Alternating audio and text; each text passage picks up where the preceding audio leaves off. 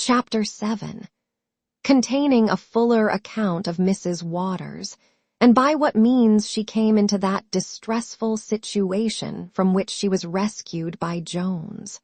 Though nature hath by no means mixed up an equal share either of curiosity or vanity in every human composition, there is perhaps no individual to whom she hath not allotted such a proportion of both as requires much arts, and pains too, to subdue and keep under. A conquest, however, absolutely necessary to everyone who would in any degree deserve the characters of wisdom or good breeding. As Jones, therefore, might very justly be called a well-bred man, he had stifled all that curiosity which the extraordinary manner in which he had found Mrs. Waters must be supposed to have occasioned.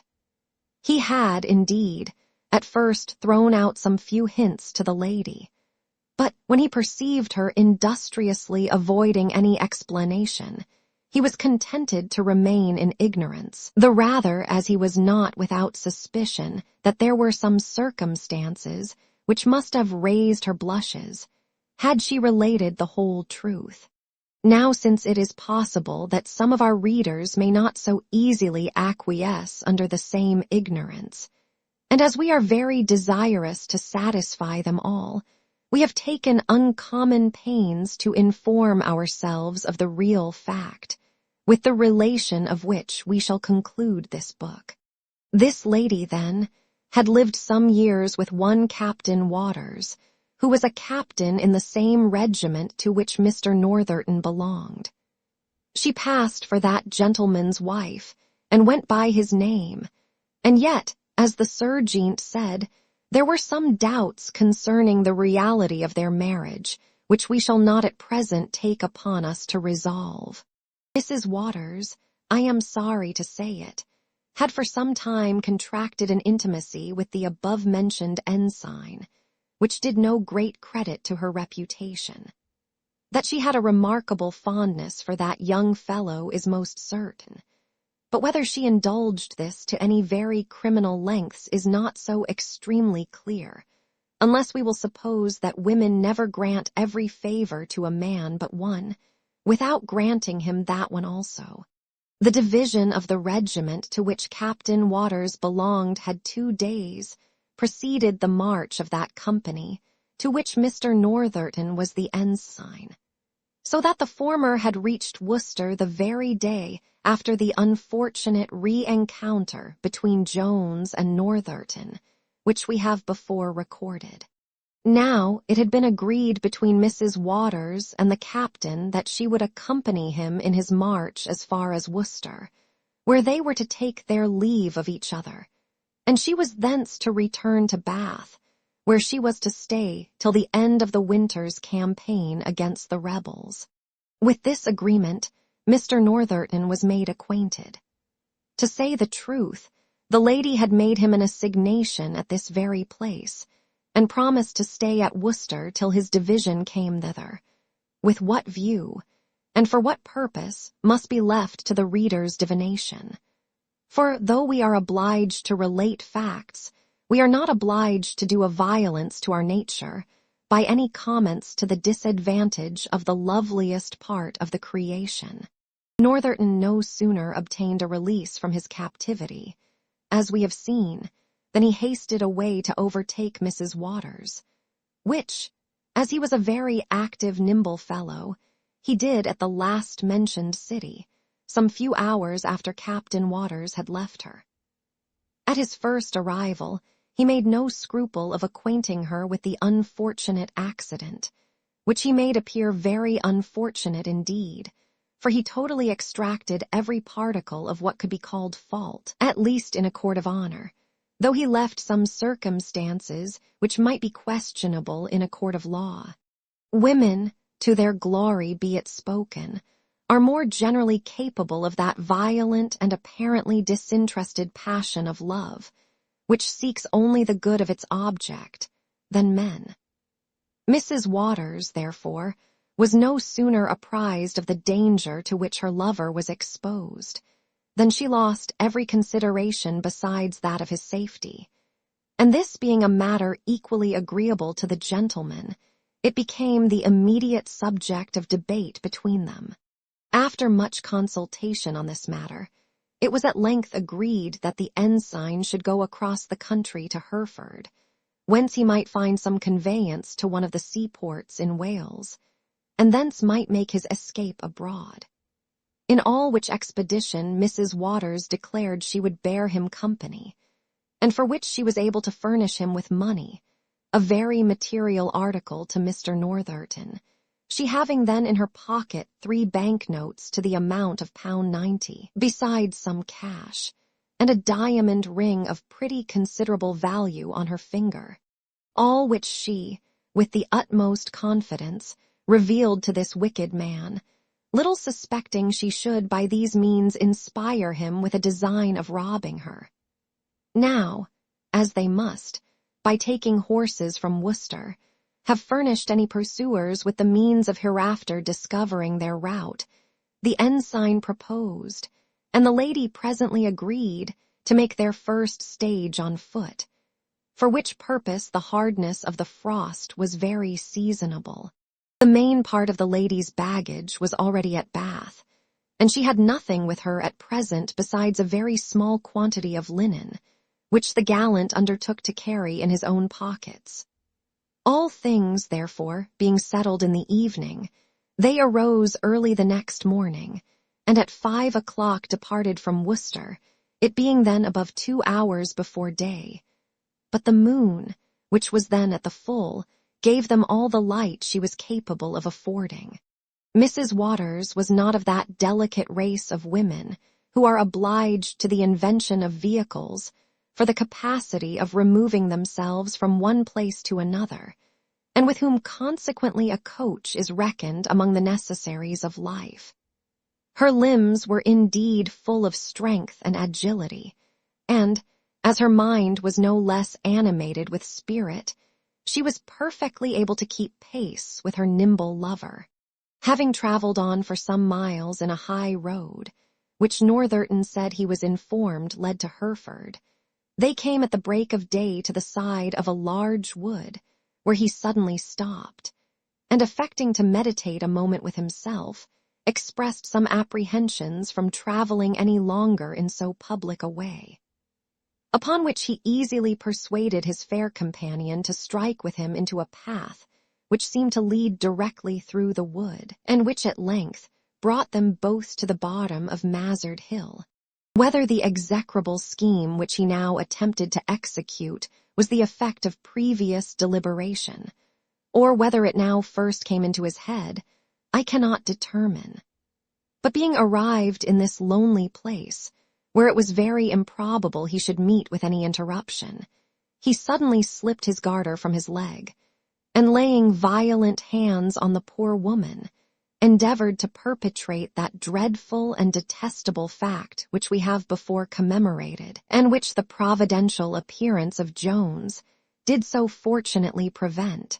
Happy was it for Mrs. Waters that she was not of the weakest order of females, for no sooner did she perceive, by his tying a knot in his garter, and by his declarations, what his hellish intentions were, than she stood stoutly to her defence, and so strongly struggled with her enemy, screaming all the while for assistance, that she delayed the execution of the villain's purpose several minutes, by which means Mr. Jones came to her relief at that very instant when her strength failed, and she was totally overpowered, and delivered her from the ruffian's hands, with no other loss than that of her clothes, which were torn from her back, and of the diamond ring, which during the contention either dropped from her finger or was wrenched from it by Northerton.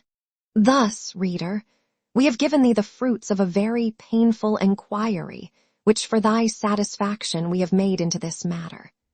And here we have opened to thee a scene of folly as well as villainy, which we could scarce have believed a human creature capable of being guilty of, had we not remembered that this fellow was at that time firmly persuaded that he had already committed a murder, and had forfeited his life to the law. As he concluded, therefore, that his only safety lay in flight, he thought the possessing himself of this poor woman's money and ring would make him amends for the additional burthen he was to lay on his conscience. And here, reader, we must strictly caution thee that thou dost not take any occasion from the misbehavior of such a wretch as this, to reflect on so worthy and honorable a body of men as are the officers of our army in general. Thou wilt be pleased to consider that this fellow, as we have already informed thee, had neither the birth nor education of a gentleman, nor was a proper person to be enrolled among the number of such. If, therefore, his baseness can justly reflect on any besides himself, it must be only on those who gave him his commission. Book 10, in which the history goes forward about 12 hours. Chapter 1, containing instructions very necessary to be perused by modern critics. Reader, it is impossible we should know what sort of person thou wilt be, for perhaps thou mayst be as learned in human nature as Shakespeare himself was, and perhaps thou mayst be no wiser than some of his editors. Now, lest this latter should be the case, we think proper, before we go any farther together, to give thee a few wholesome admonitions, that thou mayst not as grossly misunderstand and misrepresent us, as some of the said editors have misunderstood and misrepresented their author. First, then, we warn thee not too hastily to condemn any of the incidents in this, our history, as impertinent and foreign to our main design, because thou dost not immediately conceive in what manner such incident may conduce to that design. This work may indeed be considered as a great creation of our own, and for a little reptile of a critic to presume to find fault with any of its parts, without knowing the manner in which the whole is connected, and before he comes to the final catastrophe, is a most presumptuous absurdity. The allusion and metaphor we have here made use of, we must acknowledge to be infinitely too great for our occasion. But there is, indeed, no other which is at all adequate to express the difference between an author of the first rate and a critic of the lowest. Another caution we would give thee, my good reptile, is that thou dost not find out too near a resemblance between certain characters here introduced, as, for instance, between the landlady who appears in the 7th book and her in the 9th. Thou art to know, friend, that there are certain characteristics in which most individuals of every profession and occupation agree. To be able to preserve these characteristics, and at the same time to diversify their operations, is one talent of a good writer. Again, to mark the nice distinction between two persons actuated by the same vice or folly is another. And, as this last talent is found in very few writers, so is the true discernment of it found in as few readers. Though, I believe, the observation of this forms a very principal pleasure in those who are capable of the discovery.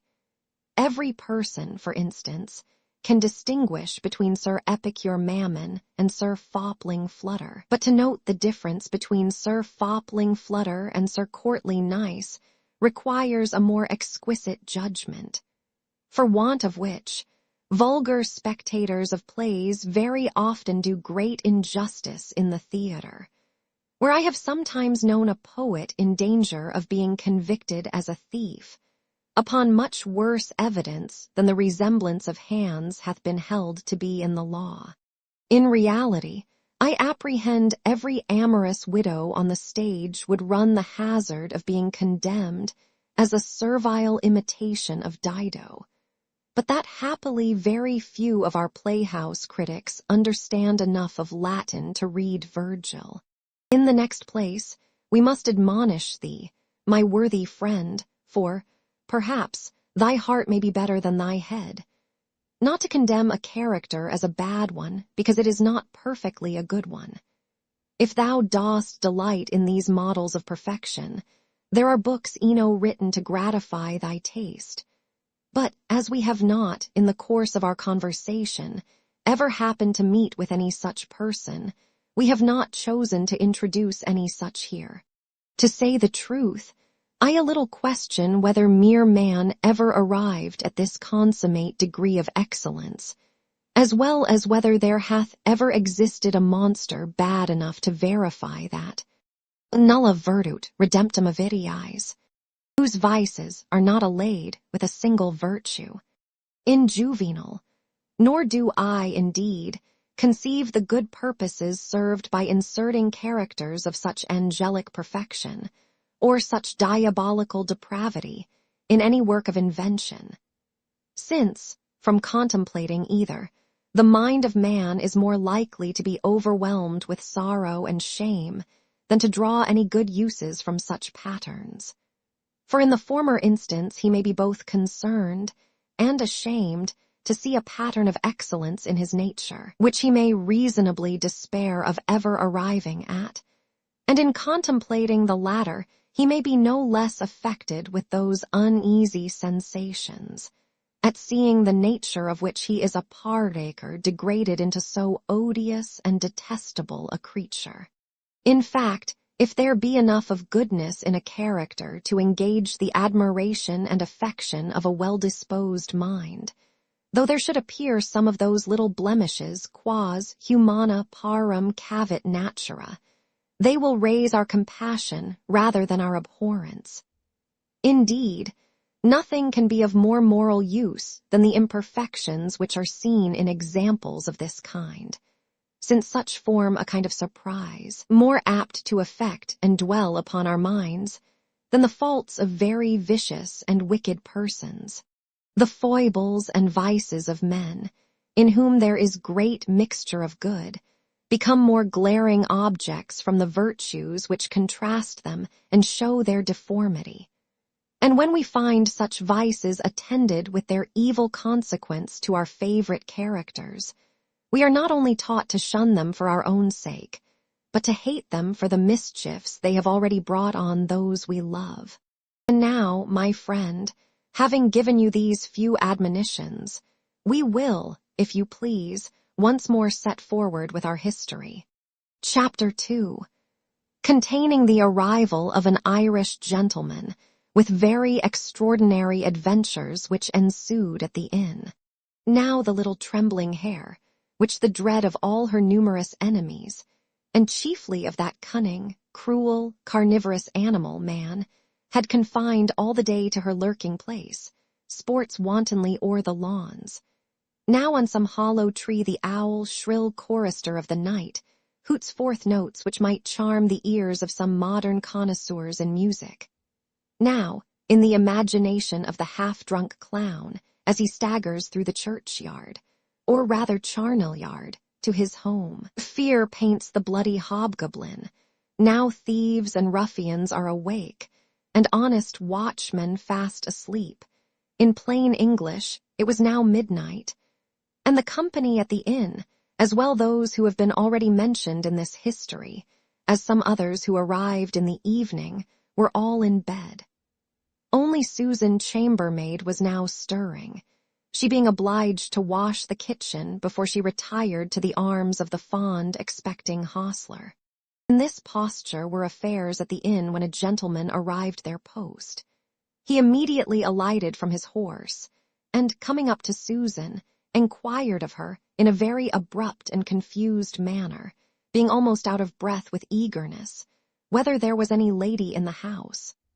The hour of night, and the behavior of the man, who stared very wildly all the time, a little surprised Susan, so that she hesitated before she made any answer, upon which the gentleman, with redoubled eagerness, begged her to give him a true information, saying he had lost his wife and was come in pursuit of her. "Upon my showl," cries he, "I have been near catching her already in 2 or 3 places, if I had not found her gone just as I came up with her. If she be in the house, do carry me up in the dark and show her to me. And if she be gone away before me, do tell me which way I shall go after her to meet her, and upon my showl I will make you the richest poor woman in the nation." He then pulled out a handful of guineas, a sight which would have bribed persons of much greater consequence than this poor wench to much worse purposes. Susan, from the account she had received of Mrs. Waters, made not the least doubt but that she was the very identical stray whom the right owner pursued.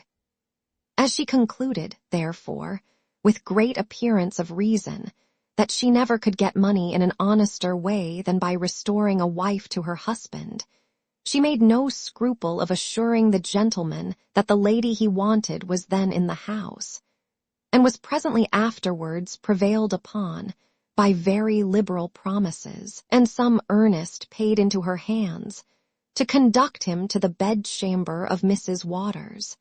It hath been a custom long established in the polite world, and that upon very solid and substantial reasons, that a husband shall never enter his wife's apartment without first knocking at the door. The many excellent uses of this custom need scarce be hinted to a reader who hath any knowledge of the world. For by this means the lady hath time to adjust herself, or to remove any disagreeable object out of the way. For there are some situations in which nice and delicate women would not be discovered by their husbands. To say the truth, there are several ceremonies instituted among the polished part of mankind, which, though they may, to coarser judgments, appear as matters of mere form, are found to have much of substance in them by the more discerning, and lucky would it have been had the custom above mentioned been observed by our gentleman in the present instance. Knock, indeed, he did at the door, but not with one of those gentle raps which is usual on such occasions. On the contrary, when he found the door locked, he flew at it with such violence that the lock immediately gave way, the door burst open, and he fell headlong into the room. He had no sooner recovered his legs than forth from the bed, upon his legs likewise, appeared. With shame and sorrow are we obliged to proceed. Our hero himself, who, with a menacing voice, demanded of the gentleman who he was, and what he meant by daring to burst open his chamber in that outrageous manner. The gentleman at first thought he had committed a mistake, and was going to ask pardon and retreat, when on a sudden, as the moon shone very bright, he cast his eyes on stays, gowns, petticoats, caps, ribbons, stockings, garters, shoes, clogs, and all which lay in a disordered manner on the floor. All these, operating on the natural jealousy of his temper, so enraged him that he lost all power of speech, and without returning any answer to Jones, he endeavored to approach the bed. Jones immediately interposing, a fierce contention arose, which soon proceeded to blows on both sides. And now Mrs. Waters, for we must confess she was in the same bed, being, I suppose, awakened from her sleep, and seeing two men fighting in her bedchamber, began to scream in the most violent manner, crying out murder, robbery, and more frequently rape, which last some, perhaps, may wonder she should mention, who do not consider that these words of exclamation are used by ladies in a fright, as fa, la, ra, da, and si, are in music only as the vehicles of sound, and without any fixed ideas.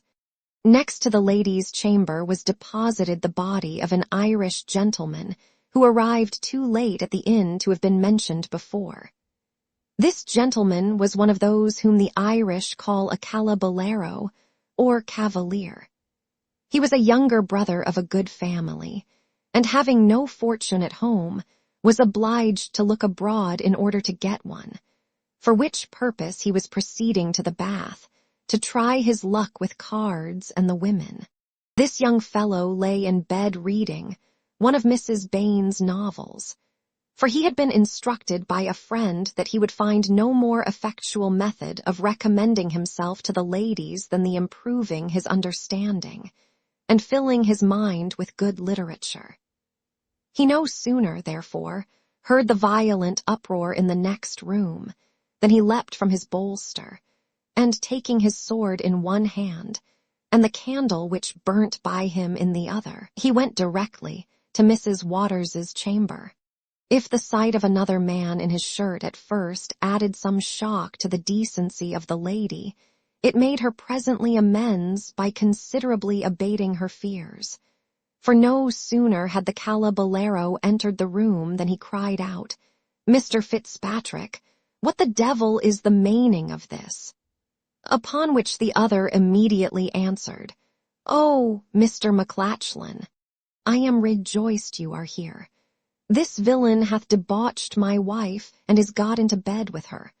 "What wife?" cries McLachlan. "Do not I know Mrs. Fitzpatrick very well, and don't I see that the lady, whom the gentleman who stands here in his shirt is lying in bed with, is none of her?" Fitzpatrick, now perceiving, as well by the glimpse he had of the lady, as by her voice, which might have been distinguished at a greater distance than he now stood from her, that he had made a very unfortunate mistake, began to ask many pardons of the lady. And then, turning to Jones, he said, "I would have you take notice I do not ask your pardon, for you have bate me, for which I am resolved to have your blood in the morning."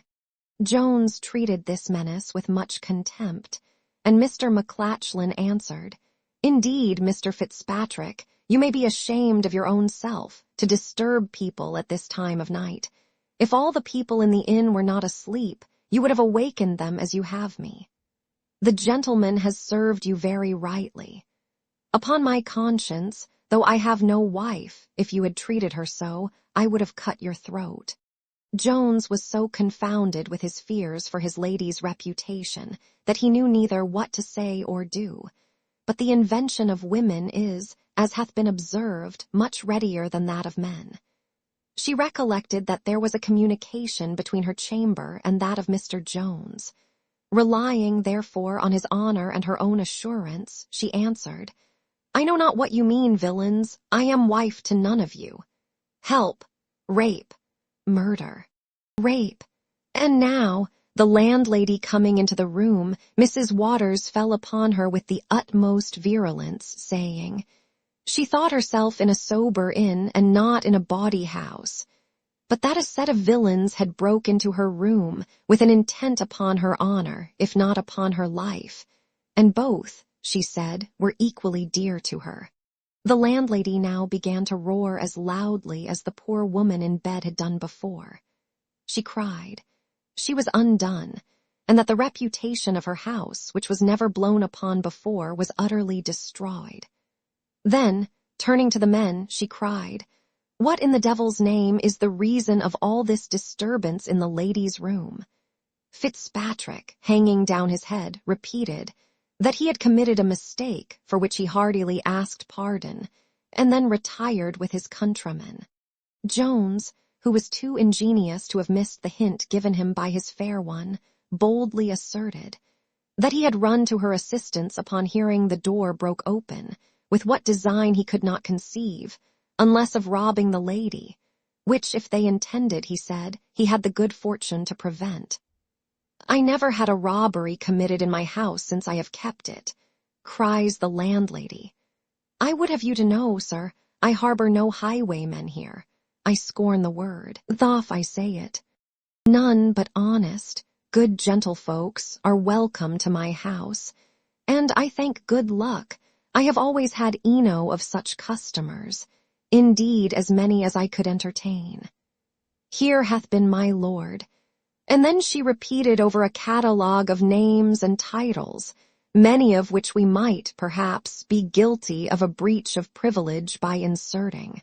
Jones, after much patience, at length interrupted her, by making an apology to Mrs. Waters, for having appeared before her in his shirt, assuring her that nothing but a concern for her safety could have prevailed on him to do it.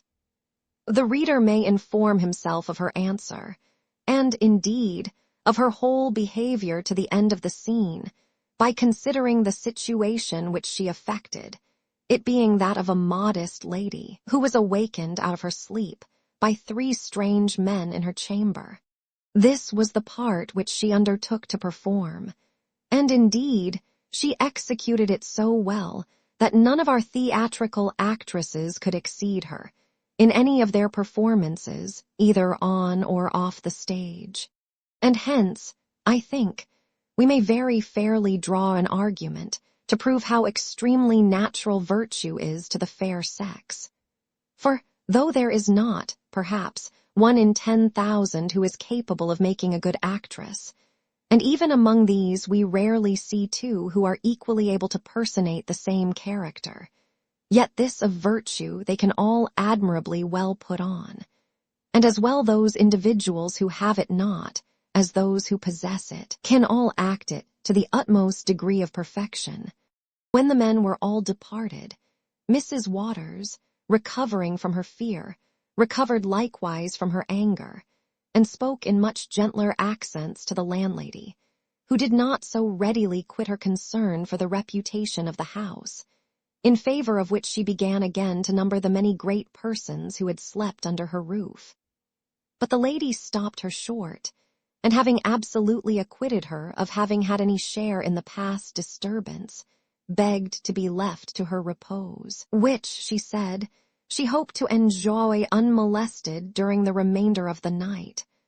Upon which the landlady, after much civility and many courtesies, took her leave. Chapter 3.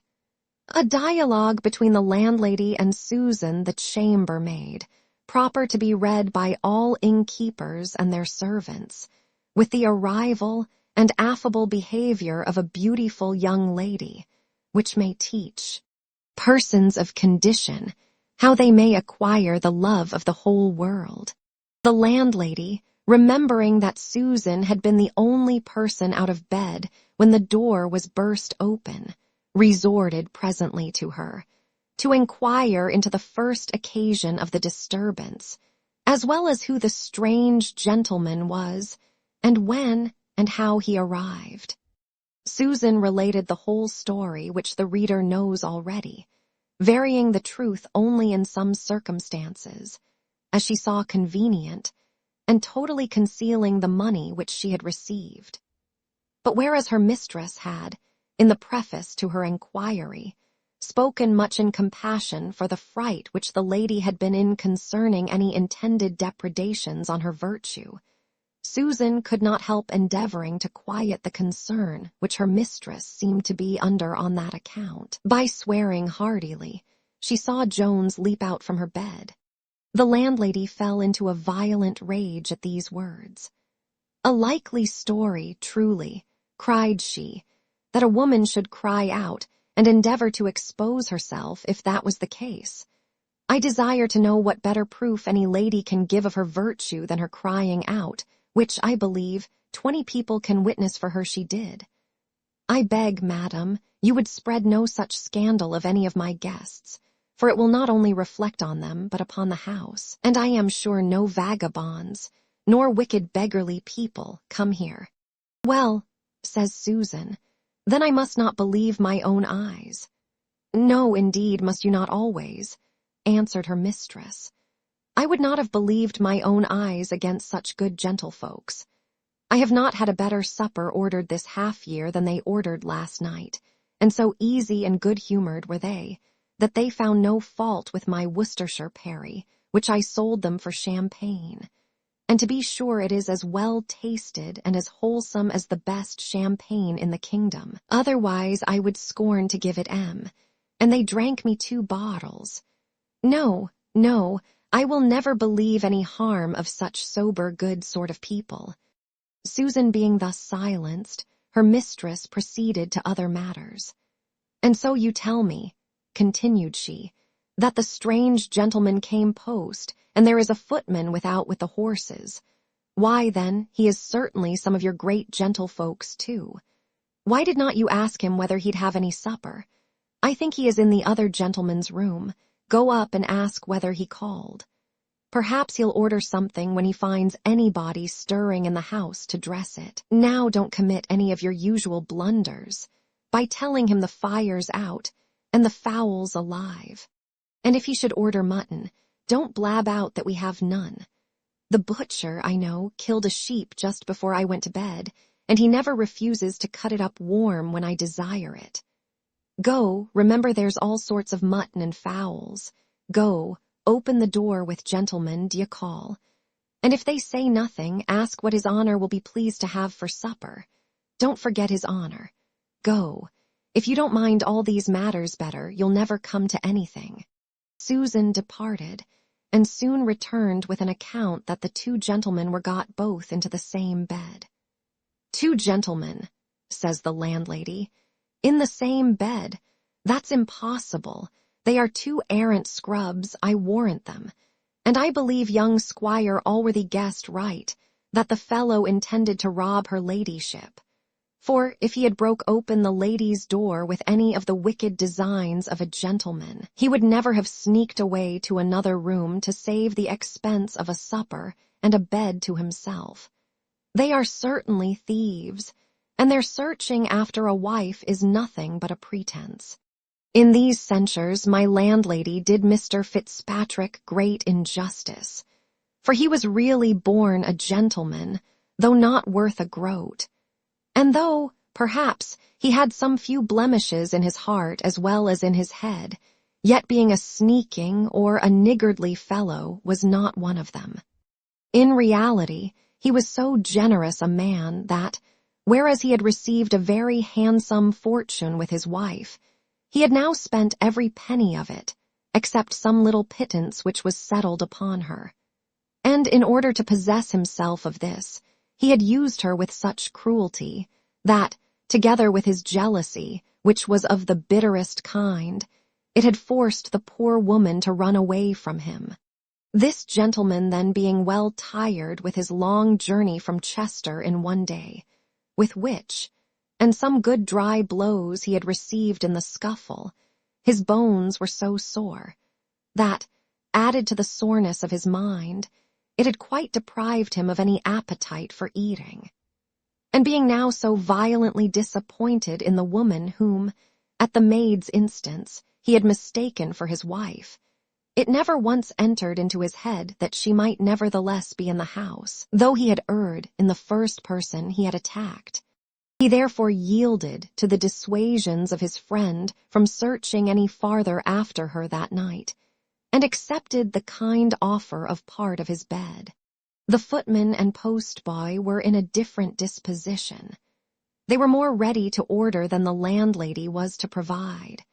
However, after being pretty well satisfied by them of the real truth of the case, and that Mr. Fitzpatrick was no thief, she was at length prevailed on to set some cold meat before them, which they were devouring with great greediness, when Partridge came into the kitchen.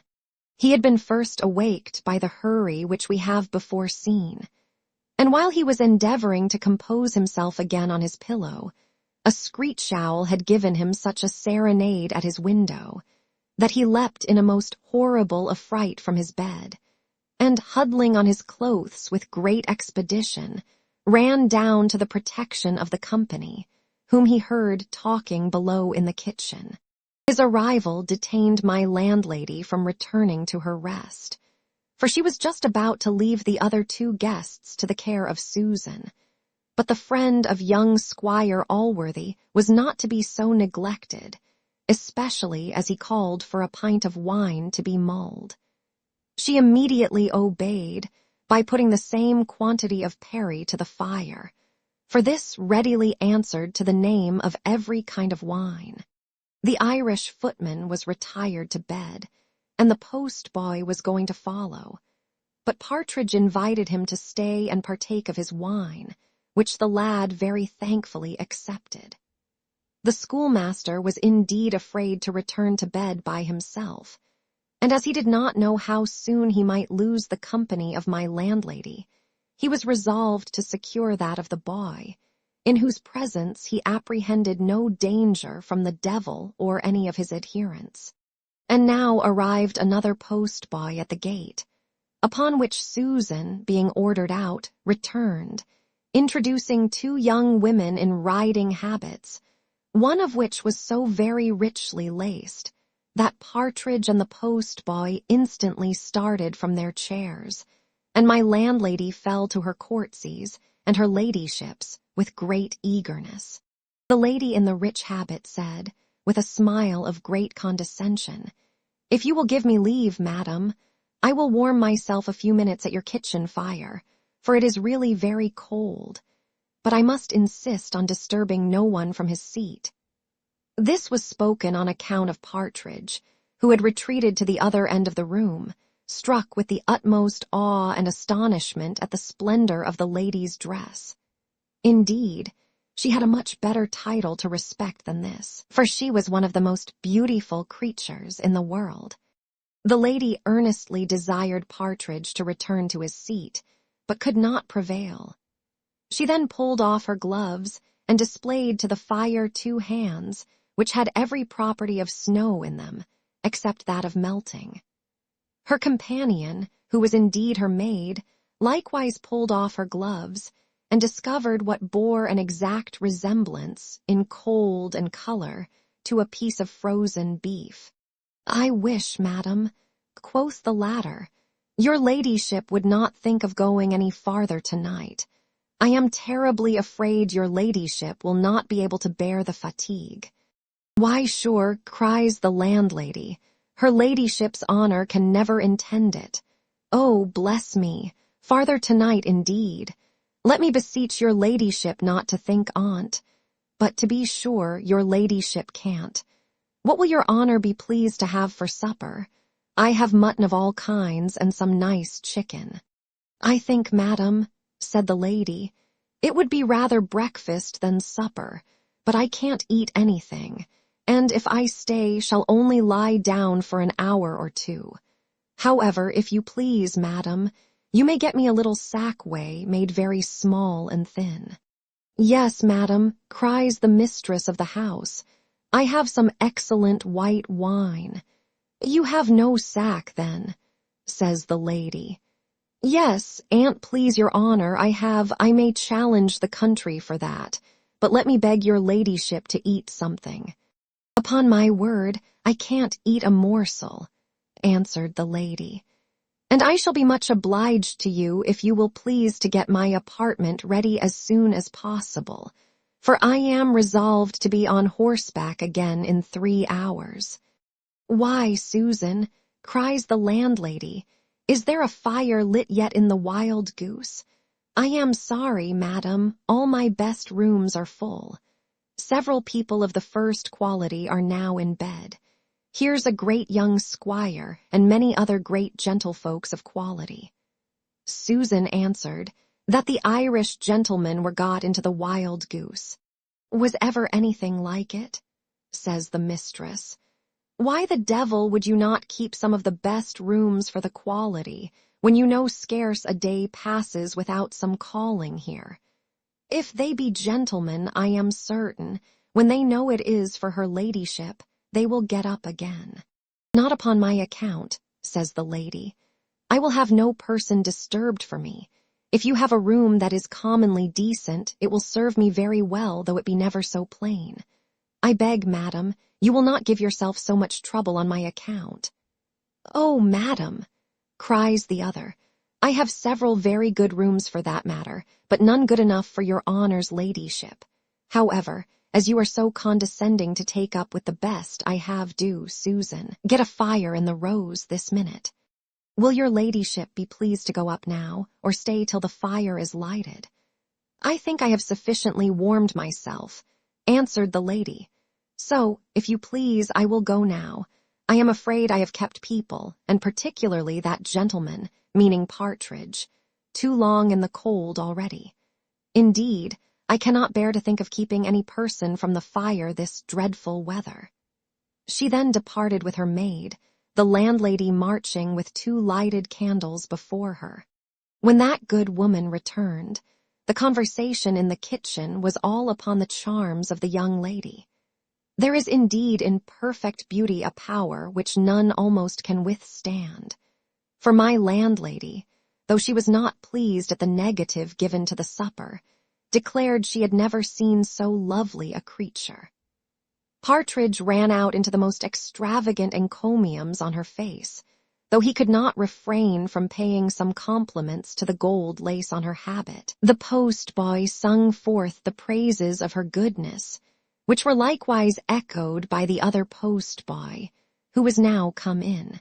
"She's a true good lady, I warrant her," says he, "for she hath mercy upon dumb creatures.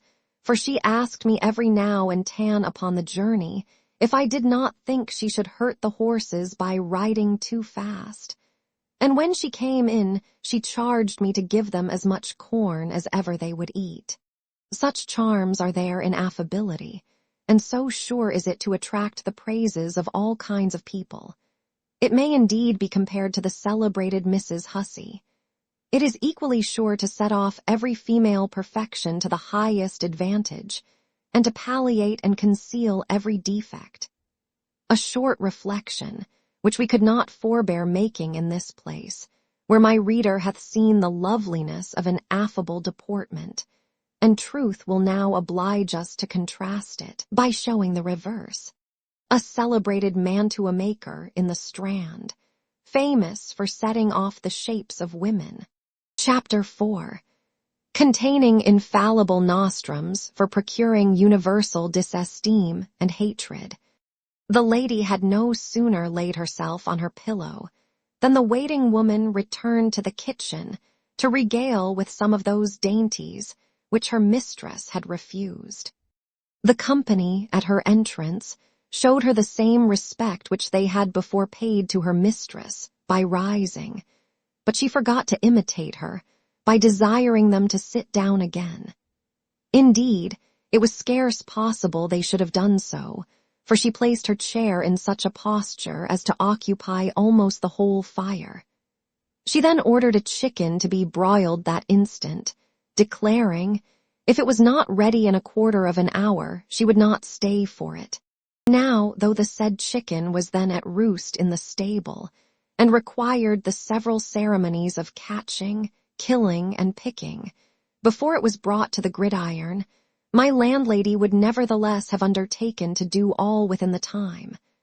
But the guest, being unfortunately admitted behind the scenes, must have been witness to the forgery.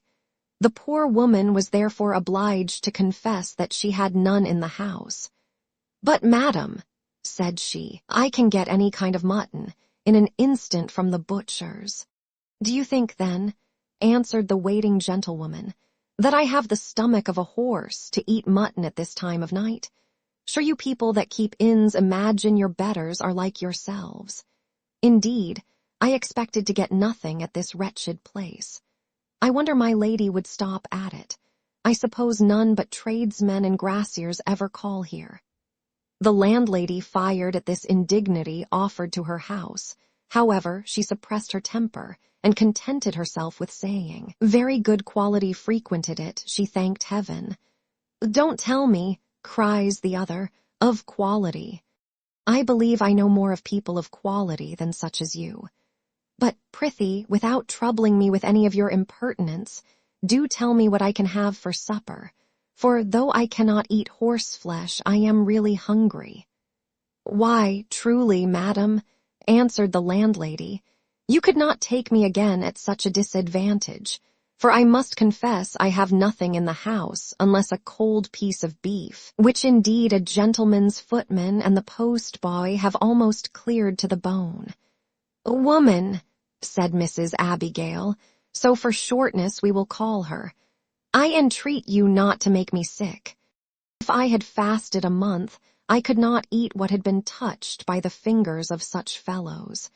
Is there nothing neat or decent to be had in this horrid place? What think you of some eggs and bacon, madam?" said the landlady. "Are your eggs new laid? Are you certain they were laid today? And let me have the bacon cut very nice and thin, for I can't endure anything that's gross. Prithee try if you can do a little tolerably for once, and don't think you have a farmer's wife or some of those creatures in the house." The landlady began then to handle her knife, but the other stopped her, saying, "Good woman, I must insist upon your first washing your hands, for I am extremely nice, and have been always used from my cradle, to have everything in the most elegant manner. The landlady, who governed herself with much difficulty, began now the necessary preparations. For as to Susan, she was utterly rejected, and with such disdain, that the poor wench was as hard put to it to restrain her hands from violence as her mistress had been to hold her tongue. This indeed Susan did not entirely, for though she literally kept it within her teeth, yet there it muttered many merry come-ups, as good flesh and blood as yourself, with other such indignant phrases. While the supper was preparing, Mrs. Abigail began to lament she had not ordered a fire in the parlor, but she said that was now too late. However, said she, I have novelty to recommend a kitchen, for I do not believe I ever eat in one before. Then, turning to the post boys, she asked them why they were not in the stable with their horses. If I must eat my hard fare here, madam, cries she to the landlady, I beg the kitchen may be kept clear, that I may not be surrounded with all the blackguards in town. As for you, sir, says she to Partridge, you look somewhat like a gentleman, and may sit still if you please. I don't desire to disturb anybody but mob. Yes, yes, madam, cries Partridge. I am a gentleman, I do assure you, and I am not so easily to be disturbed. Non semper vox casualis est verbo nominativus.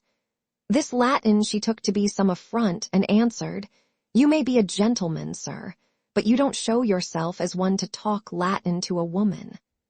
Partridge made a gentle reply, and concluded with more Latin, upon which she tossed up her nose, and contented herself by abusing him with the name of a great scholar. The supper being now on the table, Mrs. Abigail eat very heartily for so delicate a person, and while a second course of the same was by her order preparing, she said, And so, madam, you tell me your house is frequented by people of great quality.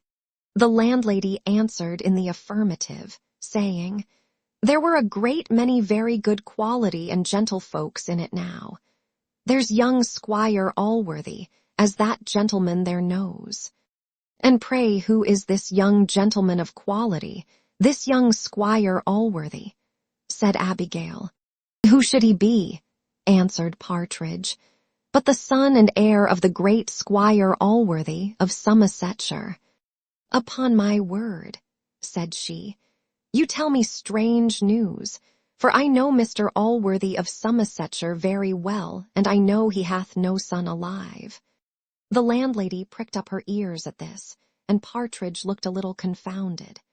However, after a short hesitation, he answered, Indeed, madam, it is true. Everybody doth not know him to be Squire Allworthy's son, for he was never married to his mother. But his son he certainly is, and will be his heir too, as certainly as his name is Jones. At that word, Abigail let drop the bacon which she was conveying to her mouth, and cried out, You surprise me, sir. Is it possible Mr. Jones should be now in the house? Quer non, answered Partridge, it is possible, and it is certain. Abigail now made haste to finish the remainder of her meal, and then repaired back to her mistress, when the conversation passed which may be read in the next chapter. Chapter 5, showing who the amiable lady and her unamiable maid were. As in the month of June, the damask rose, which chance hath planted among the lilies, with their candid hue mixes his vermilion, or as some playsome heifer in the pleasant month of May diffuses her odoriferous breath over the flowery meadows, or as in the blooming month of April, the gentle, constant dove, perched on some fair bough, sits meditating on her mate, so, looking 100 charms and breathing as many sweets, her thoughts being fixed on her Tommy, with a heart as good and innocent as her face was beautiful, Sophia, for it was she herself, lay reclining her lovely head on her hand when her maid entered the room, and running directly to the bed, cried, Madam, madam, who doth your ladyship think is in the house? Sophia, starting up, cried, "I hope my father hath not overtaken us." "No, madam, it is one worth 100 fathers. Mr. Jones himself is here at this very instant." "Mr. Jones," says Sophia, "it is impossible. I cannot be so fortunate." Her maid averred the fact, and was presently detached by her mistress to order him to be called, for she said she was resolved to see him immediately. Mrs. Honor had no sooner left the kitchen in the manner we have before seen than the landlady fell severely upon her. The poor woman had indeed been loading her heart with foul language for some time, and now it scoured out of her mouth, as filth doth from a mud cart, when the board which confines it is removed. Partridge likewise shovelled in his share of calumny, and what may surprise the reader, not only bespattered the maid, but attempted to sully the lily-white character of Sophia herself. "Never a barrel the better herring," cries he, "nociter associo," is a true saying. It must be confessed, indeed, that the lady in the fine garments is the civiller of the two, but I warrant neither of them are a bit better than they should be. A couple of Bath trulls, I'll answer for them. Your quality don't ride about at this time o' night without servants. "Esbodlikins, and that's true," cries the landlady. "You have certainly hit upon the very matter, for quality don't come into a house without bespeaking a supper, whether they eat or no." While they were thus discoursing, Mrs. Honor returned and discharged her commission by bidding the landlady immediately wake Mr. Jones and tell him a lady wanted to speak with him. The landlady referred her to Partridge, saying, "He was the squire's friend, but for her part she never called men folks, especially gentlemen," and then walked sullenly out of the kitchen. Honor applied herself to Partridge, but he refused. "For my friend," cries he, "went to bed very late, and he would be very angry to be disturbed so soon." Mrs. Honor insisted still to have him called, saying, she was sure, instead of being angry, that he would be to the highest degree delighted when he knew the occasion. "Another time, perhaps he might," cries Partridge, "but non omnia possumus omnes. One woman is enough at once for a reasonable man." "What do you mean by one woman, fellow?" cries Honor. "None of your fellow," answered Partridge. He then proceeded to inform her plainly that Jones was in bed with a wench, and made use of an expression too indelicate to be here inserted, which so enraged Mrs. Honor that she called him jackanapes, and returned in a violent hurry to her mistress, whom she acquainted with the success of her errand, and with the account she had received, which, if possible, she exaggerated, being as angry with Jones as if he had pronounced all the words that came from the mouth of Partridge. She discharged a torrent of abuse on the master, and advised her mistress to quit all thoughts of a man who had never shown himself deserving of her. She then ripped up the story of Molly Seagrim, and gave the most malicious turn to his formerly quitting Sophia herself, which, I must confess, the present incident not a little countenanced. The spirits of Sophia were too much dissipated by concern to enable her to stop the torrent of her maid.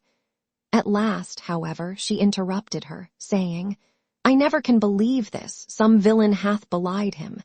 You say you had it from his friend, but surely it is not the office of a friend to betray such secrets." "I suppose," cries Honor, "the fellow is his pimp, for I never saw so ill-looked a villain. Besides, such profligate rakes, as Mr. Jones, are never ashamed of these matters." To say the truth, this behavior of Partridge was a little inexcusable, but he had not slept off the effect of the dose which he swallowed the evening before, which had in the morning received the addition of above a pint of wine, or indeed rather of malt spirits, for the perry was by no means pure. Now, that part of his head which nature designed for the reservoir of drink being very shallow, a small quantity of liquor overflowed it, and open the sluices of his heart, so that all the secrets there deposited run out. These sluices were indeed, naturally, very ill secured. To give the best-natured turn we can to his disposition, he was a very honest man. For, as he was the most inquisitive of mortals, and eternally prying into the secrets of others, so he very faithfully paid them by communicating, in return, everything within his knowledge. While Sophia, tormented with anxiety, knew not what to believe, nor what resolution to take, Susan arrived with the sackway. Mrs. Honor immediately advised her mistress, in a whisper, to pump this wench, who probably could inform her of the truth. Sophia approved it and began as follows. "Come hither, child. Now answer me truly what I am going to ask you, and I promise you I will very well reward you. Is there a young gentleman in this house, a handsome young gentleman, that—" Here Sophia blushed and was confounded. "A young gentleman," cries Honor, "that came hither in company with that saucy rascal who is now in the kitchen." Susan answered, "There was." "Do you know anything of any lady?" Continues Sophia, "Any lady? I don't ask you whether she is handsome or no, perhaps she is not, that's nothing to the purpose, but do you know of any lady?" "La, madam," cries Honor, "you will make a very bad examiner. Harkee, child," says she, "is not that very young gentleman now in bed with some nasty trull or other?" Here Susan smiled, and was silent. "Answer the question, child," says Sophia, "and here's a guinea for you." "A guinea, madam," cries Susan. "La, what's a guinea? If my mistress should know it, I shall certainly lose my place that very instant." "Here's another for you," says Sophia, "and I promise you faithfully your mistress shall never know it." Susan, after a very short hesitation, took the money, and told the whole story, concluding with saying, "If you have any great curiosity, madam, I can steal softly into his room and see whether he be in his own bed or no." She accordingly did this by Sophia's desire, and returned with an answer in the negative. Sophia now trembled and turned pale. Mrs. Honor begged her to be comforted and not to think any more of so worthless a fellow. "Why there," says Susan, "I hope, madam, your ladyship won't be offended, but pray, madam, is not your ladyship's name Madam Sophia Western?" "How is it possible you should know me?" answered Sophia. "Why, that man that the gentlewoman spoke of, who is in the kitchen, told about you last night. But I hope your ladyship is not angry with me." "Indeed, child," said she, "I am not. Pray tell me all, and I promise you I'll reward you."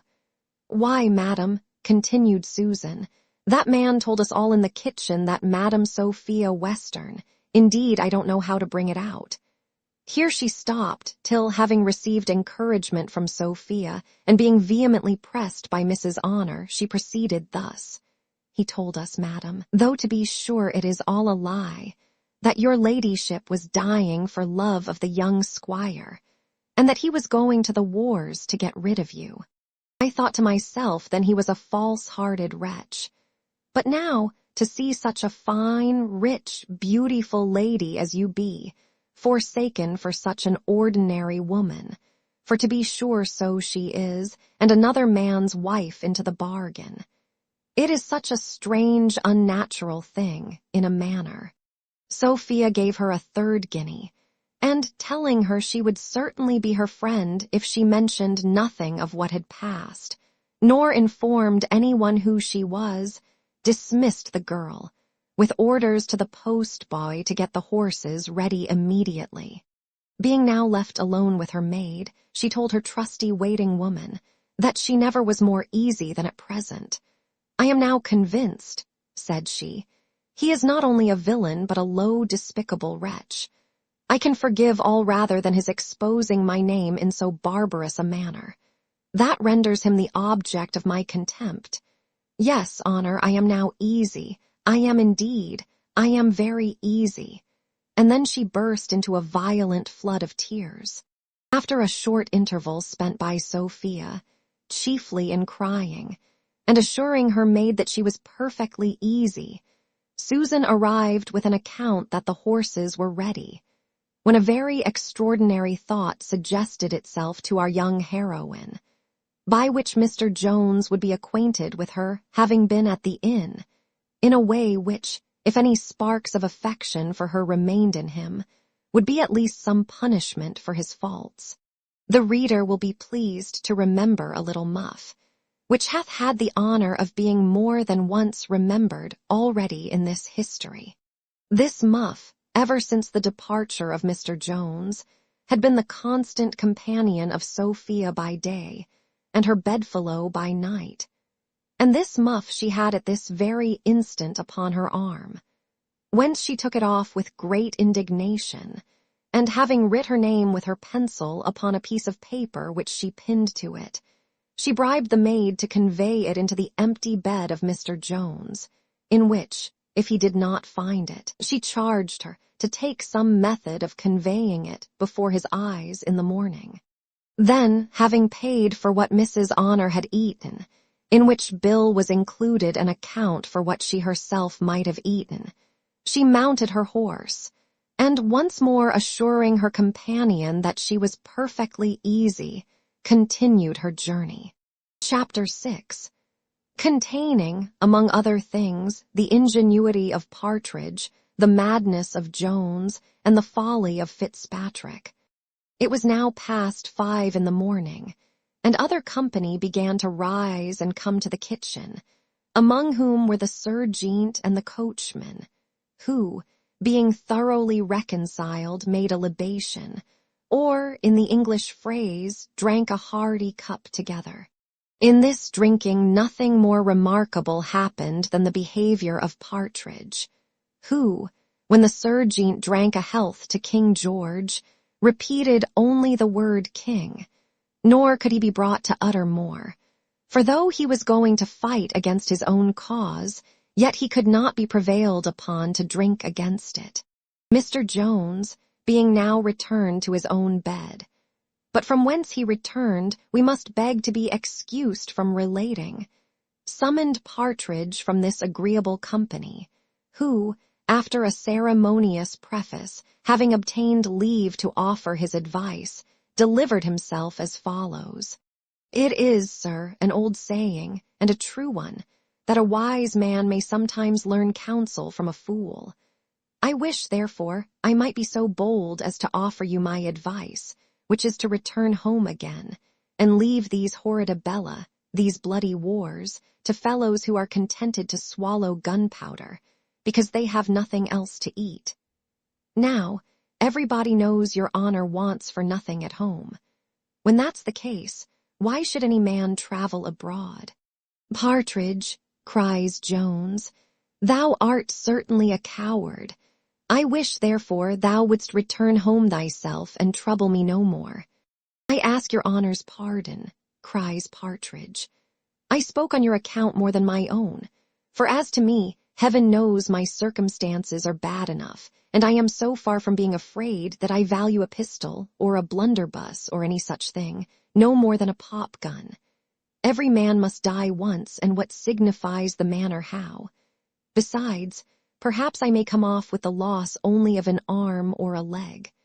I assure you, sir, I was never less afraid in my life, and so, if your honor is resolved to go on, I am resolved to follow you.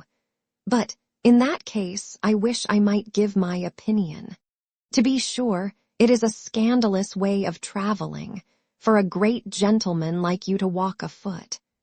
Now here are 2 or 3 good horses in the stable, which the landlord will certainly make no scruple of trusting you with. But if he should, I can easily contrive to take them. And let the worst come to the worst, the king would certainly pardon you, as you are going to fight in his cause. Now, as the honesty of Partridge was equal to his understanding, and both dealt only in small matters, he would never have attempted a roguery of this kind, had he not imagined it altogether safe. For he was one of those who have more consideration of the gallows than of the fitness of things. But in reality, he thought he might have committed this felony without any danger. For, besides that he doubted not but the name of Mr. Allworthy would sufficiently quiet the landlord, he conceived they should be altogether safe, whatever turn affairs might take. As Jones, he imagined, would have friends enough on one side, and as his friends would as well secure him on the other. When Mr. Jones found that Partridge was in earnest in this proposal, he very severely rebuked him, and that in such bitter terms that the other attempted to laugh it off, and presently turned the discourse to other matters, saying he believed they were then in a bawdy house, and that he had with much ado prevented 2 wenches from disturbing his honor in the middle of the night. "Heyday," says he, "I believe they got into your chamber whether I would or no, for here lies the muff of one of them on the ground." Indeed, as Jones returned to his bed in the dark, he had never perceived the muff on the quilt, and in leaping into his bed, he had tumbled it on the floor. This Partridge now took up, and was going to put into his pocket, when Jones desired to see it. The muff was so very remarkable that our hero might possibly have recollected it without the information annexed. But his memory was not put to that hard office, for at the same instant he saw and read the word Sophia Western upon the paper which was pinned to it. His looks now grew frantic in a moment, and he eagerly cried out, "Oh, heavens! How came this muff here?" "I know no more than your honor," cried Partridge, "but I saw it upon the arm of one of the women who would have disturbed you if I would have suffered them." "Where are they?" cries Jones, jumping out of bed and laying hold of his clothes. "Many miles off, I believe, by this time," said Partridge. And now Jones, upon further enquiry, was sufficiently assured that the bearer of this muff was no other than the lovely Sophia herself. The behavior of Jones on this occasion, his thoughts, his looks, his words, his actions, were such as beggar all description. After many bitter execrations on Partridge, and not fewer on himself, he ordered the poor fellow, who was frightened out of his wits, to run down and hire him horses at any rate. And a very few minutes afterwards, having shuffled on his clothes, he hastened downstairs to execute the orders himself, which he had just before given. But before we proceed to what passed on his arrival in the kitchen, it will be necessary to recur to what had there happened since Partridge had first left it on his master's summons. The sergeant was just marched off with his party, when the 2 Irish gentlemen arose, and came downstairs, both complaining that they had been so often waked by the noises in the inn, that they had never once been able to close their eyes all night. The coach which had brought the young lady and her maid, and which perhaps the reader may have hitherto concluded was her own, was indeed a returned coach belonging to Mr. King, of Bath, one of the worthiest and honestest men that ever dealt in horseflesh, and whose coaches we heartily recommend to all our readers who travel that road. By which means they may, perhaps, have the pleasure of riding in the very coach, and being driven by the very coachman that is recorded in this history. The coachman, having but 2 passengers, and hearing Mr. McLachlan was going to Bath, offered to carry him thither at a very moderate price. He was induced to this by the report of the hostler, who said that the horse which Mr. McLachlan had hired from Worcester would be much more pleased with returning to his friends there than to prosecute a long journey, for that the said horse was rather a 2-legged than a 4-legged animal.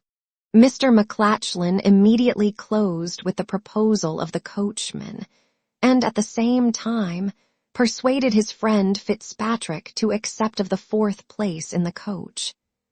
This conveyance the soreness of his bones made more agreeable to him than a horse, and, being well assured of meeting with his wife at Bath, he thought a little delay would be of no consequence. McLachlan, who was much the sharper man of the 2, no sooner heard that this lady came from Chester, with the other circumstances which he learned from the hostler, than it came into his head that she might possibly be his friend's wife, and presently acquainted him with this suspicion, which had never once occurred to Fitzpatrick himself. To say the truth, he was one of those compositions which nature makes up in too great a hurry, and forgets to put any brains into their head. Now it happens to this sort of men, as to bad hounds, who never hit off a fault themselves. But no sooner doth a dog of sagacity open his mouth than they immediately do the same, and without the guidance of any scent, run directly forwards as fast as they are able. In the same manner, the very moment Mr. McClatchlin had mentioned his apprehension, Mr. Fitzpatrick instantly concurred, and flew directly upstairs, to surprise his wife, before he knew where she was, and unluckily, as fortune loves to play tricks with those gentlemen who put themselves entirely under her conduct, ran his head against several doors and posts to no purpose. Much kinder was she to me, when she suggested that simile of the hounds, just before inserted, since the poor wife may, on these occasions, be so justly compared to a hunted hare. Like that little wretched animal, she pricks up her ears to listen after the voice of her pursuer.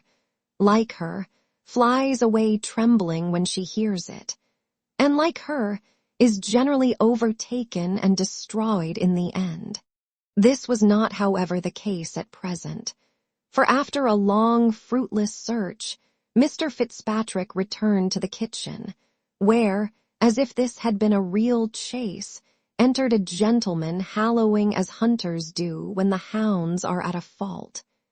He was just alighted from his horse, and had many attendants at his heels. Here, reader, it may be necessary to acquaint thee with some matters, which, if thou dost know already, thou art wiser than I take thee to be. And this information thou shalt receive in the next chapter, Chapter 7, in which are concluded the adventures that happened at the inn at Upton. In the first place, then, this gentleman just arrived was no other person than Squire Western himself, who was come hither in pursuit of his daughter.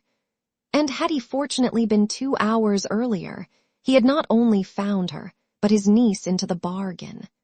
For such was the wife of Mr. Fitzpatrick, who had run away with her 5 years before, out of the custody of that sage lady, Madam Western. Now this lady had departed from the inn much about the same time with Sophia, for, having been waked by the voice of her husband, she had sent up for the landlady, and being by her apprised of the matter, had bribed the good woman, at an extravagant price, to furnish her with horses for her escape. Such prevalence had money in this family, and though the mistress would have turned away her maid for a corrupt hussy, if she had known as much as the reader, yet she was no more proof against corruption herself than poor Susan had been. Mr. Western and his nephew were not known to one another, nor indeed would the former have taken any notice of the latter if he had known him, for this being a stolen match, and consequently an unnatural one in the opinion of the good squire, he had, from the time of her committing it, abandoned the poor young creature, who was then no more than 18, as a monster, and had never since suffered her to be named in his presence. The kitchen was now a scene of universal confusion, Western enquiring after his daughter, and Fitzpatrick as eagerly after his wife, when Jones entered the room, unfortunately having Sophia's muff in his hand. As soon as Western saw Jones, he set up the same holla as is used by sportsmen when their game is in view. He then immediately run up and laid hold of Jones, crying, "We have got the dog Fox.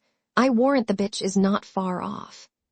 The jargon which followed for some minutes, where many spoke different things at the same time, as it would be very difficult to describe, so would it be no less unpleasant to read. Jones having, at length, shaken Mr. Western off, and some of the company having interfered between them, Our hero protested his innocence as to knowing anything of the lady, when Parson Supple stepped up and said, "It is folly to deny it. For why, the marks of guilt are in thy hands. I will myself asseverate and bind it by an oath, that the muff thou bearest in thy hand belongeth unto Madam Sophia, for I have frequently observed her of later days to bear it about her." "My daughter's muff," cries the squire in a rage. "Hath he got my daughter's muff? Bear witness the goods are found upon him. I'll have him before a justice of peace this instant. Where is my daughter, villain?" "Sir," said Jones, "I beg you would be pacified. The muff, I acknowledge, is the young lady's, but upon my honor I have never seen her." At these words Western lost all patience and grew inarticulate with rage. Some of the servants had acquainted Fitzpatrick, who Mr. Western was. The good Irishman, therefore, thinking he had now an opportunity to do an act of service to his uncle, and by that means might possibly obtain his favor, stepped up to Jones, and cried out, "Upon my conscience, sir, you may be ashamed of denying your having seen the gentleman's daughter before my face, when you know I found you there upon the bed together." Then, turning to Western, he offered to conduct him immediately to the room where his daughter was, which offer being accepted, he, the squire, the parson, and some others, ascended directly to Mrs. Waters's chamber, which they entered with no less violence than Mr. Fitzpatrick had done before. The poor lady started from her sleep with as much amazement as terror, and beheld at her bedside a figure which might very well be supposed to have escaped out of Bedlam. Such wildness and confusion were in the looks of Mr. Western, who no sooner saw the lady than he started back, showing sufficiently by his manner, before he spoke, that this was not the person sought after. So much more tenderly do women value their reputation than their persons, that, though the latter seemed now in more danger than before, yet, as the former was secure, the lady screamed not with such violence as she had done on the other occasion.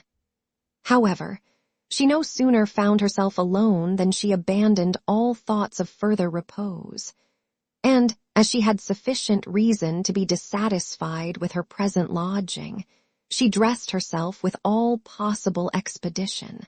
Mr. Western now proceeded to search the whole house, but to as little purpose as he had disturbed poor Mrs. Waters.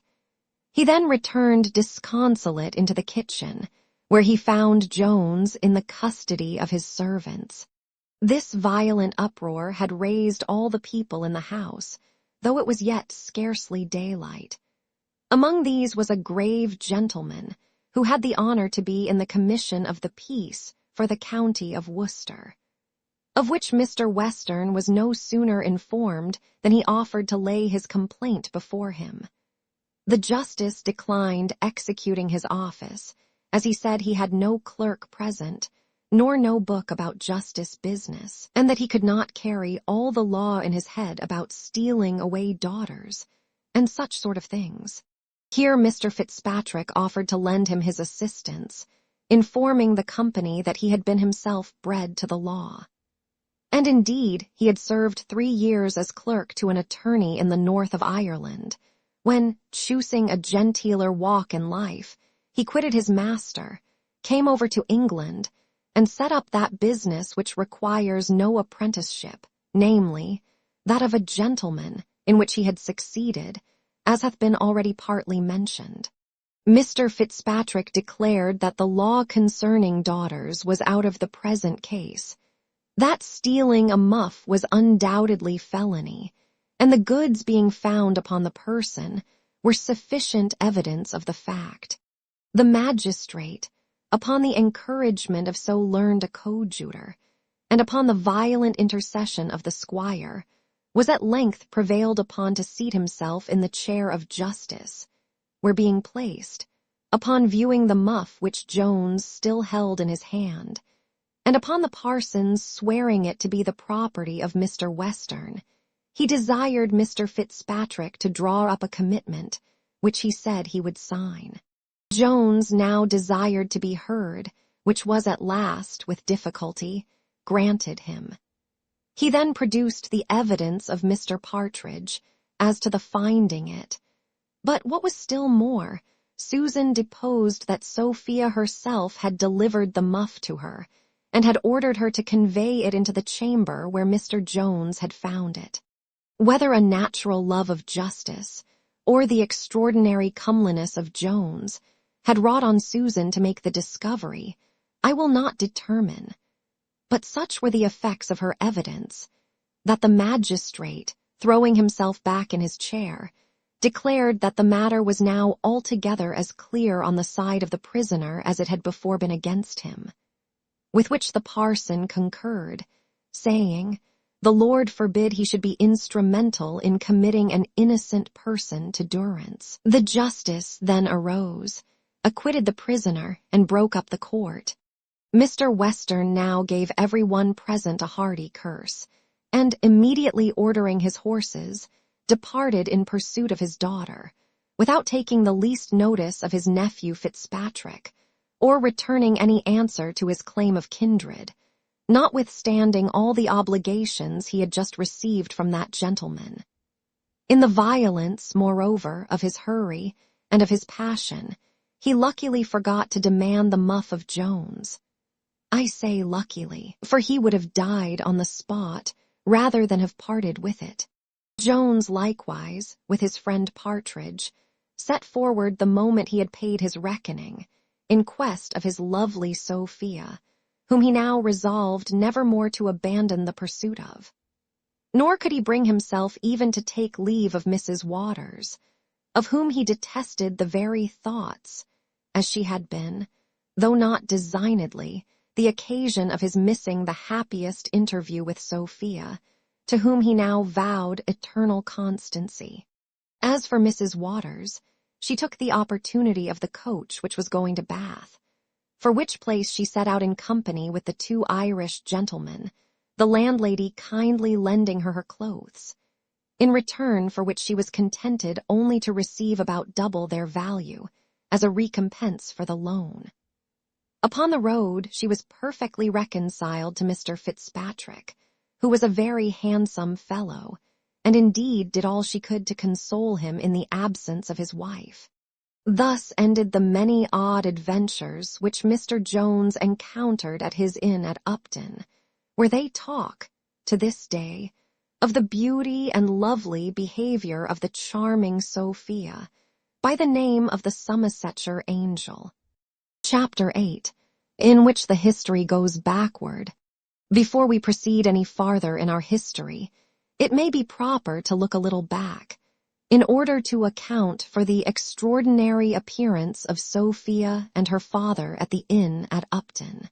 The reader may be pleased to remember that, in the 9th chapter of the 7th book of our history, we left Sophia, after a long debate between love and duty, deciding the cause, as it usually, I believe, happens, in favor of the former.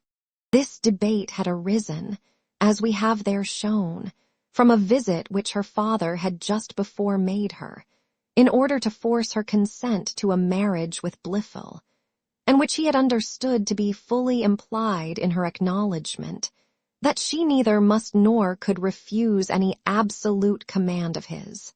Now from this visit the squire retired to his evening potation, overjoyed at the success he had gained with his daughter, and, as he was of a social disposition, and willing to have partakers in his happiness, the beer was ordered to flow very liberally into the kitchen, so that before 11 in the evening there was not a single person sober in the house except only Mrs. Western herself and the charming Sophia. Early in the morning, a messenger was dispatched to summon Mr. Blifil, for though the squire imagined that young gentleman had been much less acquainted than he really was with the former aversion of his daughter, as he had not, however, yet received her consent, he longed impatiently to communicate it to him, not doubting but that the intended bride herself would confirm it with her lips.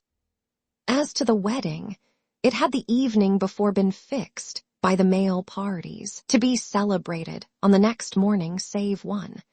Breakfast was now set forth in the parlor, where Mr. Blifil attended, and where the squire and his sister likewise were assembled, and now Sophia was ordered to be called.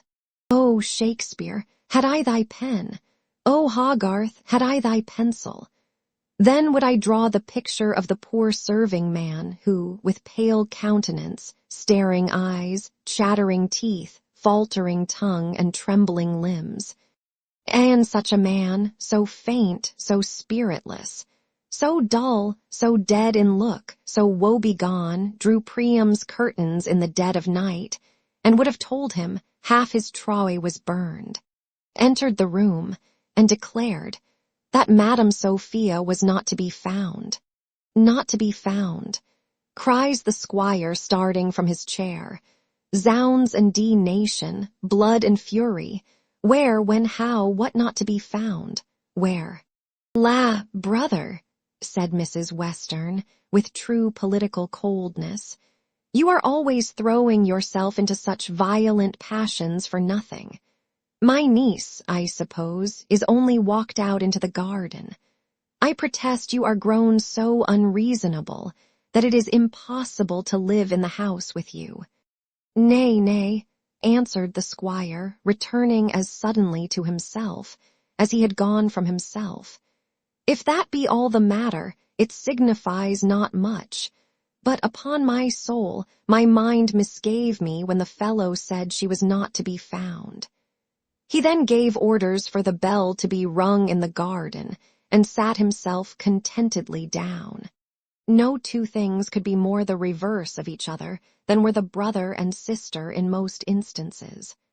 Particularly in this, that as the brother never foresaw anything at a distance, but was most sagacious in immediately seeing everything the moment it had happened, so the sister eternally foresaw at a distance, but was not so quick-sighted to objects before her eyes. Of both these the reader may have observed examples, and indeed both their several talents were excessive, for, as the sister often foresaw what never came to pass, so the brother often saw much more than was actually the truth. This was not, however, the case at present. The same report was brought from the garden as before had been brought from the chamber, that Madame Sophia was not to be found. The squire himself now sallied forth, and began to roar forth the name of Sophia as loudly, and in as hoarse a voice, as whilom did Hercules that of Hylas. And as the poet tells us that the whole shore echoed back the name of that beautiful youth, so did the house, the garden, and all the neighboring fields resound nothing but the name of Sophia, in the hoarse voices of the men, and in the shrill pipes of the women, while Echo seemed so pleased to repeat the beloved sound, that, if there is really such a person, I believe Ovid hath belied her sex. Nothing reigned for a long time but confusion, till at last the squire, having sufficiently spent his breath, returned to the parlor, where he found Mrs. Western and Mr. Blifil, and threw himself, with the utmost dejection in his countenance, into a great chair. Here Mrs. Western began to apply the following consolation. Brother, I am sorry for what hath happened, and that my niece should have behaved herself in a manner so unbecoming her family. But it is all your own doings, and you have nobody to thank but yourself. You know she hath been educated always in a manner directly contrary to my advice, and now you see the consequence. Have I not 1,000 times argued with you about giving my niece her own will? You know I never could prevail upon you, and when I had taken so much pains to eradicate her headstrong opinions, and to rectify your errors in policy, you know she was taken out of my hands, so that I have nothing to answer for. Had I been trusted entirely with the care of her education, no such accident as this had ever befallen you, so that you must comfort yourself by thinking it was all your own doing. And indeed, what else could be expected from such indulgence? Zounds, sister, answered he, you are enough to make one mad. Have I indulged her? Have I given her her will? It was no longer ago than last night that I threatened, if she disobeyed me, to confine her to her chamber upon bread and water as long as she lived. You would provoke the patience of Job. Did ever mortal hear the like? Replied she.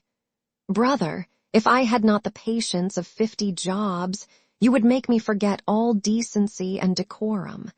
Why would you interfere? Did I not beg you, did I not entreat you, to leave the whole conduct to me? You have defeated all the operations of the campaign by one false step. Would any man in his senses have provoked a daughter by such threats as these? How often have I told you that English women are not to be treated like Surrey-session slaves?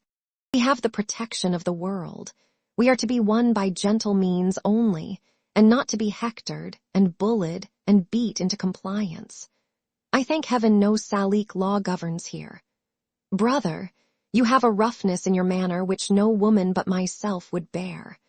I do not wonder my niece was frightened and terrified into taking this measure. And to speak honestly, I think my niece will be justified to the world for what she hath done. I repeat it to you again, brother, you must comfort yourself by remembering that it is all your own fault. How often have I advised? Here Western rose hastily from his chair, and, venting 2 or 3 horrid imprecations, ran out of the room. Possibly Sir Cashin. When he was departed, his sister expressed more bitterness, if possible, against him than she had done while he was present, for the truth of which she appealed to Mr. Blifil, who, with great complacence, acquiesced entirely in all she said, but excused all the faults of Mr. Western, as they must be considered, he said, to have proceeded from the too inordinate fondness of a father, which must be allowed the name of an amiable weakness. So much the more inexcusable, answered the lady, for whom doth he ruin by his fondness but his own child? To which Blifil immediately agreed. Mrs. Western then began to express great confusion on the account of Mr. Blifil, and of the usage which he had received from a family to which he intended so much honor. On this subject, she treated the folly of her niece with great severity, but concluded with throwing the whole on her brother, who, she said, was inexcusable to have proceeded so far without better assurances of his daughter's consent. But he was, says she, always of a violent, headstrong temper, and I can scarce forgive myself for all the advice I have thrown away upon him. After much of this kind of conversation, which, perhaps, would not greatly entertain the reader, was it here particularly related, Mr. Blifil took his leave and returned home, not highly pleased with his disappointment, which, however, the philosophy which he had acquired from Square, and the religion infused into him by Thwackum, together with somewhat else, taught him to bear rather better than more passionate lovers bear these kinds of evils. Chapter 9. The Escape of Sophia. It is now time to look after Sophia, whom the reader, if he loves her half so well as I do, will rejoice to find escaped from the clutches of her passionate father, and from those of her dispassionate lover.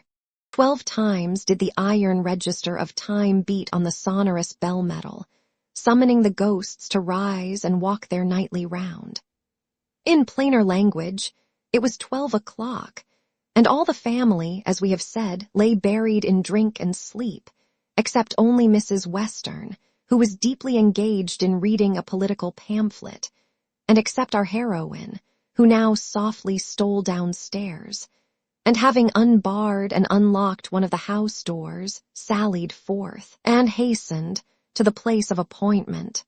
Notwithstanding the many pretty arts which ladies sometimes practice, to display their fears on every little occasion, almost as many as the other sex uses to conceal theirs.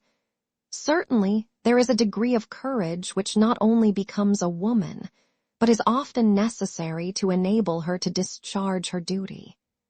It is, indeed, the idea of fierceness, and not of bravery, which destroys the female character. For who can read the story of the justly celebrated Aria without conceiving as high an opinion of her gentleness and tenderness as of her fortitude? At the same time, perhaps, many a woman who shrieks at a mouse or a rat may be capable of poisoning a husband, or, what is worse, of driving him to poison himself. Sophia, with all the gentleness which a woman can have, had all the spirit which she ought to have. When, therefore, she came to the place of appointment, and instead of meeting her maid, as was agreed, saw a man ride directly up to her, she neither screamed out nor fainted away. Not that her pulse then beat with its usual regularity, for she was, at first, under some surprise and apprehension. But these were relieved almost as soon as raised, when the man, pulling off his hat, asked her, in a very submissive manner, if her ladyship did not expect to meet another lady, and then proceeded to inform her that he was sent to conduct her to that lady. Sophia could have no possible suspicion of any falsehood in this account. She therefore mounted resolutely behind the fellow, who conveyed her safe to a town about 5 miles distant, where she had the satisfaction of finding the good Mrs. Honor. For, as the soul of the waiting woman was wrapped up in those very habiliments which used to enwrap her body, she could by no means bring herself to trust them out of her sight. Upon these, therefore, she kept guard in person, while she detached the aforesaid fellow after her mistress, having given him all proper instructions. They now debated what course to take, in order to avoid the pursuit of Mr. Western, who they knew would send after them in a few hours. The London road had such charms for Honor that she was desirous of going on directly, alleging that, as Sophia could not be missed till 8 or 9 the next morning, her pursuers would not be able to overtake her, even though they knew which way she had gone. But Sophia had too much at stake to venture anything to chance, nor did she dare trust too much to her tender limbs, in a contest which was to be decided only by swiftness. She resolved, therefore, to travel across the country for at least 20 or 30 miles, and then to take the direct road to London. So, having hired horses to go 20 miles one way, when she intended to go 20 miles the other, she set forward with the same guide behind whom she had ridden from her father's house. The guide having now taken up behind him, in the room of Sophia, a much heavier, as well as much less lovely burden, being, indeed, a huge portmanteau well stuffed with those outside ornaments, by means of which the fair Honor hoped to gain many conquests, and finally to make her fortune in London city. When they had gone about 200 paces from the inn on the London road, Sophia rode up to the guide, and with a voice much fuller of honey than was ever that of Plotho, though his mouth is supposed to have been a beehive, begged him to take the first turning which led towards Bristol. Reader, I am not superstitious, nor any great believer of modern miracles. I do not, therefore, deliver the following as a certain truth, for indeed I can scarce credit it myself. But the fidelity of an historian obliges me to relate what hath been confidently asserted. The horse, then, on which the guide rode, is reported to have been so charmed by Sophia's voice that he made a full stop, and expressed an unwillingness to proceed any farther. Perhaps, however, the fact may be true, and less miraculous than it hath been represented, since the natural cause seems adequate to the effect. For, as the guide at that moment desisted from a constant application of his armed right heel, for, like Hudibras, he wore but one spur, it is more than possible that this omission alone might occasion the beast to stop, especially as this was very frequent with him at other times. But if the voice of Sophia had really an effect on the horse, it had very little on the rider. He answered somewhat surlily that Meester had ordered him to go a different way, and that he should lose his place if he went any other than that he was ordered. Sophia, finding all her persuasions had no effect, began now to add irresistible charms to her voice, charms which, according to the proverb, makes the old mare trot instead of standing still, charms, to which modern ages have attributed all that irresistible force which the antients imputed to perfect oratory. In a word, she promised she would reward him to his utmost expectation. The lad was not totally deaf to these promises, but he disliked their being indefinite, for though perhaps he had never heard that word, yet that, in fact, was his objection. He said, Gentle Volks did not consider the case of poor Volks, that he had like to have been turned away the other day for riding about the country with a gentleman from Squire Allworthy's, who did not reward him as he should have done.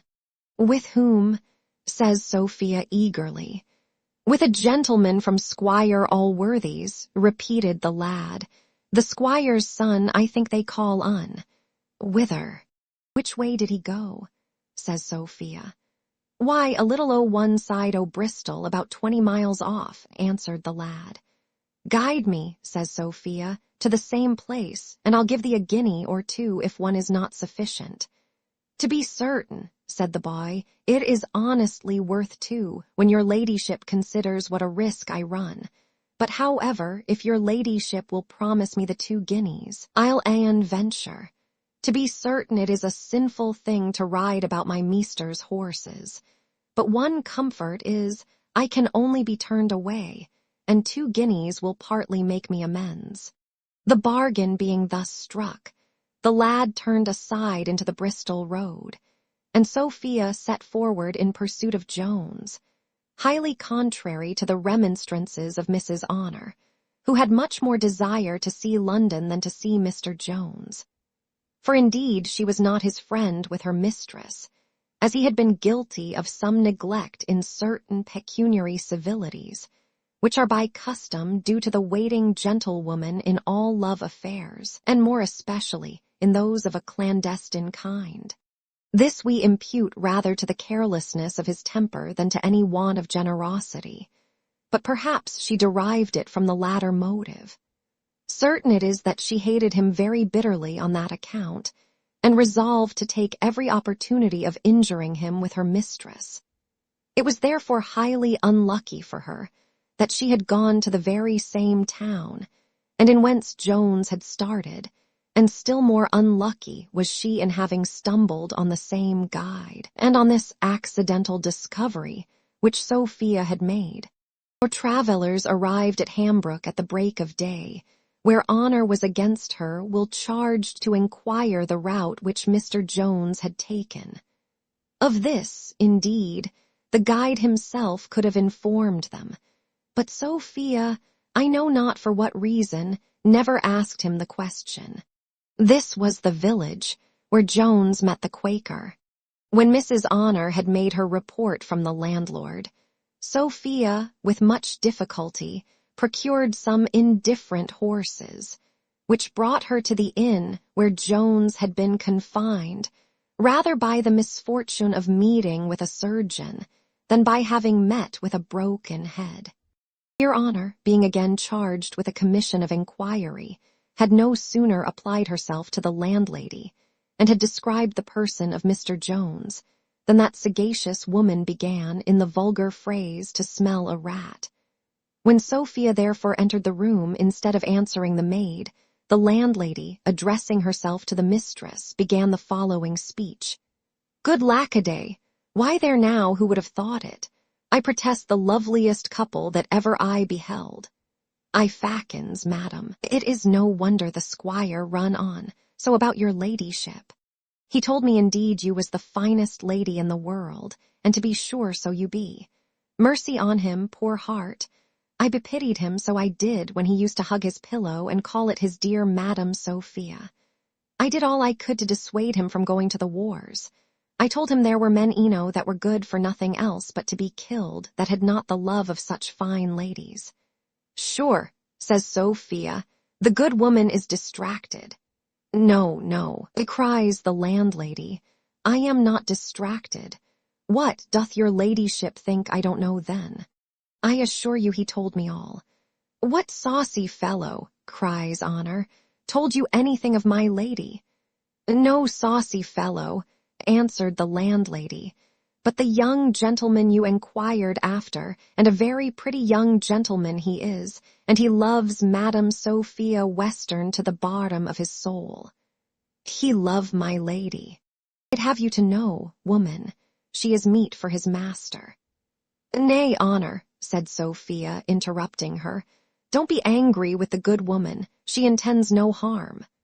No, Mary, don't I, answered the landlady, emboldened by the soft accents of Sophia, and then launched into a long narrative too tedious to be here set down, in which some passages dropped that gave a little offense to Sophia, and much more to her waiting woman, who hence took occasion to abuse poor Jones to her mistress the moment they were alone together, saying, that he must be a very pitiful fellow, and could have no love for a lady, whose name he would thus prostitute in an alehouse.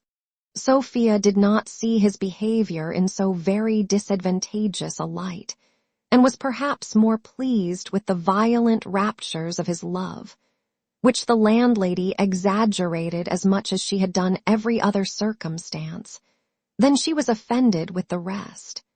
And indeed she imputed the whole to the extravagance, or rather ebullience, of his passion, and to the openness of his heart. This incident, however, being afterwards revived in her mind, and placed in the most odious colors by Honor, served to heighten and give credit to those unlucky occurrences at Upton, and assisted the waiting woman in her endeavors to make her mistress depart from that inn without seeing Jones. The landlady, finding Sophia intended to stay no longer than till her horses were ready, and that without either eating or drinking, soon withdrew, when Honor began to take her mistress to task, for indeed she used great freedom, and after a long harangue, in which she reminded her of her intention to go to London, and gave frequent hints of the impropriety of pursuing a young fellow, she at last concluded with this serious exhortation. For heaven's sake, madam, consider what you are about, and whither you are going. This advice to a lady who had already rode near 40 miles, and in no very agreeable season, may seem foolish enough. It may be supposed she had well considered and resolved this already. Nay, Mrs. Honor, by the hints she threw out, seemed to think so, and this, I doubt not, is the opinion of many readers, who have, I make no doubt, been long since well convinced of the purpose of our heroine, and have heartily condemned her for it as a wanton baggage.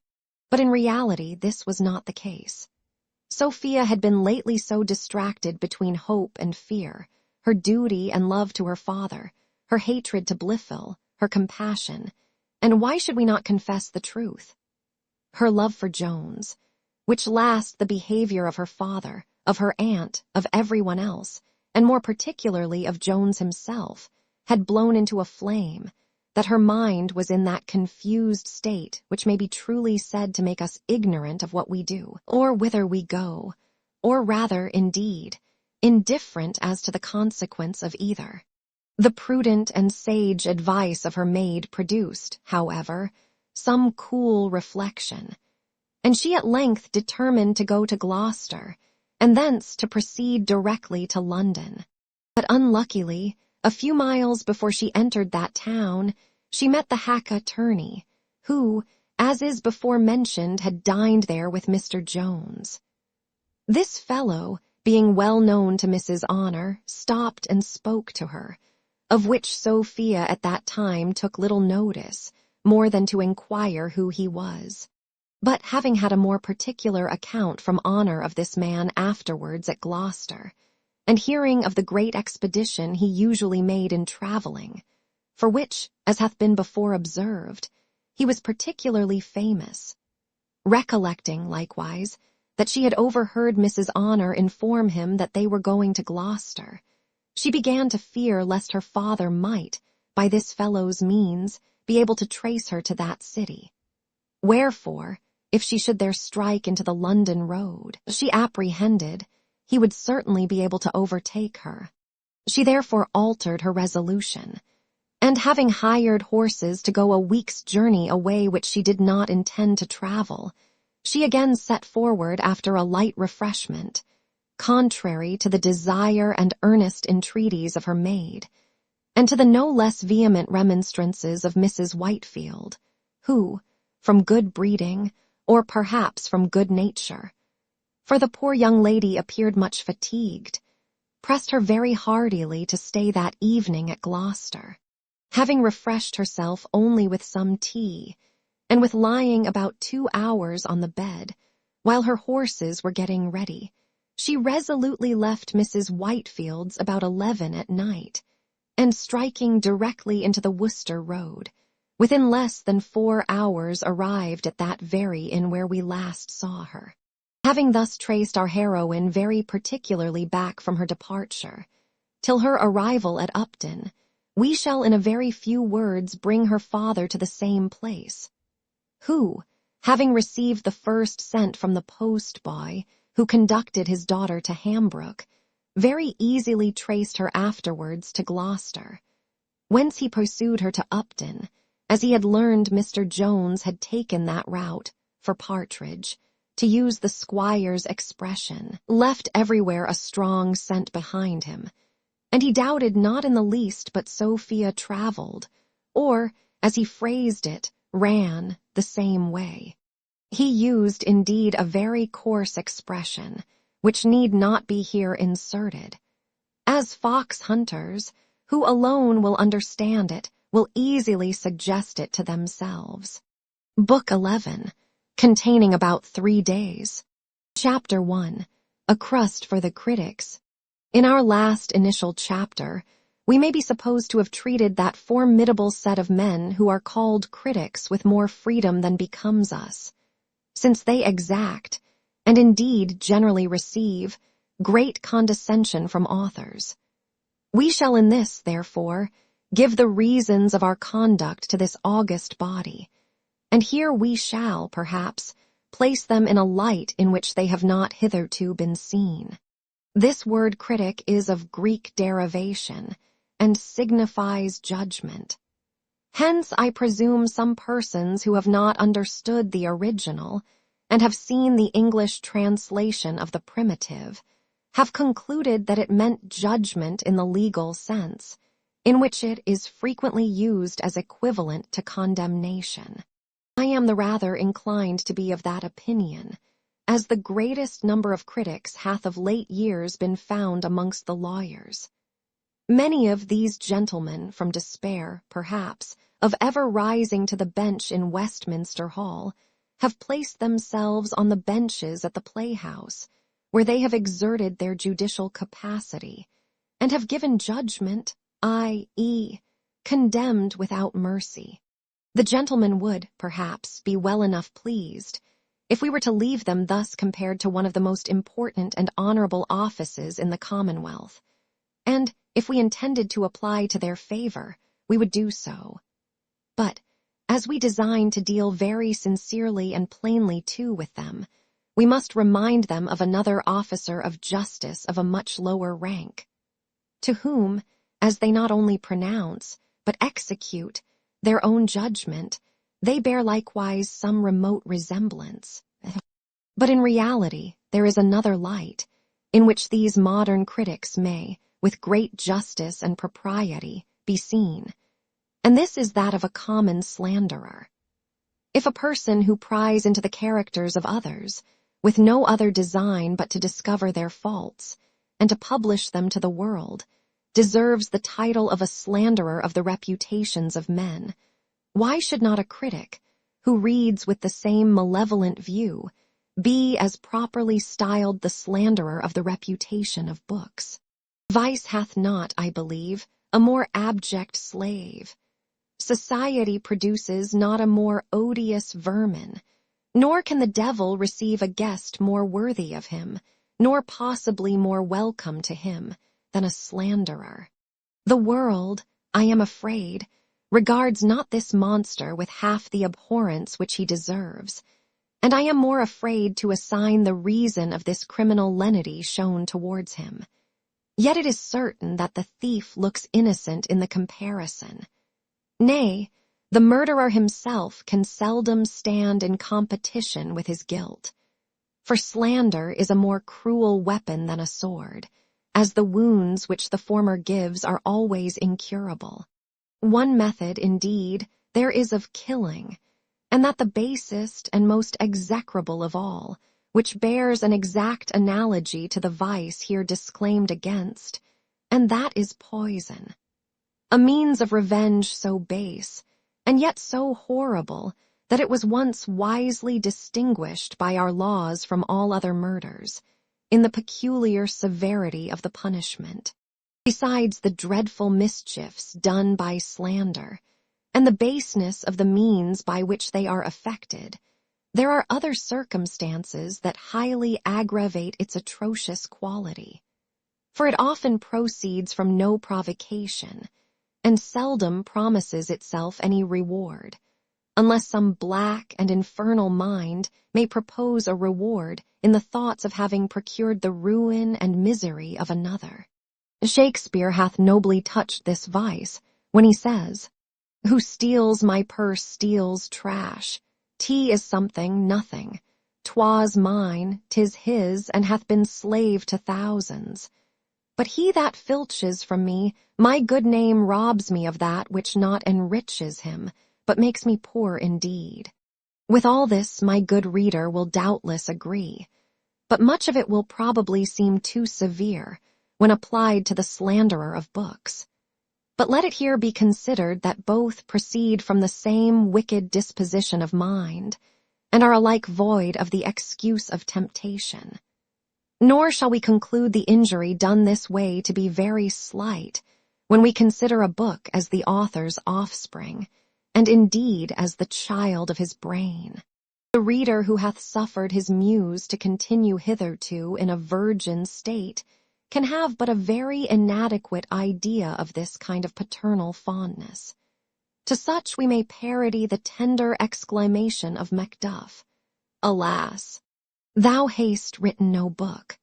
But the author whose muse hath brought forth will feel the pathetic strain, perhaps will accompany me with tears, especially if his darling be already no more, while I mention the uneasiness with which the big muse bears about her burden, the painful labor with which she produces it, and lastly, the care, the fondness, with which the tender father nourishes his favorite, till it be brought to maturity and produced into the world. Nor is there any paternal fondness which seems less to savor of absolute instinct, and which may so well be reconciled to worldly wisdom, as this. These children may most truly be called the riches of their father, and many of them have with true filial piety fed their parent in his old age, so that not only the affection, but the interest of the author may be highly injured by these slanderers, whose poisonous breath brings his book to an untimely end. Lastly, the slander of a book is, in truth, the slander of the author. For, as no one can call another bastard without calling the mother a whore, so neither can anyone give the names of sad stuff, horrid nonsense, and sea to a book without calling the author a blockhead, which, though in a moral sense it is a preferable appellation to that of villain, is perhaps rather more injurious to his worldly interest. Now, however ludicrous all this may appear to some, others, I doubt not, will feel and acknowledge the truth of it. Nay, may, perhaps, think I have not treated the subject with decent solemnity, but surely a man may speak truth with a smiling countenance. In reality, to depreciate a book maliciously, or even wantonly, is at least a very ill-natured office, and a morose, snarling critic may, I believe, be suspected to be a bad man. I will therefore endeavor, in the remaining part of this chapter, to explain the marks of this character, and to show what criticism I here intend to obviate. For I can never be understood, unless by the very persons here meant, to insinuate that there are no proper judges of writing, or to endeavor to exclude from the commonwealth of literature any of those noble critics to whose labors the learned world are so greatly indebted. Such were Aristotle, Horace, and Longinus among the Antients, Dacier and Bossu among the French, and some perhaps among us, who have certainly been duly authorized to execute at least a judicial authority in foro literario, but without ascertaining all the proper qualifications of a critic, which I have touched on elsewhere, I think I may very boldly object to the censures of anyone passed upon works which he hath not himself read. Such censurers as these, whether they speak from their own guess or suspicion, or from the report and opinion of others, may properly be said to slander the reputation of the book they condemn. Such may likewise be suspected of deserving this character, who, without assigning any particular faults, condemn the whole in general defamatory terms, such as vile, dull, D-stuff, and C, and particularly by the use of the monosyllable low, a word which becomes the mouth of no critic who is not right honorable. Again, though there may be some faults justly assigned in the work, yet, if those are not in the most essential parts, or if they are compensated by greater beauties, it will savor rather of the malice of a slanderer than of the judgment of a true critic to pass a severe sentence upon the whole, merely on account of some vicious part. This is directly contrary to the sentiments of Horace. Verum ubi plura nitent in carmine, non ego paucis offender maculies, quas aut incuria fudit, aut humana parum cavit natura.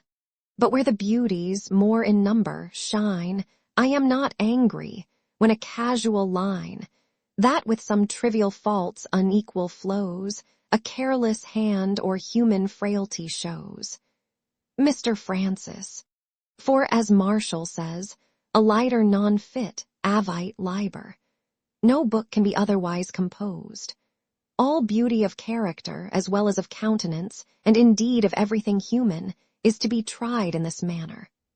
Cruel indeed would it be if such a work as this history, which hath employed some thousands of hours in the composing, should be liable to be condemned, because some particular chapter, or perhaps chapters, may be obnoxious to very just and sensible objections.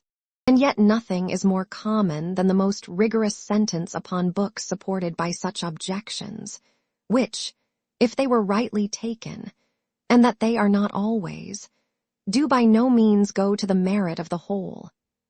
In the theatre especially, a single expression which doth not coincide with the taste of the audience, or with any individual critic of that audience, is sure to be hissed, and one scene which should be disapproved would hazard the whole piece.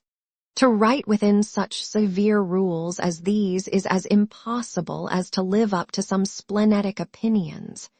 And if we judge according to the sentiments of some critics, and of some Christians, no author will be saved in this world, and no man in the next.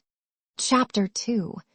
The adventures which Sophia met with after her leaving Upton. Our history, just before it was obliged to turn about and travel backwards, had mentioned the departure of Sophia and her maid from the inn.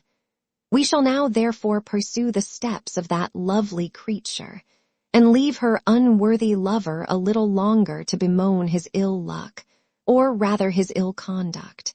Sophia, having directed her guide to travel through by roads across the country, they now passed the Severn, and had scarce got a mile from the inn, when the young lady, looking behind her, saw several horses coming after on full speed.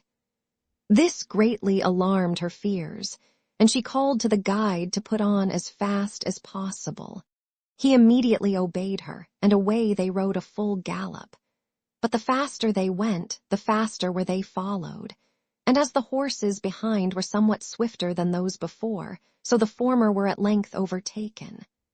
A happy circumstance for poor Sophia, whose fears, joined to her fatigue, had almost overpowered her spirits, but she was now instantly relieved by a female voice that greeted her in the softest manner and with the utmost civility. This greeting Sophia, as soon as she could recover her breath, with like civility and with the highest satisfaction to herself, returned. The travellers who joined Sophia, and who had given her such terror, consisted, like her own company, of 2 females and a guide. The 2 parties proceeded 3 full miles together before anyone offered again to open their mouths, when our heroine, having pretty well got the better of her fear, but yet being somewhat surprised that the others still continued to attend her, as she pursued no great road, and had already passed through several turnings, accosted the strange lady in a most obliging tone, and said, she was very happy to find they were both travelling the same way. The other, who, like a ghost, only wanted to be spoke to, readily answered, that the happiness was entirely hers, that she was a perfect stranger in that country, and was so overjoyed at meeting a companion of her own sex, that she had perhaps been guilty of an impertinence, which required great apology, in keeping pace with her. More civilities passed between these 2 ladies, for Mrs. Honor had now given place to the fine habit of the stranger, and had fallen into the rear. But though Sophia had great curiosity to know why the other lady continued to travel on through the same by-roads with herself, nay, though this gave her some uneasiness, yet fear, or modesty, or some other consideration, restrained her from asking the question. The strange lady now labored under a difficulty, which appears almost below the dignity of history to mention. Her bonnet had been blown from her head not less than 5 times within the last mile, nor could she come at any ribbon or handkerchief to tie it under her chin. When Sophia was informed of this, she immediately supplied her with a handkerchief for this purpose, which while she was pulling from her pocket, she perhaps too much neglected the management of her horse, for the beast, now unluckily making a false step, fell upon his 4 legs and threw his fair rider from his back. Though Sophia came head foremost to the ground, she happily received not the least damage, and the same circumstances which had perhaps contributed to her fall now preserved her from confusion. For the lane which they were then passing was narrow, and very much overgrown with trees, so that the moon could here afford very little light, and was moreover, at present, so obscured in a cloud, that it was almost perfectly dark. By these means the young lady's modesty, which was extremely delicate, escaped as free from injury as her limbs, and she was once more reinstated in her saddle, having received no other harm than a little fright by her fall. Daylight at length appeared in its full luster, and now the 2 ladies, who were riding over a common side by side, looking steadfastly at each other, at the same moment both their eyes became fixed, both their horses stopped, and both speaking together with equal joy pronounced, the one the name of Sophia, the other that of Harriet. This unexpected encounter surprised the ladies much more than I believe it will the sagacious reader, who must have imagined that the strange lady could be no other than Mrs. Fitzpatrick, the cousin of Miss Western, whom we before mentioned to have sallied from the inn a few minutes after her. So great was the surprise and joy which these 2 cousins conceived at this meeting, for they had formerly been most intimate acquaintance and friends, and had long lived together with their Aunt Western, that it is impossible to recount half the congratulations which passed between them, before either asked a very natural question of the other, namely, whither she was going. This at last, however, came first from Mrs. Fitzpatrick, but easy and natural as the question may seem, Sophia found it difficult to give it a very ready and certain answer. She begged her cousin, therefore, to suspend all curiosity till they arrived at some inn, which I suppose, says she, can hardly be far distant, and believe me, Harriet, I suspend as much curiosity on my side, for indeed I believe our astonishment is pretty equal. The conversation which passed between these ladies on the road was, I apprehend, little worth relating, and less certainly was that between the two waiting women, for they likewise began to pay their compliments to each other. As for the guides, they were debarred from the pleasure of discourse, the one being placed in the van, and the other obliged to bring up the rear. In this posture they travelled many hours, till they came into a wide and well-beaten road, which, as they turned to the right, soon brought them to a very fair promising inn, where they all alighted. But so fatigued was Sophia, that as she had sat her horse during the last 5 or 6 miles with great difficulty, so was she now incapable of dismounting from him without assistance. This the landlord, who had hold of her horse, presently perceiving, offered to lift her in his arms from her saddle, and she too readily accepted the tender of his service. Indeed, fortune seems to have resolved to put Sophia to the blush that day, and the second malicious attempt succeeded better than the first. For my landlord had no sooner received the young lady in his arms than his feet, which the gout had lately very severely handled, gave way, and down he tumbled.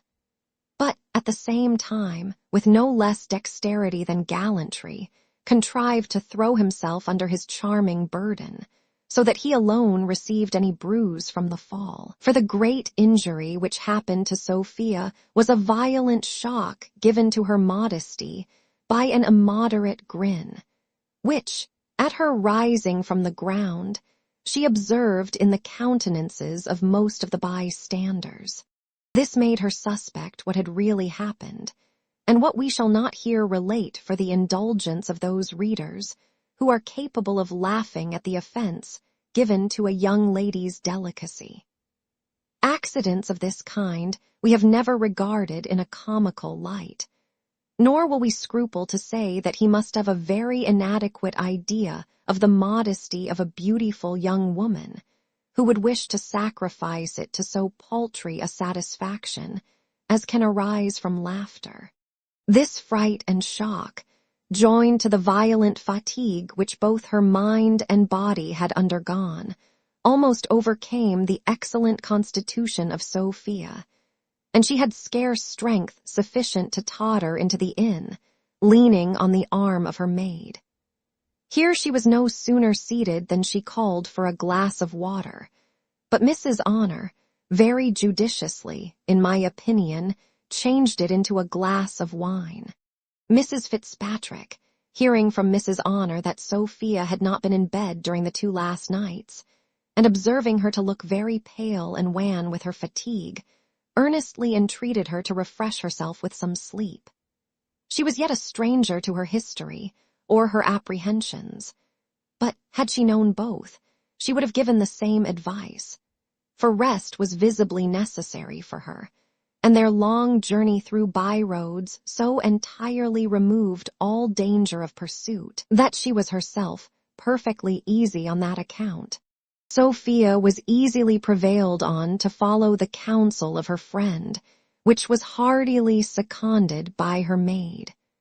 Mrs. Fitzpatrick likewise offered to bear her cousin company, which Sophia, with much complaisance, accepted. The mistress was no sooner in bed than the maid prepared to follow her example. She began to make many apologies to her sister Abigail for leaving her alone in so horrid a place as an inn, but the others stopped her short, being as well inclined to a nap as herself, and desired the honor of being her bedfellow. Sophia's maid agreed to give her a share of her bed, but put in her claim to all the honor. So, after many courtesies and compliments, to bed together went the waiting women, as their mistresses had done before them. It was usual with my landlord, as indeed it is with the whole fraternity, to inquire particularly of all coachmen, footmen, postboys, and others, into the names of all his guests, what their estate was, and where it lay. It cannot therefore be wondered at that the many particular circumstances which attended our travellers, and especially their retiring all to sleep at so extraordinary and unusual an hour as 10 in the morning, should excite his curiosity. As soon, therefore, as the guides entered the kitchen, he began to examine who the ladies were, and whence they came. But the guides, though they faithfully related all they knew, gave him very little satisfaction. On the contrary, they rather inflamed his curiosity than extinguished it. This landlord had the character, among all his neighbors, of being a very sagacious fellow. He was thought to see farther and deeper into things than any man in the parish, the parson himself not excepted. Perhaps his look had contributed not a little to procure him this reputation, for there was in this something wonderfully wise and significant, especially when he had a pipe in his mouth, which, indeed, he seldom was without. His behavior, likewise, greatly assisted in promoting the opinion of his wisdom.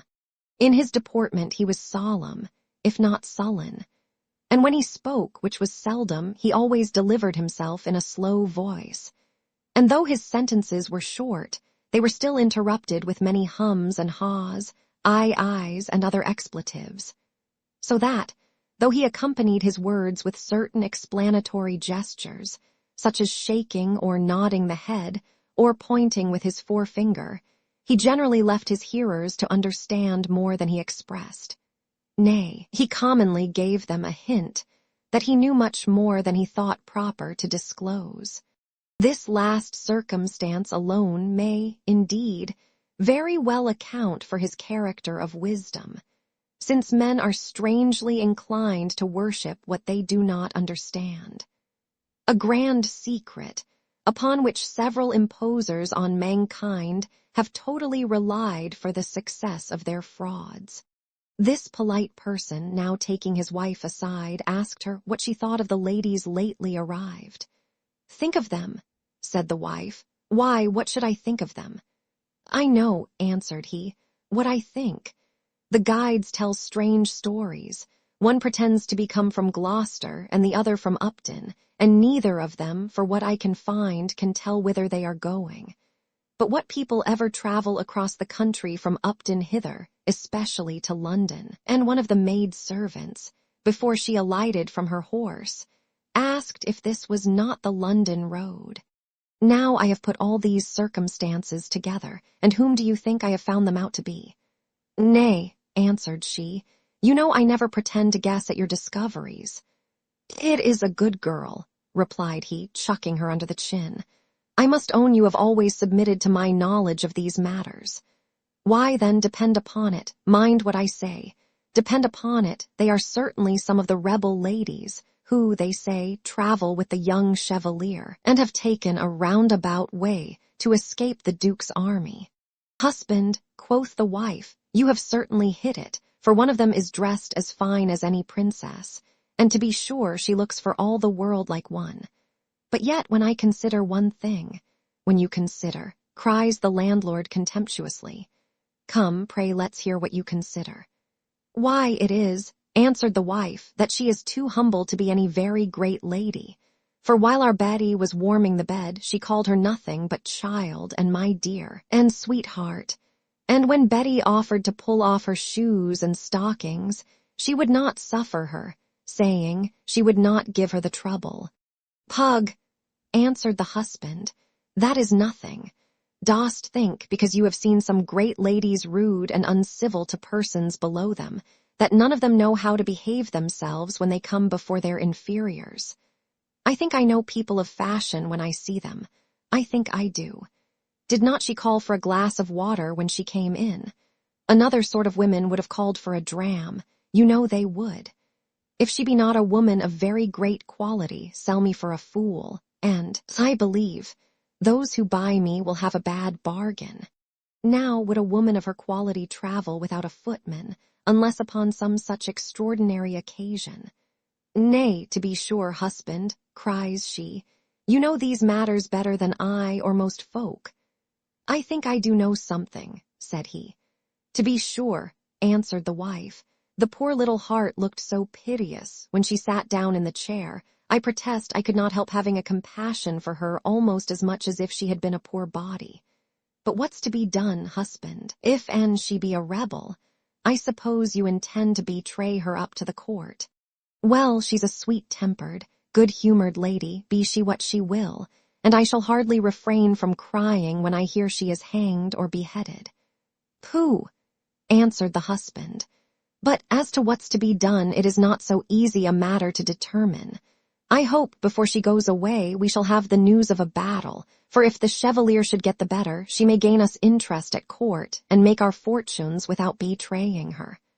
Why, that's true, replied the wife, and I heartily hope she will have it in her power. Certainly she's a sweet good lady. It would go horribly against me to have her come to any harm. Pooh, cries the landlord, women are always so tender-hearted. Why, you would not harbor rebels, would you? No, certainly, answered the wife. And as for betraying her, come what will on't, nobody can blame us. It is what anybody would do in our case. While our politic landlord, who had not, we see, undeservedly the reputation of great wisdom among his neighbors, was engaged in debating this matter with himself, for he paid little attention to the opinion of his wife. News arrived that the rebels had given the Duke the slip, and had got a day's march towards London, and soon after arrived a famous Jacobite squire, who, with great joy in his countenance, shook the landlord by the hand, saying, All's our own. Boy, 10,000 honest Frenchmen are landed in Suffolk. Old England forever. 10,000 French, my brave lad. I am going to tap away directly. This news determined the opinion of the wise man, and he resolved to make his court to the young lady when she arose. For he had now, he said, discovered that she was no other than Madame Jenny Cameron herself. Chapter 3. A very short chapter, in which, however, is a sun, a moon, a star, and an angel. The sun, for he keeps very good hours at this time of the year, had been some time retired to rest, when Sophia arose greatly refreshed by her sleep, which, short as it was, nothing but her extreme fatigue could have occasioned. For though she had told her maid, and perhaps herself too, that she was perfectly easy when she left Upton, yet it is certain her mind was a little affected with that malady which is attended with all the restless symptoms of a fever, and is perhaps the very distemper which physicians mean, if they mean anything, by the fever on the spirits. Mrs. Fitzpatrick likewise left her bed at the same time, and having summoned her maid, immediately dressed herself. She was really a very pretty woman, and had she been in any other company but that of Sophia, might have been thought beautiful. But when Mrs. Honor of her own accord attended, for her mistress would not suffer her to be waked, and had equipped our heroine, the charms of Mrs. Fitzpatrick, who had performed the office of the morning star, and had preceded greater glories, shared the fate of that star, and were totally eclipsed the moment those glories shone forth. Perhaps Sophia never looked more beautiful than she did at this instant. We ought not, therefore, to condemn the maid of the inn for her hyperbole, who, when she descended, after having lighted the fire, declared and ratified it with an oath, that if ever there was an angel upon earth, she was now above stairs. Sophia had acquainted her cousin with her design to go to London, and Mrs. Fitzpatrick had agreed to accompany her, for the arrival of her husband at Upton had put an end to her design of going to Bath, or to her Aunt Western. They had therefore no sooner finished their tea than Sophia proposed to set out, the moon then shining extremely bright, and as for the frost, she defied it. Nor had she any of those apprehensions which many young ladies would have felt at travelling by night. For she had, as we have before observed, some little degree of natural courage. And this, her present sensations, which bordered somewhat on despair, greatly increased. Besides, as she had already travelled twice with safety by the light of the moon, she was the better emboldened to trust to it a third time. The disposition of Mrs. Fitzpatrick was more timorous, for though the greater terrors had conquered the less, and the presence of her husband had driven her away at so unseasonable an hour from Upton, yet, being now arrived at a place where she thought herself safe from his pursuit, these lesser terrors of I know not what operated so strongly, that she earnestly entreated her cousin to stay till the next morning, and not expose herself to the dangers of travelling by night. Sophia, who was yielding to an excess, when she could neither laugh nor reason her cousin out of these apprehensions, at last gave way to them. Perhaps, indeed, had she known of her father's arrival at Upton, it might have been more difficult to have persuaded her. For as to Jones, she had, I am afraid, no great horror at the thoughts of being overtaken by him. Nay, to confess the truth, I believe she rather wished than feared it, though I might honestly enough have concealed this wish from the reader, as it was one of those secret, spontaneous emotions of the soul to which the reason is often a stranger. When our young ladies had determined to remain all that evening in their inn, they were attended by the landlady, who desired to know what their ladyships would be pleased to eat. Such charms were there in the voice, in the manner, and in the affable deportment of Sophia, that she ravished the landlady to the highest degree. And that good woman, concluding that she had attended Jenny Cameron, became in a moment a stanch Jacobite, and wished heartily well to the young pretender's cause, from the great sweetness and affability with which she had been treated by his supposed mistress. The two cousins began now to impart to each other their reciprocal curiosity to know what extraordinary accidents on both sides occasioned this so strange and unexpected meeting. At last, Mrs. Fitzpatrick, having obtained of Sophia a promise of communicating likewise in her turn, began to relate what the reader, if he is desirous to know her history, may read in the ensuing chapter. Chapter 4. The History of Mrs. Fitzpatrick. Mrs. Fitzpatrick, after a silence of a few moments, fetching a deep sigh, thus began. It is natural to the unhappy to feel a secret concern in recollecting those periods of their lives which have been most delightful to them. The remembrance of past pleasures affects us with a kind of tender grief, like what we suffer for departed friends, and the ideas of both may be said to haunt our imaginations. For this reason, I never reflect without sorrow on those days, the happiest far of my life, which we spent together when both were under the care of my Aunt Western. Alas, why are Miss Graveairs and Miss Giddy no more? You remember, I am sure, when we knew each other by no other names. Indeed, you gave the latter appellation with too much cause. I have since experienced how much I deserved it. You, my Sophia, was always my superior in everything, and I heartily hope you will be so in your fortune. I shall never forget the wise and matronly advice you once gave me, when I lamented being disappointed of a ball, though you could not be then 14 years old. Oh, my Sophie, how blessed must have been my situation, when I could think such a disappointment a misfortune, and when indeed it was the greatest I had ever known. And yet, my dear Harriet, answered Sophia, it was then a serious matter with you. Comfort yourself therefore with thinking that whatever you now lament may hereafter appear as trifling and contemptible as a ball would at this time.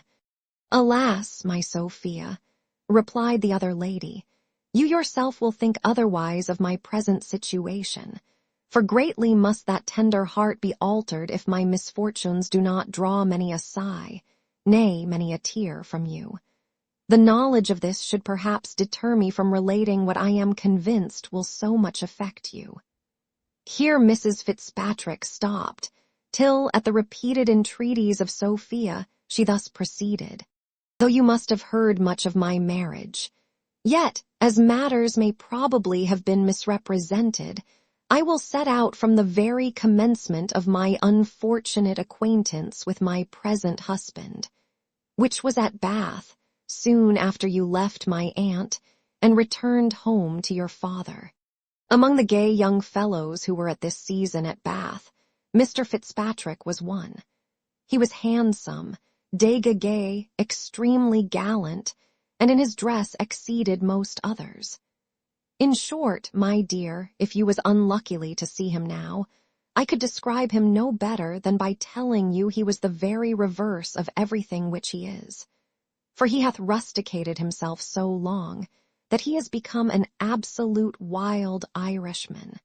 But to proceed in my story, the qualifications which he then possessed so well recommended him, that, though the people of quality at that time lived separate from the rest of the company, and excluded them from all their parties, Mr. Fitzpatrick found means to gain admittance. It was perhaps no easy matter to avoid him, for he required very little or no invitation, and as, being handsome and genteel, he found it no very difficult matter to ingratiate himself with the ladies. So, he having frequently drawn his sword, the men did not care publicly to affront him. Had it not been for some such reason, I believe he would have been soon expelled by his own sex. For surely he had no strict title to be preferred to the English gentry, nor did they seem inclined to show him any extraordinary favor. They all abused him behind his back, which might probably proceed from envy, for by the women he was well received and very particularly distinguished by them. My aunt, though no person of quality herself, as she had always lived about the court, was enrolled in that party. For by whatever means you get into the polite circle, when you are once there, it is sufficient merit for you that you are there. This observation, young as you was, you could scarce avoid making from my aunt, who was free or reserved with all people, just as they had more or less of this merit. And this merit, I believe, it was, which principally recommended Mr. Fitzpatrick to her favor, in which he so well succeeded that he was always one of her private parties. Nor was he backward in returning such distinction, for he soon grew so very particular in his behavior to her, that the Scandal Club first began to take notice of it, and the better disposed persons made a match between them. For my own part, I confess, I made no doubt but that his designs were strictly honorable, as the phrase is. That is, to rob a lady of her fortune by way of marriage. My aunt was, I conceived, neither young enough nor handsome enough to attract much wicked inclination, but she had matrimonial charms in great abundance. I was the more confirmed in this opinion from the extraordinary respect which he showed to myself from the first moment of our acquaintance. This I understood as an attempt to lessen, if possible, that disinclination which my interest might be supposed to give me towards the match, and I know not but in some measure it had that effect. For, as I was well contented with my own fortune, and of all people the least a slave to interested views, so I could not be violently the enemy of a man with whose behavior to me I was greatly pleased, and the more so, as I was the only object of such respect, for he behaved at the same time to many women of quality without any respect at all. Agreeable as this was to me, he soon changed it into another kind of behavior, which was perhaps more so.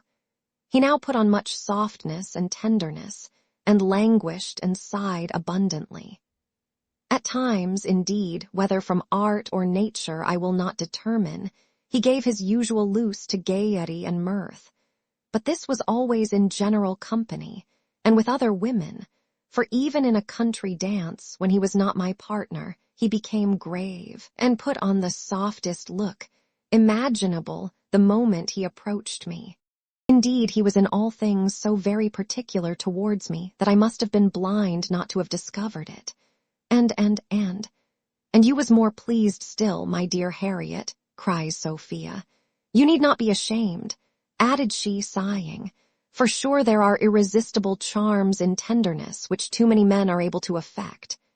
True, answered her cousin.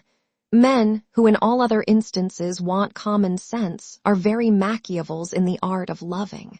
I wish I did not know an instance.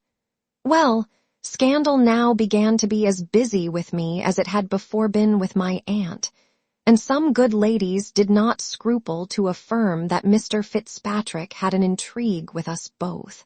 But, what may seem astonishing, my aunt never saw, nor in the least seemed to suspect, that which was visible enough, I believe, from both our behaviors. One would indeed think that love quite puts out the eyes of an old woman. In fact, they so greedily swallow the addresses which are made to them, that, like an outrageous glutton, they are not at leisure to observe what passes amongst others at the same table. This I have observed in more cases than my own, and this was so strongly verified by my aunt, that, though she often found us together at her return from the pump, the least canting word of his, pretending impatience at her absence, effectually smothered all suspicion. One artifice succeeded with her to admiration. This was his treating me like a little child, and never calling me by any other name in her presence but that of pretty miss. This indeed did him some disservice with your humble servant, but I soon saw through it, especially as in her absence he behaved to me, as I have said, in a different manner. However, if I was not greatly disobliged by a conduct of which I had discovered the design, I smarted very severely for it, for my aunt really conceived me to be what her lover, as she thought him, called me, and treated me in all respects as a perfect infant. To say the truth, I wonder she had not insisted on my again wearing leading strings. At last, my lover, for so he was thought proper, in a most solemn manner, to disclose a secret which I had known long before. He now placed all the love which he had pretended to my aunt to my account.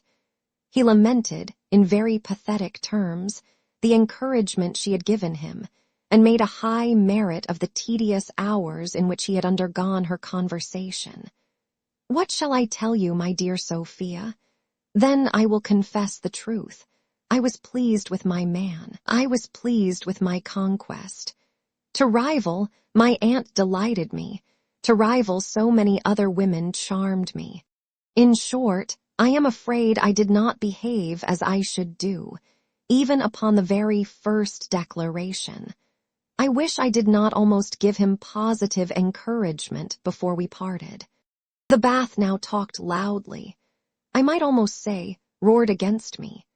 Several young women affected to shun my acquaintance, not so much, perhaps, from any real suspicion, as from a desire of banishing me from a company in which I too much engrossed their favorite man. And here I cannot omit expressing my gratitude to the kindness intended me by Mr. Nash, who took me one day aside, and gave me advice, which if I had followed, I had been a happy woman.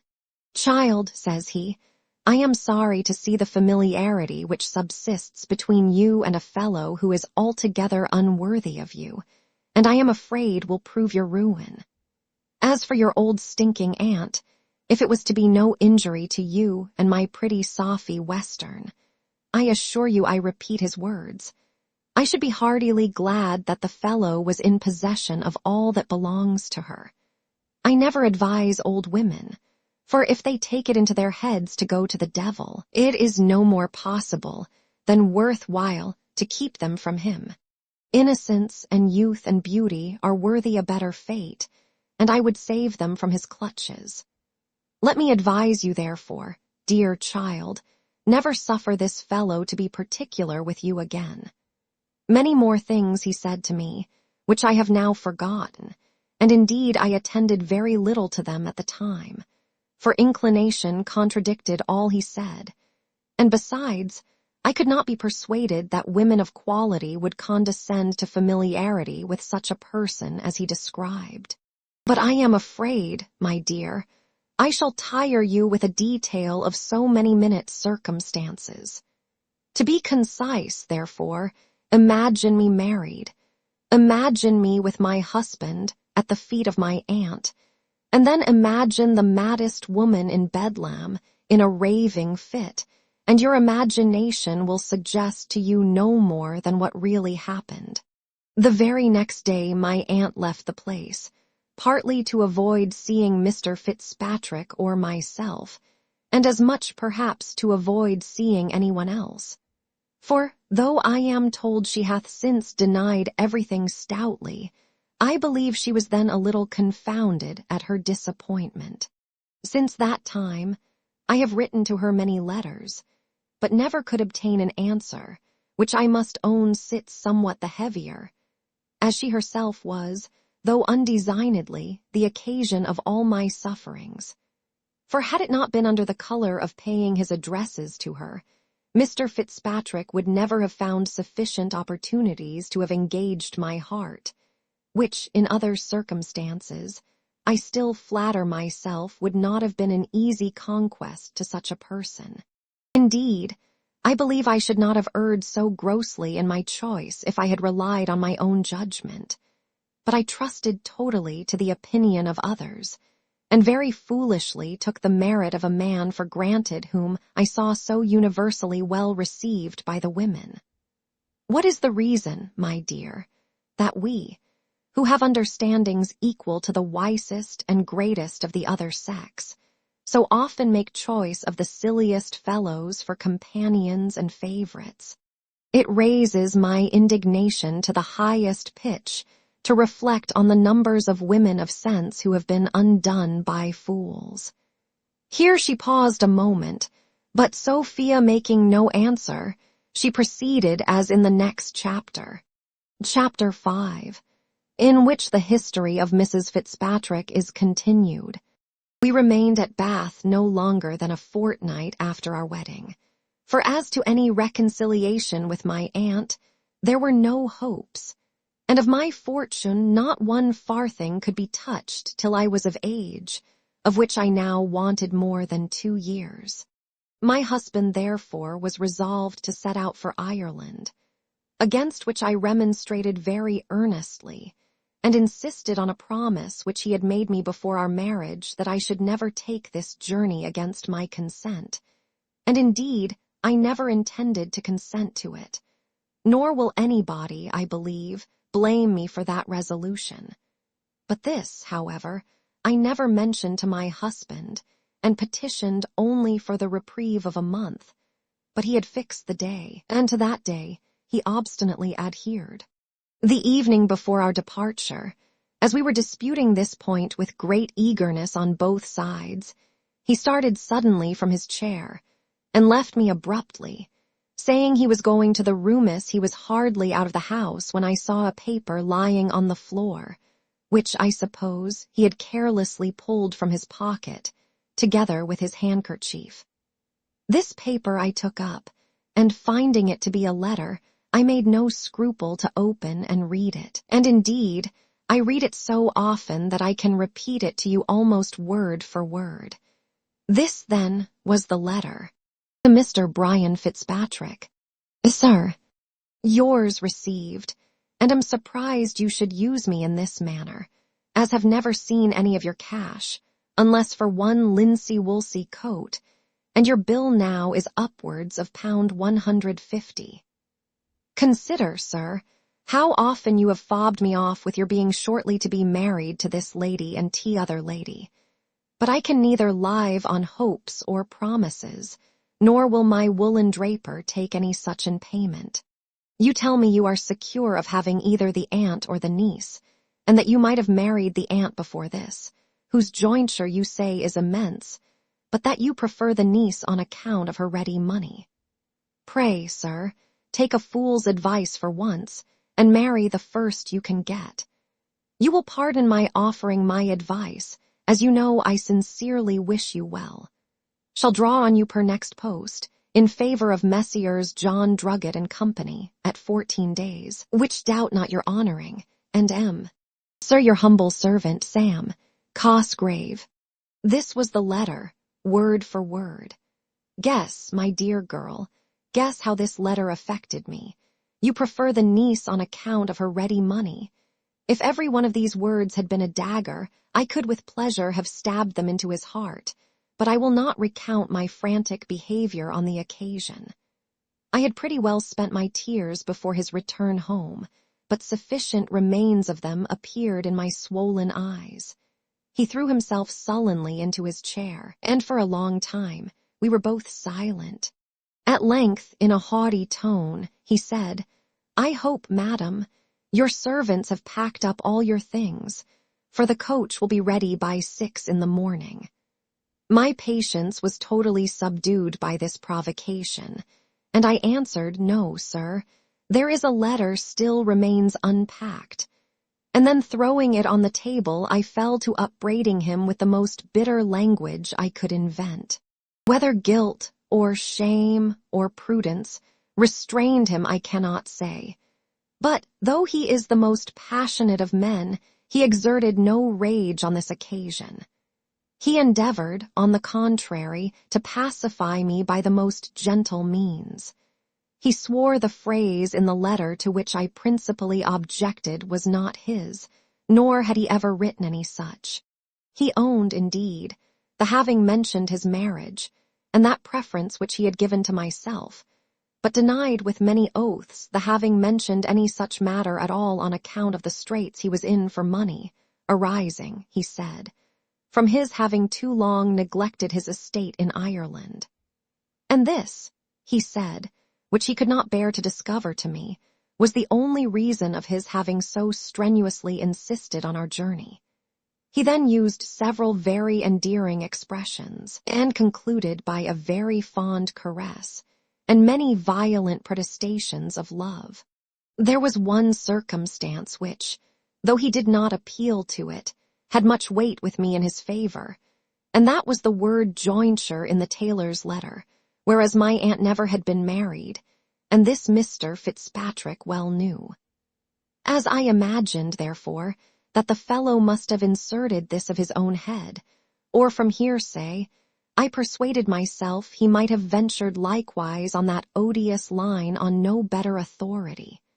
What reasoning was this, my dear? Was I not an advocate rather than a judge? But why do I mention such a circumstance as this, or appeal to it for the justification of my forgiveness?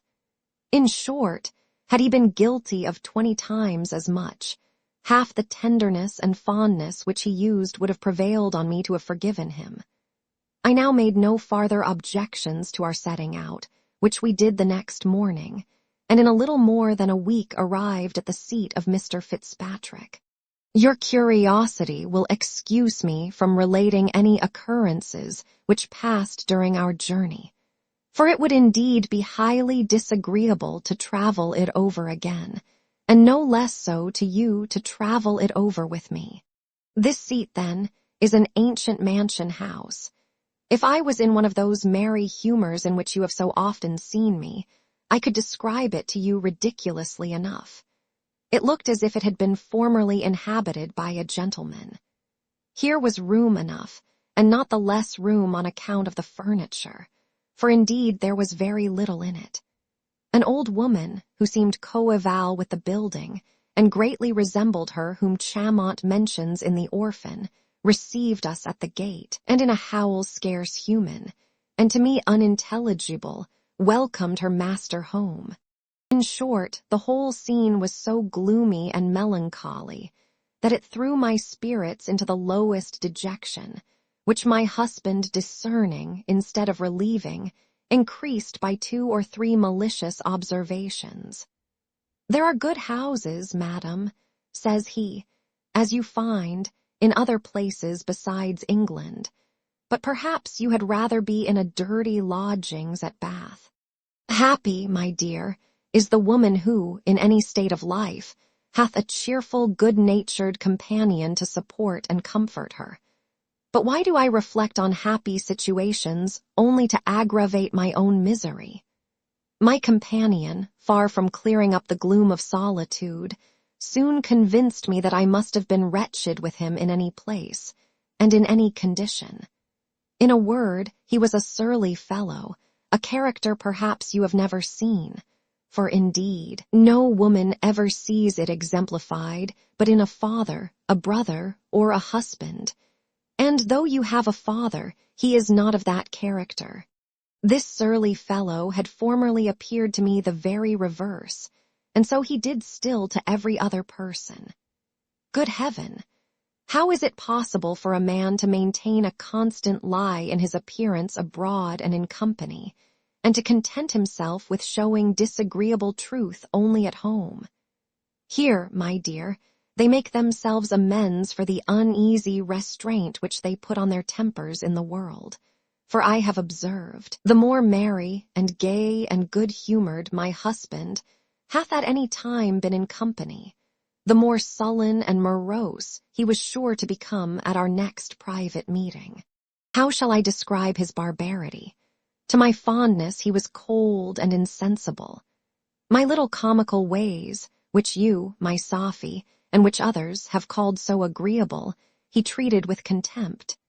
In my most serious moments he sung and whistled, and whenever I was thoroughly dejected and miserable he was angry and abused me.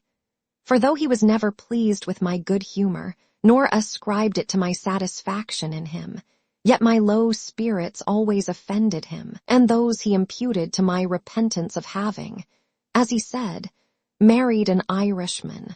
You will easily conceive, my dear Graveairs, I ask your pardon, I really forgot myself, that, when a woman makes an imprudent match in the sense of the world, that is, when she is not an arrant prostitute to pecuniary interest, she must necessarily have some inclination and affection for her man. You will as easily believe that this affection may possibly be lessened. Nay, I do assure you, contempt will wholly eradicate it. This contempt I now began to entertain for my husband, whom I now discovered to be, I must use the expression, an arrant blockhead. Perhaps you will wonder I did not make this discovery long before, but women will suggest 1,000 excuses to themselves for the folly of those they like. Besides, give me leave to tell you, it requires a most penetrating eye to discern a fool through the disguises of gaiety and good breeding. It will be easily imagined that, when I once despised my husband, as I confess to you I soon did, I must consequently dislike his company, and indeed I had the happiness of being very little troubled with it. For our house was now most elegantly furnished, our cellars well stocked, and dogs and horses provided in great abundance. As my gentleman therefore entertained his neighbors with great hospitality, so his neighbors resorted to him with great alacrity, and sports and drinking consumed so much of his time that a small part of his conversation, that is to say, of his ill humors, fell to my share. Happy would it have been for me if I could as easily have avoided all other disagreeable company, but alas, I was confined to some which constantly tormented me, and the more as I saw no prospect of being relieved from them. These companions were my own racking thoughts, which plagued and in a manner haunted me night and day. In this situation I passed through a scene, the horrors of which can neither be painted nor imagined. Think, my dear, figure, if you can, to yourself, what I must have undergone. I became a mother by the man I scorned, hated, and detested. I went through all the agonies and miseries of a lying-in, 10 times more painful in such a circumstance than the worst labor can be when one endures it for a man one loves, in a desert, or rather, indeed, a scene of riot and revel, without a friend, without a companion, or without any of those agreeable circumstances which often alleviate, and perhaps sometimes more than compensate, the sufferings of our sex at that season. Chapter 6, in which the mistake of the landlord throws Sophia into a dreadful consternation. Mrs. Fitzpatrick was proceeding in her narrative when she was interrupted by the entrance of dinner, greatly to the concern of Sophia. For the misfortunes of her friend had raised her anxiety and left her no appetite but what Mrs. Fitzpatrick was to satisfy by her relation. The landlord now attended with a plate under his arm, and with the same respect in his countenance and a dress which he would have put on had the ladies arrived in a coach and 6. The married lady seemed less affected with her own misfortunes than was her cousin, for the former eat very heartily, whereas the latter could hardly swallow a morsel. Sophia likewise showed more concern and sorrow in her countenance than appeared in the other lady, who, having observed these symptoms in her friend, begged her to be comforted, saying, "Perhaps all may yet end better than either you or I expect." Our landlord thought he had now an opportunity to open his mouth, and was resolved not to omit it. "I am sorry, madam," cries he, "that your ladyship can't eat, for to be sure you must be hungry after so long fasting. I hope your ladyship is not uneasy at anything, for, as madam there says, all may end better than anybody expects. A gentleman who was here just now brought excellent news, and perhaps some folks who have given other folks the slip may get to London before they are overtaken. And if they do, I make no doubt but they will find people who will be very ready to receive them. All persons under the apprehension of danger convert whatever they see and hear into the objects of that apprehension. Sophia therefore immediately concluded from the foregoing speech that she was known and pursued by her father. She was now struck with the utmost consternation, and for a few minutes deprived of the power of speech, which she no sooner recovered than she desired the landlord to send his servants out of the room, and then, addressing herself to him, said, "I perceive, sir, you know who we are, but I beseech you, nay, I am convinced, if you have any compassion or goodness, you will not betray us." "I betray your ladyship," quoth the landlord. "No," and then he swore several very hearty oaths. "I would sooner be cut into 10,000 pieces. I hate all treachery. I never betrayed anyone in my life yet, and I am sure I shall not begin with so sweet a lady as your ladyship. All the world would very much blame me if I should, since it will be in your ladyship's power so shortly to reward me. My wife can witness for me. I knew your ladyship the moment you came into the house.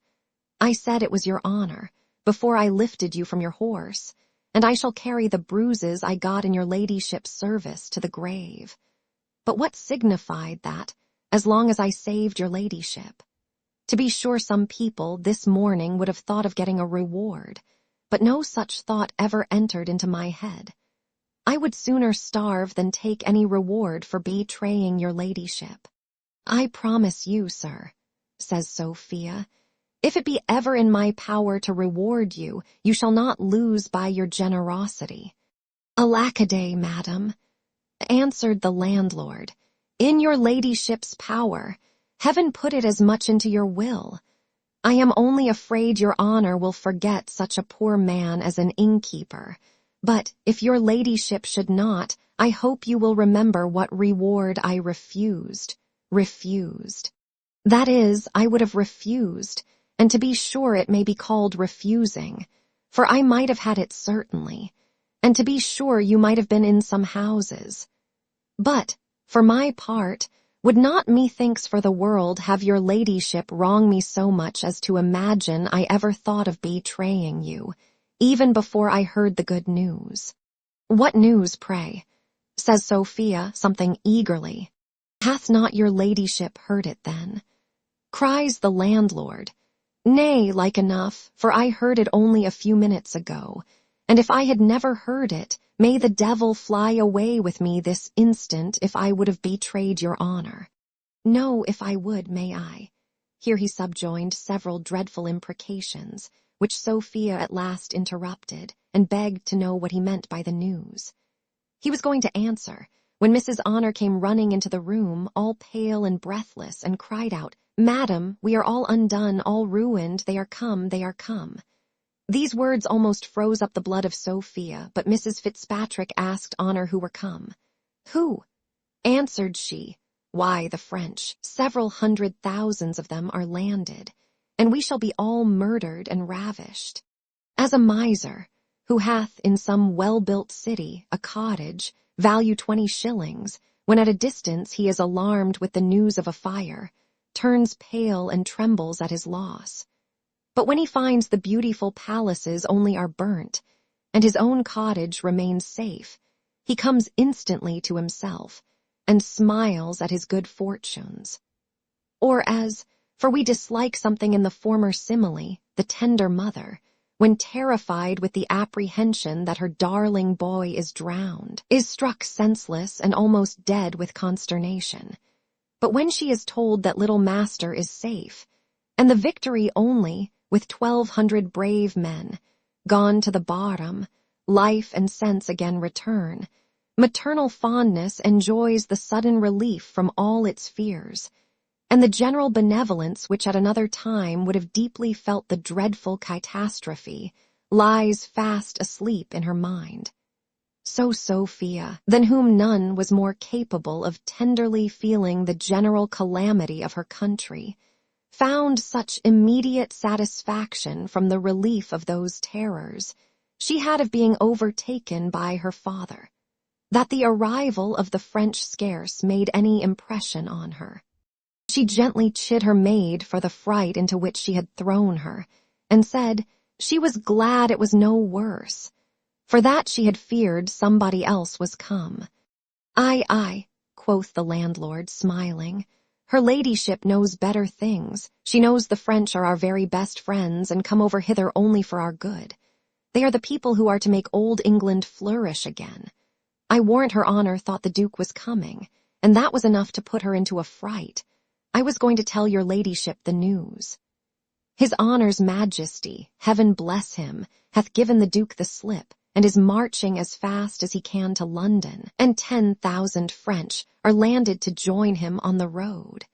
Sophia was not greatly pleased with this news, nor with the gentleman who related it, but as she still imagined he knew her, for she could not possibly have any suspicion of the real truth, she durst not show any dislike. And now the landlord, having removed the cloth from the table, withdrew, but at his departure frequently repeated his hopes of being remembered hereafter. The mind of Sophia was not at all easy under the supposition of being known at this house, for she still applied to herself many things which the landlord had addressed to Jenny Cameron. She therefore ordered her maid to pump out of him by what means he had become acquainted with her person, and who had offered him the reward for betraying her. She likewise ordered the horses to be in readiness by 4 in the morning, at which hour Mrs. Fitzpatrick promised to bear her company, and then, composing herself as well as she could, she desired that lady to continue her story. Chapter 7, in which Mrs. Fitzpatrick concludes her history, while Mrs. Honor, in pursuance of the commands of her mistress, ordered a bowl of punch, and invited my landlord and landlady to partake of it, Mrs. Fitzpatrick thus went on with her relation. Most of the officers who were quartered at a town in our neighborhood were of my husband's acquaintance. Among these there was a lieutenant, a very pretty sort of man, and who was married to a woman, so agreeable both in her temper and conversation, that from our first knowing each other, which was soon after my lying in, we were almost inseparable companions, for I had the good fortune to make myself equally agreeable to her. The lieutenant, who was neither a sot nor a sportsman, was frequently of our parties. Indeed, he was very little with my husband, and no more than good breeding constrained him to be, as he lived almost constantly at our house. My husband often expressed much dissatisfaction at the lieutenant's preferring my company to his. He was very angry with me on that account, and gave me many a hearty curse for drawing away his companions, saying, I ought to be D, and for having spoiled one of the prettiest fellows in the world, by making a milksop of him. You will be mistaken, my dear Sophia, if you imagine that the anger of my husband arose from my depriving him of a companion, for the lieutenant was not a person with whose society a fool could be pleased, and if I should admit the possibility of this, so little right had my husband to place the loss of his companion to me, that I am convinced it was my conversation alone which induced him ever to come to the house. No, child, it was envy, the worst and most rancorous kind of envy, the envy of superiority of understanding. The wretch could not bear to see my conversation preferred to his, by a man of whom he could not entertain the least jealousy. Oh, my dear Sophie, you are a woman of sense. If you marry a man, as is most probable you will, of less capacity than yourself, make frequent trials of his temper before marriage, and see whether he can bear to submit to such a superiority. Promise me, Sophie, you will take this advice, for you will hereafter find its importance. It is very likely I shall never marry at all, answered Sophia. I think, at least, I shall never marry a man in whose understanding I see any defects before marriage, and I promise you I would rather give up my own than see any such afterwards. Give up your understanding, replied Mrs. Fitzpatrick. Oh, fie, child. I will not believe so meanly of you. Everything else I might myself be brought to give up, but never this. Nature would not have allotted this superiority to the wife in so many instances. If she had intended, we should all of us have surrendered it to the husband. This, indeed, men of sense never expect of us, of which the lieutenant I have just mentioned was one notable example, for though he had a very good understanding, he always acknowledged, as was really true, that his wife had a better. And this, perhaps, was one reason of the hatred my tyrant bore her. Before he would be so governed by a wife, he said, especially such an ugly bee. For, indeed, she was not a regular beauty, but very agreeable and extremely genteel. He would see all the women upon earth at the devil, which was a very usual phrase with him. He said, he wondered what I could see in her to be so charmed with her company. Since this woman, says he, hath come among us, there is an end of your beloved reading, which you pretended to like so much, that you could not afford time to return the visits of the ladies in this country. And I must confess I had been guilty of a little rudeness this way.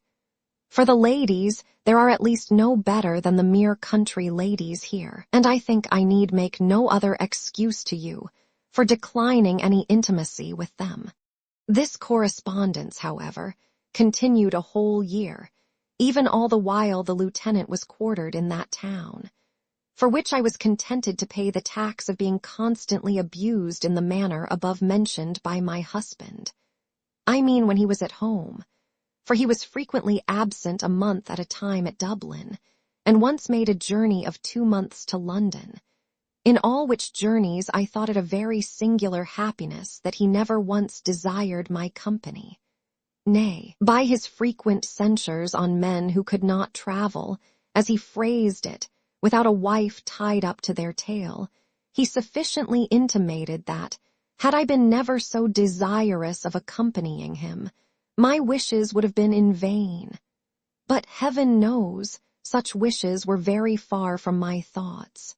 At length my friend was removed from me, and I was again left to my solitude, to the tormenting conversation with my own reflections, and to apply to books for my only comfort. I now read almost all day long. How many books do you think I read in 3 months? I can't guess, indeed, cousin, answered Sophia. Perhaps half a score. Half a score, half 1,000, child, answered the other. I read a good deal in Daniel's English History of France, a great deal in Plutarch's Lives, the Atalantes, Pope's Homer, Dryden's Plays, Chillingworth, the Countess d'Aulnoy, and Locke's Human Understanding. During this interval I wrote 3 very supplicating, and I thought, moving letters to my aunt. But, as I received no answer to any of them, my disdain would not suffer me to continue my application. Here she stopped, and looking earnestly at Sophia, said, Methinks, my dear, I read something in your eyes which reproaches me of a neglect in another place, where I should have met with a kinder return. Indeed, dear Harriet, answered Sophia, your story is an apology for any neglect, but indeed I feel that I have been guilty of a remissness, without so good an excuse. Yet pray proceed, for I long, though I tremble, to hear the end. Thus, then, Mrs. Fitzpatrick resumed her narrative. My husband now took a second journey to England, where he continued upwards of 3 months. During the greater part of this time, I led a life which nothing, but having led a worse, could make me think tolerable. For perfect solitude can never be reconciled to a social mind, like mine, but when it relieves you from the company of those you hate. What added to my wretchedness was the loss of my little infant. Not that I pretend to have had for it that extravagant tenderness of which I believe I might have been capable under other circumstances, but I resolved, in every instance, to discharge the duty of the tenderest mother, and this care prevented me from feeling the weight of that heaviest of all things, when it can be at all said to lie heavy on our hands. I had spent full 10 weeks almost entirely by myself, having seen nobody all that time, except my servants and a very few visitors, when a young lady, a relation to my husband, came from a distant part of Ireland to visit me.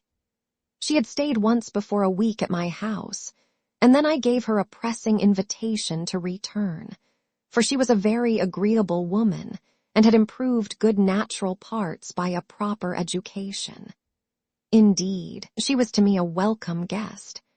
A few days after her arrival, perceiving me in very low spirits, without inquiring the cause, which indeed she very well knew, the young lady fell to compassionating my case. She said, though politeness had prevented me from complaining to my husband's relations of his behavior, yet they all were very sensible of it, and felt great concern upon that account, but none more than herself. And after some more general discourse on this head, which I own I could not forbear countenancing, at last, after much previous precaution and enjoined concealment, she communicated to me, as a profound secret, that my husband kept a mistress. You will certainly imagine I heard this news with the utmost insensibility. Upon my word, if you do, your imagination will mislead you.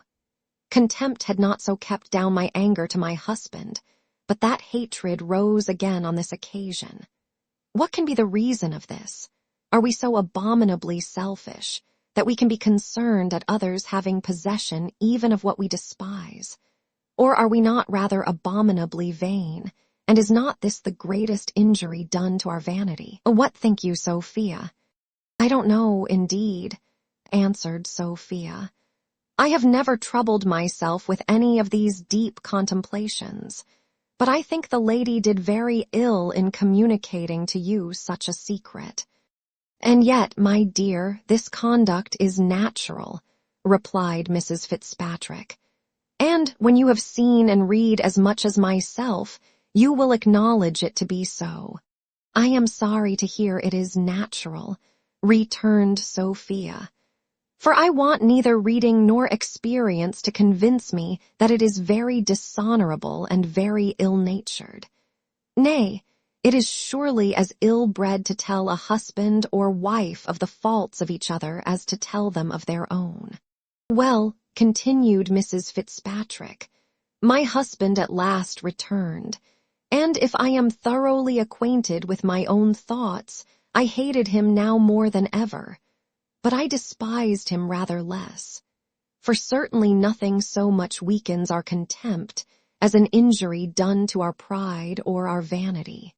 He now assumed a carriage to me so very different from what he had lately worn, and so nearly resembling his behavior the first week of our marriage, that, had I now had any spark of love remaining, he might, possibly, have rekindled my fondness for him. But though hatred may succeed to contempt, and may perhaps get the better of it, love, I believe, cannot. The truth is, the passion of love is too restless to remain contented without the gratification which it receives from its object, and one can no more be inclined to love without loving than we can have eyes without seeing.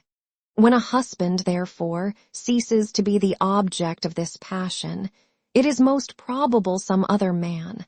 I say, my dear, if your husband grows indifferent to you, if you once come to despise him, I say, that is, if you have the passion of love in you, Lud. I have bewildered myself so, but one is apt, in these abstracted considerations, to lose the concatenation of ideas, as Mr. Locke says. In short, the truth is, in short, I scarce know what it is. But, as I was saying, my husband returned, and his behavior, at first, greatly surprised me. But he soon acquainted me with the motive, and taught me to account for it.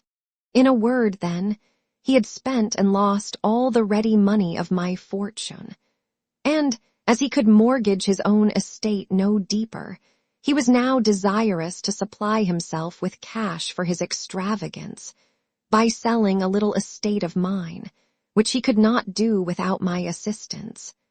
And to obtain this favor was the whole and sole motive of all the fondness which he now put on. With this I peremptorily refused to comply. I told him, and I told him truly, that, had I been possessed of the Indies at our first marriage, he might have commanded it all. For it had been a constant maxim with me, that where a woman disposes of her heart, she should always deposit her fortune. But, as he had been so kind long ago to restore the former into my possession, I was resolved likewise to retain what little remained of the latter. I will not describe to you the passion into which these words, and the resolute air in which they were spoken, threw him, nor will I trouble you with the whole scene which succeeded between us. Out came, you may be well assured, the story of the mistress, and out it did come, with all the embellishments which anger and disdain could bestow upon it. Mr. Fitzpatrick seemed a little thunderstruck with this, and more confused than I had seen him, though his ideas are always confused enough, heaven knows. He did not, however, endeavor to exculpate himself, but took a method which almost equally confounded me. What was this but recrimination? He affected to be jealous. He may, for aught I know, be inclined enough to jealousy in his natural temper. Nay, he must have had it from nature, or the devil must have put it into his head. For I defy all the world to cast a just aspersion on my character. Nay, the most scandalous tongues have never dared censure my reputation. My fame, I thank heaven, hath been always as spotless as my life, and let falsehood itself accuse that if it dare. No, my dear grave heirs, however provoked, however ill-treated, however injured in my love, I have firmly resolved never to give the least room for censure on this account. And yet, my dear, there are some people so malicious, some tongues so venomous that no innocence can escape them. The most undesigned word, the most accidental look, the least familiarity, the most innocent freedom will be misconstrued and magnified into I know not what by some people. But I despise, my dear grave heirs, I despise all such slander. No such malice, I assure you, ever gave me an uneasy moment. No, I promise you I am above all that. But where was I? Oh, let me see, I told you my husband was jealous. And of whom, I pray? Why, of whom but the lieutenant I mentioned to you before?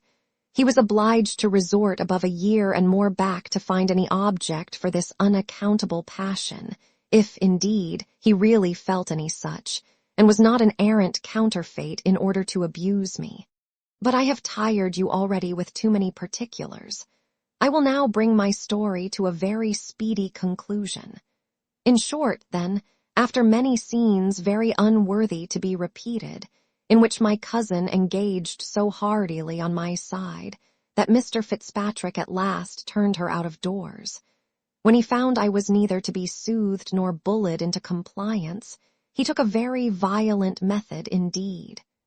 Perhaps you will conclude he beat me, but this, though he hath approached very near to it, he never actually did. He confined me to my room, without suffering me to have either pen, ink, paper, or book, and a servant every day made my bed and brought me my food. When I had remained a week under this imprisonment, he made me a visit, and with the voice of a schoolmaster, or, what is often much the same, of a tyrant, asked me if I would yet comply. I answered very stoutly that I would die first. Then so you shall, and be D, cries he, for you shall never go alive out of this room. Here I remained a fortnight longer, and to say the truth, my constancy was almost subdued, and I began to think of submission, when one day, in the absence of my husband, who was gone abroad for some short time, by the greatest good fortune in the world, an accident happened. At a time when I began to give way to the utmost despair. Everything would be excusable at such a time. At that very time I received, but it would take up an hour to tell you all particulars. In one word, then, for I will not tire you with circumstances. Gold, the common key to all padlocks, opened my door and set me at liberty. I now made haste to Dublin, where I immediately procured a passage to England, and was proceeding to Bath, in order to throw myself into the protection of my aunt, or of your father, or of any relation who would afford it me. My husband overtook me last night at the inn where I lay, and which you left a few minutes before me, but I had the good luck to escape him, and to follow you. And thus, my dear, ends my history. A tragical one, I am sure, it is to myself, but perhaps I ought rather to apologize to you for its dullness. Sophia heaved a deep sigh, and answered, Indeed, Harriet, I pity you from my soul. But what could you expect? Why would you marry an Irishman? Upon my word, replied her cousin, your censure is unjust. There are, among the Irish, men of as much worth and honor as any among the English. Nay, to speak the truth, generosity of spirit is rather more common among them.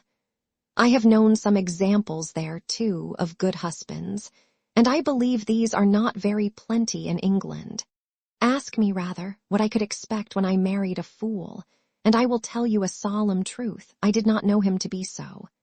Can no man, said Sophia in a very low and altered voice, do you think make a bad husband who is not a fool?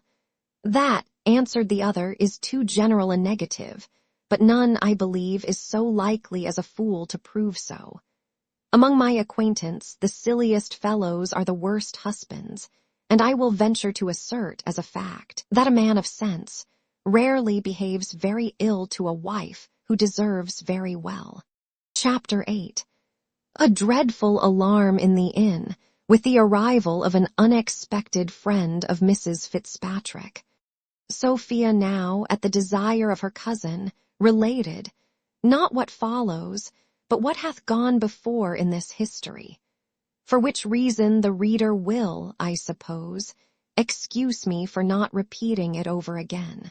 One remark, however, I cannot forbear making on her narrative, namely, that she made no more mention of Jones, from the beginning to the end, than if there had been no such person alive. This I will neither endeavor to account for nor to excuse. Indeed, if this may be called a kind of dishonesty, it seems the more inexcusable from the apparent openness and explicit sincerity of the other lady. But so it was. Just as Sophia arrived at the conclusion of her story, there arrived in the room where the two ladies were sitting a noise, not unlike, in loudness, to that of a pack of hounds just let out from their kennel, nor in shrillness to cats when caterwauling, or to screech owls, or indeed more like, for what animal can resemble a human voice?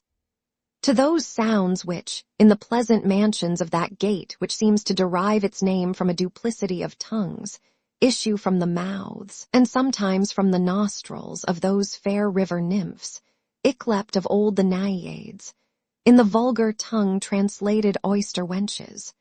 For when, instead of the antient libations of milk and honey and oil, the rich distillation from the juniper berry, or perhaps from malt, hath by the early devotion of their votaries been poured forth in great abundance, should any daring tongue with unhallowed license profane, i.e., depreciate, the delicate fat Milton oyster, the place sound and firm, the flounder as much alive as when in the water, the shrimp as big as a prawn, the fine cod alive but a few hours ago, or any other of the various treasures which those water deities who fish the sea and rivers have committed to the care of the nymphs, the angry Naiades lift up their immortal voices, and the profane wretch is struck deaf for his impiety. Such was the noise which now burst from one of the rooms below, and soon the thunder, which long had rattled at a distance, began to approach nearer and nearer, till, having ascended by degrees upstairs, it at last entered the apartment where the ladies were. In short, to drop all metaphor and figure, Mrs. Honor, having scolded violently below stairs, and continued the same all the way up, came in to her mistress in a most outrageous passion, crying out, "What doth your ladyship think? Would you imagine that this impudent villain, the master of this house, hath had the impudence to tell me, nay, to stand it out to my face, that your ladyship is that nasty, stinking W.H. Jenny Cameron they call her, that runs about the country with the Pretender? Nay, the lying, saucy villain had the assurance to tell me that your ladyship had owned yourself to be so, but I have clawed the rascal. I have left the marks of my nails in his impudent face. My lady, says I, you saucy scoundrel, my lady is meet for no pretenders. She is a young lady of as good fashion, and family, and fortune as any in Somersetshire. Did you never hear of the great Squire Western, sirrah?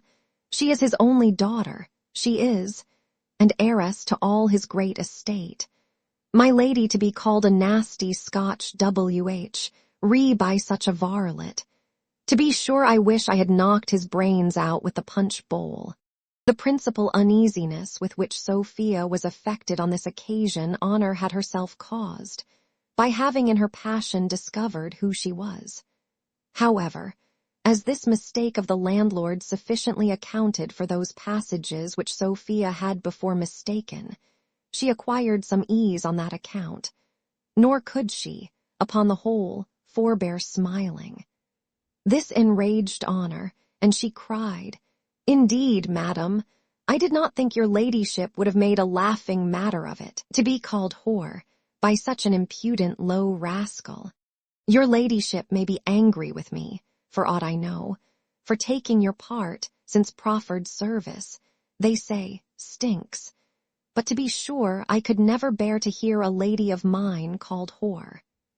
Nor will I bear it. I am sure your ladyship is as virtuous a lady as ever sat foot on English ground, and I will claw any villain's eyes out who dares for to offer to presume for to say the least word to the contrary. Nobody ever could say the least ill of the character of any lady that ever I waited upon. Hinc illi lacrymi. In plain truth, Honor had as much love for her mistress as most servants have, that is to say. But besides this, her pride obliged her to support the character of the lady she waited on, for she thought her own was in a very close manner connected with it. In proportion as the character of her mistress was raised, hers likewise, as she conceived, was raised with it, and on the contrary, she thought the one could not be lowered without the other. On this subject, reader, I must stop a moment to tell thee a story. The famous Nell Gwynn, stepping one day from a house where she had made a short visit into her coach, saw a great mob assembled, and her footman all bloody and dirty. The fellow, being asked by his mistress the reason of his being in that condition, answered, I have been fighting, madam, with an impudent rascal who called your ladyship a W.H. You blockhead, replied Mrs. Gwynn, at this rate you must fight every day of your life. Why, you fool, all the world knows it. Do they? Cries the fellow in a muttering voice after he had shut the coach door, they shan't call me a whore's footman for all that. Thus the passion of Mrs. Honor appears natural enough, even if it were to be no otherwise accounted for. But, in reality, there was another cause of her anger, for which we must beg leave to remind our reader of a circumstance mentioned in the above simile. There are indeed certain liquors, which, being applied to our passions, or to fire, produce effects the very reverse of those produced by water, as they serve to kindle and inflame rather than to extinguish. Among these, the generous liquor called punch is one. It was not, therefore, without reason, that the learned Dr. Cheney used to call drinking punch pouring liquid fire down your throat. Now, Mrs. Honor had unluckily poured so much of this liquid fire down her throat that the smoke of it began to ascend into her pericranium and blinded the eyes of reason, which is there supposed to keep her residence, while the fire itself from the stomach easily reached the heart, and there inflamed the noble passion of pride. So that, upon the whole, we shall cease to wonder at the violent rage of the waiting woman, though at first sight we must confess the cause seems inadequate to the effect.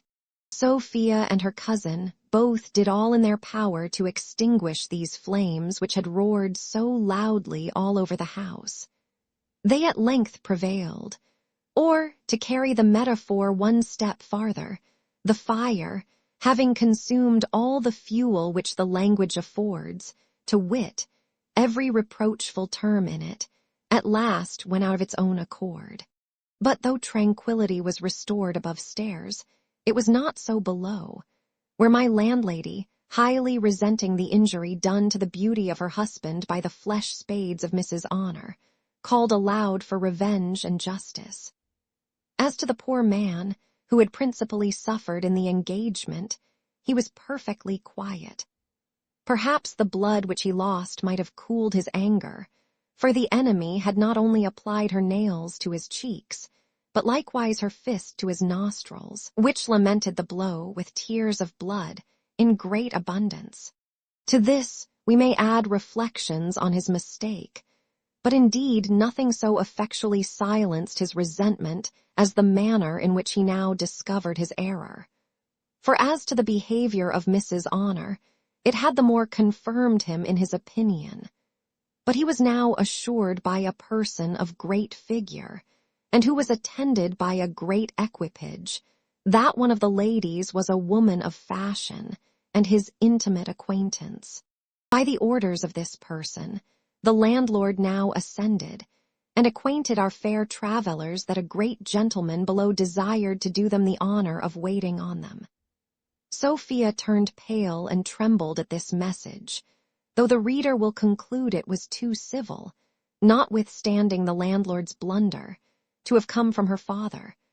But fear hath the common fault of a justice of peace, and is apt to conclude hastily from every slight circumstance, without examining the evidence on both sides. To ease the reader's curiosity, therefore, rather than his apprehensions, we proceed to inform him that an Irish peer had arrived very late that evening at the inn, in his way to London. This nobleman, having sallied from his supper at the Hurricane before commemorated, had seen the attendant of Mrs. Fitzpatrick, and upon a short inquiry was informed that her lady, with whom he was very particularly acquainted, was above. This information he had no sooner received than he addressed himself to the landlord, pacified him, and sent him upstairs with compliments rather civiller than those which were delivered. It may perhaps be wondered at that the waiting woman herself was not the messenger employed on this occasion, but we are sorry to say she was not at present qualified for that, or indeed for any other office. The rum, for so the landlord chose to call the distillation from malt, had basely taken the advantage of the fatigue which the poor woman had undergone, and had made terrible depredations on her noble faculties, at a time when they were very unable to resist the attack. We shall not describe this tragical scene too fully, but we thought ourselves obliged, by that historic integrity which we profess, shortly to hint a matter which we would otherwise have been glad to have spared.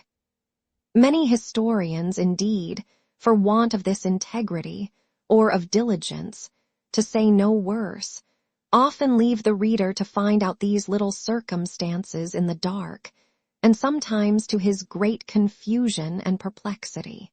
Sophia was very soon eased of her causeless fright by the entry of the noble peer, who was not only an intimate acquaintance of Mrs. Fitzpatrick, but in reality a very particular friend of that lady. To say truth, it was by his assistance that she had been enabled to escape from her husband. For this nobleman had the same gallant disposition with those renowned knights of whom we read in heroic story, and had delivered many an imprisoned nymph from durance. He was indeed as bitter an enemy to the savage authority, too often exercised by husbands and fathers, over the young and lovely of the other sex, as ever knight-errant was to the barbarous power of enchanters. Nay, to say truth, I have often suspected that those very enchanters with which romance everywhere abounds were in reality no other than the husbands of those days. And matrimony itself was, perhaps, the enchanted castle in which the nymphs were said to be confined. This nobleman had an estate in the neighbourhood of Fitzpatrick, and had been for some time acquainted with the lady. No sooner, therefore, did he hear of her confinement than he earnestly applied himself to procure her liberty, which he presently effected, not by storming the castle, according to the example of antient heroes, but by corrupting the governor in conformity with the modern art of war, in which craft is held to be preferable to valor, and gold is found to be more irresistible than either lead or steel. This circumstance, however, as the lady did not think it material enough to relate to her friend, we would not at that time impart it to the reader. We rather chose to leave him a while under a supposition that she had found, or coined, or by some very extraordinary, perhaps supernatural means, had possessed herself of the money with which she had bribed her keeper, than to interrupt her narrative by giving a hint of what seemed to her of too little importance to be mentioned. The peer, after a short conversation, could not forbear expressing some surprise at meeting the lady in that place, nor could he refrain from telling her he imagined she had been gone to Bath. Mrs. Fitzpatrick very freely answered that she had been prevented in her purpose by the arrival of a person she need not mention. In short, says she, I was overtaken by my husband, for I need not affect to conceal what the world knows too well already. I had the good fortune to escape in a most surprising manner, and am now going to London with this young lady, who is a near relation of mine, and who hath escaped from as great a tyrant as my own. His lordship, concluding that this tyrant was likewise a husband, made a speech full of compliments to both the ladies, and as full of invectives against his own sex. Nor indeed did he avoid some oblique glances at the matrimonial institution itself, and at the unjust powers given by it to man over the more sensible and more meritorious part of the species. He ended his oration with an offer of his protection, and of his coach and six, which was instantly accepted by Mrs. Fitzpatrick, and at last, upon her persuasions, by Sophia. Matters being thus adjusted, his lordship took his leave, and the ladies retired to rest, where Mrs. Fitzpatrick entertained her cousin with many high encomiums on the character of the noble peer, and enlarged very particularly on his great fondness for his wife, saying, she believed he was almost the only person of high rank who was entirely constant to the marriage bed. Indeed, added she, my dear Sophy, that is a very rare virtue amongst men of condition. Never expect it when you marry, for believe me, if you do, you will certainly be deceived. A gentle sigh stole from Sophia at these words, which perhaps contributed to form a dream of no very pleasant kind. But, as she never revealed this dream to anyone, so the reader cannot expect to see it related here. Chapter 9. The morning introduced in some pretty writing, a stagecoach, the civility of chambermaids, the heroic temper of Sophia, her generosity, the return to it, the departure of the company and their arrival at London, with some remarks for the use of travellers. Those members of society who are born to furnish the blessings of life now began to light their candles, in order to pursue their daily labors for the use of those who are born to enjoy these blessings. The sturdy hind now attends the levee of his fellow laborer the ox. The cunning artificer, the diligent mechanic, spring from their hard mattress. And now the bonny housemaid begins to repair the disordered drum-room, while the riotous authors of that disorder, in broken, interrupted slumbers, tumble and toss, as if the hardness of down disquieted their repose. In simple phrase, the clock had no sooner struck 7 than the ladies were ready for their journey, and at their desire, his lordship and his equipage were prepared to attend them. And now a matter of some difficulty arose, and this was how his lordship himself should be conveyed. For though in stage coaches, where passengers are properly considered as so much luggage, the ingenious coachman stows 6 with perfect ease into the place of 4. For well he contrives that the fat hostess, or well-fed alderman, may take up no more room than the slim miss or taper master, it being the nature of guts, when well squeezed, to give way, and to lie in a narrow compass. Yet in these vehicles, which are called, for distinction's sake, gentlemen's coaches, though they are often larger than the others, this method of packing is never attempted. His lordship would have put a short end to the difficulty, by very gallantly desiring to mount his horse, but Mrs. Fitzpatrick would by no means consent to it. It was therefore concluded that the Abigails should, by turns, relieve each other on one of his lordship's horses, which was presently equipped with a side saddle for that purpose. Everything being settled at the inn, the ladies discharged their former guides, and Sophia made a present to the landlord, partly to repair the bruise which he had received under herself, and partly on account of what he had suffered under the hands of her enraged waiting woman. And now, Sophia first discovered a loss which gave her some uneasiness, and this was of the £100 bank bill which her father had given her at their last meeting, and which, within a very inconsiderable trifle, was all the treasure she was at present worth. She searched everywhere, and shook and tumbled all her things to no purpose.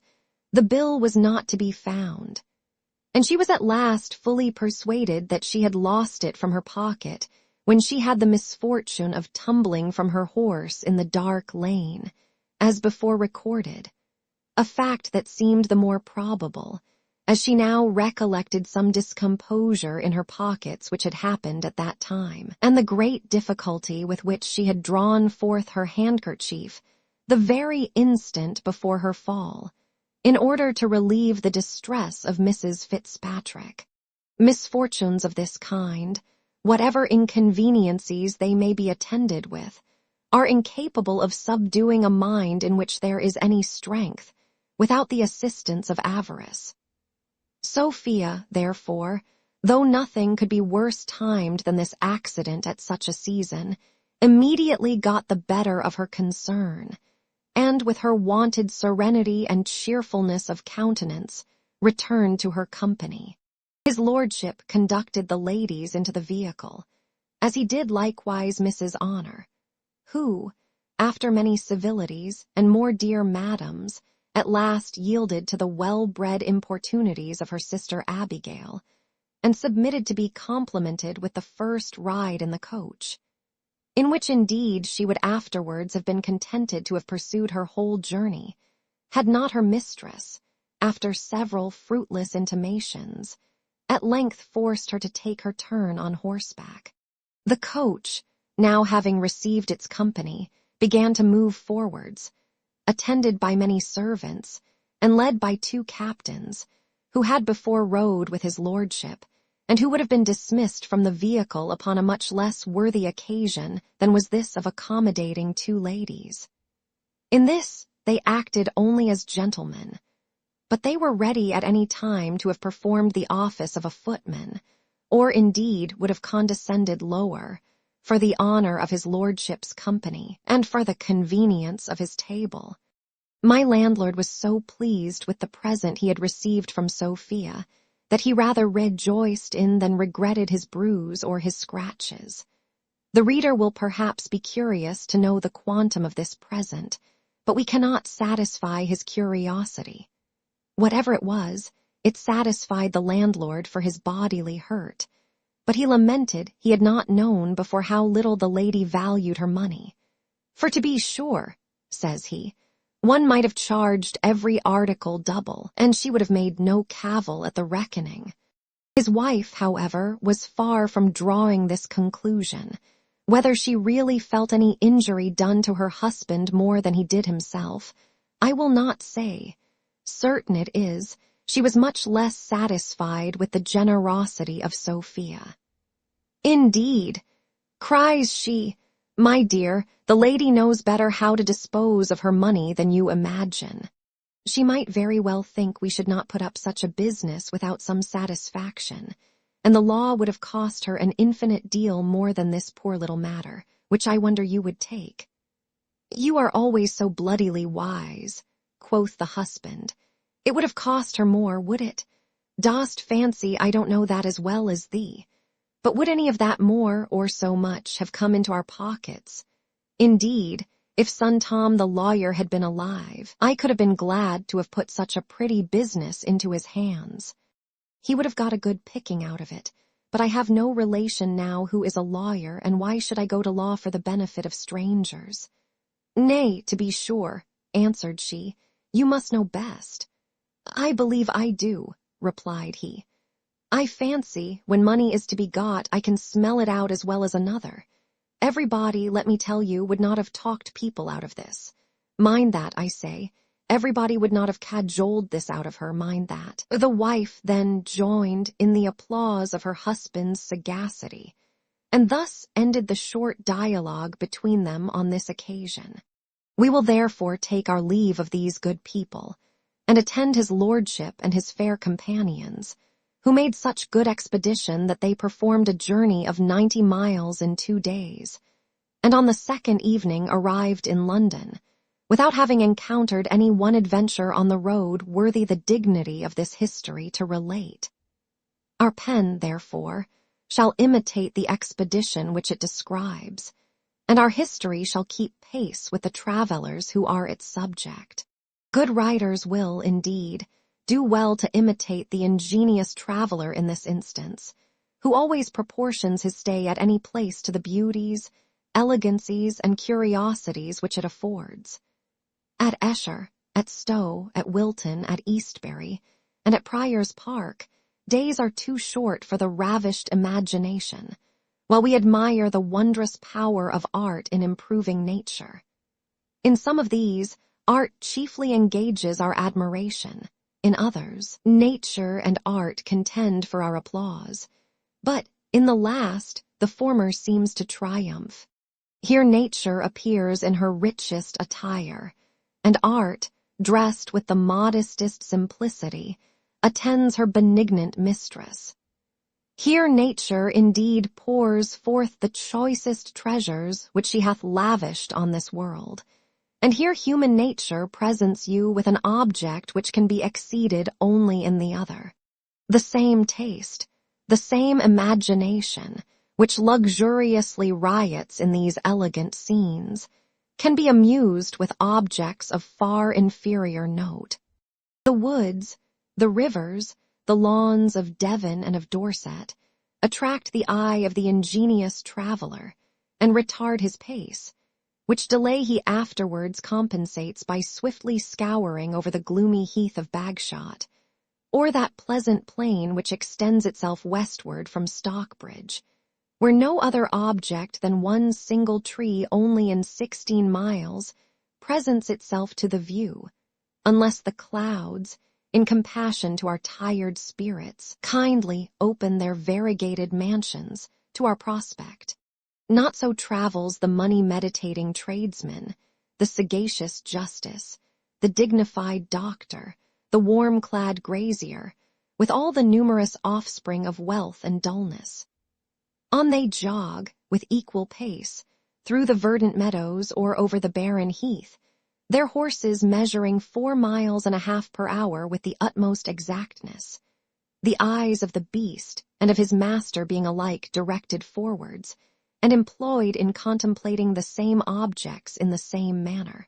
With equal rapture, the good writer surveys the proudest boasts of the architect, and those fair buildings with which some unknown name hath adorned the rich clothing town, where heaps of bricks are piled up as a kind of monument to show that heaps of money have been piled there before.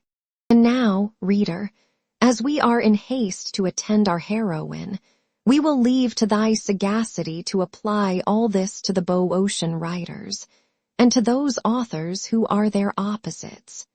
This thou wilt be abundantly able to perform without our aid. Bestir thyself, therefore, on this occasion, for though we will always lend thee proper assistance in difficult places, as we do not, like some others, expect thee to use the arts of divination to discover our meaning, yet we shall not indulge thy laziness where nothing but thy own attention is required. For thou art highly mistaken if thou dost imagine that we intended, when we began this great work, to leave thy sagacity nothing to do, or that, without sometimes exercising this talent, thou wilt be able to travel through our pages with any pleasure or profit to thyself. Chapter 10, containing a hint or two concerning virtue, and a few more concerning suspicion. Our company, being arrived at London, were set down at his lordship's house, where, while they refreshed themselves after the fatigue of their journey, servants were dispatched to provide a lodging for the 2 ladies. For, as her ladyship was not then in town, Mrs. Fitzpatrick would by no means consent to accept a bed in the mansion of the peer. Some readers will, perhaps, condemn this extraordinary delicacy, as I may call it a virtue, as too nice and scrupulous. But we must make allowances for her situation, which must be owned to have been very ticklish. And when we consider the malice of censorious tongues, we must allow, if it was a fault, the fault was an excess on the right side, and which every woman who is in the self-same situation will do well to imitate. The most formal appearance of virtue, when it is only an appearance, may, perhaps, in very abstracted considerations, seem to be rather less commendable than virtue itself without this formality. But it will, however, be always more commended. And this, I believe, will be granted by all, that it is necessary, unless in some very particular cases, for every woman to support either the one or the other. A lodging being prepared, Sophia accompanied her cousin for that evening, but resolved early in the morning to inquire after the lady into whose protection, as we have formerly mentioned, she had determined to throw herself when she quitted her father's house. And this she was the more eager in doing from some observations she had made during her journey in the coach.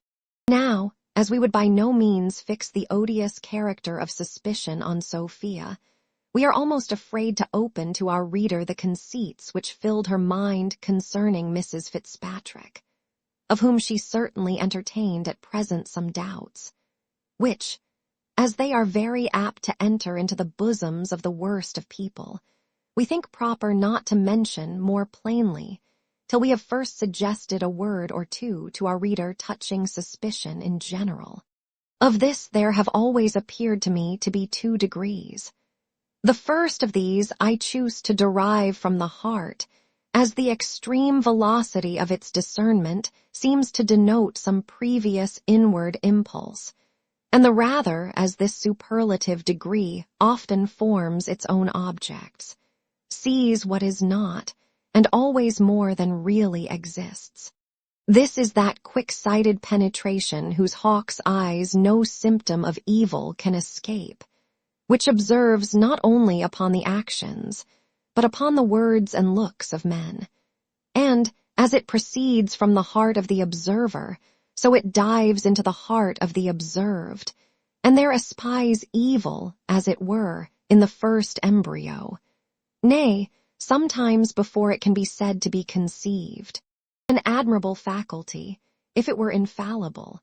But, as this degree of perfection is not even claimed by more than one mortal being, so from the fallibility of such acute discernment have arisen many sad mischiefs and most grievous heartaches to innocence and virtue. I cannot help, therefore, regarding this vast quick-sightedness into evil as a vicious excess, and as a very pernicious evil in itself. And I am the more inclined to this opinion, as I am afraid it always proceeds from a bad heart, for the reasons I have above mentioned, and for one more, namely, because I never knew it the property of a good one. Now, from this degree of suspicion, I entirely and absolutely acquit Sophia. A second degree of this quality seems to arise from the head. This is, indeed, no other than the faculty of seeing what is before your eyes, and of drawing conclusions from what you see. The former of these is unavoidable by those who have any eyes, and the latter is perhaps no less certain and necessary a consequence of our having any brains. This is altogether as bitter an enemy to guilt as the former is to innocence, nor can I see it in an unamiable light, even though, through human fallibility, it should be sometimes mistaken. For instance, if a husband should accidentally surprise his wife in the lap, or in the embraces of some of those pretty young gentlemen who profess the art of cuckold-making, I should not highly, I think, blame him for concluding something more than what he saw, from the familiarities which he really had seen, and which we are at least favorable enough to, when we call them innocent freedomists, the reader will easily suggest great plenty of instances to himself. I shall add but one more, which, however unchristian it may be thought by some, I cannot help esteeming to be strictly justifiable. And this is a suspicion that a man is capable of doing what he hath done already, and that it is possible for one who hath been a villain once to act the same part again. And to confess the truth, of this degree of suspicion, I believe Sophia was guilty. From this degree of suspicion, she had, in fact, conceived an opinion that her cousin was really not better than she should be. The case, it seems, was this. Mrs. Fitzpatrick wisely considered that the virtue of a young lady is, in the world, in the same situation with a poor hare, which is certain, whenever it ventures abroad, to meet its enemies, for it can hardly meet any other. No sooner, therefore, was she determined to take the first opportunity of quitting the protection of her husband, than she resolved to cast herself under the protection of some other man. And whom could she so properly choose to be her guardian as a person of quality, of fortune, of honor? And who, besides a gallant disposition which inclines men to knight-errantry, that is, to be the champions of ladies in distress, had often declared a violent attachment to herself, and had already given her all the instances of it in his power. But as the law hath foolishly omitted this office of vice-husband, or guardian to an eloped lady, and as malice is apt to denominate him by a more disagreeable appellation, it was concluded that his lordship should perform all such kind offices to the lady in secret, and without publicly assuming the character of her protector. Nay, to prevent any other person from seeing him in this light, it was agreed that the lady should proceed directly to Bath, and that his lordship should first go to London, and thence should go down to that place by the advice of his physicians. Now all this Sophia very plainly understood, not from the lips or behavior of Mrs. Fitzpatrick, but from the peer, who was infinitely less expert at retaining a secret than was the good lady. And perhaps the exact secrecy which Mrs. Fitzpatrick had observed on this head in her narrative served not a little to heighten those suspicions which were now risen in the mind of her cousin. Sophia very easily found out the lady she sought, for indeed there was not a chairman in town to whom her house was not perfectly well known. And as she received, in return of her first message, a most pressing invitation, she immediately accepted it. Mrs. Fitzpatrick, indeed, did not desire her cousin to stay with her with more earnestness than civility required. Whether she had discerned and resented the suspicion above mentioned, or from what other motive it arose, I cannot say. But certain it is, she was full as desirous of parting with Sophia as Sophia herself could be of going. The young lady, when she came to take leave of her cousin, could not avoid giving her a short hint of advice. She begged her, for heaven's sake, to take care of herself, and to consider in how dangerous a situation she stood, adding she hoped some method would be found of reconciling her to her husband. "You must remember, my dear," says she, "the maxim which my Aunt Western hath so often repeated to us both, that whenever the matrimonial alliance is broke, and war declared between husband and wife, she can hardly make a disadvantageous peace for herself on any conditions. These are my aunt's very words, and she hath had a great deal of experience in the world." Mrs. Fitzpatrick answered with a contemptuous smile, "Never fear me, child, take care of yourself, for you are younger than I. I will come and visit you in a few days, but, dear Sophie, let me give you one piece of advice. Leave the character of grave airs in the country, for, believe me, it will sit very awkwardly upon you in this town." Thus the two cousins parted, and Sophia repaired directly to Lady Bellaston, where she found a most hearty, as well as a most polite, welcome. The lady had taken a great fancy to her when she had seen her formerly with her Aunt Western. She was indeed extremely glad to see her, and was no sooner acquainted with the reasons which induced her to leave the squire and to fly to London than she highly applauded her sense and resolution. And after expressing the highest satisfaction in the opinion which Sophia had declared she entertained of her ladyship, by choosing her house for an asylum, she promised her all the protection which it was in her power to give. As we have now brought Sophia into safe hands, the reader will, I apprehend, be contented to deposit her there a while, and to look a little after other personages, and particularly poor Jones, whom we have left long enough to do penance for his past offences, which, as is the nature of vice, brought sufficient punishment upon him themselves. Book 12, containing the same individual time with the former. Chapter 1, showing what is to be deemed plagiarism in a modern author, and what is to be considered as lawful prize. The learned reader must have observed that in the course of this mighty work, I have often translated passages out of the best antient authors, without quoting the original, or without taking the least notice of the book from whence they were borrowed. This conduct in writing is placed in a very proper light by the ingenious Abbé Bannier, in his preface to his mythology, a work of great erudition and of equal judgment. "It will be easy," says he, "for the reader to observe that I have frequently had greater regard to him than to my own reputation.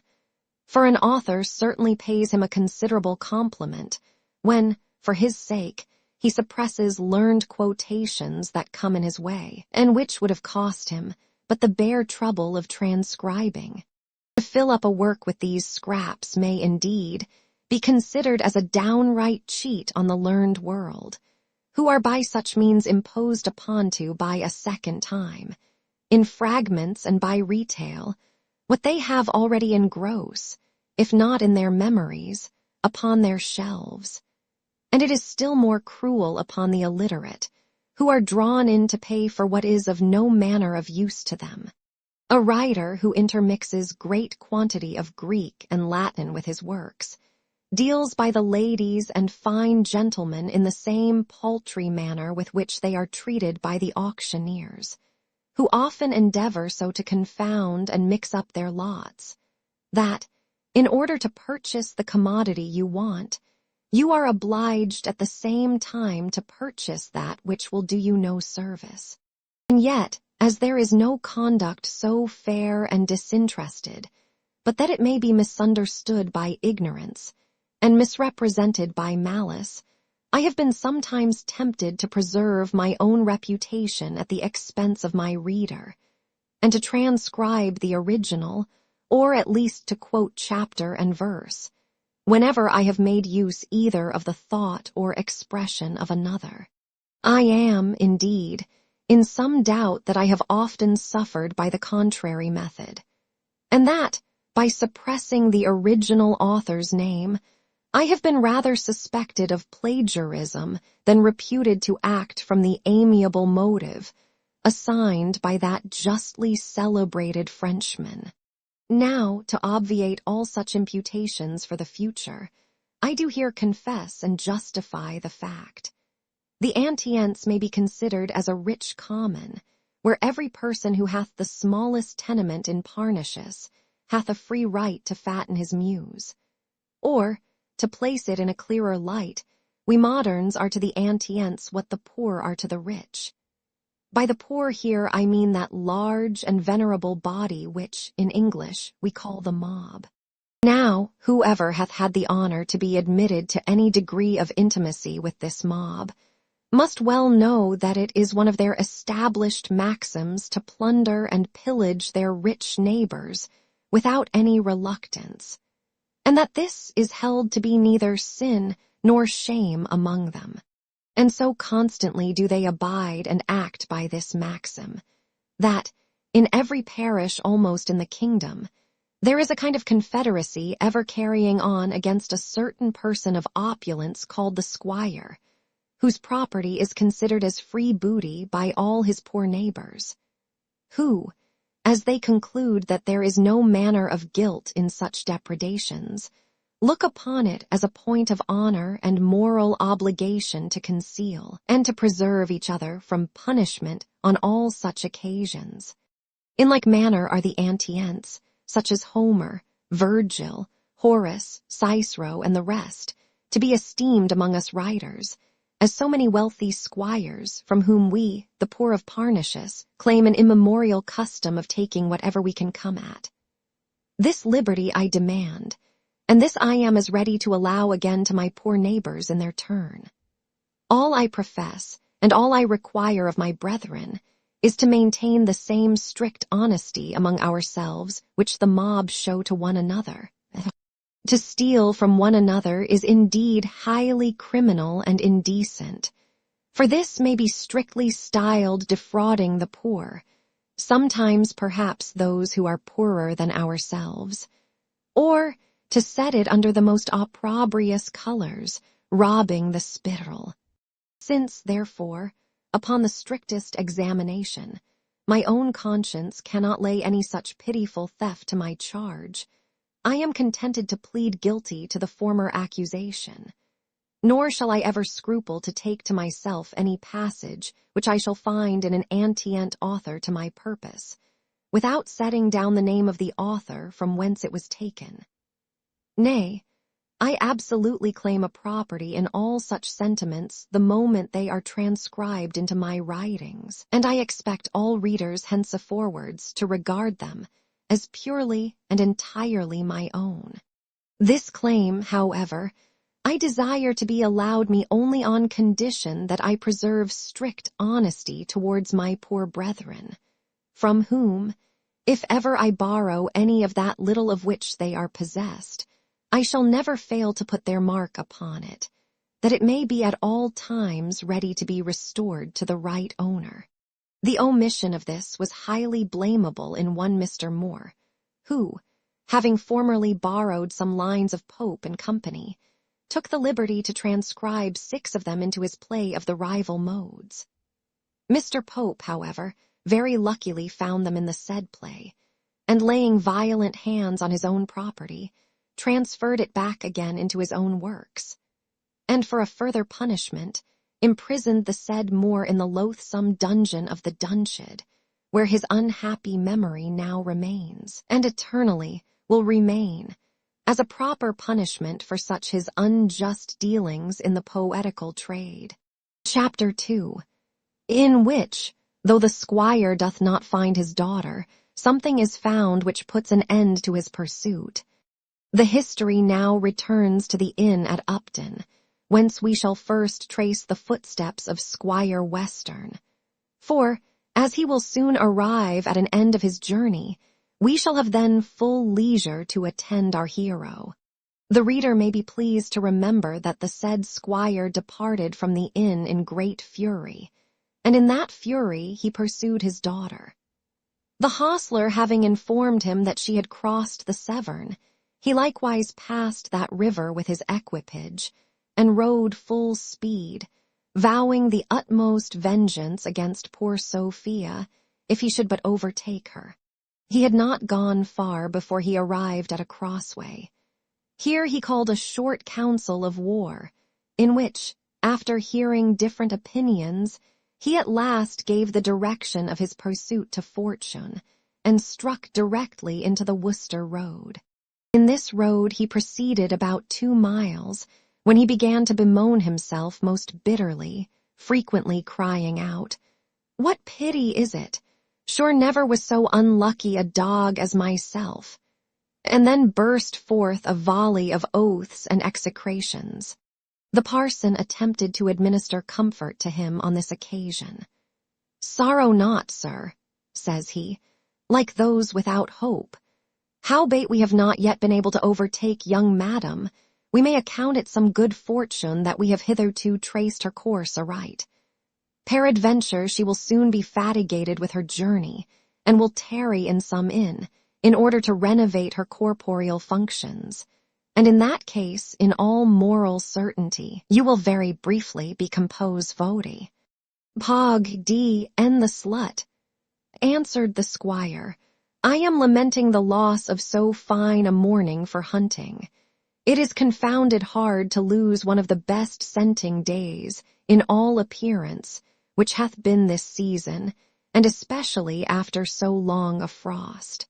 Whether fortune, who now and then shows some compassion in her wantonest tricks, might not take pity of the squire, and, as she had determined not to let him overtake his daughter, might not resolve to make him amends some other way, I will not assert. But he had hardly uttered the words just before commemorated, and 2 or 3 oaths at their heels, when a pack of hounds began to open their melodious throats at a small distance from them, which the squire's horse and his rider both perceiving, both immediately pricked up their ears, and the squire, crying, She's gone, she's gone. Damn me if she is not gone, instantly clapped spurs to the beast, who little needed it, having indeed the same inclination with his master. And now the whole company, crossing into a cornfield, rode directly towards the hounds with much hallowing and whooping, while the poor parson, blessing himself, brought up the rear. Thus fable reports that the fair Grimalkin, whom Venus, at the desire of a passionate lover, converted from a cat into a fine woman, no sooner perceived a mouse than, mindful of her former sport, and still retaining her pristine nature, she leaped from the bed of her husband to pursue the little animal. What are we to understand by this? Not that the bride was displeased with the embraces of her amorous bridegroom, for, though some have remarked that cats are subject to ingratitude, yet women and cats too will be pleased and purr on certain occasions. The truth is, as the sagacious Sir Roger L'Estrange observes in his deep reflections, that, if we shut nature out at the door, she will come in at the window, and that puss, though a madam, will be a mouser still. In the same manner, we are not to arraign the squire of any want of love for his daughter, for in reality he had a great deal. We are only to consider that he was a squire and a sportsman, and then we may apply the fable to him, and the judicious reflections likewise. The hounds ran very hard, as it is called, and the squire pursued over hedge and ditch, with all his usual vociferation and alacrity, and with all his usual pleasure. Nor did the thoughts of Sophia ever once intrude themselves to allay the satisfaction he enjoyed in the chase, which, he said, was one of the finest he ever saw, and which he swore was very well worth going 50 miles for. As the squire forgot his daughter, the servants, we may easily believe, forgot their mistress. And the parson, after having expressed much astonishment, in Latin, to himself, at length likewise abandoned all farther thoughts of the young lady, and, jogging on at a distance behind, began to meditate a portion of doctrine for the ensuing Sunday. The squire who owned the hounds was highly pleased with the arrival of his brother squire and sportsman, for all men approve merit in their own way, and no man was more expert in the field than Mr. Western, nor did any other better know how to encourage the dogs with his voice, and to animate the hunt with his holla. Sportsmen, in the warmth of a chase, are too much engaged to attend to any manner of ceremony, nay, even to the offices of humanity.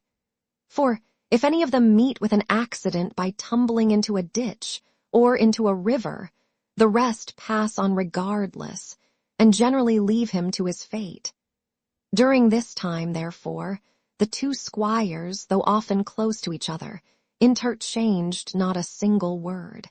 The master of the hunt, however, often saw and approved the great judgment of the stranger in drawing the dogs when they were at a fault, and hence conceived a very high opinion of his understanding, as the number of his attendants inspired no small reverence to his quality. As soon, therefore, as the sport was ended by the death of the little animal which had occasioned it, the two squires met, and in all squire-like greeting saluted each other. The conversation was entertaining enough, and what we may perhaps relate in an appendix or on some other occasion. But as it nowise concerns this history, we cannot prevail on ourselves to give it a place here. It concluded with a second chase, and that with an invitation to dinner. This being accepted was followed by a hearty bout of drinking, which ended in as hearty a nap on the part of Squire Western. Our squire was by no means a match either for his host or for Parson Supple at his cups that evening, for which the violent fatigue of mind as well as body that he had undergone may very well account without the least derogation from his honor. He was indeed, according to the vulgar phrase, whistle-drunk, for before he had swallowed the third bottle, he became so entirely overpowered that though he was not carried off to bed till long after, the parson considered him as absent, and having acquainted the other squire with all relating to Sophia, he obtained his promise of seconding those arguments which he intended to urge the next morning for Mr. Western's return. No sooner, therefore, had the good squire shaken off his evening, and began to call for his morning draught, and to summon his horses in order to renew his pursuit, then Mr. Supple began his dissuasives, which the host so strongly seconded, that they at length prevailed, and Mr. Western agreed to return home, being principally moved by one argument, viz., that he knew not which way to go, and might probably be riding farther from his daughter instead of towards her. He then took leave of his brother sportsmen, and expressing great joy that the frost was broken, which might perhaps be no small motive to his hastening home, set forwards, or rather backwards, for Somersetshire, but not before he had first dispatched part of his retinue in quest of his daughter, after whom he likewise sent a volley of the most bitter execrations which he could invent. Chapter 3. The departure of Jones from Upton, with what passed between him and Partridge on the road. At length we are once more come to our hero, and to say truth, we have been obliged to part with him so long, that, considering the condition in which we left him, I apprehend many of our readers have concluded we intended to abandon him forever. He being at present in that situation in which prudent people usually desist from inquiring any farther after their friends, lest they should be shocked by hearing such friends had hanged themselves. But in reality, if we have not all the virtues, I will boldly say, neither have we all the vices of a prudent character.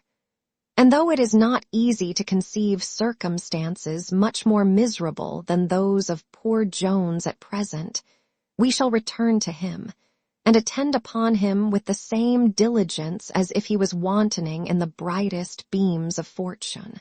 Mr. Jones, then, and his companion Partridge, left the inn a few minutes after the departure of Squire Western, and pursued the same road on foot, for the hostler told them that no horses were by any means to be at that time procured at Upton. On they marched with heavy hearts, for though their disquiet proceeded from very different reasons, yet displeased they were both. And if Jones sighed bitterly, Partridge grunted altogether as sadly at every step. When they came to the crossroads where the squire had stopped to take counsel, Jones stopped likewise, and turning to Partridge, asked his opinion which track they should pursue. "Ah, sir," answered Partridge, "I wish your honor would follow my advice." "Why should I not?" replied Jones, "for it is now indifferent to me whither I go or what becomes of me." "My advice, then," said Partridge, "is that you immediately face about and return home, for who that hath such a home to return to as your honor would travel thus about the country like a vagabond? I ask pardon, sed vox e solar reperta est. Alas, cries Jones, I have no home to return to. But if my friend my father would receive me, could I bear the country from which Sophia is flown? Cruel Sophia, cruel, no, let me blame myself. No, let me blame thee. Nation seize thee, fool, blockhead.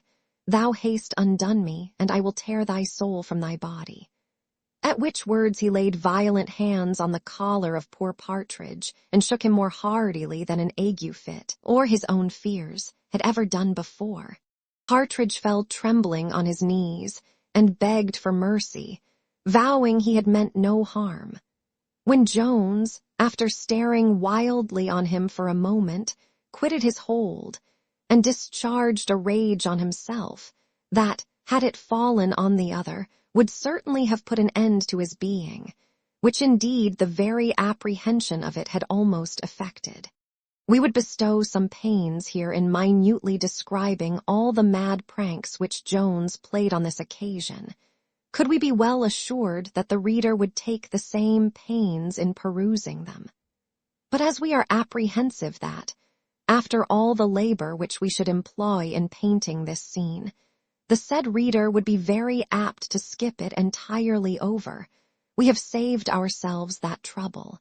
To say the truth, we have, from this reason alone, often done great violence to the luxuriance of our genius, and have left many excellent descriptions out of our work, which would otherwise have been in it.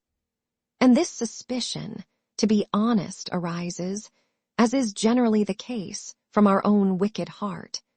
For we have ourselves been very often most horridly given to jumping, as we have run through the pages of voluminous historians.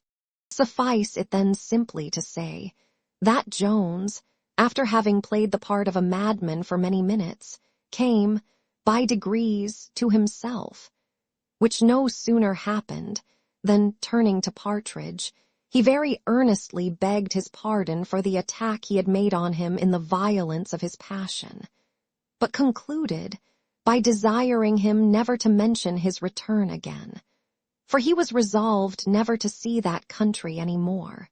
Partridge easily forgave, and faithfully promised to obey the injunction now laid upon him.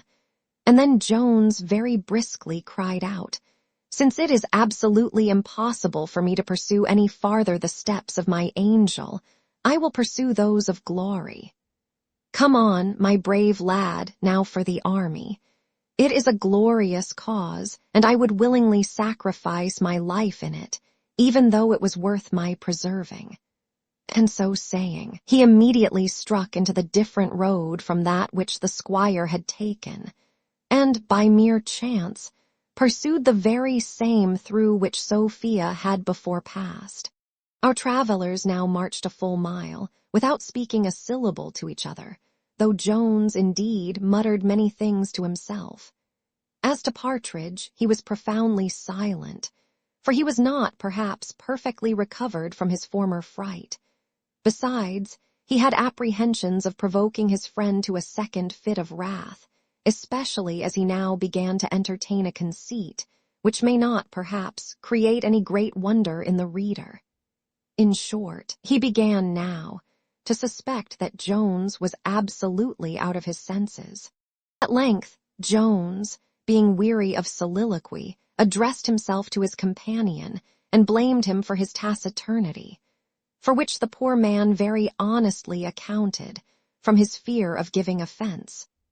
And now this fear being pretty well removed by the most absolute promises of indemnity, Partridge again took the bridle from his tongue, which, perhaps, rejoiced no less at regaining its liberty than a young colt when the bridle is slipped from his neck and he is turned loose into the pastures. As Partridge was inhibited from that topic which would have first suggested itself, he fell upon that which was next uppermost in his mind, namely, the man of the hill. "Certainly, sir," says he, "that could never be a man who dresses himself and lives after such a strange manner, and so unlike other folks. Besides, his diet, as the old woman told me, is chiefly upon herbs, which is a fitter food for a horse than a Christian. Nay, landlord at Upton says that the neighbors thereabouts have very fearful notions about him. It runs strangely in my head that it must have been some spirit, who, perhaps, might be sent to forewarn us. And who knows but all that matter which he told us, of his going to fight, and of his being taken prisoner, and of the great danger he was in of being hanged, might be intended as a warning to us, considering what we are going about. Besides, I dreamt of nothing all last night but of fighting, and methought the blood ran out of my nose, as liquor out of a tap. Indeed, sir, infandum Regina jubes renovare dolorum. Thy story, Partridge, answered Jones, is almost as ill applied as thy Latin. Nothing can be more likely to happen than death to men who go into battle. Perhaps we shall both fall in it, and what then? What then? Replied Partridge. Why then there is an end of us, is there not? When I am gone, all is over with me. What matters the cause to me, or who gets the victory if I am killed? I shall never enjoy any advantage from it. What are all the ringing of bells and bonfires to one that is 6 foot under ground? There will be an end of poor Partridge. And an end of poor Partridge, cries Jones. There must be one time or other. If you love Latin, I will repeat you some fine lines out of Horace, which would inspire courage into a coward. Dulce et decorum, est pro patria mori mors, et fugasum persequitur, verum nec parsit, imbellis juventi poplatibus. Timidoque tergo. I wish you would construe them, cries Partridge. For Horace is a hard author, and I cannot understand as you repeat them. I will repeat you a bad imitation, or rather paraphrase of my own, said Jones, for I am but an indifferent poet, who would not die in his dear country's cause, since, if base fear his dastard step withdraws, from death he cannot fly. One common grave receives, at last, the coward and the brave. That's very certain, cries Partridge.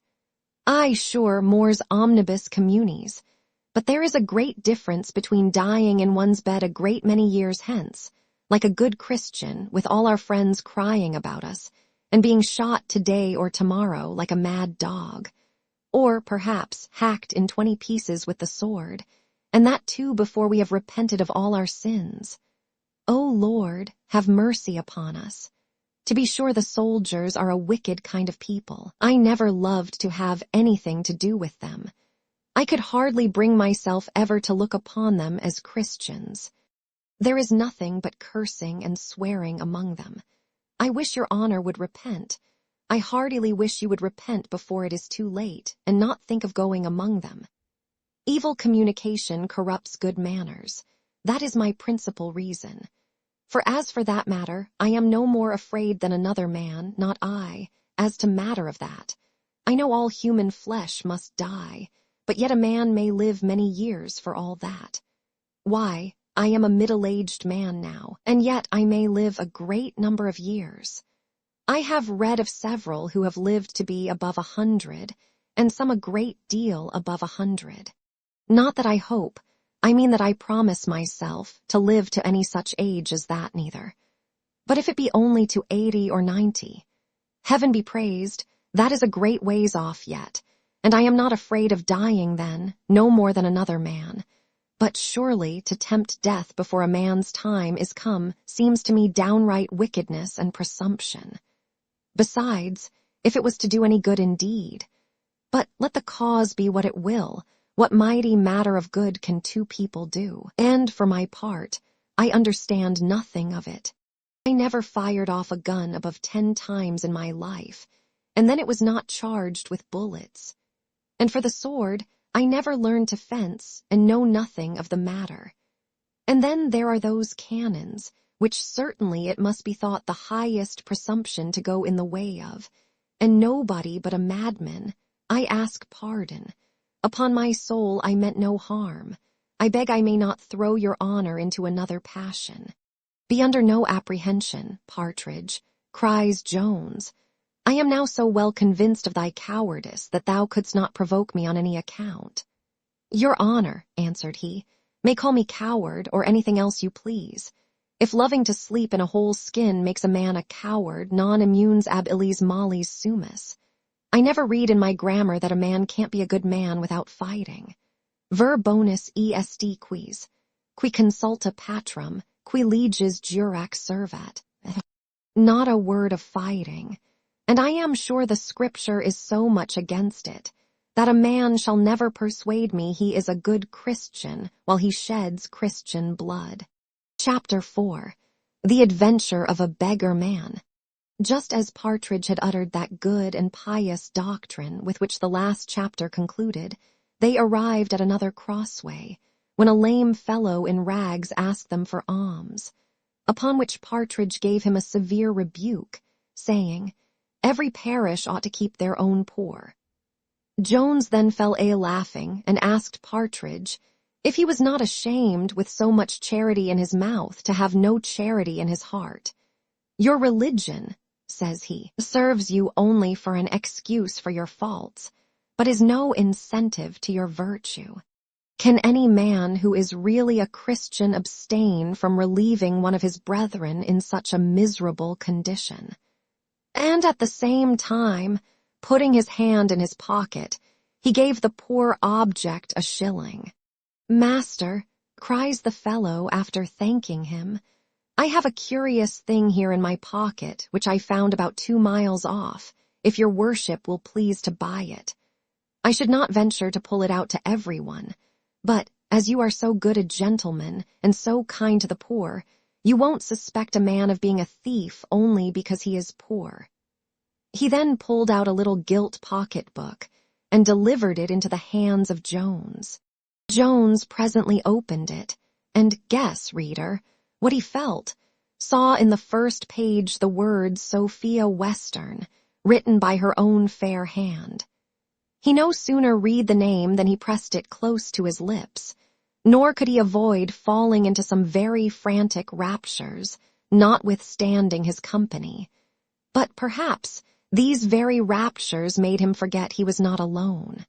While Jones was kissing and mumbling the book, as if he had an excellent brown buttered crust in his mouth, or as if he had really been a bookworm, or an author who had nothing to eat but his own works, a piece of paper fell from its leaves to the ground, which Partridge took up, and delivered to Jones, who presently perceived it to be a bank bill.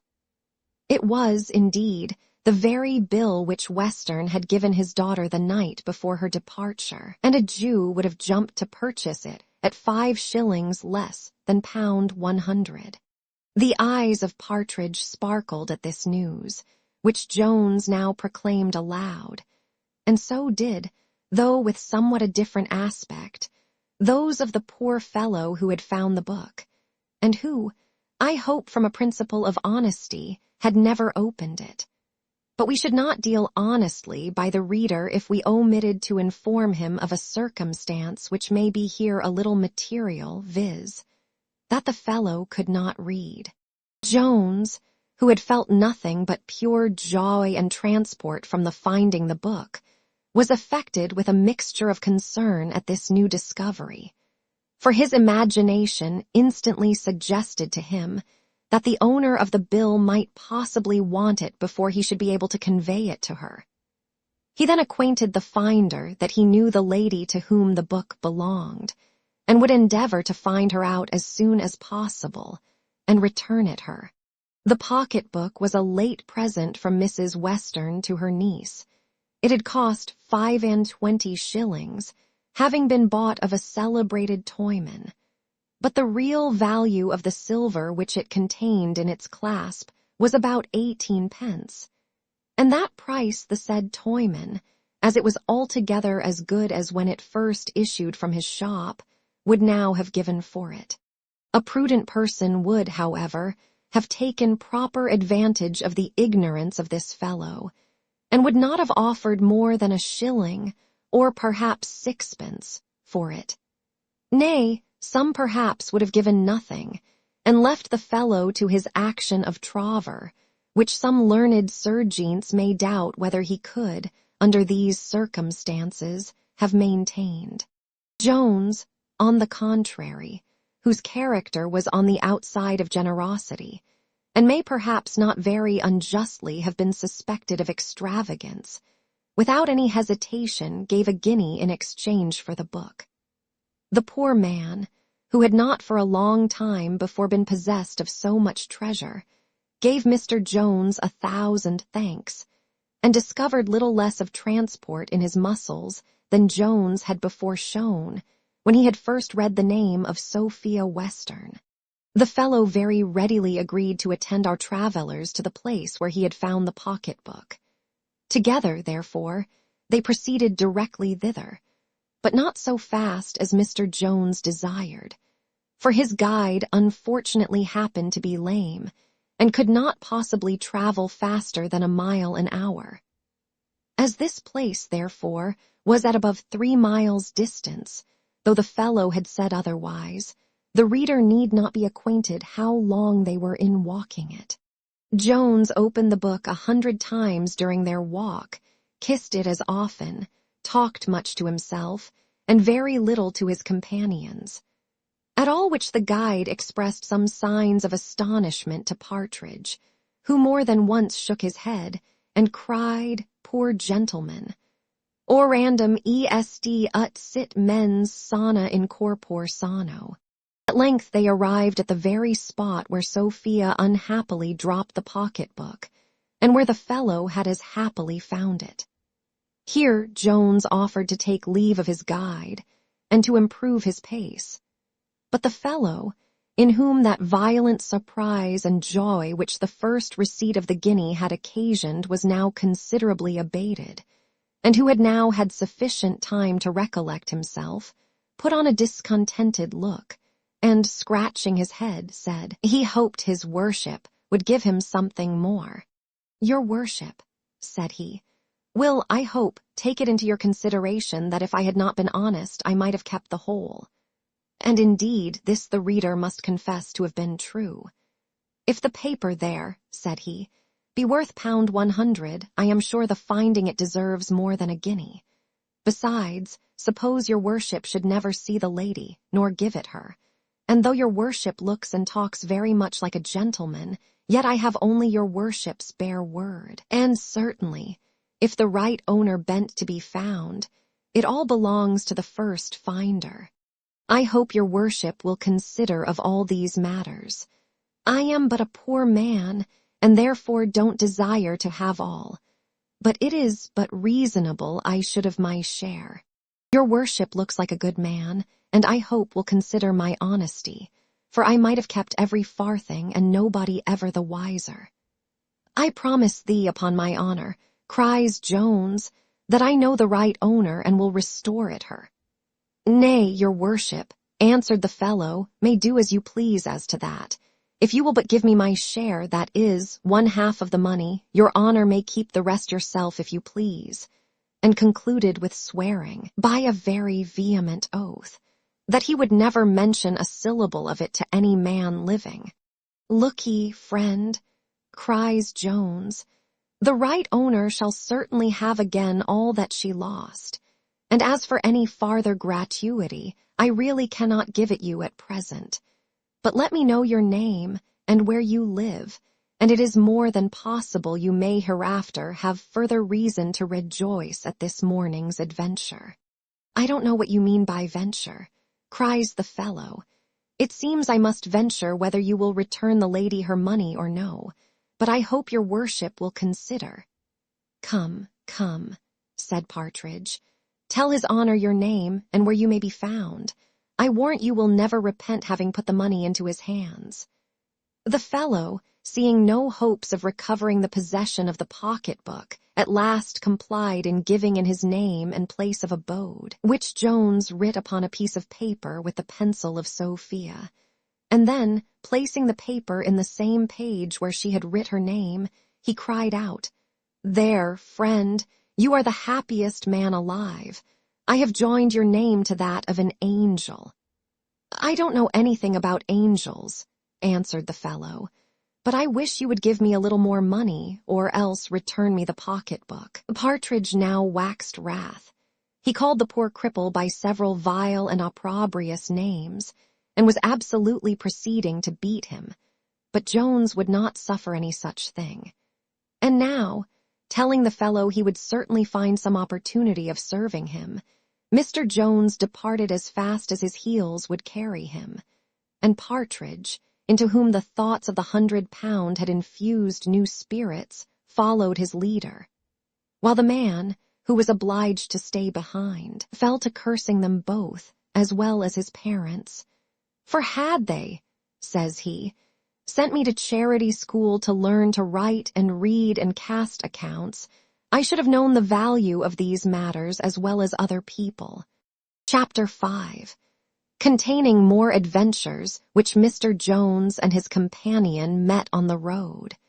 Our travellers now walked so fast that they had very little time or breath for conversation, Jones meditating all the way on Sophia, and Partridge on the bank bill, which, though it gave him some pleasure, caused him at the same time to repine at fortune, which, in all his walks, had never given him such an opportunity of showing his honesty.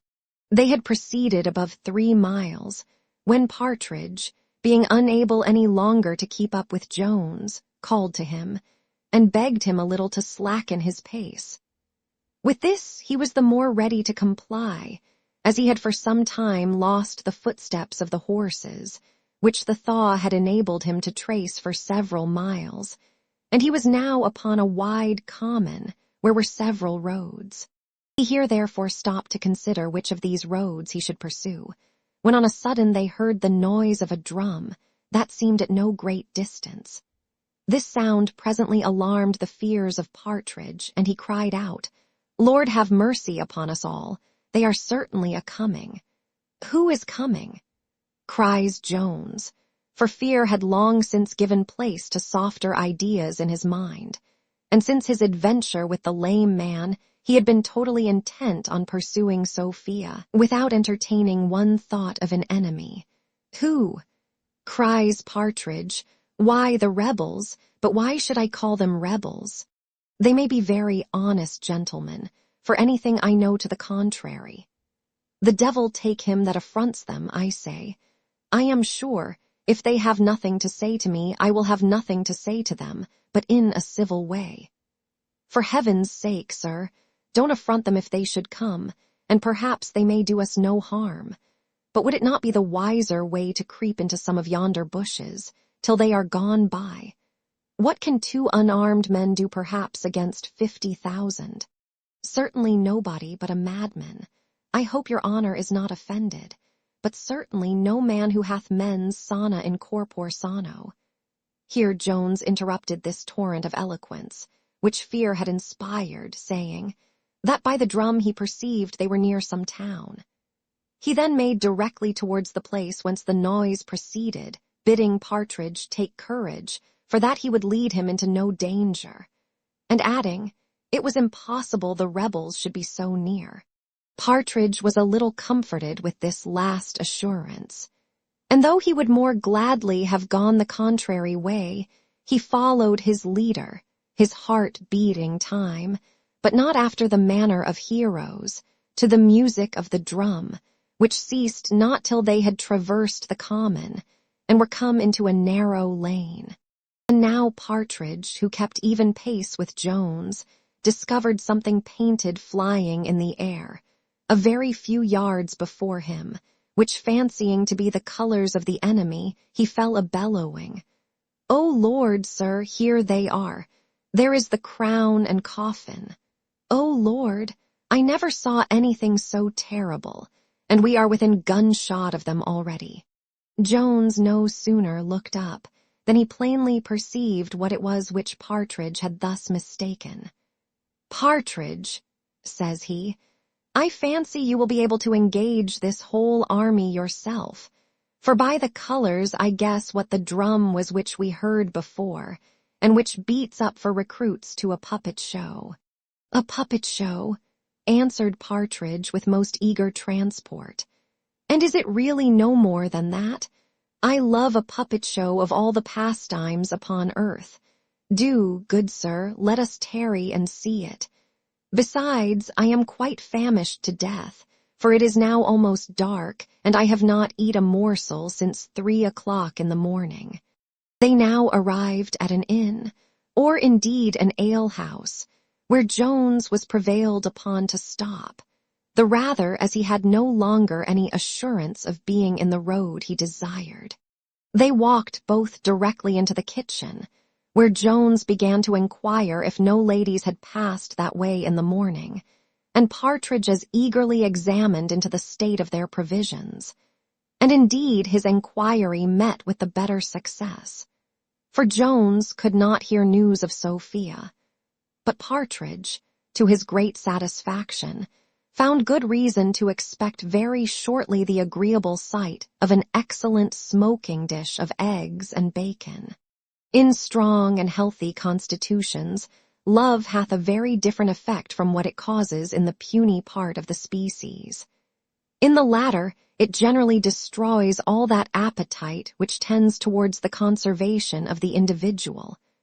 But in the former, though it often induces forgetfulness, and a neglect of food, as well as of everything else, yet place a good piece of well-powdered buttock before a hungry lover, and he seldom fails very handsomely to play his part. Thus it happened in the present case, for though Jones perhaps wanted a prompter, and might have travelled much farther, had he been alone, with an empty stomach, yet no sooner did he sit down to the bacon and eggs than he fell to as heartily and voraciously as Partridge himself. Before our travellers had finished their dinner, night came on, and as the moon was now past the full, it was extremely dark. Partridge therefore prevailed on Jones to stay and see the puppet show, which was just going to begin, and to which they were very eagerly invited by the master of the said show, who declared that his figures were the finest which the world had ever produced, and that they had given great satisfaction to all the quality in every town in England.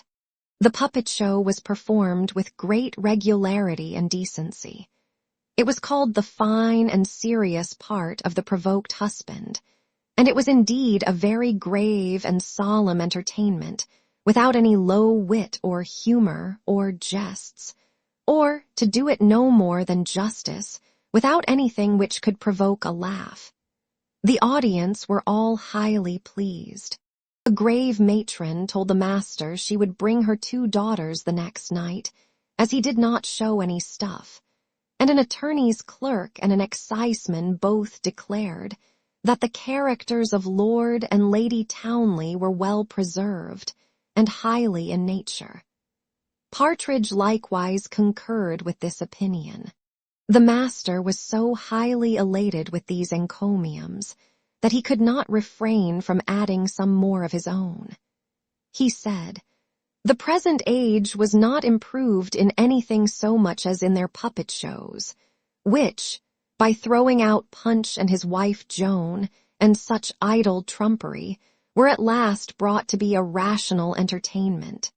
I remember, said he, when I first took to the business, there was a great deal of low stuff that did very well to make folks laugh, but was never calculated to improve the morals of young people, which certainly ought to be principally aimed at in every puppet show. For why may not good and instructive lessons be conveyed this way, as well as any other? My figures are as big as the life, and they represent the life in every particular, and I question not but people rise from my little drama as much improved as they do from the great. I would by no means degrade the ingenuity of your profession, answered Jones, but I should have been glad to have seen my old acquaintance Master Punch for all that, and so far from improving, I think, by leaving out him and his merry wife Joan, you have spoiled your puppet show. The dancer of wires conceived an immediate and high contempt for Jones from these words, and with much disdain in his countenance, he replied, very probably, sir, that may be your opinion, but I have the satisfaction to know the best judges differ from you, and it is impossible to please every taste. I confess, indeed, some of the quality at Bath, 2 or 3 years ago, wanted mightily to bring Punch again upon the stage. I believe I lost some money for not agreeing to it, but let others do as they will. A little matter shall never bribe me to degrade my own profession, nor will I ever willingly consent to the spoiling the decency and regularity of my stage, by introducing any such low stuff upon it. Right, friend, cries the clerk, you are very right, always avoid what is low. There are several of my acquaintance in London who are resolved to drive everything which is low from the stage. Nothing can be more proper, cries the exciseman, pulling his pipe from his mouth.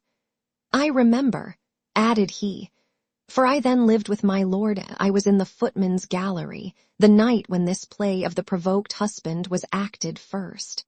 There was a great deal of low stuff in it about a country gentleman come up to town to stand for Parliament man, and there they brought a parcel of his servants upon the stage, his coachman I remember particularly. But the gentlemen in our gallery could not bear anything so low, and they damned it. I observe, friend, you have left all that matter out, and you are to be commended for it. Nay, gentlemen, cries Jones, I can never maintain my opinion against so many. Indeed, if the generality of his audience dislike him, the learned gentleman who conducts the show might have done very right in dismissing Punch from his service. The master of the show then began a second harangue, and said much of the great force of example, and how much the inferior part of mankind would be deterred from vice, by observing how odious it was in their superiors, when he was unluckily interrupted by an incident which, though perhaps we might have omitted it at another time, we cannot help relating at present, but not in this chapter. Chapter 6, from which it may be inferred that the best things are liable to be misunderstood and misinterpreted. A violent uproar now arose in the entry, where my landlady was well cuffing her maid both with her fist and tongue. She had indeed missed the wench from her employment, and after a little search, had found her on the puppet show stage in company with the Merry Andrew, and in a situation not very proper to be described. Though Grace, for that was her name, had forfeited all title to modesty, yet had she not impudence enough to deny a fact in which she was actually surprised. She therefore took another turn and attempted to mitigate the offense. "Why do you beat me in this manner, mistress?" cries the wench. "If you don't like my doings, you may turn me away. If I am a W.E., for the other had liberally bestowed that appellation on her. My betters are so as well as I. What was the fine lady in the puppet show just now? I suppose she did not lie all night out from her husband for nothing." The landlady now burst into the kitchen, and fell foul on both her husband and the poor puppet mover. "Here, husband," says she, "you see the consequence of harboring these people in your house. If one doth draw a little drink the more for them, one is hardly made amends for the litter they make, and then to have one's house made a bawdy house of by such lousy vermin. In short, I desire you would be gone tomorrow morning, for I will tolerate no more such doings. It is only the way to teach our servants idleness and nonsense, for to be sure nothing better can be learned by such idle shows as these. I remember when puppet shows were made of good scripture stories, as Jephthah's rash vow, and such good things, and when wicked people were carried away by the devil. There was some sense in those matters. But as the parson told us last Sunday, nobody believes in the devil nowadays, and here you bring about a parcel of puppets dressed up like lords and ladies, only to turn the heads of poor country wenches. And when their heads are once turned topsy-turvy, no wonder everything else is so. Virgil, I think, tells us, that when the mob are assembled in a riotous and tumultuous manner, and all sorts of missile weapons fly about, if a man of gravity and authority appears amongst them, the tumult is presently appeased, and the mob, which when collected into one body may be well compared to an ass, erect their long ears at the grave man's discourse. On the contrary, when a set of grave men and philosophers are disputing, when wisdom herself may in a manner be considered as present, and administering arguments to the disputants, should a tumult arise among the mob, or should one scold, who is herself equal in noise to a mighty mob, appear among the said philosophers, their disputes cease in a moment, wisdom no longer performs her ministerial office, and the attention of everyone is immediately attracted by the scold alone. Thus the uproar aforesaid, and the arrival of the landlady, silenced the master of the puppet show, and put a speedy and final end to that grave and solemn harangue, of which we have given the reader a sufficient taste already. Nothing, indeed, could have happened so very inopportune as this accident. The most wanton malice of fortune could not have contrived such another stratagem to confound the poor fellow, while he was so triumphantly descanting on the good morals inculcated by his exhibitions. His mouth was now as effectually stopped, as that of quack must be, if in the midst of a declamation on the great virtues of his pills and powders, the corpse of one of his martyrs should be brought forth, and deposited before the stage as a testimony of his skill. Instead, therefore, of answering my landlady, the puppet show man ran out to punish his merry Andrew, and now the moon beginning to put forth her silver light, as the poets call it, though she looked at that time more like a piece of copper, Jones called for his reckoning and ordered Partridge, whom my landlady had just awaked from a profound nap, to prepare for his journey. But Partridge, having lately carried 2 points, as my reader hath seen before, was emboldened to attempt a third, which was to prevail with Jones to take up a lodging that evening in the house where he then was. He introduced this with an affected surprise at the intention which Mr. Jones declared of removing, and after urging many excellent arguments against it, he at last insisted strongly that it could be to no manner of purpose whatever. For that, unless Jones knew which way the lady was gone, every step he took might very possibly lead him the farther from her. "For you find, sir," said he, "by all the people in the house that she is not gone this way. How much better, therefore, would it be to stay till the morning, when we may expect to meet with somebody to inquire of." This last argument had indeed some effect on Jones, and while he was weighing it the landlord threw all the rhetoric of which he was master into the same scale. "Sure, sir," said he, "your servant gives you most excellent advice, for who would travel by night at this time of the year?" He then began in the usual style to trumpet forth the excellent accommodation which his house afforded, and my landlady likewise opened on the occasion.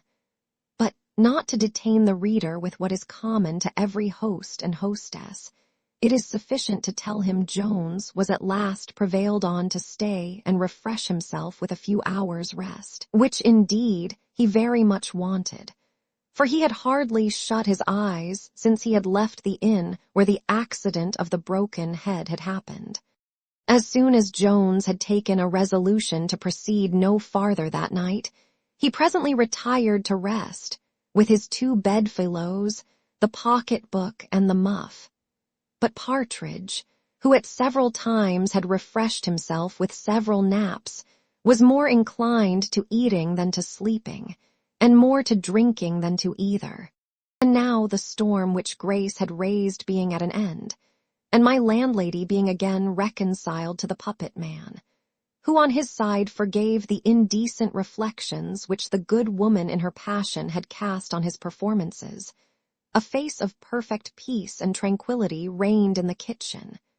where sat assembled round the fire the landlord and landlady of the house, the master of the puppet show, the attorney's clerk, the exciseman, and the ingenious Mr. Partridge, in which company passed the agreeable conversation, which will be found in the next chapter.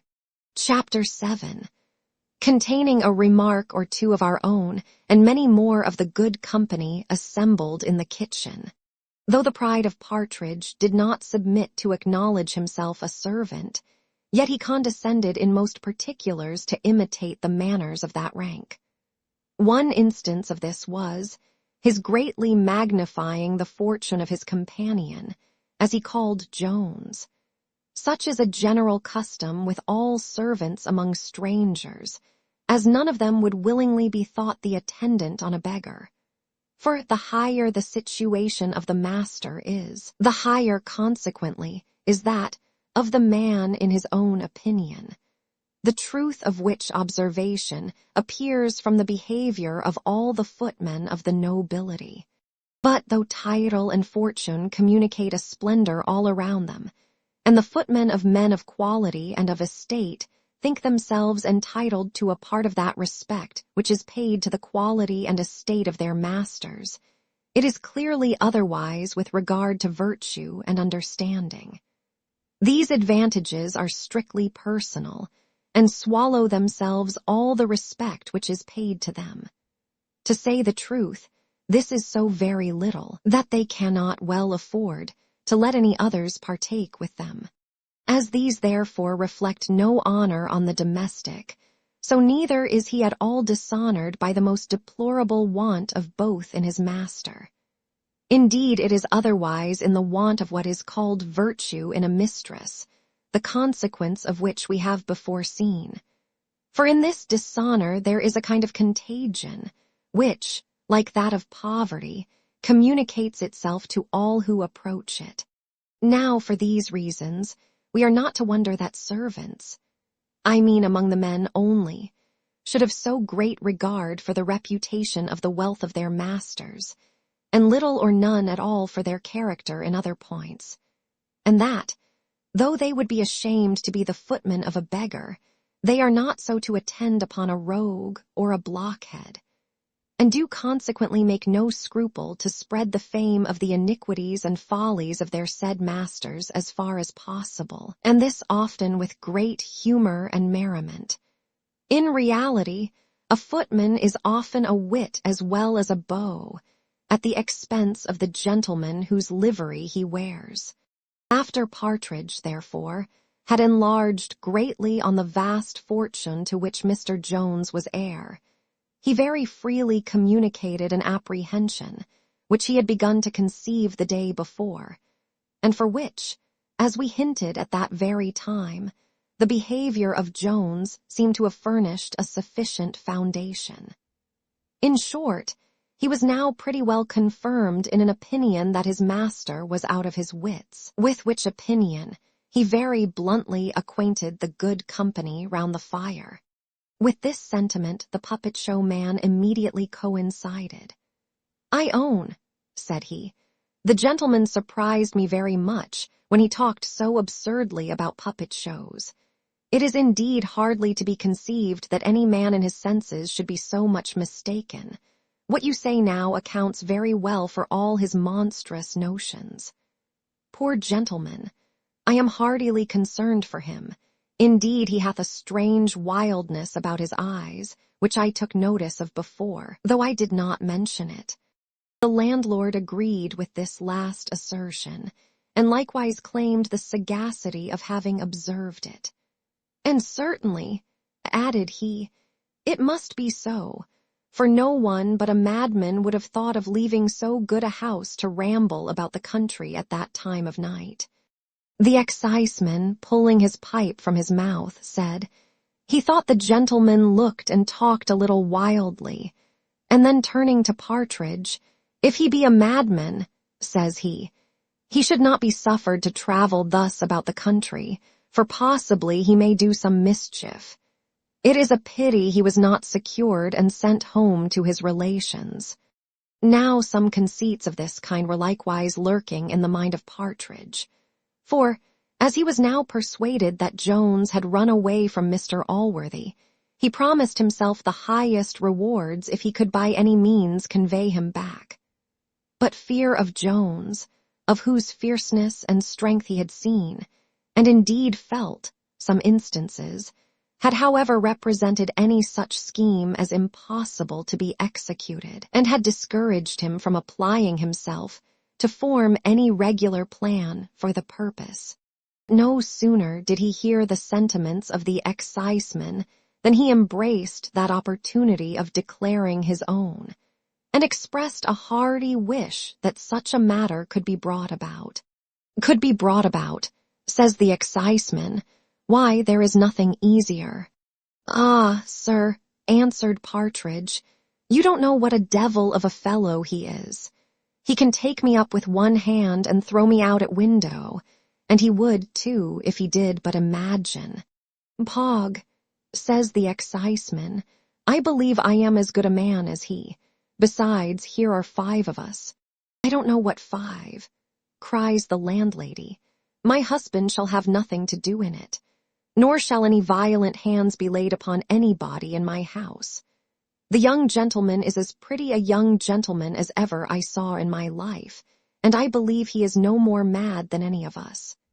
What do you tell of his having a wild look with his eyes? They are the prettiest eyes I ever saw, and he hath the prettiest look with them, and a very modest, civil young man he is. I am sure I have bepitied him heartily, ever since the gentleman there in the corner told us he was crossed in love. Certainly that is enough to make any man, especially such a sweet young gentleman as he is, to look a little otherwise than he did before. Lady, indeed, what the devil would the lady have better than such a handsome man with a great estate? I suppose she is one of your quality folks, one of your townly ladies that we saw last night in the puppet show, who don't know what they would be at. The attorney's clerk likewise declared he would have no concern in the business without the advice of counsel. Suppose, says he, an action of false imprisonment should be brought against us, what defense could we make? Who knows what may be sufficient evidence of madness to a jury? But I only speak upon my own account, for it don't look well for a lawyer to be concerned in these matters, unless it be as a lawyer. Juries are always less favorable to us than to other people. I don't therefore dissuade you, Mr. Thompson, to the exciseman, nor the gentleman, nor anybody else. The exciseman shook his head at this speech, and the puppet show man said, madness was sometimes a difficult matter for a jury to decide. For I remember, says he, I was once present at a trial of madness, where 20 witnesses swore that the person was as mad as a March hare, and 20 others that he was as much in his senses as any man in England. And indeed it was the opinion of most people that it was only a trick of his relations to rob the poor man of his right. Very likely, cries the landlady.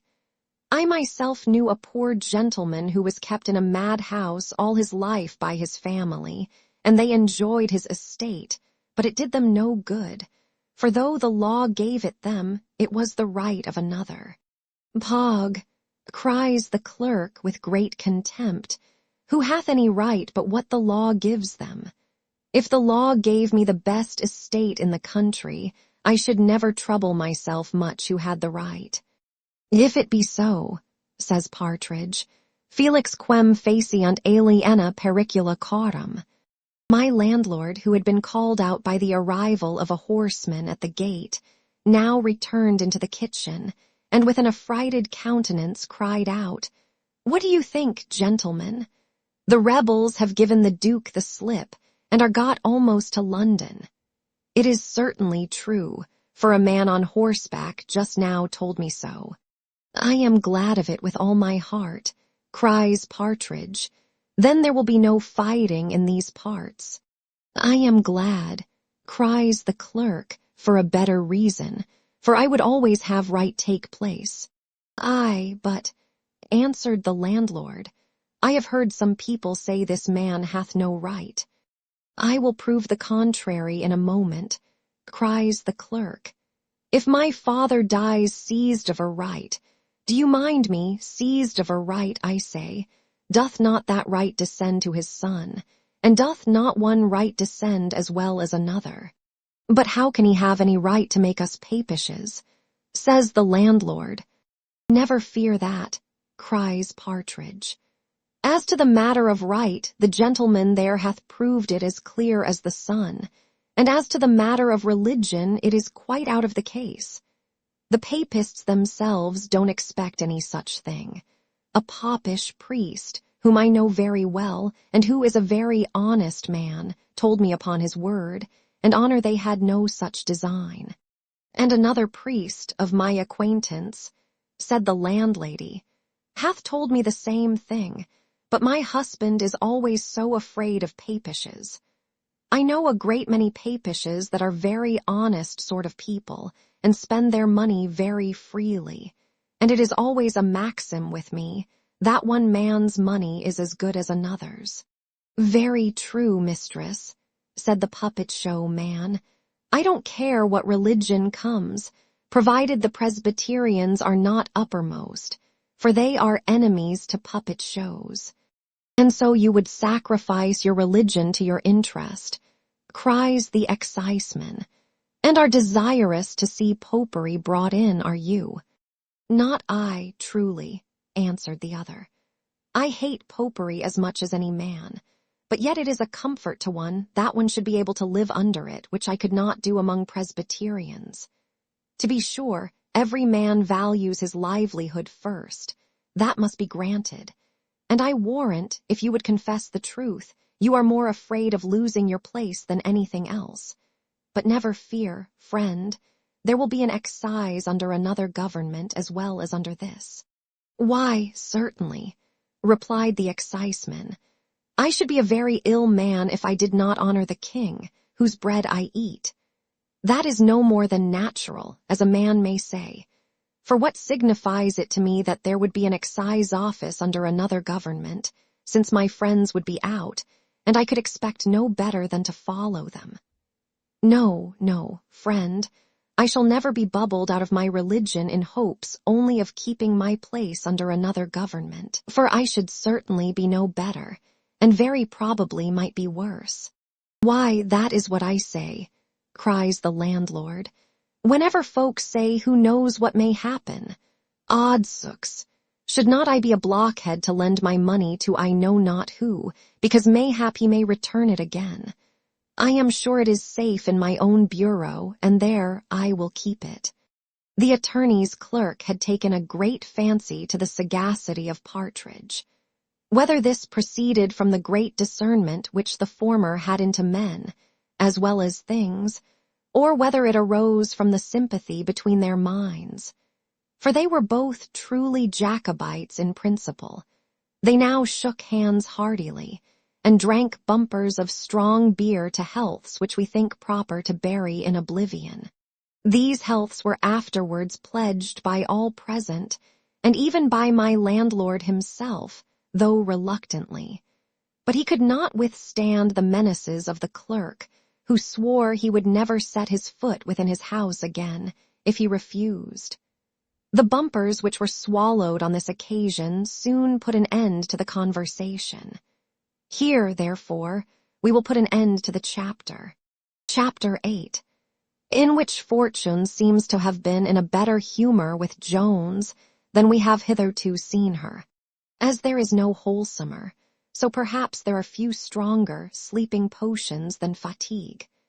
Of this Jones might be said to have taken a very large dose, and it operated very forcibly upon him. He had already slept 9 hours, and might perhaps have slept longer, had he not been awakened by a most violent noise at his chamber door, where the sound of many heavy blows was accompanied with many exclamations of murder. Jones presently leapt from his bed, where he found the master of the puppet show belaboring the back and ribs of his poor Merry Andrew, without either mercy or moderation. Jones instantly interposed on behalf of the suffering party and pinned the insulting conqueror up to the wall. For the puppet show man was no more able to contend with Jones than the poor party-colored jester had been to contend with this puppet man. But though the Merry Andrew was a little fellow and not very strong, he had nevertheless some choler about him. He therefore no sooner found himself delivered from the enemy than he began to attack him with the only weapon at which he was his equal. From this he first discharged a volley of general abusive words, and thence proceeded to some particular accusations.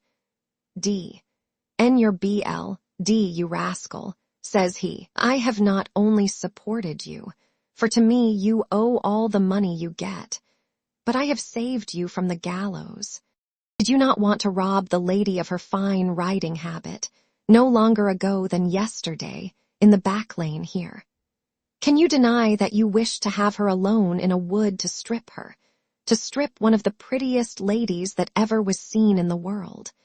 And here you have fallen upon me, and have almost murdered me, for doing no harm to a girl as willing as myself, only because she likes me better than you." Jones no sooner heard this than he quitted the master, laying on him at the same time the most violent injunctions of forbearance from any further insult on the Merry Andrew. And then taking the poor wretch with him into his own apartment, he soon learned tidings of his Sophia, whom the fellow, as he was attending his master with his drum the day before, had seen pass by. He easily prevailed with the lad to show him the exact place, and then having summoned Partridge, he departed with the utmost expedition. It was almost 8 of the clock before all matters could be got ready for his departure. For Partridge was not in any haste, nor could the reckoning be presently adjusted. And when both these were settled and over, Jones would not quit the place before he had perfectly reconciled all differences between the master and the man. When this was happily accomplished, he set forwards, and was by the trusty Merry Andrew conducted to the spot by which Sophia had passed. And then having handsomely rewarded his conductor, he again pushed on with the utmost eagerness, being highly delighted with the extraordinary manner in which he received his intelligence. Of this Partridge was no sooner acquainted than he, with great earnestness, began to prophesy, and assured Jones that he would certainly have good success in the end. For he said, 2 such accidents could never have happened to direct him after his mistress, if Providence had not designed to bring them together at last. And this was the first time that Jones lent any attention to the superstitious doctrines of his companion. They had not gone above 2 miles when a violent storm of rain overtook them, and as they happened to be at the same time in sight of an ale-house, Partridge, with much earnest entreaty, prevailed with Jones to enter and weather the storm. Hunger is an enemy, if indeed it may be called one, which partakes more of the English than of the French disposition. For, though you subdue this never so often, it will always rally again in time. And so it did with Partridge, who was no sooner arrived within the kitchen than he began to ask the same questions which he had asked the night before. The consequence of this was an excellent cold chine being produced upon the table, upon which not only Partridge, but Jones himself, made a very hearty breakfast, though the latter began to grow again uneasy, as the people of the house could give him no fresh information concerning Sophia. Their meal being over, Jones was again preparing to sally, notwithstanding the violence of the storm still continued. But Partridge begged heartily for another mug, and at last casting his eyes on a lad at the fire who had entered into the kitchen, and who at that instant was looking as earnestly at him, he turned suddenly to Jones and cried, "Master, give me your hand. A single mug shan't serve the turn this bout. Why, here's more news of Madam Sophia come to town. The boy there, standing by the fire, is the very lad that rode before her. I can swear to my own plaister on his face. Heavens bless you, sir, cries the boy. It is your own plaister, sure enough. I shall have always reason to remember your goodness, for it hath almost cured me. At these words Jones started from his chair, and bidding the boy follow him immediately, departed from the kitchen into a private apartment. For so delicate was he with regard to Sophia, that he never willingly mentioned her name in the presence of many people. And though he had, as it were, from the overflowings of his heart, given Sophia as a toast among the officers, where he thought it was impossible she should be known, yet, even there, the reader may remember how difficultly he was prevailed upon to mention her surname. Hard therefore was it, and perhaps, in the opinion of many sagacious readers, very absurd and monstrous, that he should principally owe his present misfortune to the supposed want of that delicacy with which he so abounded. For in reality, Sophia was much more offended at the freedoms which she thought, and not without good reason, he had taken with her name and character, than at any freedoms in which, under his present circumstances, he had indulged himself with the person of another woman.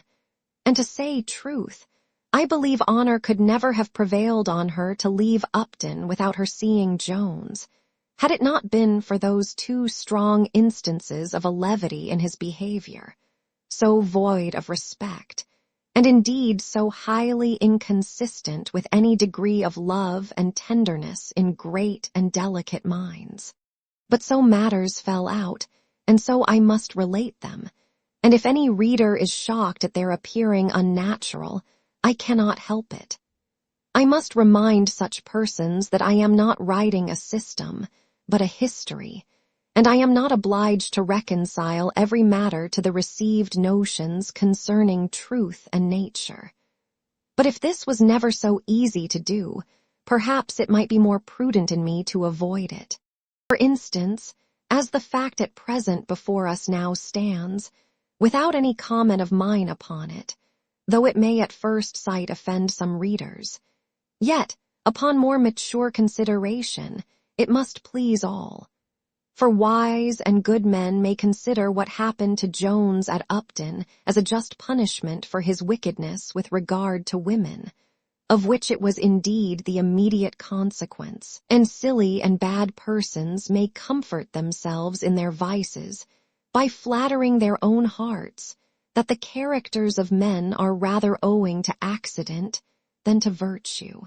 Now, perhaps the reflections which we should be here inclined to draw would alike contradict both these conclusions, and would show that these incidents contribute only to confirm the great, useful, and uncommon doctrine, which it is the purpose of this whole work to inculcate, and which we must not fill up our pages by frequently repeating, as an ordinary parson fills his sermon by repeating his text at the end of every paragraph.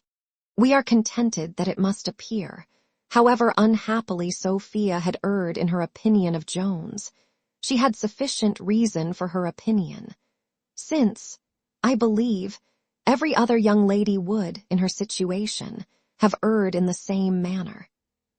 Nay, had she followed her lover at this very time, and had entered this very alehouse the moment he was departed from it, she would have found the landlord as well acquainted with her name and person as the wench at Upton had appeared to be.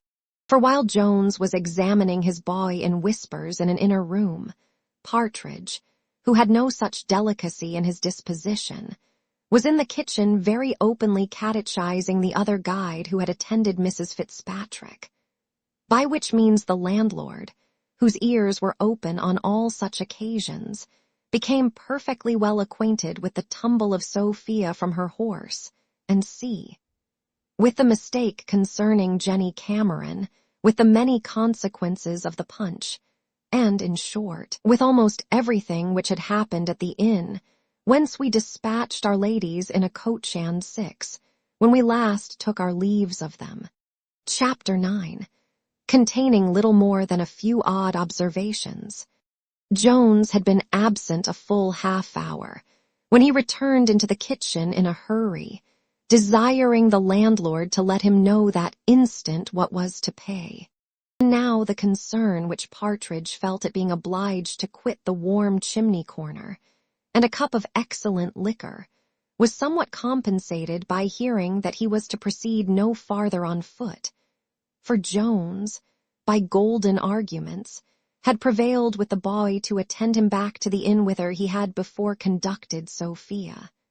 But to this, however, the lad consented, upon condition that the other guide would wait for him at the alehouse, because, as the landlord at Upton was an intimate acquaintance of the landlord at Gloucester, it might some time or other come to the ears of the latter that his horses had been let to more than one person, and so the boy might be brought to account for money which he wisely intended to put in his own pocket.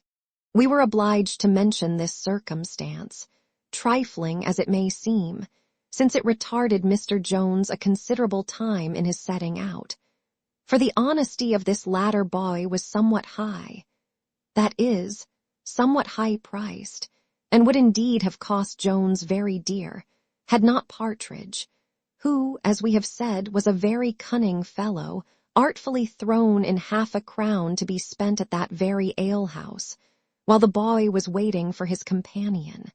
This half-crown the landlord no sooner got scent of, than he opened after it with such vehement and persuasive outcry, that the boy was soon overcome, and consented to take half a crown more for his stay.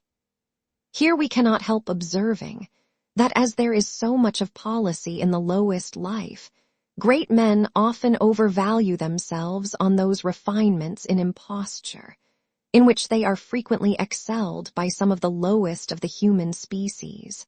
The horses being now produced, Jones directly leapt into the side saddle, on which his dear Sophia had rid. The lad, indeed, very civilly offered him the use of his, but he chose the side saddle, probably because it was softer. Partridge, however, though full as effeminate as Jones, could not bear the thoughts of degrading his manhood. He therefore accepted the boy's offer. And now, Jones being mounted on the side saddle of his Sophia, the boy on that of Mrs. Honor, and Partridge bestriding the third horse, they set forwards on their journey, and within 4 hours arrived at the inn where the reader hath already spent so much time. Partridge was in very high spirits during the whole way, and often mentioned to Jones the many good omens of his future success which had lately befriended him, and which the reader, without being the least superstitious, must allow to have been particularly fortunate. Partridge was moreover better pleased with the present pursuit of his companion than he had been with his pursuit of glory, and from these very omens, which assured the pedagogue of success, he likewise first acquired a clear idea of the amour between Jones and Sophia, to which he had before given very little attention, as he had originally taken a wrong scent concerning the reasons of Jones's departure. And as to what happened at Upton, he was too much frightened, just before and after his leaving that place, to draw any other conclusions from thence, than that poor Jones was a downright madman. A conceit which was not at all disagreeable to the opinion he before had of his extraordinary wildness, of which, he thought, his behavior on their quitting Gloucester so well justified all the accounts he had formerly received. He was now, however, pretty well satisfied with his present expedition, and henceforth began to conceive much worthier sentiments of his friend's understanding. The clock had just struck 3 when they arrived, and Jones immediately bespoke post-horses. But unluckily there was not a horse to be procured in the whole place, which the reader will not wonder at when he considers the hurry in which the whole nation, and especially this part of it, was at this time engaged, when expresses were passing and repassing every hour of the day and night. Jones endeavored all he could to prevail with his former guide to escort him to Coventry, but he was inexorable. While he was arguing with the boy in the inn yard, a person came up to him, and saluting him by his name, inquired how all the good family did in Somersetshire. And now Jones, casting his eyes upon this person, presently discovered him to be Mr. Dowling, the lawyer, with whom he had dined at Gloucester, and with much courtesy returned the salutation. Dowling very earnestly pressed Mr. Jones to go no further that night, and backed his solicitations with many unanswerable arguments, such as that it was almost dark, that the roads were very dirty, and that he would be able to travel much better by daylight, with many others equally good, some of which Jones had probably suggested to himself before. But as they were then ineffectual, so they were still, and he continued resolute in his design, even though he should be obliged to set out on foot. When the good attorney found he could not prevail on Jones to stay, he as strenuously applied himself to persuade the guide to accompany him. He urged many motives to induce him to undertake this short journey, and at last concluded with saying, "Do you think the gentleman won't very well reward you for your trouble? 2 to 1 are odds at every other thing as well as at football. But the advantage which this united force hath in persuasion or entreaty must have been visible to a curious observer. For he must have often seen that when a father, a master, a wife, or any other person in authority, have stoutly adhered to a denial against all the reasons which a single man could produce, they have afterwards yielded to the repetition of the same sentiments by a second or third person, who hath undertaken the cause, without attempting to advance anything new in its behalf. And hence, perhaps, proceeds the phrase of seconding an argument or a motion, and the great consequence this is of in all assemblies of public debate.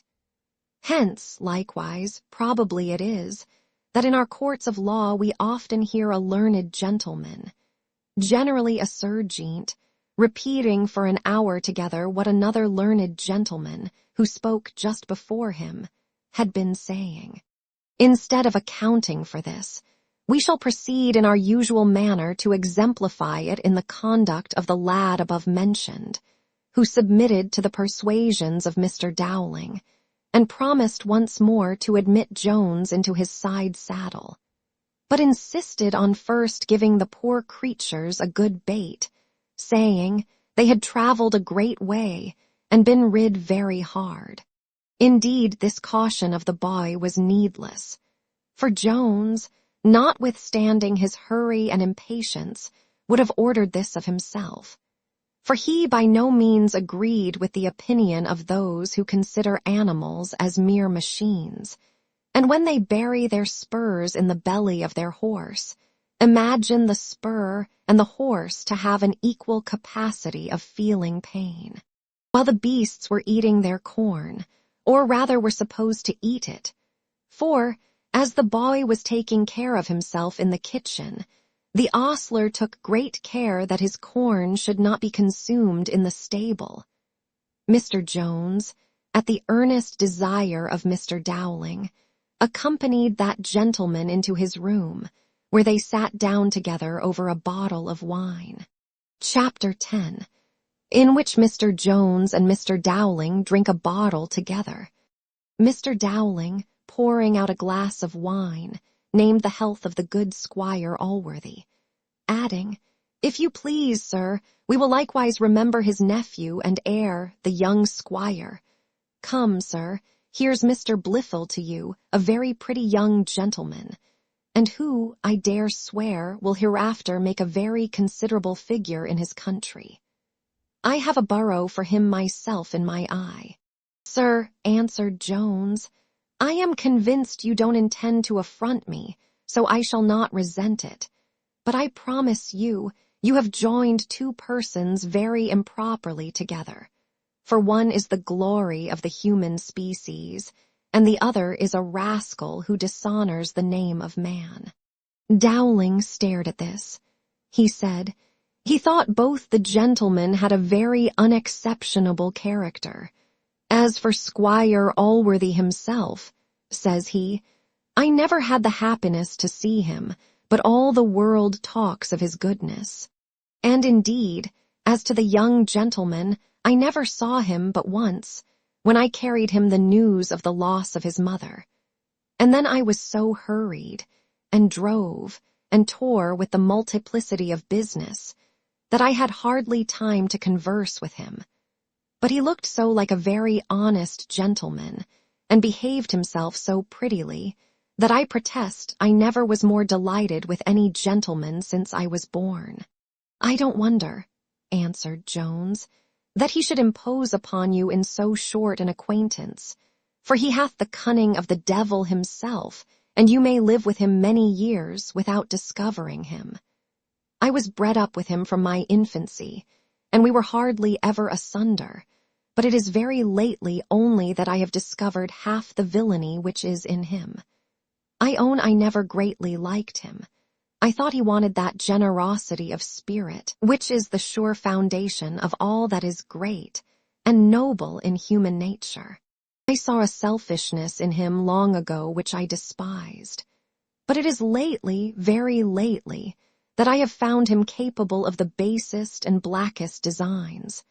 For indeed, I have at last found out that he hath taken an advantage of the openness of my own temper, and hath concerted the deepest project by a long train of wicked artifice to work my ruin, which at last he hath effected." Ay, cries Dowling, "I protest, then, it is a pity such a person should inherit the great estate of your uncle Allworthy." "Alas, sir," cries Jones, "you do me an honor to which I have no title. It is true, indeed, his goodness once allowed me the liberty of calling him by a much nearer name. But as this was only a voluntary act of goodness, I can complain of no injustice when he thinks proper to deprive me of this honor, since the loss cannot be more unmerited than the gift originally was. I assure you, sir, I am no relation of Mr. Allworthy, and if the world, who are incapable of setting a true value on his virtue, should think, in his behavior to me, he hath dealt hardly by a relation, they do an injustice to the best of men. But I ask your pardon, I shall trouble you with no particulars relating to myself. Only as you seem to think me a relation of Mr. Allworthy, I thought proper to set you right in a matter that might draw some censures upon him, which I promise you I would rather lose my life than give occasion to."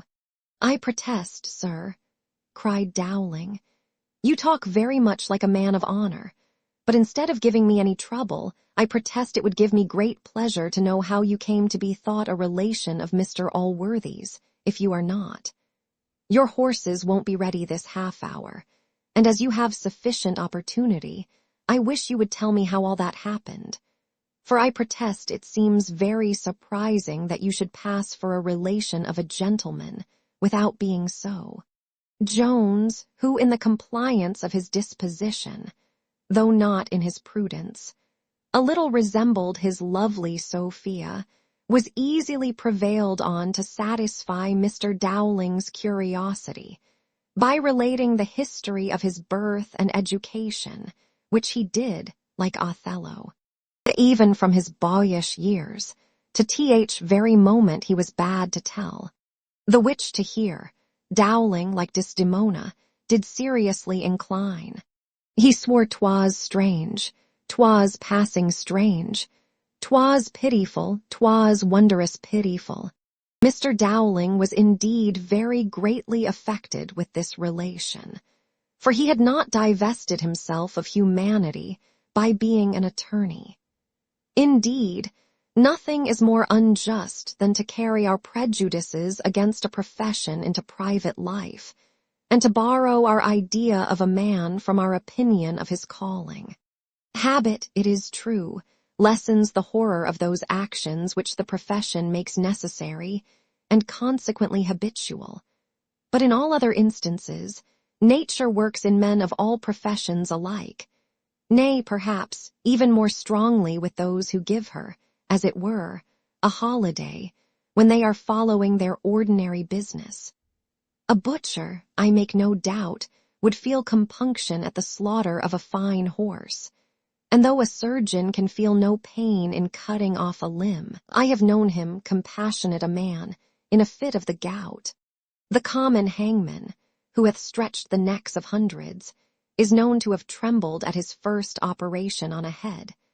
And the very professors of human bloodshedding, who, in their trade of war, butcher thousands, not only of their fellow professors, but often of women and children, without remorse. Even these, I say, in times of peace, when drums and trumpets are laid aside, often lay aside all their ferocity and become very gentle members of civil society. In the same manner, an attorney may feel all the miseries and distresses of his fellow creatures, provided he happens not to be concerned against them. Jones, as the reader knows, was yet unacquainted with the very black colors in which he had been represented to Mr. Allworthy, and as to other matters, he did not show them in the most disadvantageous light, for though he was unwilling to cast any blame on his former friend and patron, yet he was not very desirous of heaping too much upon himself. Dowling therefore observed, and not without reason, that very ill offices must have been done him by somebody. For certainly, cries he, the squire would never have disinherited you only for a few faults, which any young gentleman might have committed. Indeed, I cannot properly say disinherited, for to be sure by law you cannot claim as heir. That's certain, that nobody need go to counsel for. Yet when a gentleman had in a manner adopted you thus as his own son, you might reasonably have expected some very considerable part, if not the whole. Nay, if you had expected the whole, I should not have blamed you. For certainly all men are forgetting as much as they can, and they are not to be blamed on that account. Indeed, you wrong me, said Jones. I should have been contented with very little. I never had any view upon Mr. Allworthy's fortune. Nay, I believe I may truly say I never once considered what he could or might give me. This I solemnly declare, if he had done a prejudice to his nephew in my favor, I would have undone it again. I had rather enjoy my own mind than the fortune of another man.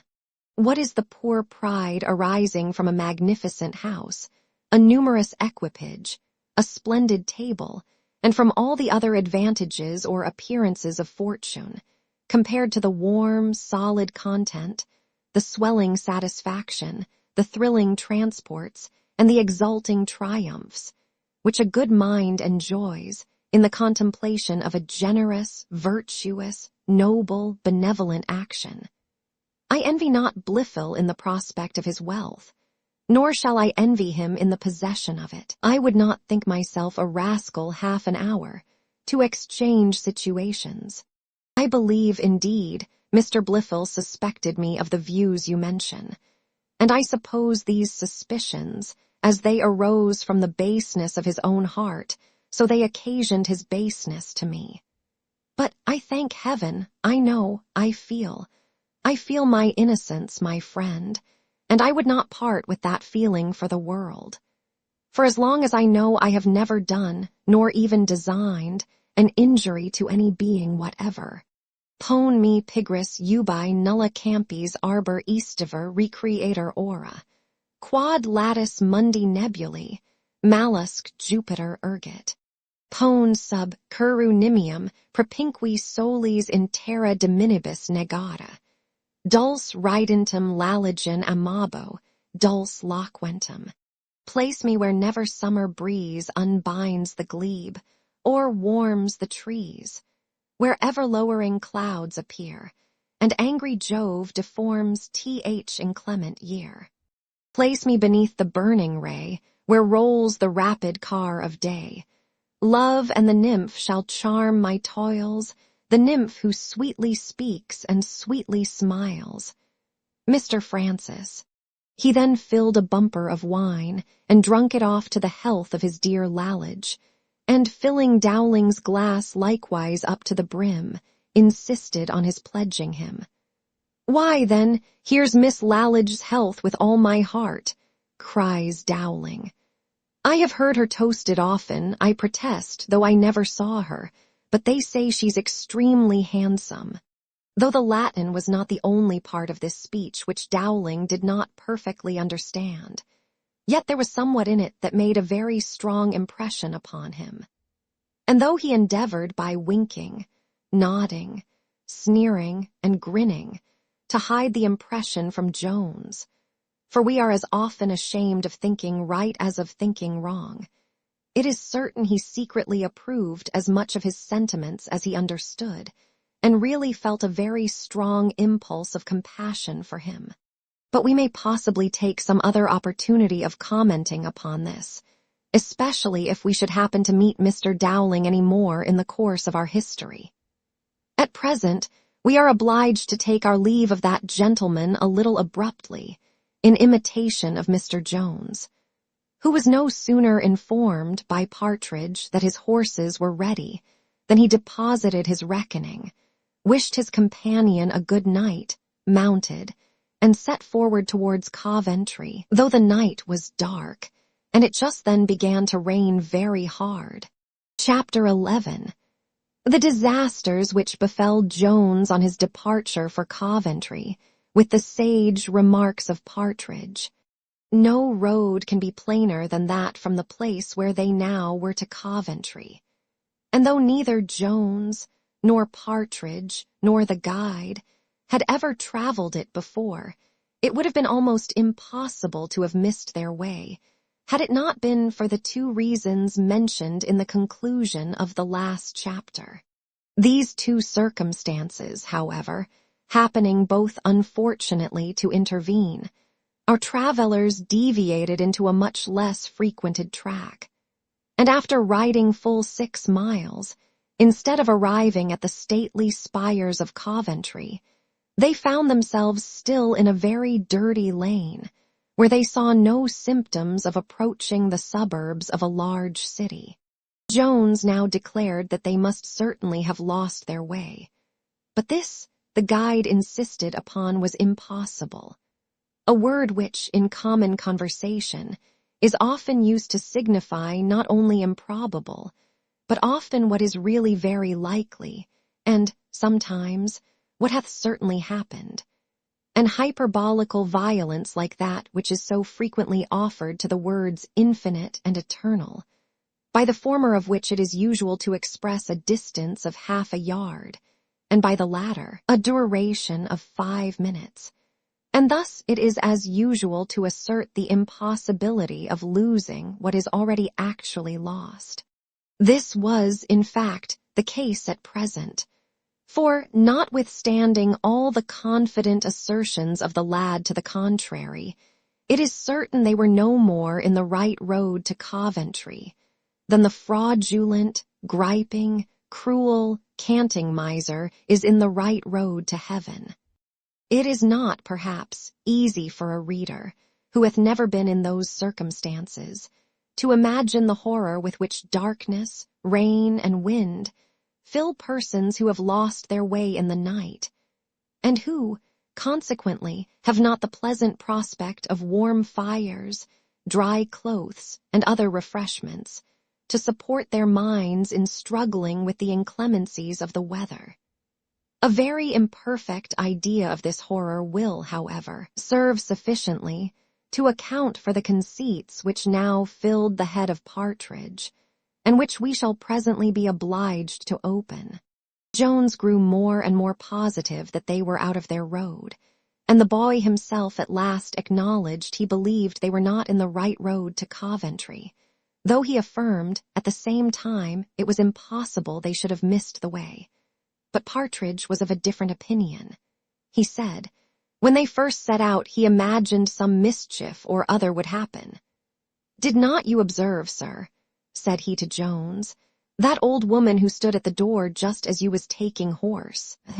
I wish you had given her a small matter, with all my heart. For she said then you might repent it, and at that very instant it began to rain, and the wind hath continued rising ever since. Whatever some people may think, I am very certain it is in the power of witches to raise the wind whenever they please. I have seen it happen very often in my time, and if ever I saw a witch in all my life, that old woman was certainly one. I thought so to myself at that very time, and if I had had any halfpence in my pocket, I would have given her some. For to be sure it is always good to be charitable to those sort of people, for fear what may happen, and many a person hath lost his cattle by saving a halfpenny."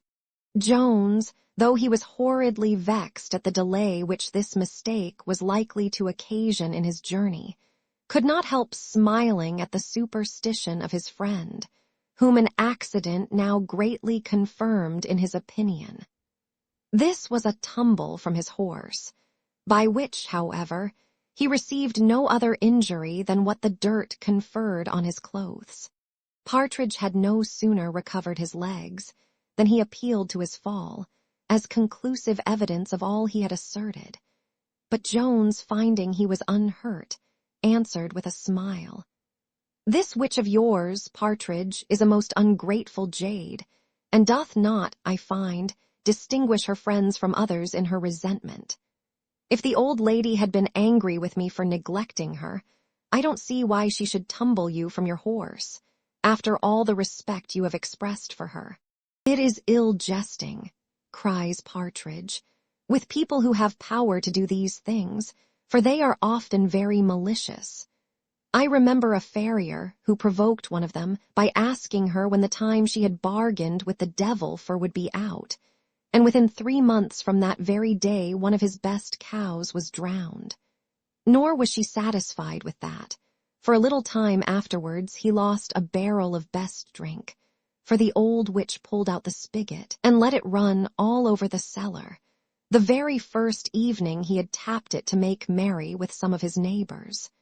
In short, nothing ever thrived with him afterwards, for she worried the poor man so that he took to drinking, and in a year or 2 his stock was seized, and he and his family are now come to the parish.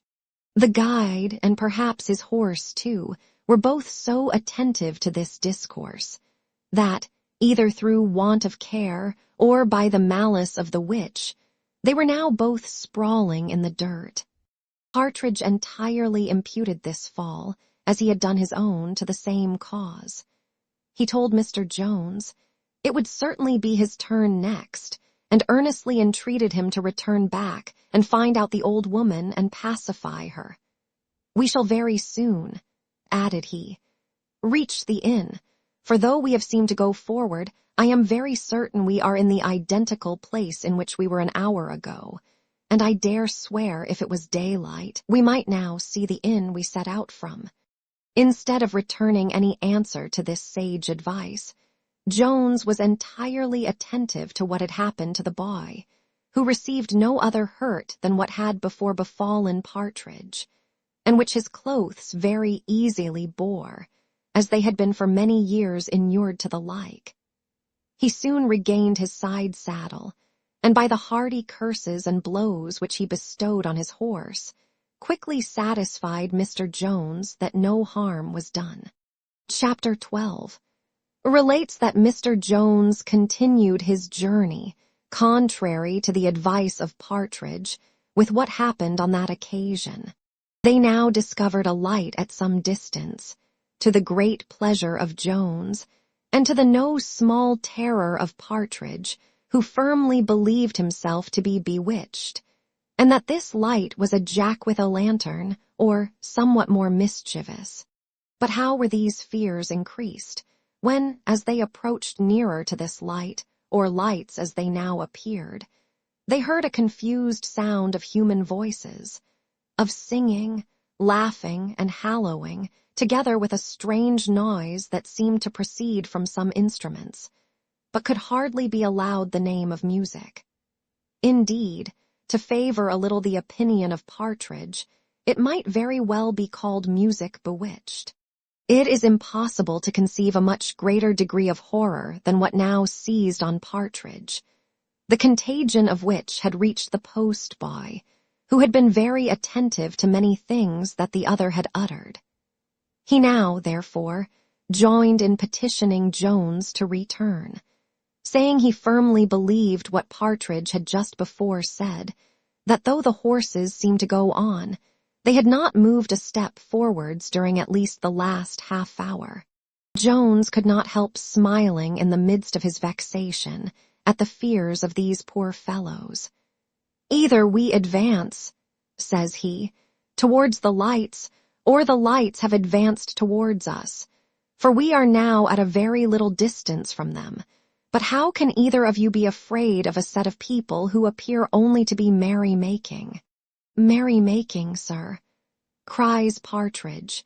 "Who could be merry-making at this time of night, and in such a place and such weather?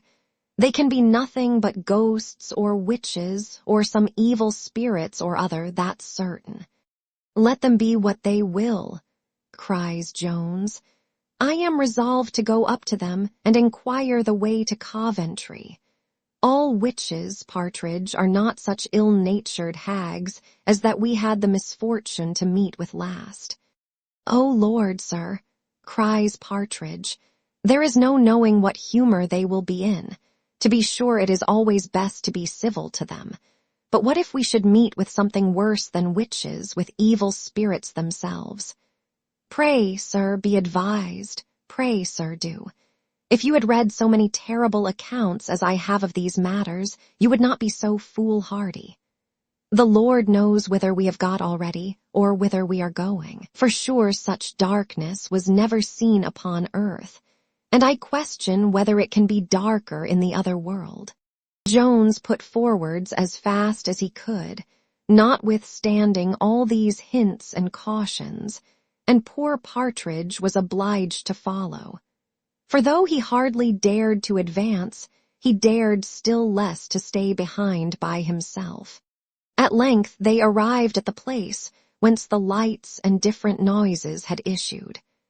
This Jones perceived to be no other than a barn, where a great number of men and women were assembled, and diverting themselves with much apparent jollity.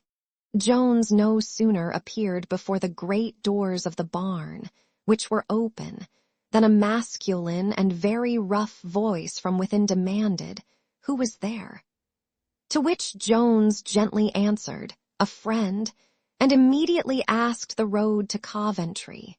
"If you are a friend," cries another of the men in the barn, "you had better alight till the storm is over," for indeed it was now more violent than ever. "You are very welcome to put up your horse, for there is sufficient room for him at the end of the barn." "You are very obliging," returned Jones, "and I will accept your offer for a few minutes, whilst the rain continues, and here are two more who will be glad of the same favor." This was accorded with more goodwill than it was accepted, for Partridge would rather have submitted to the utmost inclemency of the weather than have trusted to the clemency of those whom he took for hobgoblins, and the poor post-boy was now infected with the same apprehensions. But they were both obliged to follow the example of Jones, the one because he durst not leave his horse, and the other because he feared nothing so much as being left by himself. Had this history been writ in the days of superstition, I should have had too much compassion for the reader to have left him so long in suspense, whether Beelzebub or Satan was about actually to appear in person, with all his hellish retinue. But as these doctrines are at present very unfortunate, and have but few, if any believers, I have not been much aware of conveying any such terrors. To say truth, the whole furniture of the infernal regions hath long been appropriated by the managers of playhouses, who seem lately to have laid them by as rubbish, capable only of affecting the upper gallery, a place in which few of our readers ever sit. However, though we do not suspect raising any great terror on this occasion, we have reason to fear some other apprehensions may here arise in our reader, into which we would not willingly betray him.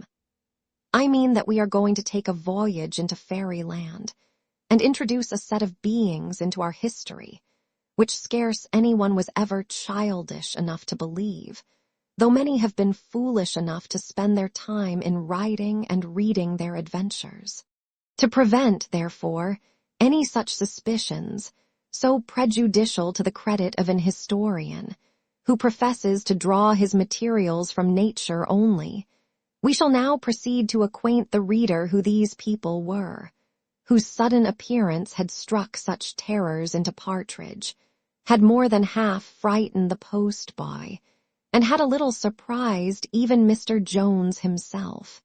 The people then assembled in this barn were no other than a company of Egyptians, or, as they are vulgarly called, gypsies, and they were now celebrating the wedding of one of their society. It is impossible to conceive a happier set of people than appeared here to be met together.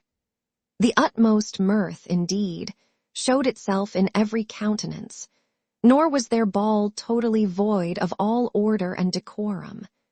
Perhaps it had more than a country assembly is sometimes conducted with, for these people are subject to a formal government and laws of their own, and all pay obedience to one great magistrate, whom they call their king. Greater plenty, likewise, was nowhere to be seen than what flourished in this barn. Here was indeed no nicety nor elegance, nor did the keen appetite of the guests require any. Here was good store of bacon, fowls, and mutton, to which every one present provided better sauce himself than the best and dearest French cook can prepare. Aeneas is not described under more consternation in the temple of Juno, dum stupit obtuduc haeret defixus in uno, than was our hero at what he saw in this barn. While he was looking everywhere round him with astonishment, a venerable person approached him with many friendly salutations, rather of too hardy a kind to be called courtly. This was no other than the king of the gypsies himself. He was very little distinguished in dress from his subjects, nor had he any regalia of majesty to support his dignity. And yet there seemed, as Mr. Jones said, to be somewhat in his air which denoted authority, and inspired the beholders with an idea of awe and respect, though all this was perhaps imaginary in Jones, and the truth may be that such ideas are incident to power, and almost inseparable from it. There was somewhat in the open countenance and courteous behavior of Jones which, being accompanied with much comeliness of person, greatly recommended him at first sight to every beholder. These were, perhaps, a little heightened in the present instance, by that profound respect which he paid to the king of the gypsies, the moment he was acquainted with his dignity, and which was the sweeter to his gypsaian majesty, as he was not used to receive such homage from any but his own subjects. The king ordered a table to be spread with the choicest of their provisions for his accommodation, and, having placed himself at his right hand, his majesty began to discourse with our hero in the following manner. "Me doubt not, sir, but you have often seen some of my people, who are what you call de parties detache, for they go about everywhere. But me fancy you imagine not we be so considerable body as we be, and maybe you will be surprised more when you hear de gypsy be as orderly and well-governed people as any upon face of de earth.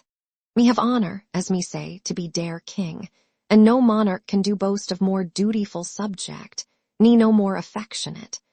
How far me deserve dere good will, me no say, but dis me can say, dat me never design anything but to do dem good. Me Saul no do boast of dat neither.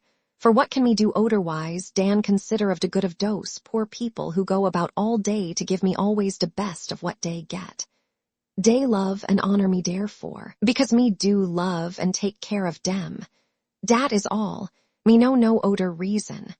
About 1,000 or 2,000 year ago, me cannot tell to a year or two, as can neither write nor read, Dara was a great what you call evolution among de gypsy, for Dara was de Lord Gypsy in those days, and de se Lord did quarrel vid one anodor about de place, but de king of de gypsy did demolish dem all, and made all his subject equal vid each odor, and since dat time dey have agree very well, for dey no tink of being king, and maybe it be better for dem as dey be. For me assure you it be ver troublesome ting to be king, and always to do justice. Me have often wished to be de private gypsy when me have been forced to punish my dear friend and relation. For though we never put to death, our punishments be ver severe. Dey make de gypsy ashamed of themselves, and dat be ver terrible punishment. Me ave scarce ever known de gypsy so punish do harm any more. The king then proceeded to express some wonder that there was no such punishment as shame in other governments, upon which Jones assured him to the contrary, for that there were many crimes for which shame was inflicted by the English laws, and that it was indeed one consequence of all punishment. Dat be ver strange, said the king, for me know and hears good deal of your people, do me no live among dem, and me have often hear dat sham is de consequence, and de cause too of many of your rewards. Are your rewards and punishments den de same ting?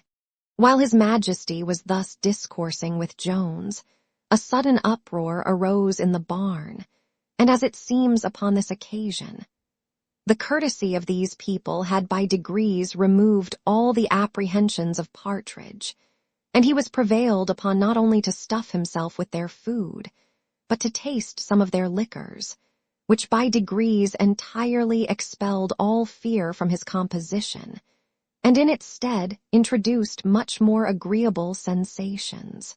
A young female gypsy, more remarkable for her wit than her beauty, had decoyed the honest fellow aside, pretending to tell his fortune. Now, when they were alone together in a remote part of the barn, whether it proceeded from the strong liquor, which is never so apt to inflame inordinate desire as after moderate fatigue, or whether the fair gypsy herself threw aside the delicacy and decency of her sex, and tempted the youth Partridge with express solicitations.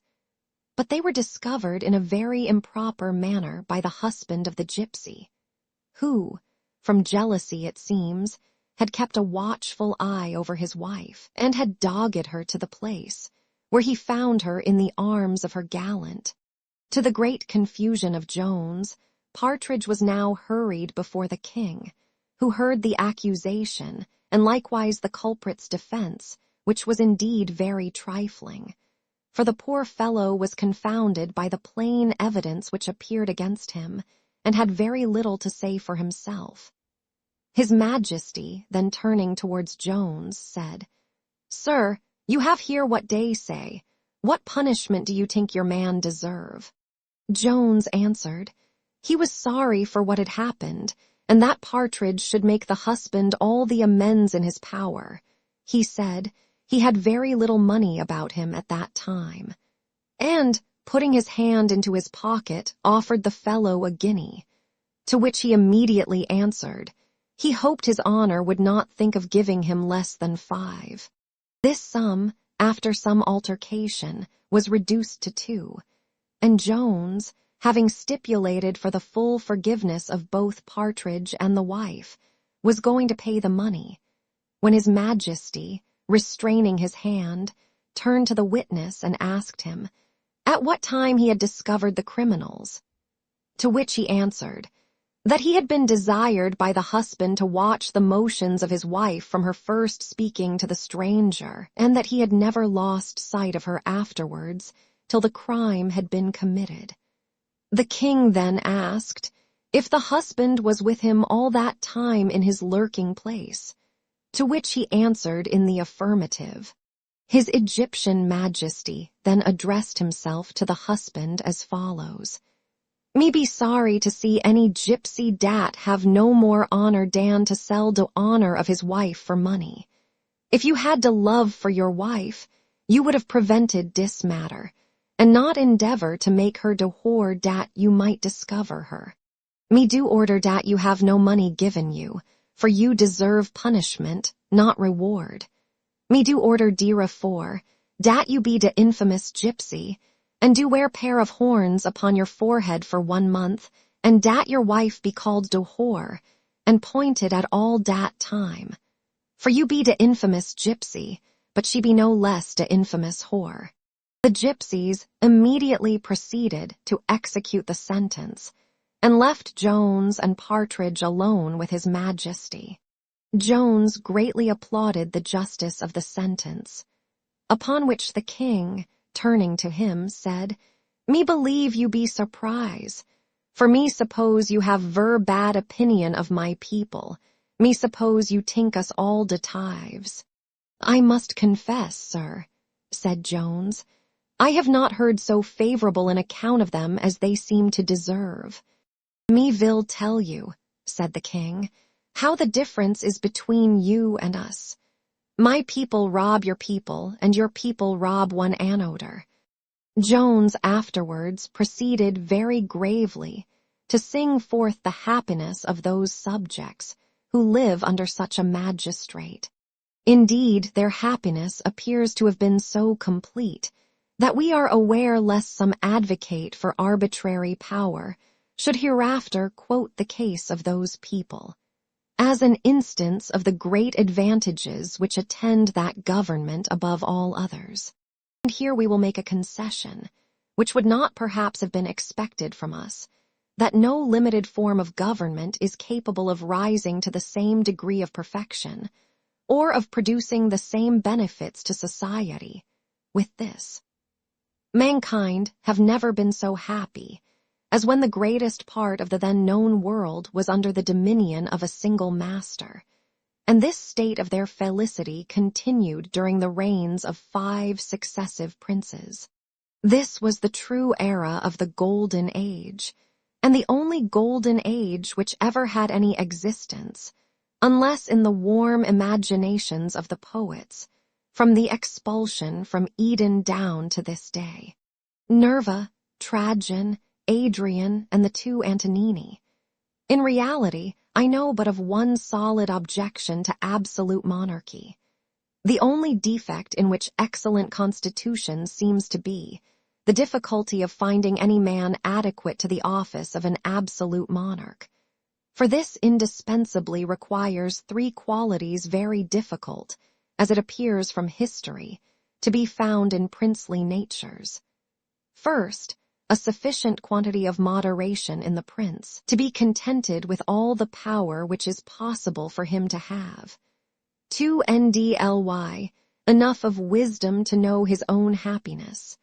And 3 rdly, goodness sufficient to support the happiness of others, when not only compatible with, but instrumental to his own. Now, if an absolute monarch, with all these great and rare qualifications, should be allowed capable of conferring the greatest good on society, it must be surely granted, on the contrary, that absolute power, vested in the hands of one who is deficient in them all, is likely to be attended with no less a degree of evil. In short, our own religion furnishes us with adequate ideas of the blessing, as well as curse, which may attend absolute power. The pictures of heaven and of hell will place a very lively image of both before our eyes. For though the prince of the latter can have no power, but what he originally derives from the omnipotent sovereign in the former, yet it plainly appears from Scripture that absolute power in his infernal dominions is granted to their diabolical ruler. This is indeed the only absolute power which can by Scripture be derived from heaven. If, therefore, the several tyrannies upon earth can prove any title to a divine authority, it must be derived from this original grant to the Prince of Darkness, and these subordinate deputations must consequently come immediately from him, whose stamp they so expressly bear.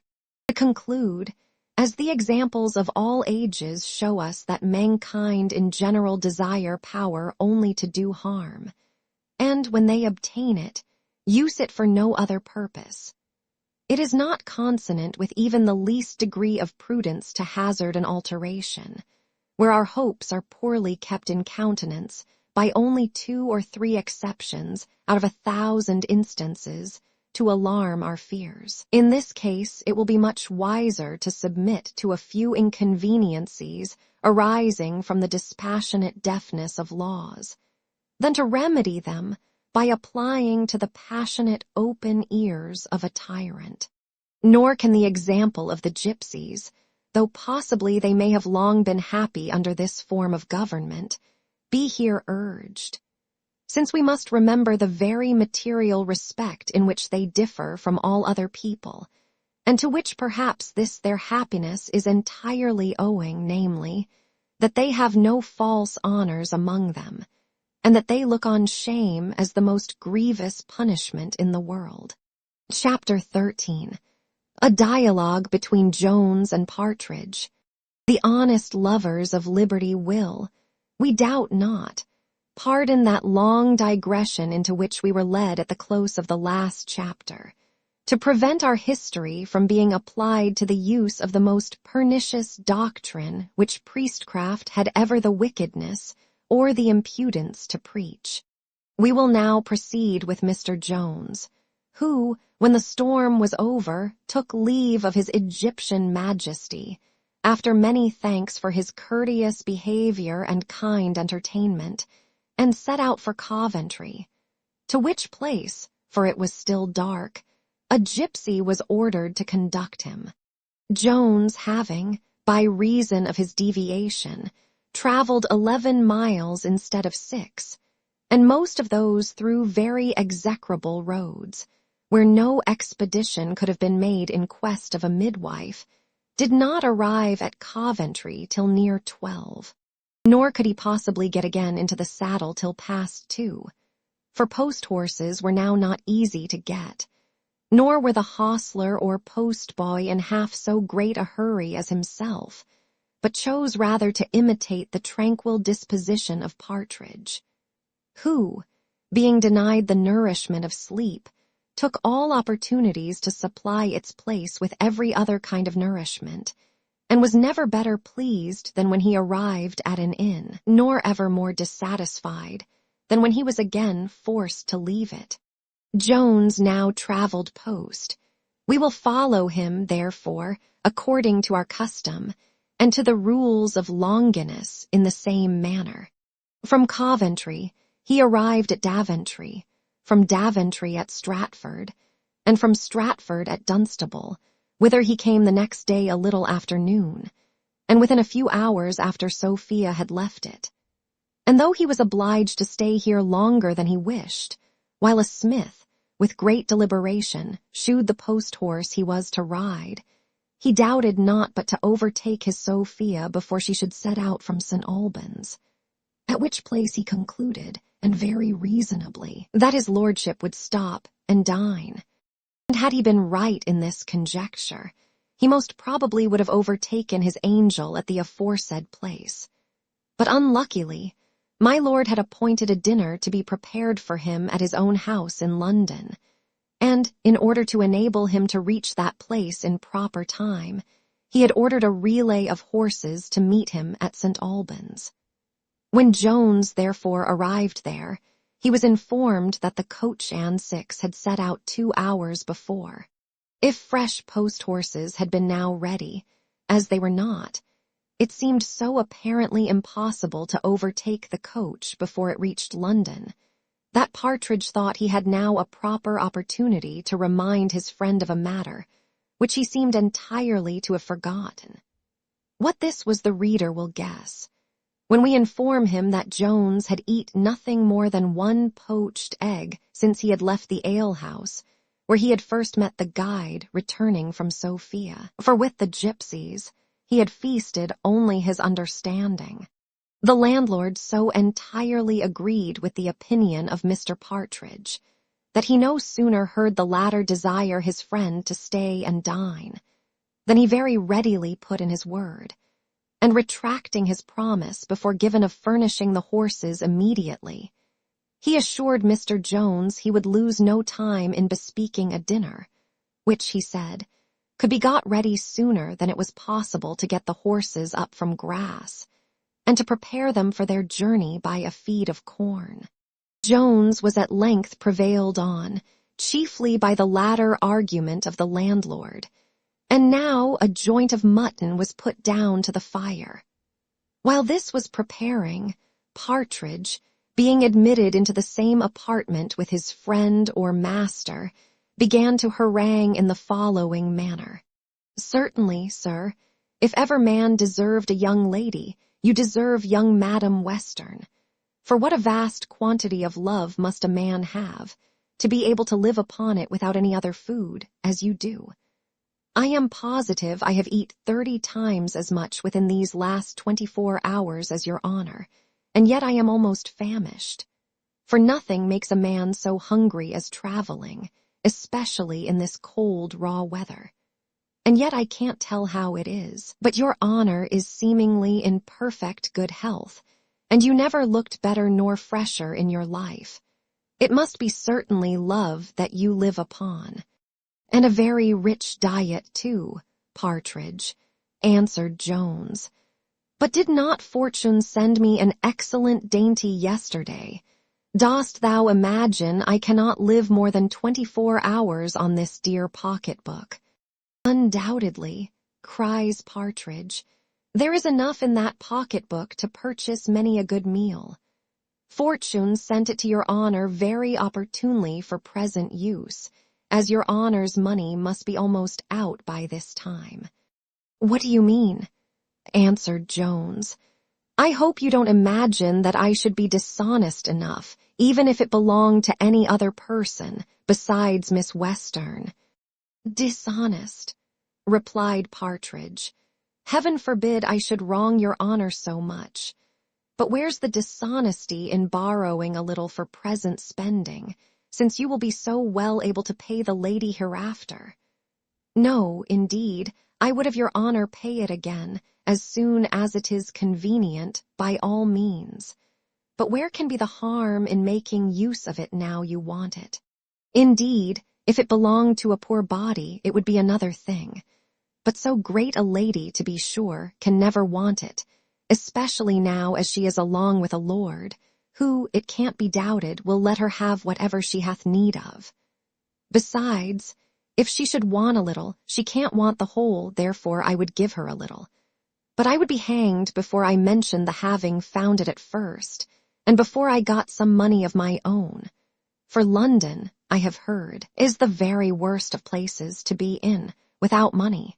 Indeed, if I had not known to whom it belonged, I might have thought it was the devil's money, and have been afraid to use it. But as you know otherwise, and came honestly by it, it would be an affront to fortune to part with it all again, at the very time when you want it most. You can hardly expect she should ever do you such another good turn, for fortuna nunquam perpetuo est bona. You will do as you please, notwithstanding all I say, but for my part, I would be hanged, before I mentioned a word of the matter. By what I can see, Partridge, cries Jones, hanging is a matter non longe alienum ascivali studiis. You should say alienus, says Partridge. I remember the passage. It is an example under communis alienus immunis variis casibus serviant. If you do remember it, cries Jones, I find you don't understand it, but I tell thee, friend, in plain English, that he who finds another's property and wilfully detains it from the known owner deserves, in foro conscientiae, to be hanged, no less than if he had stolen it. And as for this very identical bill, which is the property of my angel, and was once in her dear possession.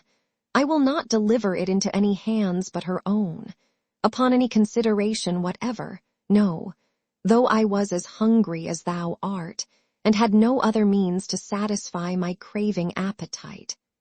This I hope to do before I sleep, but if it should happen otherwise, I charge thee, if thou wouldst not incur my displeasure forever, not to shock me any more, by the bare mention of such detestable baseness. I should not have mentioned it now, cries Partridge, if it had appeared so to me, for I'm sure I scorn any wickedness as much as another, but perhaps you know better. And yet I might have imagined that I should not have lived so many years and have taught school so long, without being able to distinguish between fas et nefas. But it seems we are all to live and learn. I remember my old schoolmaster, who was a prodigious great scholar, used often to say, Polymatit cry town is my daskellen. The English of which, he told us, was, that a child may sometimes teach his grandmother to suck eggs.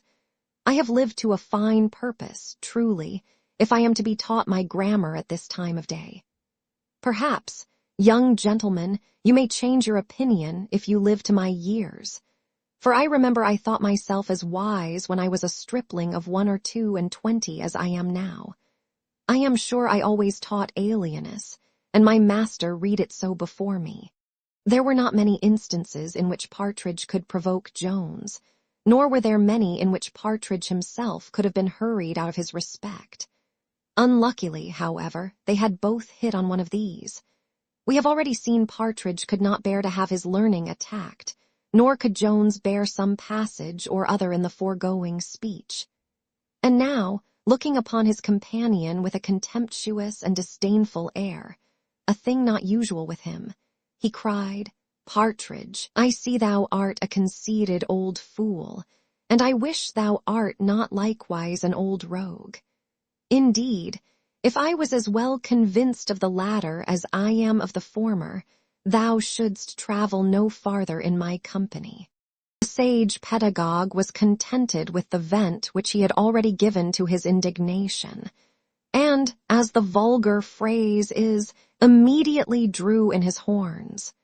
He said he was sorry he had uttered anything which might give offense, for that he had never intended it, but nemo omnibus horis sapit.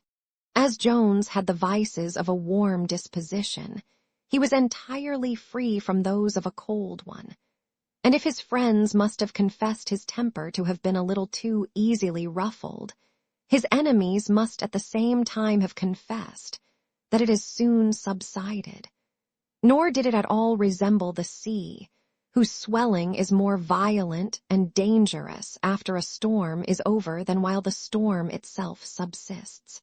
He instantly accepted the submission of Partridge, shook him by the hand, and with the most benign aspect imaginable, said 20 kind things, and at the same time very severely condemned himself, though not half so severely as he will most probably be condemned by many of our good readers. Partridge was now highly comforted, as his fears of having offended were at once abolished, and his pride completely satisfied by Jones having owned himself in the wrong, which submission he instantly applied to what had principally nettled him, and repeated in a muttering voice, To be sure, sir, your knowledge may be superior to mine in some things, but as to the grammar, I think I may challenge any man living. I think, at least, I have that at my finger's end. If anything could add to the satisfaction which the poor man now enjoyed, he received this addition by the arrival of an excellent shoulder of mutton, that at this instant came smoking to the table. On which, having both plentifully feasted, they again mounted their horses and set forward for London. Chapter 14. What happened to Mr. Jones in his journey from St. Albans? They were got about 2 miles beyond Barnet, and it was now the dusk of the evening, when a genteel-looking man, but upon a very shabby horse, rode up to Jones and asked him whether he was going to London. to which Jones answered in the affirmative. The gentleman replied, "I should be obliged to you, sir, if you will accept of my company, for it is very late and I am a stranger to the road." Jones readily complied with the request, and on they traveled together, holding that sort of discourse which is usual on such occasions. Of this, indeed, robbery was the principal topic, upon which subject the stranger expressed great apprehensions, but Jones declared he had very little to lose, and consequently as little to fear. Here Partridge could not forbear putting in his word. "Your honor," said he, "may think it a little, but I am sure, if I had £100 banknote in my pocket, as you have, I should be very sorry to lose it. But for my part, I never was less afraid in my life, for we are 4 of us, and if we all stand by one another, the best man in England can't rob us. Suppose he should have a pistol, he can kill but one of us, and a man can die but once. That's my comfort, a man can die but once. Besides the reliance on superior numbers, a kind of valor which hath raised a certain nation among the moderns to a high pitch of glory. There was another reason for the extraordinary courage which Partridge now discovered, for he had at present as much of that quality as was in the power of liquor to bestow. Our company were now arrived within a mile of Highgate, when the stranger turned short upon Jones, and pulling out a pistol, demanded that little banknote which Partridge had mentioned. Jones was at first somewhat shocked at this unexpected demand. However, he presently recollected himself, and told the highwayman all the money he had in his pocket was entirely at his service. And so saying, he pulled out upwards of 3 guineas and offered to deliver it. But the other answered with an oath that would not do. Jones answered coolly he was very sorry for it, and returned the money into his pocket. The highwayman then threatened, if he did not deliver the banknote that moment, he must shoot him, holding his pistol at the same time very near to his breast. Jones instantly caught hold of the fellow's hand, which trembled so that he could scarce hold the pistol in it, and turned the muzzle from him. A struggle then ensued, in which the former wrested the pistol from the hand of his antagonist, and both came from their horses on the ground together, the highwayman upon his back, and the victorious Jones upon him. The poor fellow now began to implore mercy of the conqueror, for to say the truth, he was in strength by no means a match for Jones. "Indeed, sir," says he, "I could have had no intention to shoot you, for you will find the pistol was not loaded. This is the first robbery I ever attempted, and I have been driven by distress to this." At this instant, at about 150 yards distance, lay another person on the ground, roaring for mercy in a much louder voice than the highwayman. This was no other than Partridge himself, who, endeavoring to make his escape from the engagement, had been thrown from his horse, and lay flat on his face, not daring to look up and expecting every minute to be shot. In this posture he lay, till the guide, who was no otherwise concerned than for his horses, having secured the stumbling beast, came up to him, and told him his master had got the better of the highwayman. Partridge leapt up at this news, and ran back to the place where Jones stood with his sword drawn in his hand to guard the poor fellow, which Partridge no sooner saw than he cried out, "Kill the villain, sir, run him through the body, kill him this instant." Luckily, however, for the poor wretch, he had fallen into more merciful hands, for Jones, having examined the pistol and found it to be really unloaded, began to believe all the man had told him before Partridge came up, namely, that he was a novice in the trade, and that he had been driven to it by the distress he mentioned, the greatest indeed imaginable, that of 5 hungry children, and a wife lying in of the 6th, in the utmost want and misery. the truth of all which the highwayman most vehemently asserted, and offered to convince Mr. Jones of it, if he would take the trouble to go to his house, which was not above 2 miles off, saying, that he desired no favor, but upon condition of proving all he had all alleged. Jones at first pretended that he would take the fellow at his word, and go with him, declaring that his fate should depend entirely on the truth of his story. Upon this, the poor fellow immediately expressed so much alacrity that Jones was perfectly satisfied with his veracity, and began now to entertain sentiments of compassion for him. He returned the fellow his empty pistol, advised him to think of honester means of relieving his distress, and gave him a couple of guineas for the immediate support of his wife and his family, adding, he wished he had more for his sake, for the £100 that had been mentioned was not his own. Our readers will probably be divided in their opinions concerning this action. Some may applaud it perhaps as an act of extraordinary humanity, while those of a more saturnine temper will consider it as a want of regard to that justice which every man owes his country. Partridge certainly saw it in that light, for he testified much dissatisfaction on the occasion, quoted an old proverb, and said, he should not wonder if the rogue attacked them again before they reached London. The highwayman was full of expressions of thankfulness and gratitude. He actually dropped tears, or pretended so to do. He vowed he would immediately return home, and would never afterwards commit such a transgression. Whether he kept his word or no, perhaps may appear hereafter. Our travellers, having remounted their horses, arrived in town without encountering any new mishap. On the road much pleasant discourse passed between Jones and Partridge on the subject of their last adventure, in which Jones expressed a great compassion for those highwaymen who are, by unavoidable distress, driven, as it were, to such illegal courses, as generally bring them to a shameful death. I mean, said he, those only whose highest guilt extends no farther than to robbery, and who are never guilty of cruelty nor insult to any person, which is a circumstance that, I must say, to the honor of our country, distinguishes the robbers of England from those of all other nations. For murder is, amongst those, almost inseparably incident to robbery. No doubt, answered Partridge, it is better to take away one's money than one's life, and yet it is very hard upon honest men that they can't travel about their business without being in danger of these villains.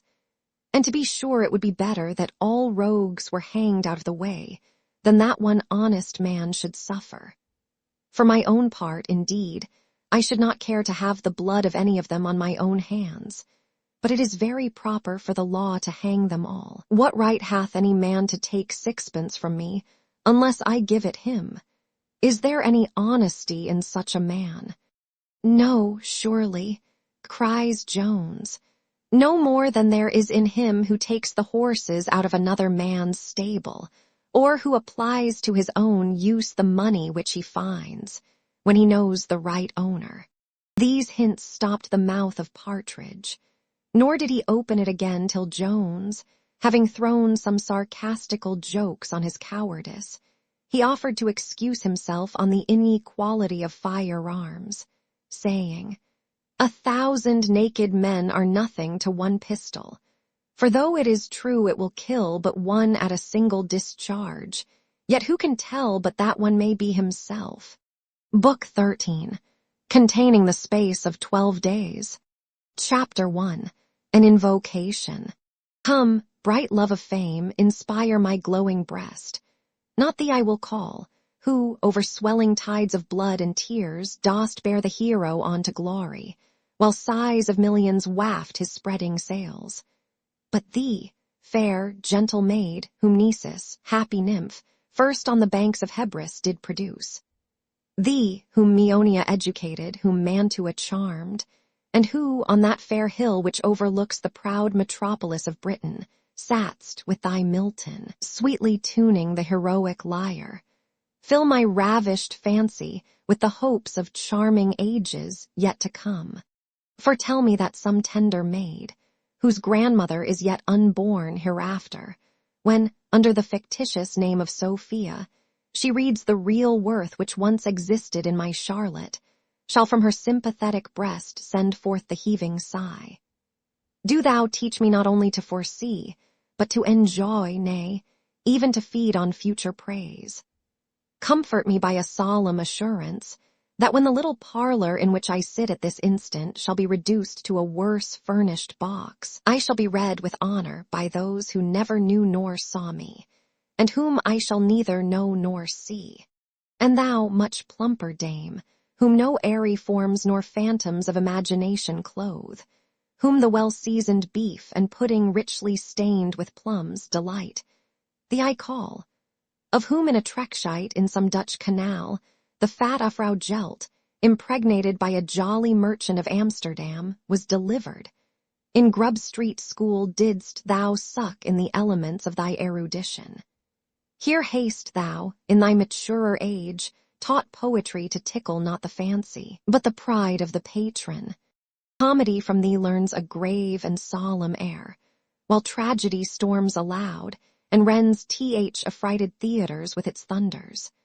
To soothe thy wearied limbs in slumber, Alderman History tells his tedious tale, and again, to awaken thee, Monsieur Romance performs his surprising tricks of dexterity. Nor less thy well-fed bookseller obeys thy influence. By thy advice the heavy, unread, folio lump, which long had dozed on the dusty shelf, piecemealed into numbers, runs nimbly through the nation. Instructed by thee, some books, like quacks, impose on the world by promising wonders, while others turn bows and trust all their merits to a gilded outside.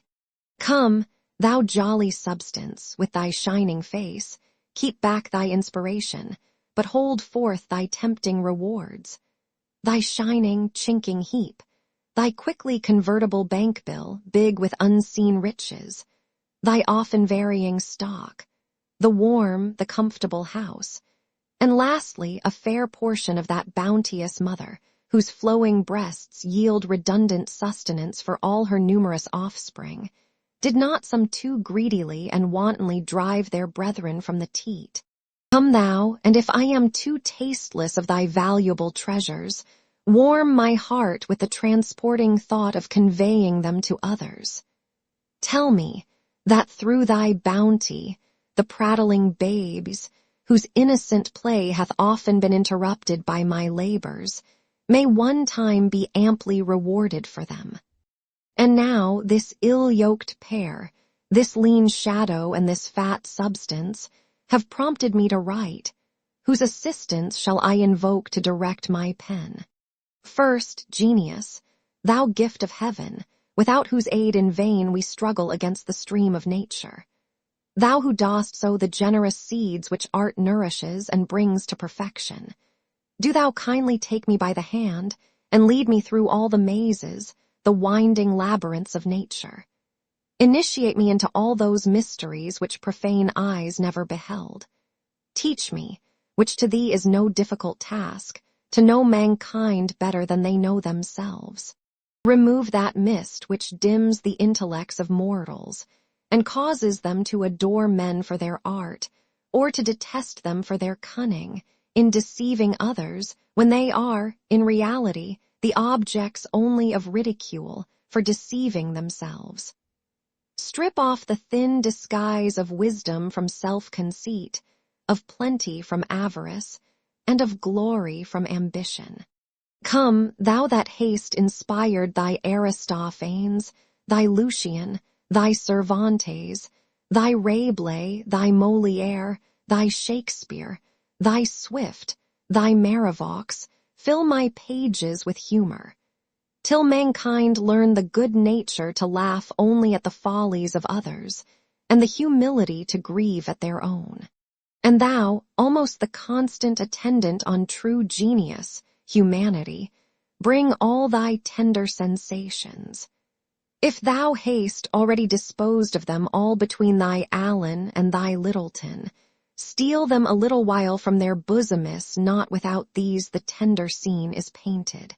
From these alone proceed the noble, disinterested friendship, the melting love, the generous sentiment, the ardent gratitude, the soft compassion, the candid opinion, and all those strong energies of a good mind, which fill the moistened eyes with tears, the glowing cheeks with blood, and swell the heart with tides of grief, joy, and benevolence. And thou, O learning, for without thy assistance nothing pure, nothing correct can genius produce, do thou guide my pen. Thee in thy favorite fields, where the limpid, gently rolling Thames washes thy Etonian banks, in early youth I have worshipped. To thee, at thy birchen altar, with true Spartan devotion, I have sacrificed my blood. Come then, and from thy vast, luxuriant stores in long antiquity piled up, pour forth the rich profusion. Open thy Meonian and thy Mantuan coffers, with whatever else includes thy philosophic, thy poetic, and thy historical treasures, whether with Greek or Roman characters thou hast chosen to inscribe the ponderous chests. Give me a while that key to all thy treasures, which to thy Warburton thou hast entrusted. Lastly, come experience, long conversant with the wise, the good, the learned, and the polite. Nor with them only, but with every kind of character, from the minister at his levee, to the bailiff in his sponging house, from the duchess at her drum, to the landlady behind her bar. From thee only can the manners of mankind be known, to which the recluse pedant, however great his parts or extensive his learning may be, hath ever been a stranger. Come all these and more if possible, for arduous is the task I have undertaken, and without all your assistance will, I find, be too heavy for me to support. But if you all smile on my labors, I hope still to bring them to a happy conclusion. Chapter 2. What befell Mr. Jones on his arrival in London? The learned doctor, Miss Aubyn, used to say that the proper direction to him was to Dr. Miss Aubyn, in the world, intimating that there were few people in it to whom his great reputation was not known. And, perhaps, upon a very nice examination into the matter, we shall find that this circumstance bears no inconsiderable part among the many blessings of grandeur. The great happiness of being known to posterity, with the hopes of which we so delighted ourselves in the preceding chapter, is the portion of few. To have the several elements which compose our names, as Sydenham expresses it, repeated 1,000 years hence, is a gift beyond the power of title and wealth, and is scarce to be purchased, unless by the sword and the pen. But to avoid the scandalous imputation, while we yet live, of being one whom nobody knows, a scandal, by the by, as old as the days of Homer, will always be the envied portion of those who have a legal title either to honor or estate. See the 2D Odyssey, ver. 175. From that figure, therefore, which the Irish peer, who brought Sophia to town, hath already made in this history, the reader will conclude, doubtless, it must have been an easy matter to have discovered his house in London without knowing the particular street or square which he inhabited, since he must have been one whom everybody knows. To say the truth, so it would have been to any of those tradesmen who are accustomed to attend the regions of the great, for the doors of the great are generally no less easy to find than it is difficult to get entrance into them. But Jones, as well as Partridge, was an entire stranger in London, and as he happened to arrive first in a quarter of the town, the inhabitants of which have very little intercourse with the householders of Hanover or Grosvenor Square, for he entered through Gray's Inn Lane. So he rambled about some time before he could even find his way to those happy mansions where fortune segregates from the vulgar those magnanimous heroes, the descendants of antient Britons, Saxons, or Danes, whose ancestors, being born in better days, by sundry kinds of merit, have entailed riches and honor on their posterity. Jones, being at length arrived at those terrestrial Elysian fields, would now soon have discovered his lordship's mansion. But the peer unluckily quitted his former house when he went for Ireland, and as he was just entered into a new one, the fame of his equipage had not yet sufficiently blazed in the neighborhood, so that, after a successless enquiry till the clock had struck 11, Jones at last yielded to the advice of Partridge, and retreated to the Bull and Gate in Holborn, that being the inn where he had first alighted, and where he retired to enjoy that kind of repose which usually attends persons in his circumstances. Early in the morning he again set forth in pursuit of Sophia, and many a weary step he took to no better purpose than before. At last, whether it was that fortune relented, or whether it was no longer in her power to disappoint him, he came into the very street which was honored by his lordship's residence, and being directed to the house, he gave one gentle rap at the door. The porter, who, from the modesty of the knock, had conceived no high idea of the person approaching, conceived but little better from the appearance of Mr. Jones, who was dressed in a suit of fustian, and had by his side the weapon formerly purchased of the sergeant, of which, though the blade might be composed of well-tempered steel, the handle was composed only of brass, and that none of the brightest. When Jones, therefore, enquired after the young lady who had come to town with his lordship, this fellow answered surlily, that there were no ladies there.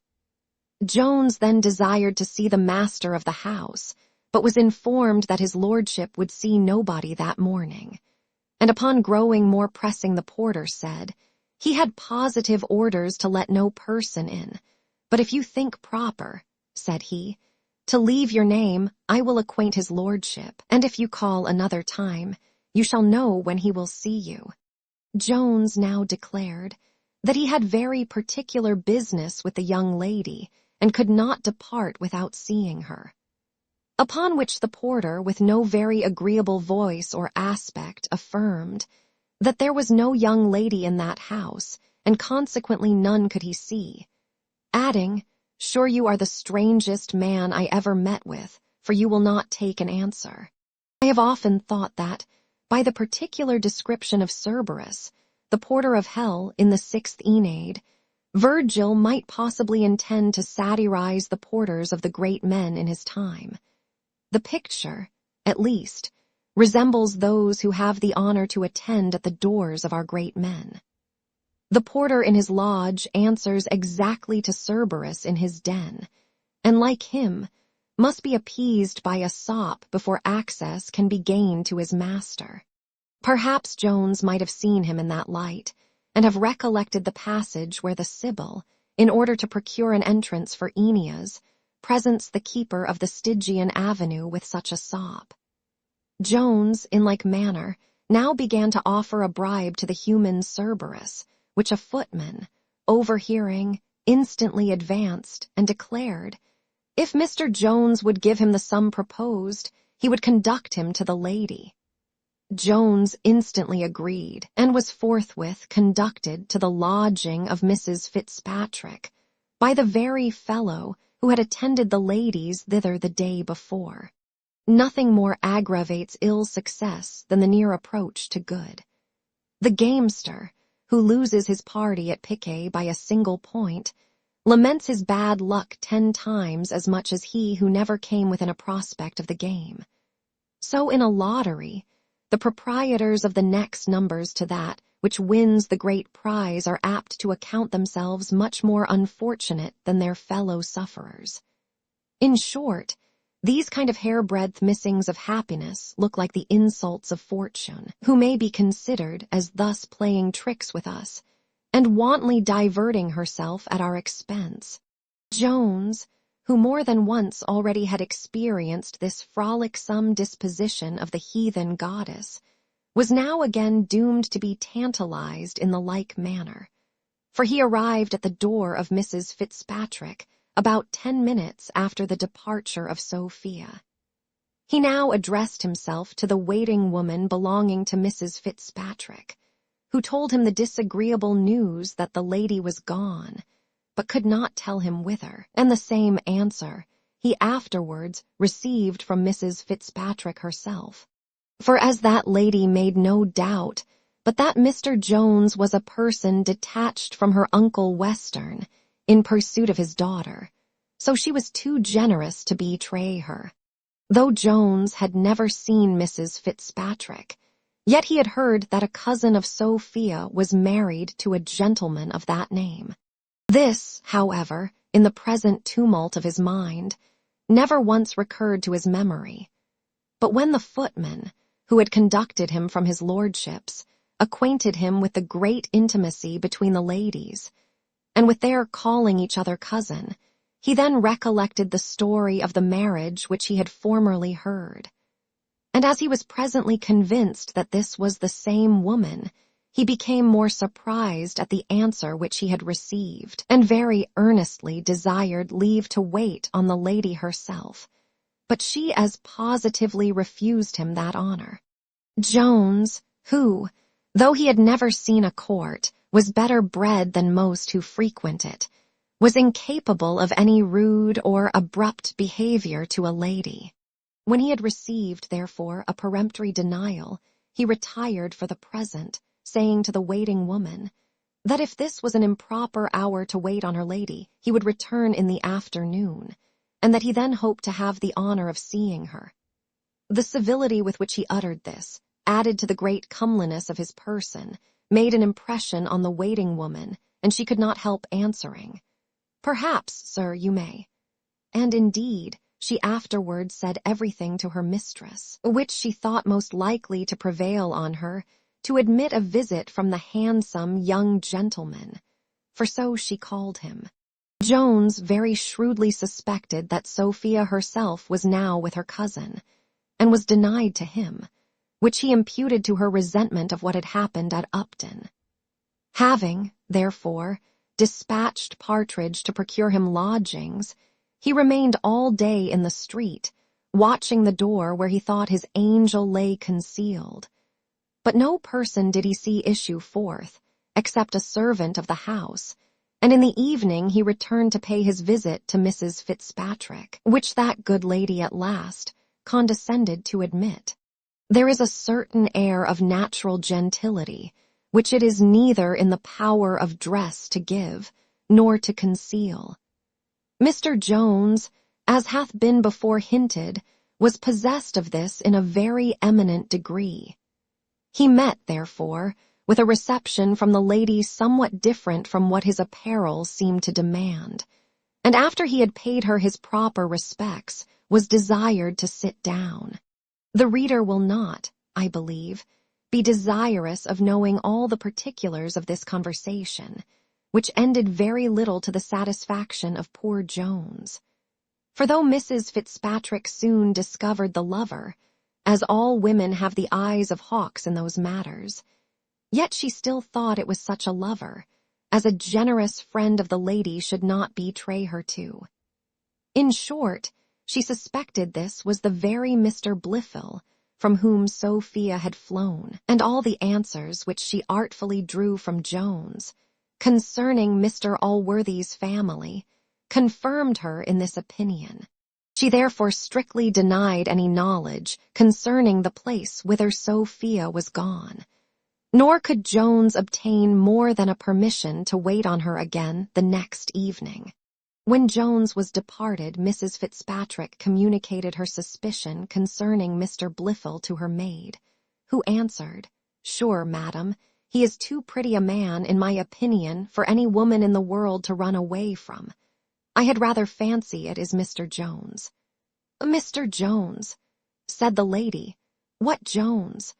for Sophia had not given the least hint of any such person in all their conversation, but Mrs. Honor had been much more communicative and had acquainted her sister Abigail with the whole history of Jones, which this now again related to her mistress. Mrs. Fitzpatrick no sooner received this information than she immediately agreed with the opinion of her maid, and, what is very unaccountable, saw charms in the gallant, happy lover, which she had overlooked in the slighted squire. "Betty," says she, "you are certainly in the right. He is a very pretty fellow, and I don't wonder that my cousin's maid should tell you so many women are fond of him. I am sorry now I did not inform him where my cousin was. And yet, if he be so terrible a rake as you tell me, it is a pity she should ever see him any more. For what but her ruin can happen from marrying a rake and a beggar against her father's consent? I protest, if he be such a man as the wench described him to you, it is but an office of charity to keep her from him, and I am sure it would be unpardonable in me to do otherwise, who have tasted so bitterly of the misfortunes attending such marriages." Here she was interrupted by the arrival of a visitor, which was no other than his lordship. And as nothing passed at this visit either new or extraordinary, or any ways material to this history, we shall here put an end to this chapter. Chapter 3. A project of Mrs. Fitzpatrick and her visit to Lady Bellaston. When Mrs. Fitzpatrick retired to rest, her thoughts were entirely taken up by her cousin Sophia and Mr. Jones. She was, indeed, a little offended with the former, for the disingenuity which she now discovered. In which meditation she had not long exercised her imagination before the following conceit suggested itself, that could she possibly become the means of preserving Sophia from this man, and of restoring her to her father, she should, in all human probability, by so great a service to the family, reconcile to herself both her uncle and her Aunt Western. As this was one of her most favorite wishes, so the hope of success seemed so reasonable, that nothing remained but to consider of proper methods to accomplish her scheme. To attempt to reason the case with Sophia did not appear to her one of those methods, for as Betty had reported from Mrs. Honor, that Sophia had a violent inclination to Jones, she conceived that to dissuade her from the match was an endeavor of the same kind, as it would be very hardily and earnestly to entreat a moth not to fly into a candle.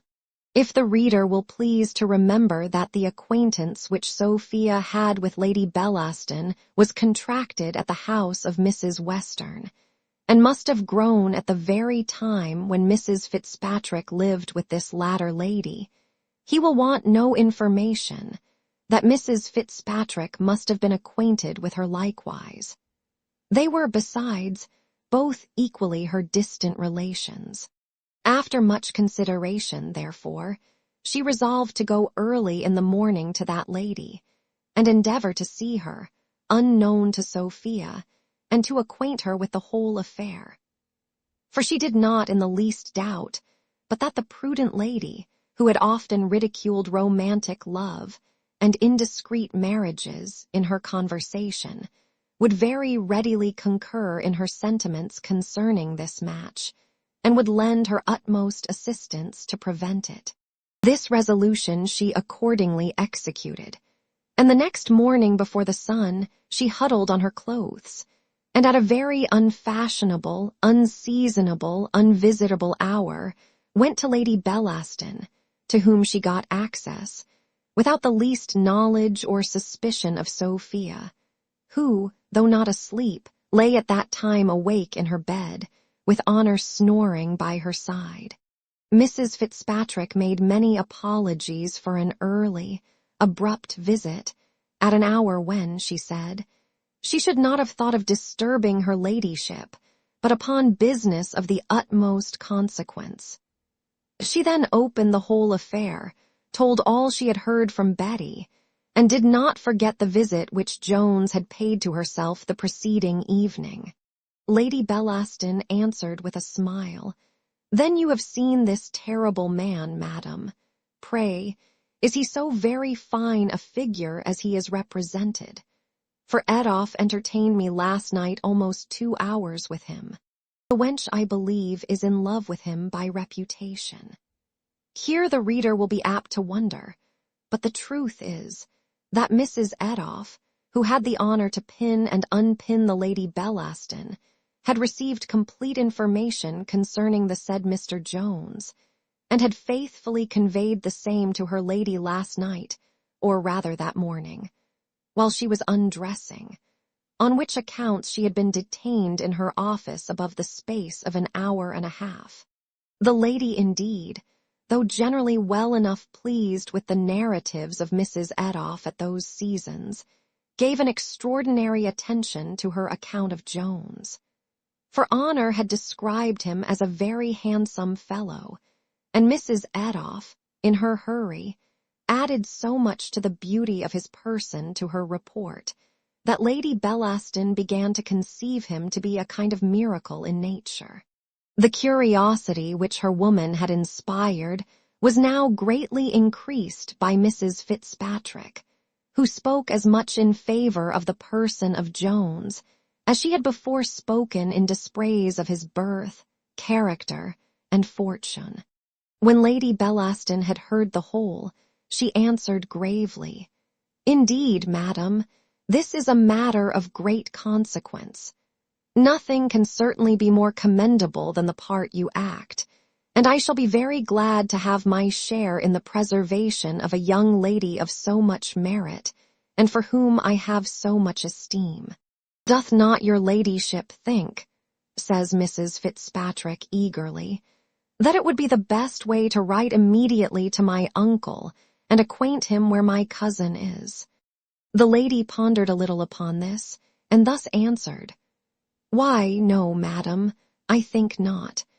Di Western hath described her brother to me to be such a brute that I cannot consent to put any woman under his power who hath escaped from it. I have heard he behaved like a monster to his own wife, for he is one of those wretches who think they have a right to tyrannize over us, and from such I shall ever esteem it the cause of my sex to rescue any woman who is so unfortunate to be under their power. The business, dear cousin, will be only to keep Miss Western from seeing this young fellow, till the good company, which she will have an opportunity of meeting here, give her a properer turn. If he should find her out, madam," answered the other, "your ladyship may be assured he will leave nothing unattempted to come at her." "But, madam," replied the lady, "it is impossible he should come here, though indeed it is possible he may get some intelligence where she is, and then may lurk about the house. I wish, therefore, I knew his person. Is there no way, madam, by which I could have a sight of him?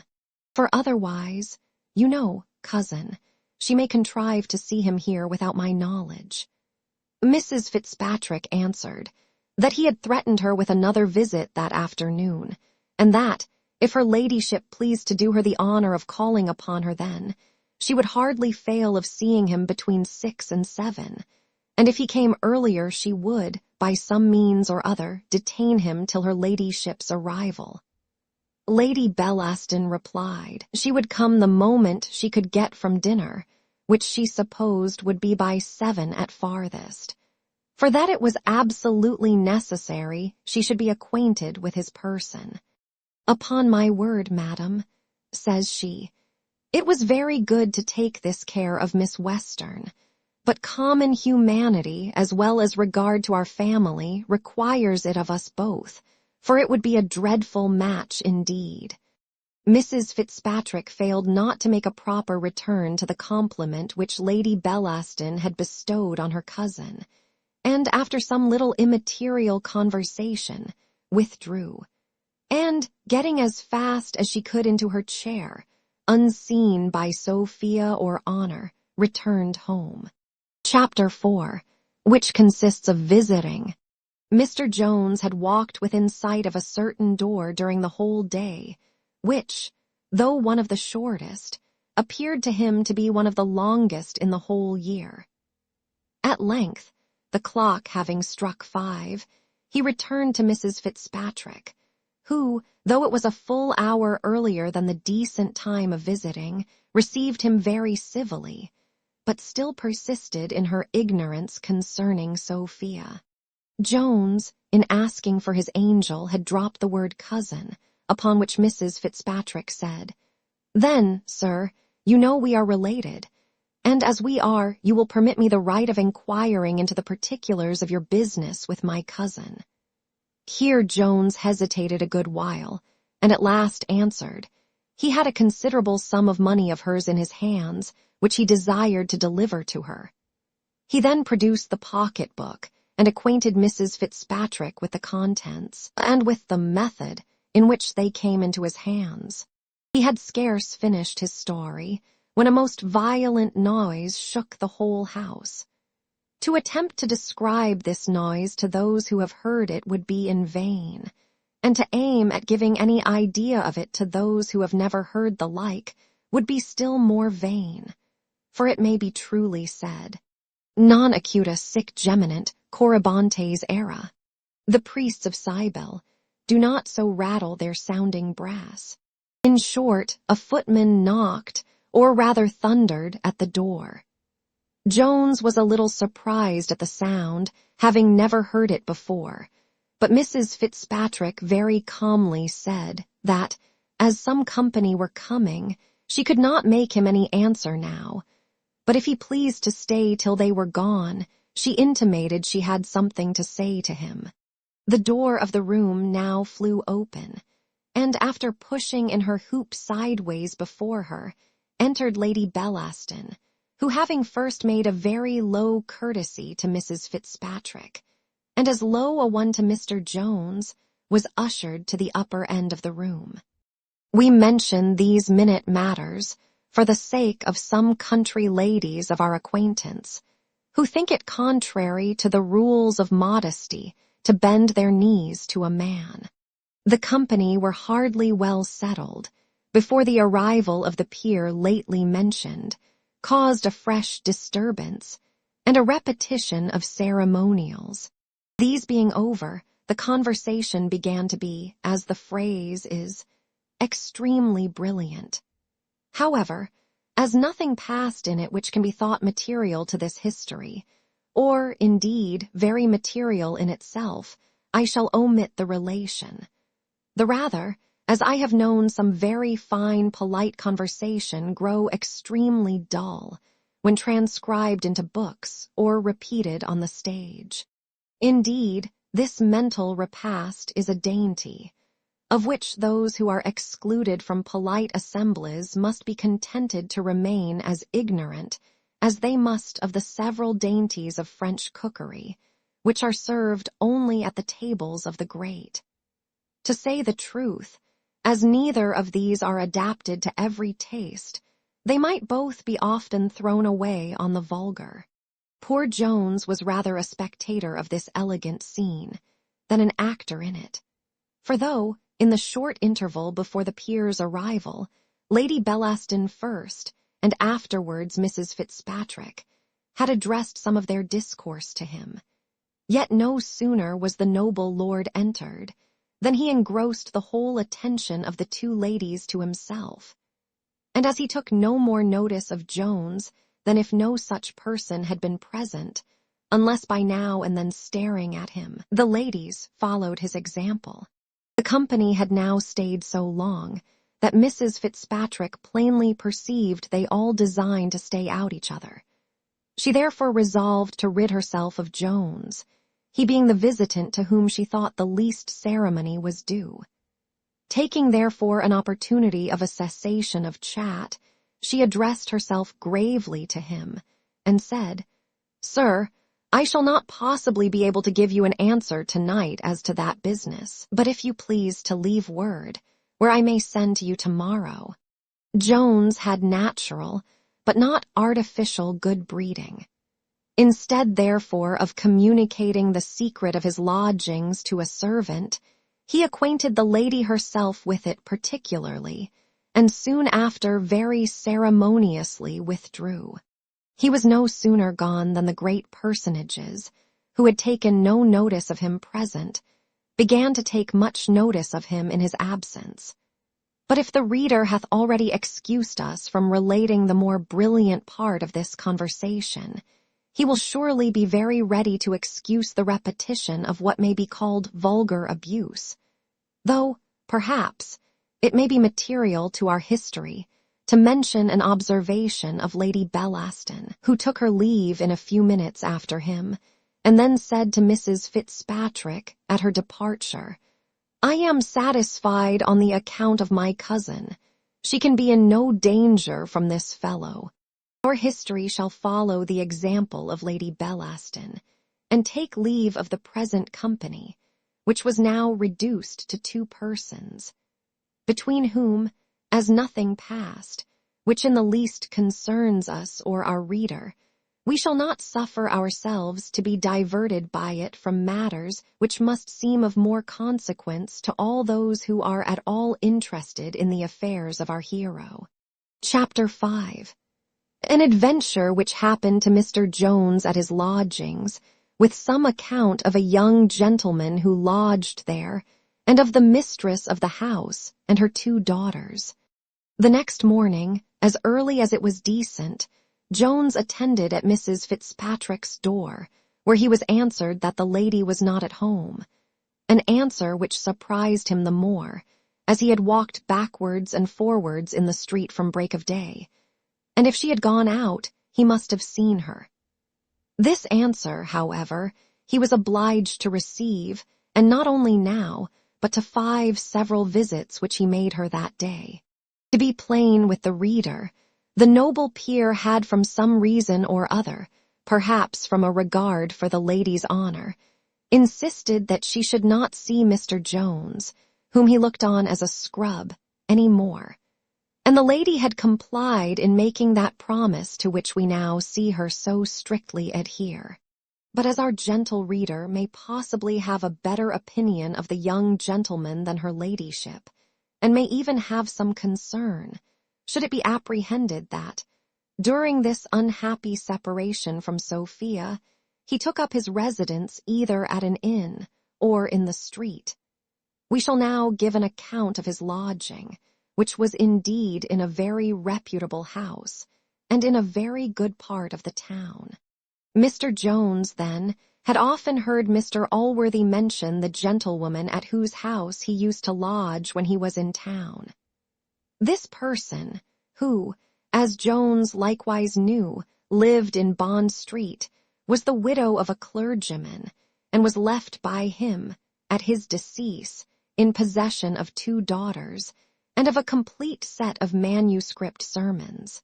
Of these 2 daughters, Nancy, the elder, was now arrived at the age of 17, and Betty, the younger, at that of 10. Hither Jones had dispatched Partridge, and in this house he was provided with a room for himself in the 2nd floor, and with one for Partridge in the 4th. The 1st floor was inhabited by one of those young gentlemen, who, in the last age, were called men of wit and pleasure about town, and properly enough, for as men are usually denominated from their business or profession, so pleasure may be said to have been the only business or profession of those gentlemen to whom fortune had made all useful occupations unnecessary. Playhouses, coffee-houses, and taverns were the scenes of their rendezvous. Wit and humor were the entertainment of their looser hours, and love was the business of their more serious moments. Wine and the muses conspired to kindle the brightest flames in their breasts, nor did they only admire, but some were able to celebrate the beauty they admired, and all to judge of the merit of such compositions. Such, therefore, were properly called the men of wit and pleasure, but I question whether the same appellation may, with the same propriety, be given to those young gentlemen of our times, who have the same ambition to be distinguished for parts. Wit certainly they have nothing to do with. To give them their due, they soar a step higher than their predecessors, and may be called men of wisdom and virtue. Take heed you do not read virtue. Thus, at an age when the gentlemen above mentioned employ their time in toasting the charms of a woman, or in making sonnets in her praise, in giving their opinion of a play at the theater, or of a poem at Will's or Button's. These gentlemen are considering the methods to bribe a corporation, or meditating speeches for the House of Commons, or rather for the magazines. But the science of gaming is that which above all others employs their thoughts. These are the studies of their graver hours, while for their amusements they have the vast circle of connoisseurship, painting, music, statuary, and natural philosophy, or rather unnatural, which deals in the wonderful and knows nothing of nature, except her monsters and imperfections. When Jones had spent the whole day in vain inquiries after Mrs. Fitzpatrick, he returned at last disconsolate to his apartment.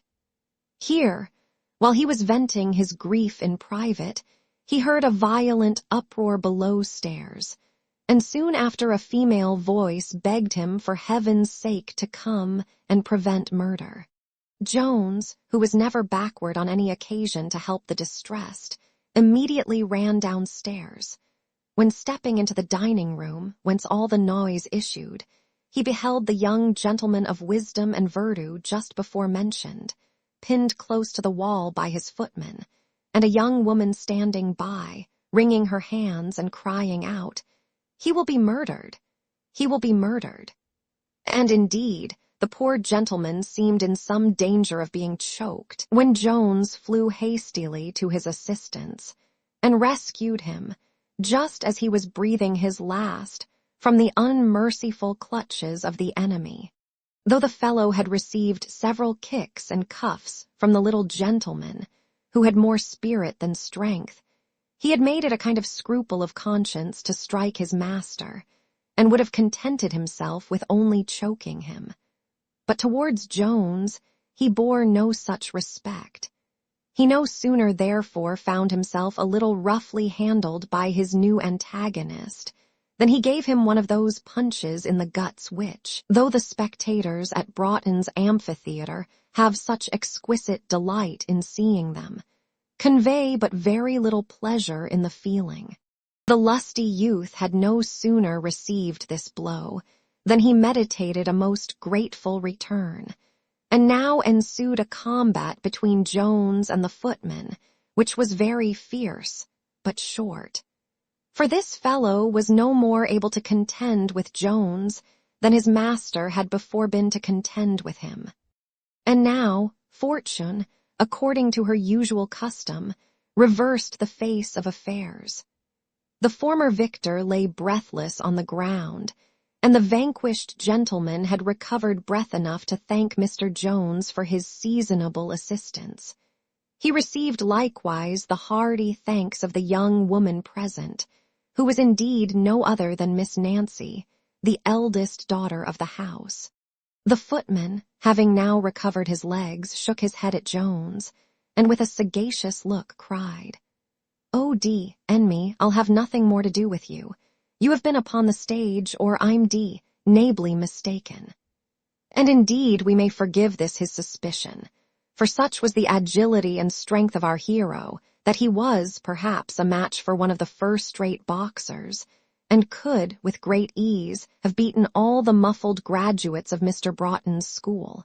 Lest posterity should be puzzled by this epithet, I think proper to explain it by an advertisement which was published Feb. 1, 1747. N.B. Mr. Broughton proposes, with proper assistance, to open an academy at his house in the Haymarket, for the instruction of those who are willing to be initiated in the mystery of boxing, where the whole theory and practice of that truly British art, with all the various stops, blows, cross buttocks, and incident to combatants, will be fully taught and explained, and that persons of quality and distinction may not be deterred from entering into a course of those lectures. They will be given with the utmost tenderness and regard to the delicacy of the frame and constitution of the pupil, for which reason muffles are provided, that will effectually secure them from the inconveniency of black eyes, broken jaws, and bloody noses. The master, foaming with wrath, ordered his man immediately to strip, to which the latter very readily agreed, on condition of receiving his wages. This condition was presently complied with, and the fellow was discharged. And now the young gentleman, whose name was Nightingale, very strenuously insisted that his deliverer should take part of a bottle of wine with him, to which Jones, after much entreaty, consented, though more out of complaisance than inclination, for the uneasiness of his mind fitted him very little for conversation at this time. Miss Nancy likewise, who was the only female then in the house, her mamma and sister being both gone to the play, condescended to favor them with her company. When the bottle and glasses were on the table, the gentleman began to relate the occasion of the preceding disturbance. "I hope, sir," said he to Jones, "you will not from this accident conclude that I make a custom of striking my servants, for I assure you this is the first time I have been guilty of it in my remembrance, and I have passed by many provoking faults in this very fellow, before he could provoke me to it. But when you hear what hath happened this evening, you will, I believe, think me excusable. I happened to come home several hours before my usual time, when I found 4 gentlemen of the cloth at whist by my fire. And my hoyle, sir, my best hoyle, which cost me a guinea, lying open on the table, with a quantity of porter spilt on one of the most material leaves of the whole book. This, you will allow, was provoking.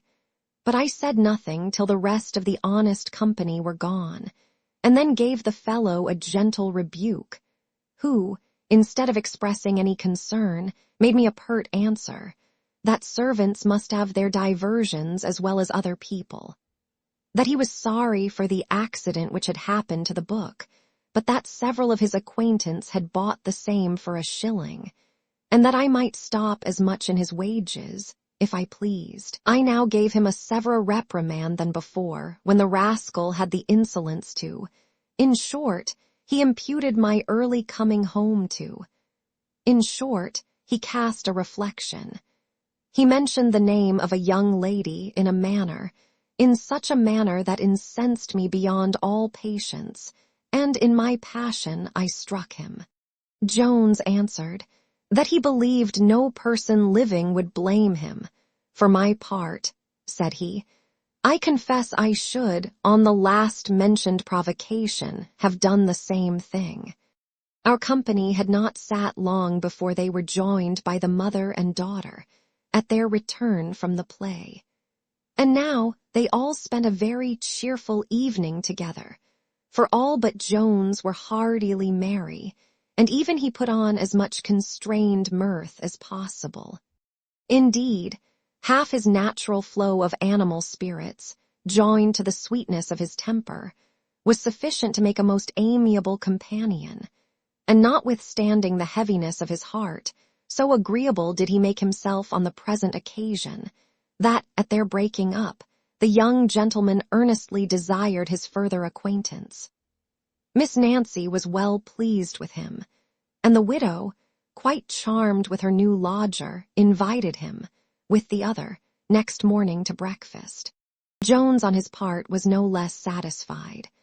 As for Miss Nancy, though a very little creature, she was extremely pretty, and the widow had all the charms which can adorn a woman near 50. As she was one of the most innocent creatures in the world, so she was one of the most cheerful. She never thought, nor spoke, nor wished any ill, and had constantly that desire of pleasing, which may be called the happiest of all desires in this, that it scarce ever fails of attaining its ends, when not disgraced by affectation. In short, though her power was very small, she was in her heart one of the warmest friends. She had been a most affectionate wife, and was a most fond and tender mother. As our history doth not, like a newspaper, give great characters to people who never were heard of before, nor will ever be heard of again, the reader may hence conclude that this excellent woman will hereafter appear to be of some importance in our history. Nor was Jones a little pleased with the young gentleman himself, whose wine he had been drinking. He thought he discerned in him much good sense, though a little too much tainted with town foppery. But what recommended him most to Jones were some sentiments of great generosity and humanity, which occasionally dropped from him, and particularly many expressions of the highest disinterestedness in the affair of love, on which subject the young gentleman delivered himself in a language which might have very well become an Arcadian shepherd of old, and which appeared very extraordinary when proceeding from the lips of a modern fine gentleman. But he was only one by imitation, and meant by nature for a much better character. Chapter 6. What arrived while the company were at breakfast, with some hints concerning the government of daughters. Our company brought together in the morning the same good inclinations towards each other, with which they had separated the evening before. But poor Jones was extremely disconsolate, for he had just received information from Partridge that Mrs. Fitzpatrick had left her lodging, and that he could not learn whither she was gone. This news highly afflicted him, and his countenance, as well as his behavior, in defiance of all his endeavors to the contrary, betrayed manifest indications of a disordered mind.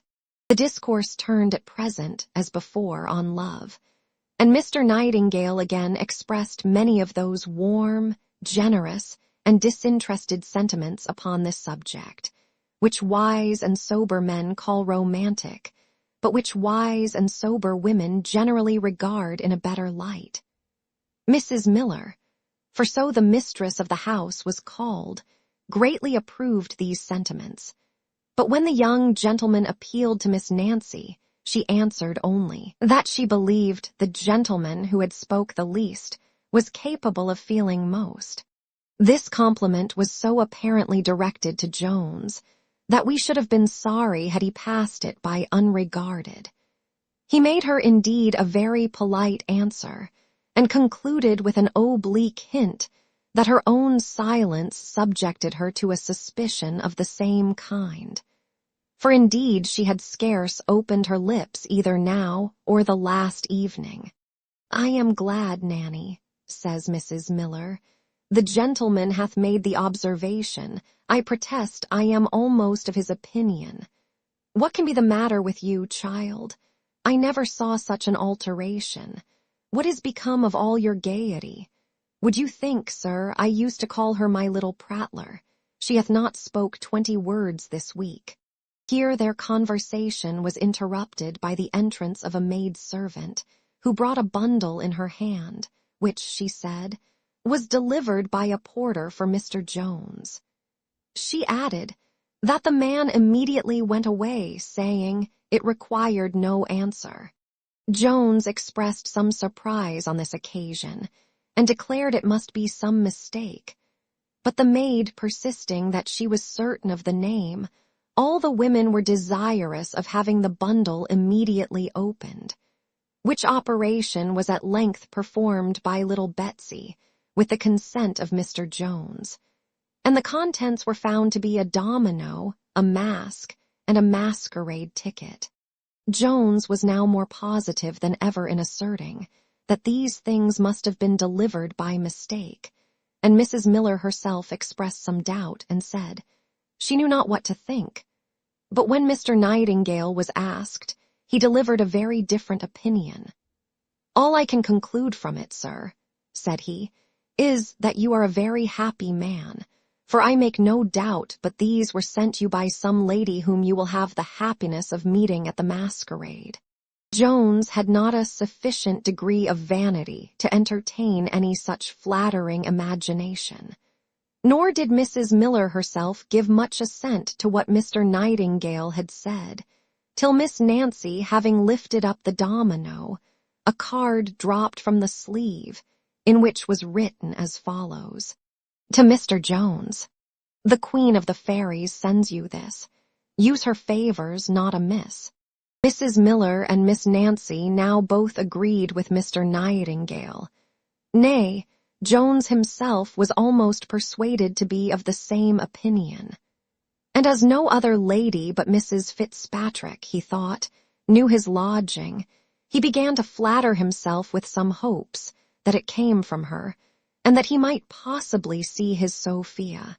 These hopes had surely very little foundation, but as the conduct of Mrs. Fitzpatrick, in not seeing him according to her promise, and in quitting her lodgings, had been very odd and unaccountable, he conceived some faint hopes that she, of whom he had formerly heard a very whimsical character, might possibly intend to do him that service in a strange manner, which she declined doing by more ordinary methods. To say the truth, as nothing certain could be concluded from so odd and uncommon an incident, he had the greater latitude to draw what imaginary conclusions from it he pleased. As his temper, therefore, was naturally sanguine, he indulged it on this occasion, and his imagination worked up 1,000 conceits to favor and support his expectations of meeting his dear Sophia in the evening. Reader, if thou hast any good wishes towards me, I will fully repay them by wishing thee to be possessed of this sanguine disposition of mind.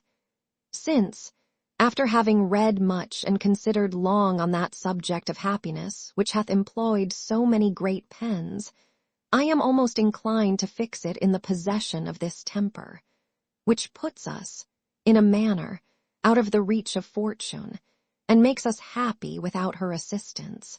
Indeed, the sensations of pleasure it gives are much more constant as well as much keener than those which that blind lady bestows, nature having wisely contrived that some satiety and languor should be annexed to all our real enjoyments, lest we should be so taken up by them as to be stopped from further pursuits.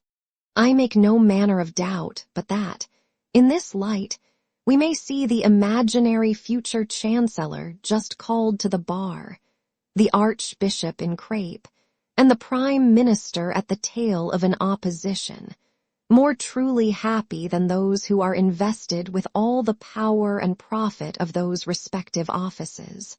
Mr. Jones having now determined to go to the masquerade that evening, Mr. Nightingale offered to conduct him thither.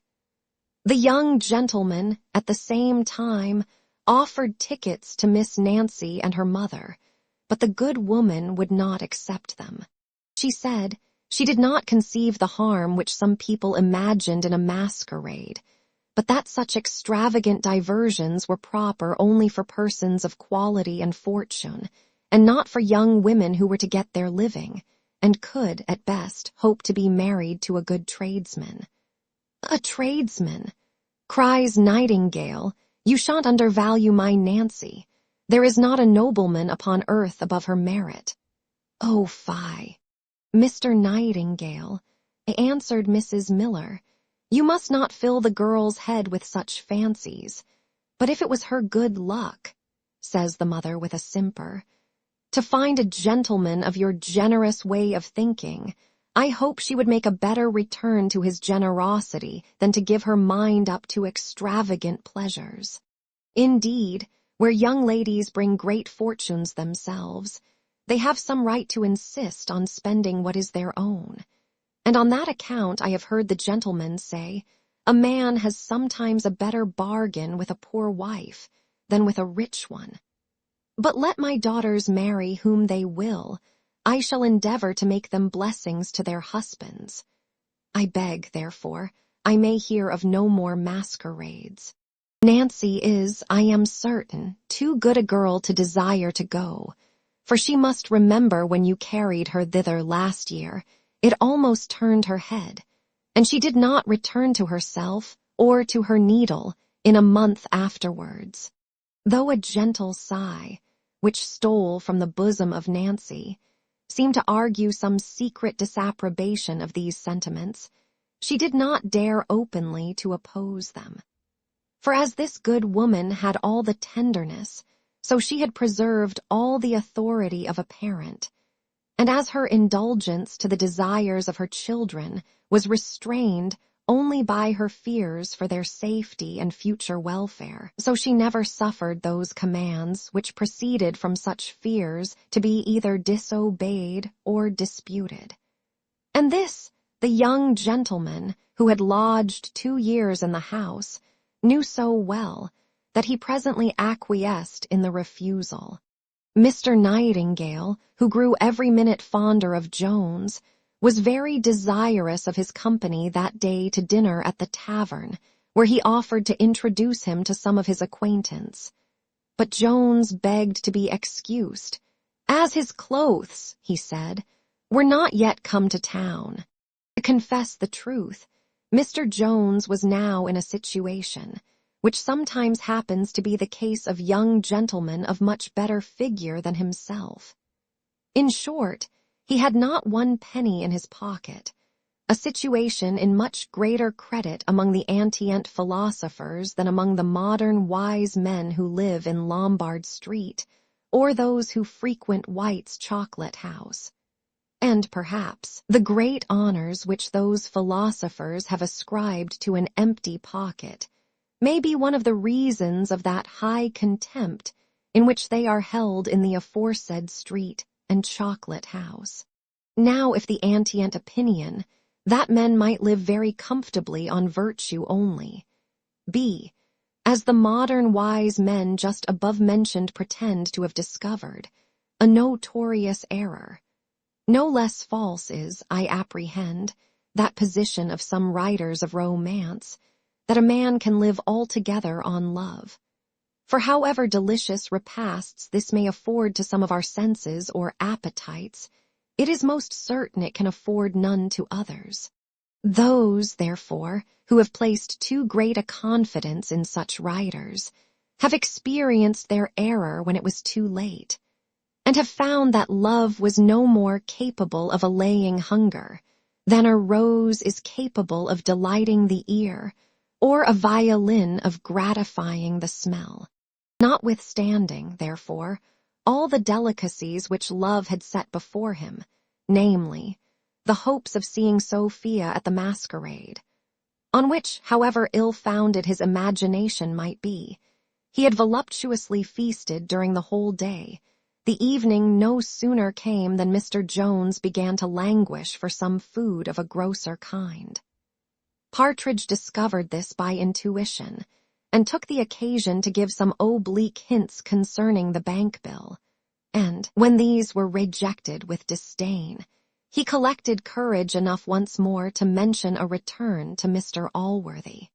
"Partridge," cries Jones, "you cannot see my fortune in a more desperate light than I see it myself, and I begin heartily to repent that I suffered you to leave a place where you was settled, and to follow me. However, I insist now on your returning home, and for the expense and trouble which you have so kindly put yourself to on my account, all the clothes I left behind in your care I desire you would take as your own. I am sorry, I can make you no other acknowledgment." He spoke these words with so pathetic an accent that Partridge, among whose vices ill nature or hardness of heart were not numbered, burst into tears, and after swearing he would not quit him in his distress, he began with the most earnest entreaties to urge his return home. "For heaven's sake, sir," says he, "do but consider, what can your honor do? How is it possible you can live in this town without money? Do what you will, sir, or go wherever you please. I am resolved not to desert you. But pray, sir, consider, Do pray, sir, for your own sake, take it into your consideration. And I'm sure, says he, that your own good sense will bid you return home. How often shall I tell thee, answered Jones, that I have no home to return to? Had I any hopes that Mr. Allworthy's doors would be open to receive me, I want no distress to urge me. Nay, there is no other cause upon earth, which could detain me a moment from flying to his presence.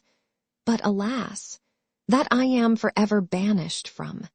His last words were, "Oh, Partridge, they still ring in my ears." His last words were, when he gave me a sum of money. What it was I know not, but considerable I'm sure it was. His last words were, "I am resolved from this day forward, on no account to converse with you any more." Here passion stopped the mouth of Jones, as surprise for a moment did that of Partridge. But he soon recovered the use of speech, and after a short preface, in which he declared he had no inquisitiveness in his temper, inquired what Jones meant by a considerable sum. He knew not how much, and what was become of the money. In both these points he now received full satisfaction, on which he was proceeding to comment, when he was interrupted by a message from Mr. Nightingale, who desired his master's company in his apartment. When the two gentlemen were both attired for the masquerade, and Mr. Nightingale had given orders for chairs to be sent for, a circumstance of distress occurred to Jones, which will appear very ridiculous to many of my readers.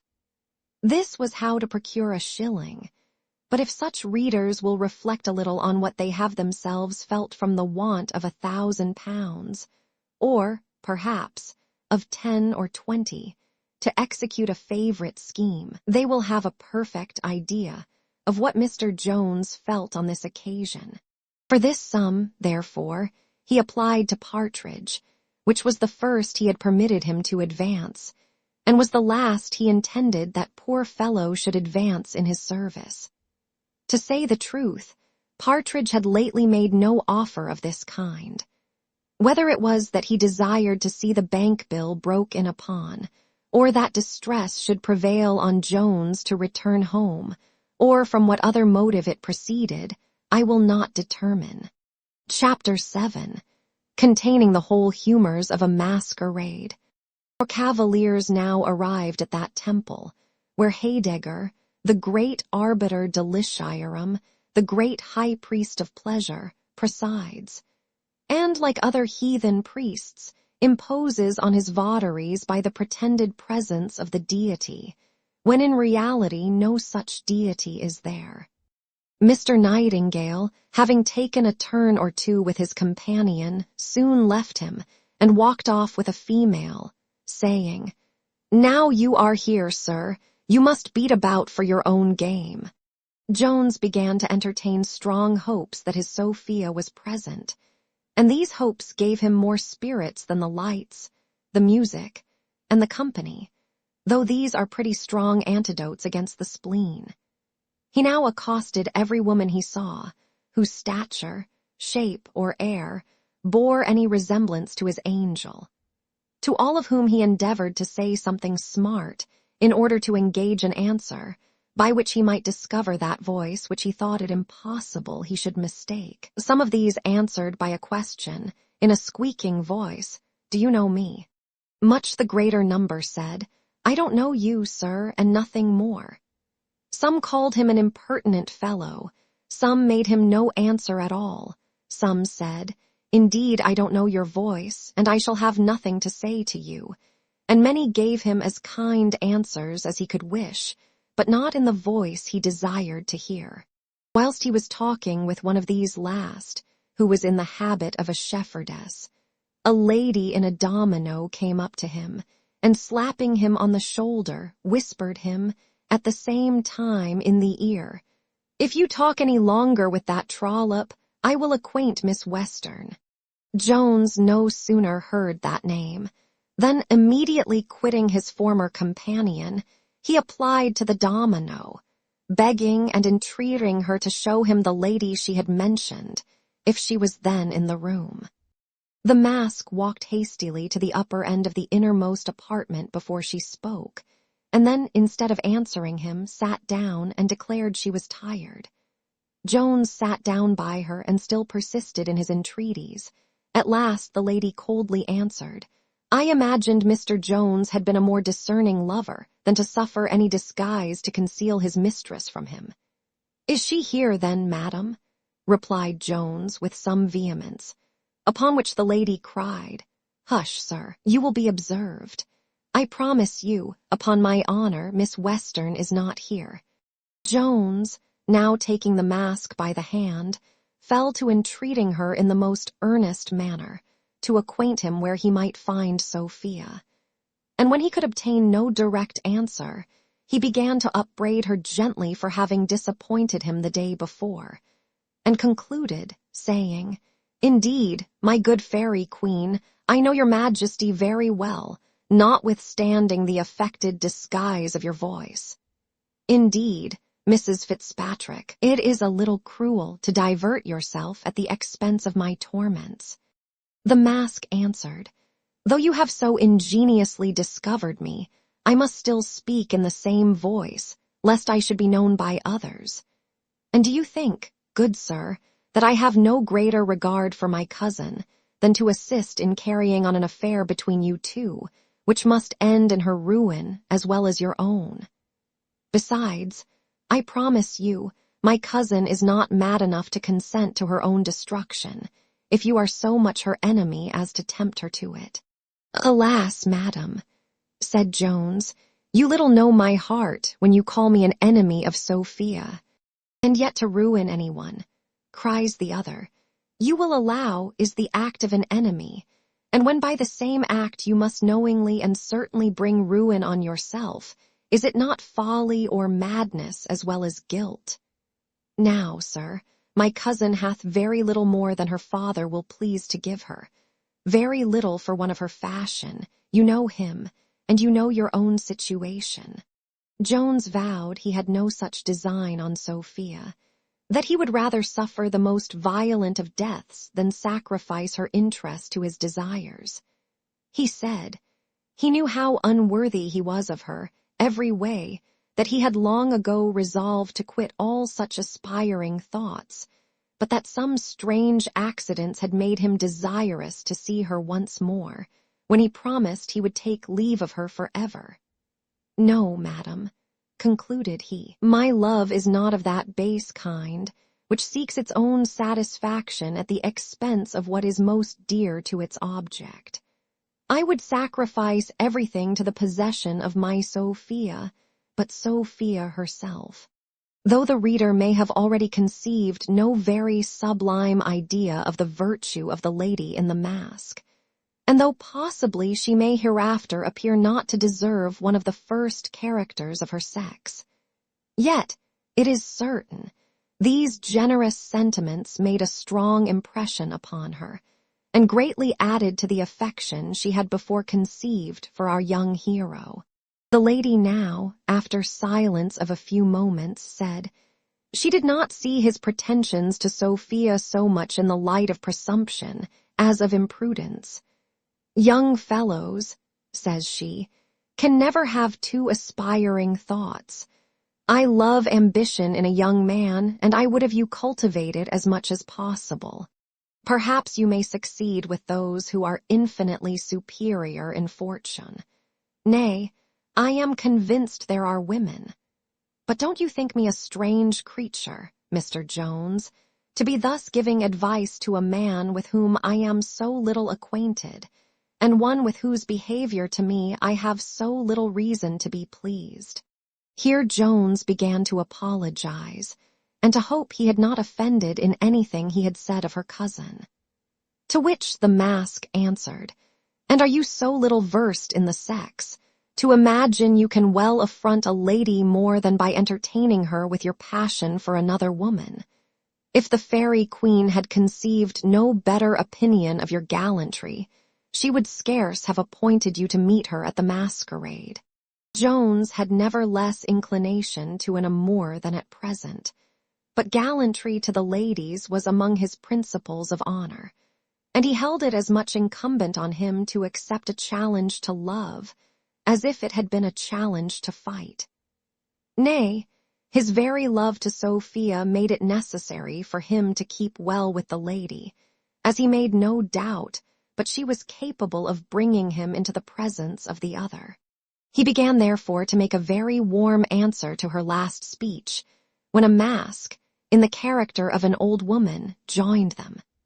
This mask was one of those ladies who go to a masquerade only to vent ill nature, by telling people rude truths, and by endeavoring, as the phrase is, to spoil as much sport as they are able. This good lady, therefore, having observed Jones and his friend, whom she well knew, in close consultation together in a corner of the room, concluded she could nowhere satisfy her spleen better than by interrupting them. She attacked them, therefore, and soon drove them from their retirement. Nor was she contented with this, but pursued them to every place which they shifted to avoid her, till Mr. Nightingale, seeing the distress of his friend, at last relieved him, and engaged the old woman in another pursuit. While Jones and his mask were walking together about the room, to rid themselves of the teaser, he observed his lady speak to several masks, with the same freedom of acquaintance as if they had been barefaced. He could not help expressing his surprise at this, saying, "Sure, madam, you must have infinite discernment to know people in all disguises." To which the lady answered, "You cannot conceive anything more insipid and childish than a masquerade to the people of fashion, who in general know one another as well here as when they meet in an assembly or a drawing-room. Nor will any woman of condition converse with a person with whom she is not acquainted. In short, the generality of persons whom you see here may more properly be said to kill time in this place than in any other, and generally retire from hence more tired than from the longest sermon. To say the truth, I begin to be in that situation myself, and if I have any faculty at guessing, you are not much better pleased. I protest it would be almost charity in me to go home for your sake. I know but one charity equal to it, cries Jones, and that is to suffer me to wait on you home. Sure, answered the lady, you have a strange opinion of me to imagine that upon such an acquaintance I would let you into my doors at this time of night. I fancy you impute the friendship I have shown my cousin to some other motive. Confess honestly, don't you consider this contrived interview as little better than a downright assignation? Are you used, Mr. Jones, to make these sudden conquests? I am not used, madam, said Jones, to submit to such sudden conquests, but as you have taken my heart by surprise, the rest of my body hath a right to follow, so you must pardon me if I resolve to attend you wherever you go. He accompanied these words with some proper actions, upon which the lady, after a gentle rebuke, and saying their familiarity would be observed, told him she was going to sup with an acquaintance, whither she hoped he would not follow her. For if you should, said she, I shall be thought an unaccountable creature, though my friend indeed is not censorious. Yet I hope you won't follow me. I protest I shall not know what to say if you do. The lady presently after quitted the masquerade, and Jones, notwithstanding the severe prohibition he had received, presumed to attend her. He was now reduced to the same dilemma we have mentioned before, namely, the want of a shilling, and could not relieve it by borrowing as before. He therefore walked boldly on after the chair in which his lady rode, pursued by a grand huzzah from all the chairmen present, who wisely take the best care they can to discountenance all walking afoot by their betters. Luckily, however, the gentry who attend at the opera house were too busy to quit their stations, and as the lateness of the hour prevented him from meeting many of their brethren in the street, He proceeded without molestation, in a dress, which, at another season, would have certainly raised a mob at his heels. The lady was set down in a street not far from Hanover Square, where the door being presently opened, she was carried in, and the gentleman, without any ceremony, walked in after her.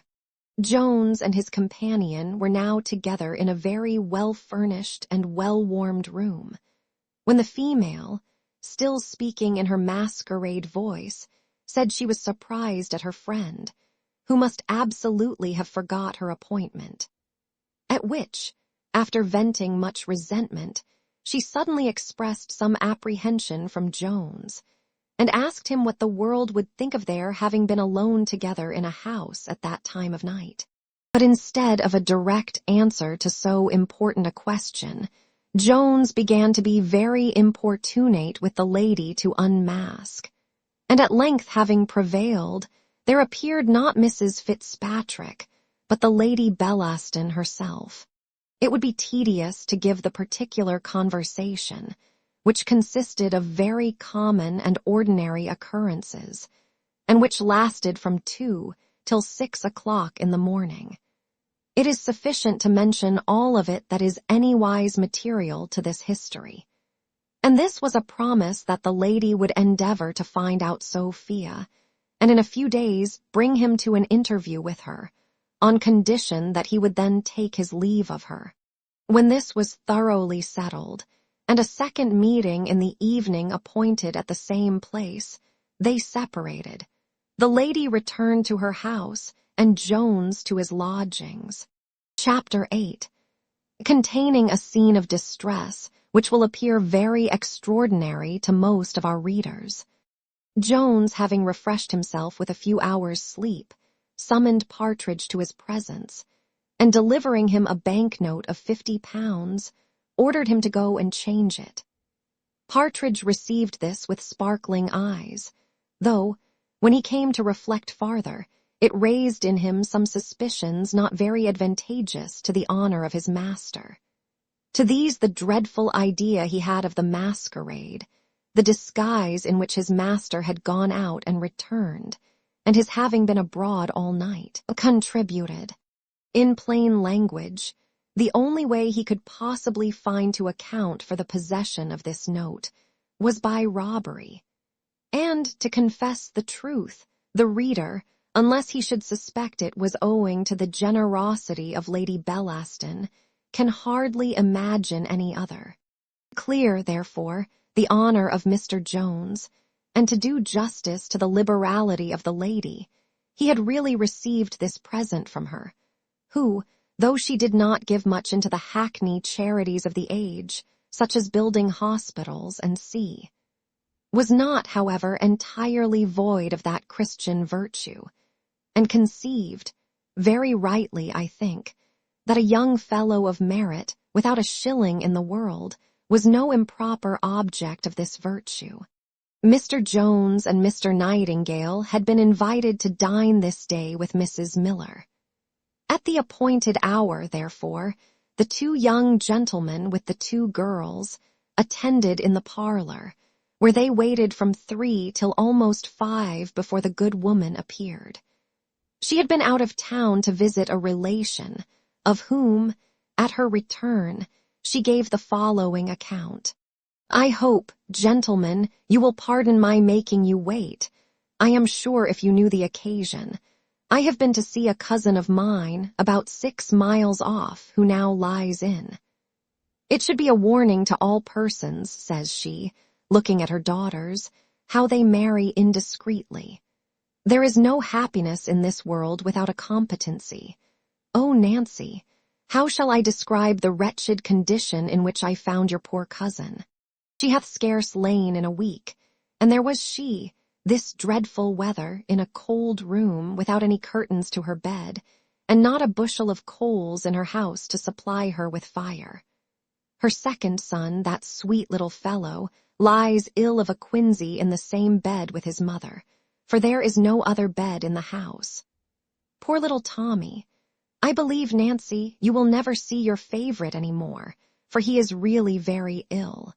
The rest of the children are in pretty good health. But Molly, I am afraid, will do herself an injury. She is but 13 years old, Mr. Nightingale, and yet in my life I never saw a better nurse. She tends both her mother and her brother, and what is wonderful in a creature so young, she shows all the cheerfulness in the world to her mother. And yet I saw the poor child, Mr. Nightingale, turn about and privately wipe the tears from her eyes. Here Mrs. Miller was prevented by her own tears from going on, and there was not, I believe, a person present who did not accompany her in them. At length she a little recovered herself, and proceeded thus. In all this distress the mother supports her spirits in a surprising manner. The danger of her son sits heaviest upon her, and yet she endeavors as much as possible to conceal even this concern, on her husband's account. Her grief, however, sometimes gets the better of all her endeavors, for she was always extravagantly fond of this boy, and a most sensible, sweet-tempered creature it is. I protest I was never more affected in my life than when I heard the little wretch, who is hardly yet 7 years old, while his mother was wetting him with her tears, beg her to be comforted. "Indeed, mamma," cried the child, "I shan't die. God Almighty, I'm sure, won't take Tommy away. Let heaven be ever so fine a place. I had rather stay here and starve with you and my papa than go to it. Pardon me, gentlemen, I can't help it," says she, wiping her eyes. Such sensibility and affection in a child. And yet, perhaps, he is least the object of pity, for a day or two will, most probably, place him beyond the reach of all human evils. The father is, indeed, most worthy of compassion. Poor man, his countenance is the very picture of horror, and he looks like one rather dead than alive. Oh, heavens! What a scene 999 I behold at my first coming into the room.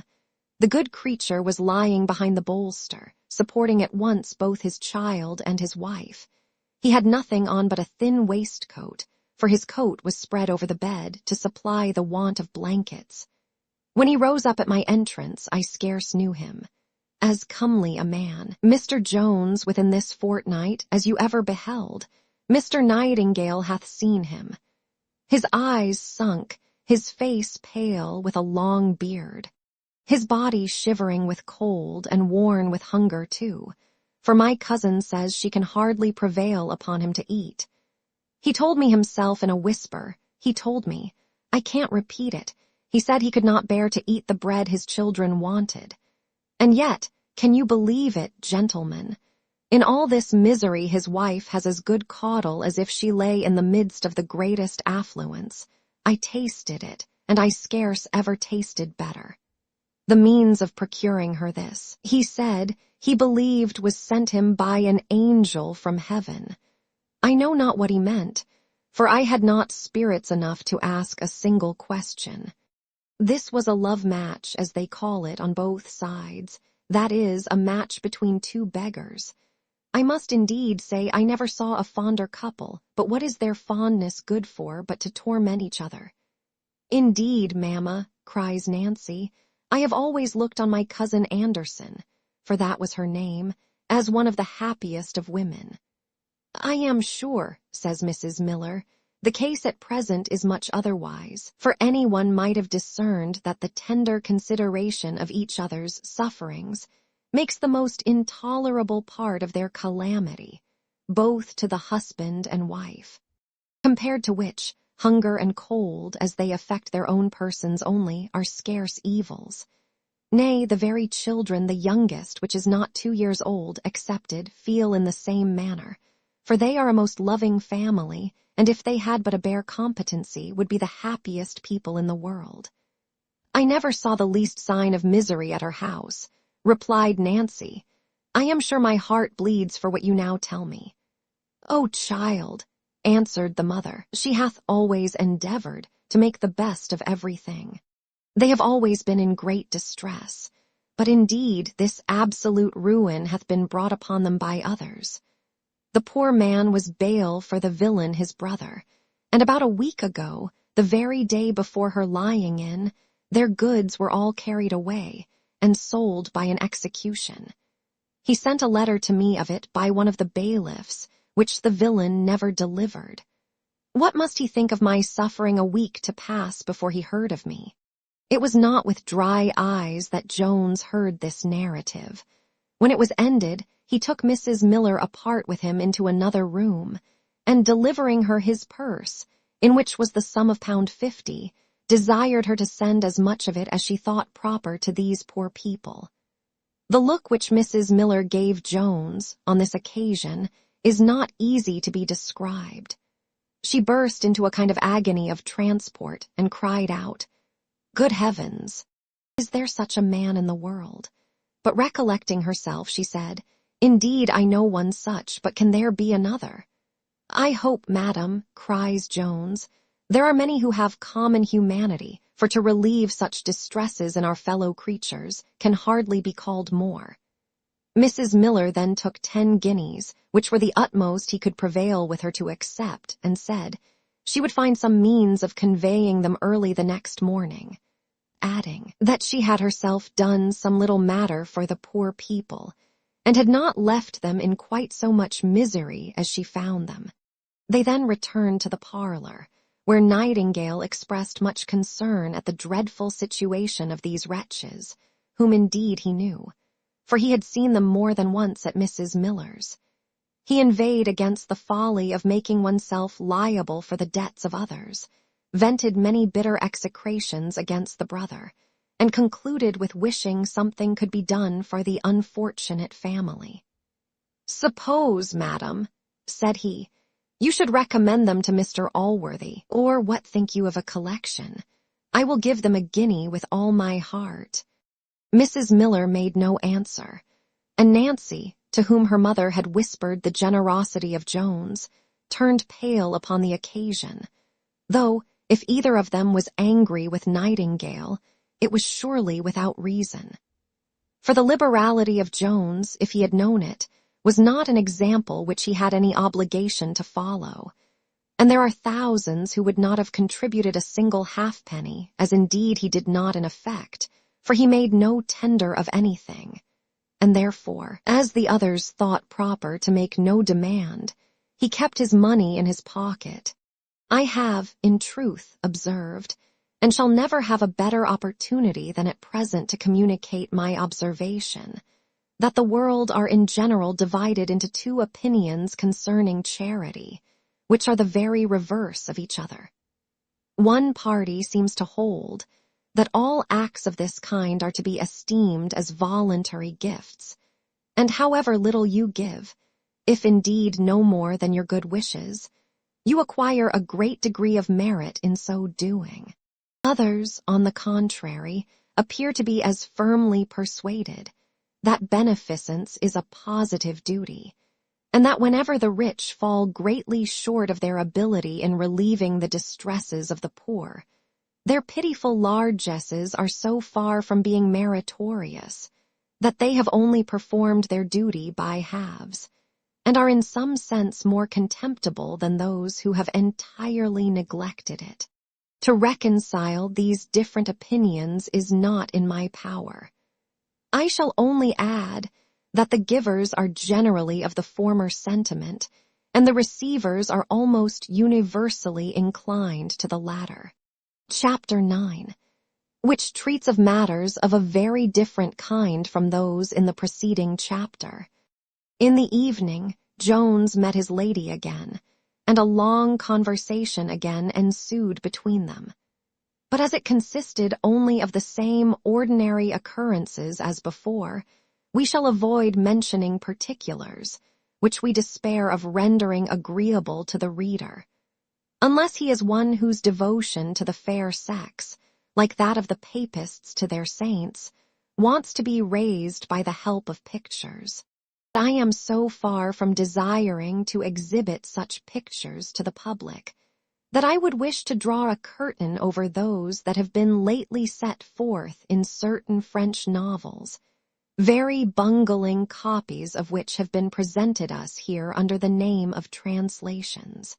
Jones grew still more and more impatient to see Sophia, and finding, after repeated interviews with Lady Bellaston, no likelihood of obtaining this by her means. For, on the contrary, the lady began to treat even the mention of the name of Sophia with resentment. He resolved to try some other method. He made no doubt but that Lady Bellaston knew where his angel was, so he thought it most likely that some of her servants should be acquainted with the same secret. Partridge, therefore, was employed to get acquainted with those servants, in order to fish this secret out of them. Few situations can be imagined more uneasy than that to which his poor master was at present reduced. For besides the difficulties he met with in discovering Sophia, besides the fears he had of having disobliged her, and the assurances he had received from Lady Bellaston of the resolution which Sophia had taken against him, and of her having purposely concealed herself from him, which he had sufficient reason to believe might be true, he had still a difficulty to combat which it was not in the power of his mistress to remove, however kind her inclination might have been. This was the exposing of her to be disinherited of all her father's estate, the almost inevitable consequence of their coming together without a consent, which he had no hopes of ever obtaining.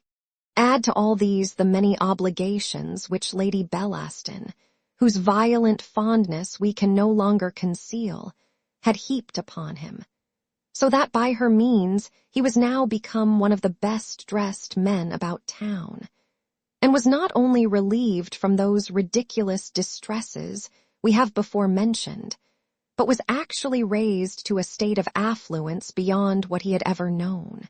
Now, though there are many gentlemen who very well reconcile it to their consciences to possess themselves of the whole fortune of a woman, without making her any kind of return, yet to a mind, the proprietor of which doth not deserve to be hanged, nothing is, I believe, more irksome than to support love with gratitude only, especially where inclination pulls the heart a contrary way.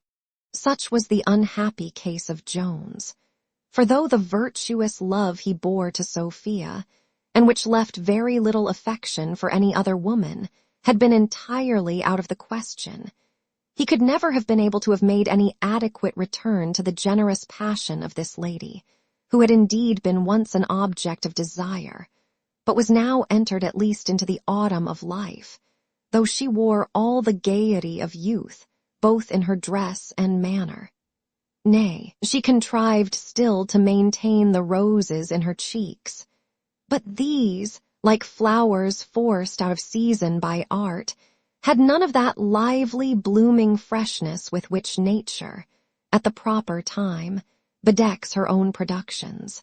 She had, besides, a certain imperfection, which renders some flowers, though very beautiful to the eye, very improper to be placed in a wilderness of sweets, and what above all others is most disagreeable to the breath of love. Though Jones saw all these discouragements on the one side, he felt his obligations full as strongly on the other, nor did he less plainly discern the ardent passion whence those obligations proceeded, the extreme violence of which if he failed to equal, he well knew the lady would think him ungrateful, and, what is worse, he would have thought himself so. He knew the tacit consideration upon which all her favors were conferred, and as his necessity obliged him to accept them, so his honor, he concluded, forced him to pay the price. This, therefore, he resolved to do, whatever misery it cost him, and to devote himself to her, from that great principle of justice, by which the laws of some countries oblige a debtor, who is no otherwise capable of discharging his debt, to become the slave of his creditor. While he was meditating on these matters, he received the following note from the lady. "A very foolish, but a very perverse accident hath happened since our last meeting, which makes it improper I should see you any more at the usual place. I will, if possible, contrive some other place by tomorrow. In the meantime, adieu. This disappointment, perhaps, the reader may conclude was not very great, but if it was, he was quickly relieved. For in less than an hour afterwards, another note was brought him from the same hand, which contained as follows: I have altered my mind since I wrote, a change which, if you are no stranger to the tenderest of all passions, you will not wonder at. I am now resolved to see you this evening at my own house, whatever may be the consequence. Come to me exactly at 7. I dine abroad, but will be at home by that time. A day, I find, to those that sincerely love, seems longer than I imagined. If you should accidentally be a few moments before me, bid them show you into the drawing-room. To confess the truth, Jones was less pleased with this last epistle than he had been with the former, as he was prevented by it from complying with the earnest entreaties of Mr. Nightingale, with whom he had now contracted much intimacy and friendship. These entreaties were to go with that young gentleman and his company to a new play, which was to be acted that evening, and which a very large party had agreed to damn, from some dislike they had taken to the author, who was a friend to one of Mr. Nightingale's acquaintance. And this sort of fun, our hero, we are ashamed to confess, would willingly have preferred to the above kind appointment, but his honor got the better of his inclination. Before we attend him to this intended interview with the lady, we think proper to account for both the preceding notes, as the reader may possibly be not a little surprised at the imprudence of Lady Bellaston in bringing her lover to the very house where her rival was lodged. First, then, the mistress of the house where these lovers had hitherto met, and who had been for some years a pensioner to that lady, was now become a Methodist, and had that very morning waited upon her ladyship, and after rebuking her very severely for her past life, had positively declared that she would, on no account, be instrumental in carrying on any of her affairs for the future. The hurry of spirits into which this accident threw the lady made her despair of possibly finding any other convenience to meet Jones that evening. But as she began a little to recover from her uneasiness at the disappointment, she set her thoughts to work, when luckily it came into her head to propose to Sophia to go to the play, which was immediately consented to, and a proper lady provided for her companion.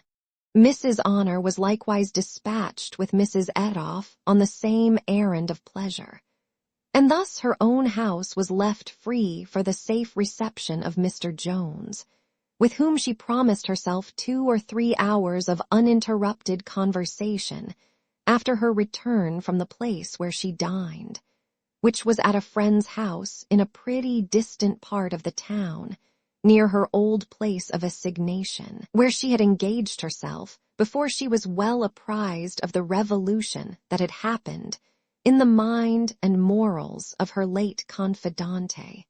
Chapter 10. A chapter which, though short, may draw tears from some eyes. Mr. Jones was just dressed to wait on Lady Bellaston when Mrs. Miller rapped at his door, and being admitted, very earnestly desired his company below stairs to drink tea in the parlor. Upon his entrance into the room, she presently introduced a person to him, saying, "This, sir, is my cousin, who hath been so greatly beholden to your goodness, for which he begs to return you his sincerest thanks." The man had scarce entered upon that speech which Mrs. Miller had so kindly prefaced, when both Jones and he, looking steadfastly at each other, showed at once the utmost tokens of surprise. The voice of the latter began instantly to falter, and instead of finishing his speech, he sunk down into a chair, crying, "It is so, I am convinced it is so." "Bless me, what's the meaning of this?" cries Mrs. Miller. "You are not ill, I hope, cousin. Some water, a dram this instant. Be not frighted, madam. cries Jones. "I have almost as much need of a dram as your cousin. We are equally surprised at this unexpected meeting. Your cousin is an acquaintance of mine, Mrs. Miller." "An acquaintance," cries the man. "Oh, heaven!" "Aye, an acquaintance," repeated Jones, "and an honored acquaintance, too. When I do not love and honor the man who dares venture everything to preserve his wife and children from instant destruction, may I have a friend capable of disowning me in adversity." "Oh, you are an excellent young man," cries Mrs. Miller. "Yes, indeed, poor creature, he hath ventured everything. If he had not had one of the best of constitutions, it must have killed him." "Cousin," cries the man, who had now pretty well recovered himself, "this is the angel from heaven whom I meant. This is he to whom, before I saw you, I owed the preservation of my Peggy. He it was to whose generosity every comfort, every support which I have procured for her was owing. He is, indeed, the worthiest, bravest, noblest of all human beings. Oh, cousin, I have obligations to this gentleman of such a nature." "Mention nothing of obligations," cries Jones eagerly. "Not a word, I insist upon it, not a word," meaning, I suppose, that he would not have him betray the affair of the robbery to any person. "If, by the trifle you have received from me, I have preserved a whole family, sure pleasure was never bought so cheap." "Oh, sir," cries the man, "I wish you could this instant see my house. If any person had ever a right to the pleasure you mention, I am convinced it is yourself.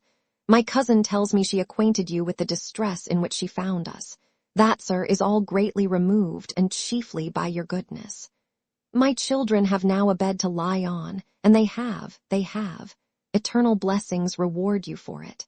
They have bread to eat. My little boy is recovered, my wife is out of danger, and I am happy. All owing to you, sir, and to my cousin here, one of the best of women. Indeed, sir, I must see you at my house. Indeed, my wife must see you, and thank you. My children, too, must express their gratitude. Indeed, sir, they are not without a sense of their obligation. But what is my feeling when I reflect to whom I owe that they are now capable of expressing their gratitude? Oh, sir, the little hearts which you have warmed had now been cold as ice without your assistance." Here Jones attempted to prevent the poor man from proceeding, but indeed the overflowing of his own heart would of itself have stopped his words. And now Mrs. Miller likewise began to pour forth thanksgivings, as well in her own name as in that of her cousin, and concluded with saying, "She doubted not but such goodness would meet a glorious reward." Jones answered, he had been sufficiently rewarded already. "Your cousin's account, madam," said he, "hath given me a sensation more pleasing than I have ever known. He must be a wretch who is unmoved at hearing such a story. How transporting, then, must be the thought of having happily acted a part in this scene. If there are men who cannot feel the delight of giving happiness to others, I sincerely pity them, as they are incapable of tasting what is, in my opinion, a greater honor, a higher interest, and a sweeter pleasure than the ambitious, the avaricious, or the voluptuous man can ever obtain." The hour of appointment being now come, Jones was forced to take a hasty leave, but not before he had heartily shaken his friend by the hand, and desired to see him again as soon as possible, promising that he would himself take the first opportunity of visiting him at his own house. He then stepped into his chair, and proceeded to Lady Bellaston's, greatly exulting in the happiness which he had procured to this poor family. Nor could he forbear reflecting, without horror, on the dreadful consequences which must have attended them, had he listened rather to the voice of strict justice than to that of mercy, when he was attacked on the high road. Mrs. Miller sung forth the praises of Jones during the whole evening, in which Mr. Anderson, while he stayed, so passionately accompanied her that he was often on the very point of mentioning the circumstance of the robbery. However, he luckily recollected himself, and avoided an indiscretion which would have been so much the greater, as he knew Mrs. Miller to be extremely strict and nice in her principles. He was likewise well apprised of the loquacity of this lady, and yet such was his gratitude that it had almost got the better both of discretion and shame, and made him publish that which would have defamed his own character, rather than omit any circumstances which might do the fullest honor to his benefactor. Chapter 11, in which the reader will be surprised. Mr. Jones was rather earlier than the time appointed, and earlier than the lady, whose arrival was hindered, not only by the distance of the place where she dined, but by some other cross accidents very vexatious to one in her situation of mind. He was accordingly shown into the drawing-room, where he had not been many minutes before the door opened, and in came no other than Sophia herself, who had left the play before the end of the first act. For this, as we have already said, being a new play at which two large parties met, the one to damn, and the other to applaud, a violent uproar and an engagement between the two parties, had so terrified our heroine that she was glad to put herself under the protection of a young gentleman who safely conveyed her to her chair. As Lady Bellaston had acquainted her that she should not be at home till late, Sophia, expecting to find no one in the room, came hastily in, and went directly to a glass which almost fronted her, without once looking towards the upper end of the room, where the statue of Jones now stood motionless. In this glass it was, after contemplating her own lovely face, that she first discovered the said statue, when, instantly turning about, she perceived the reality of the vision, upon which she gave a violent scream, and scarce preserved herself from fainting, till Jones was able to move to her and support her in his arms. To paint the looks or thoughts of either of these lovers is beyond my power. As their sensations, from their mutual silence, may be judged to have been too big for their own utterance, it cannot be supposed that I should be able to express them, and the misfortune is that few of my readers have been enough in love to feel by their own hearts what passed at this time in theirs. After a short pause, Jones, with faltering accents, said, "I see, madam, you are surprised." "Surprised," answered she. "Oh, heavens! Indeed, I am surprised. I almost doubt whether you are the person you seem." "Indeed," cries he, "my Sophia, pardon me, madam, for this once calling you so. I am that very wretched Jones, whom fortune, after so many disappointments, hath at last kindly conducted to you. Oh, my Sophia, did you know the 1,000 torments I have suffered in this long, fruitless pursuit?" "Pursuit of whom?" said Sophia, a little recollecting herself and assuming a reserved air.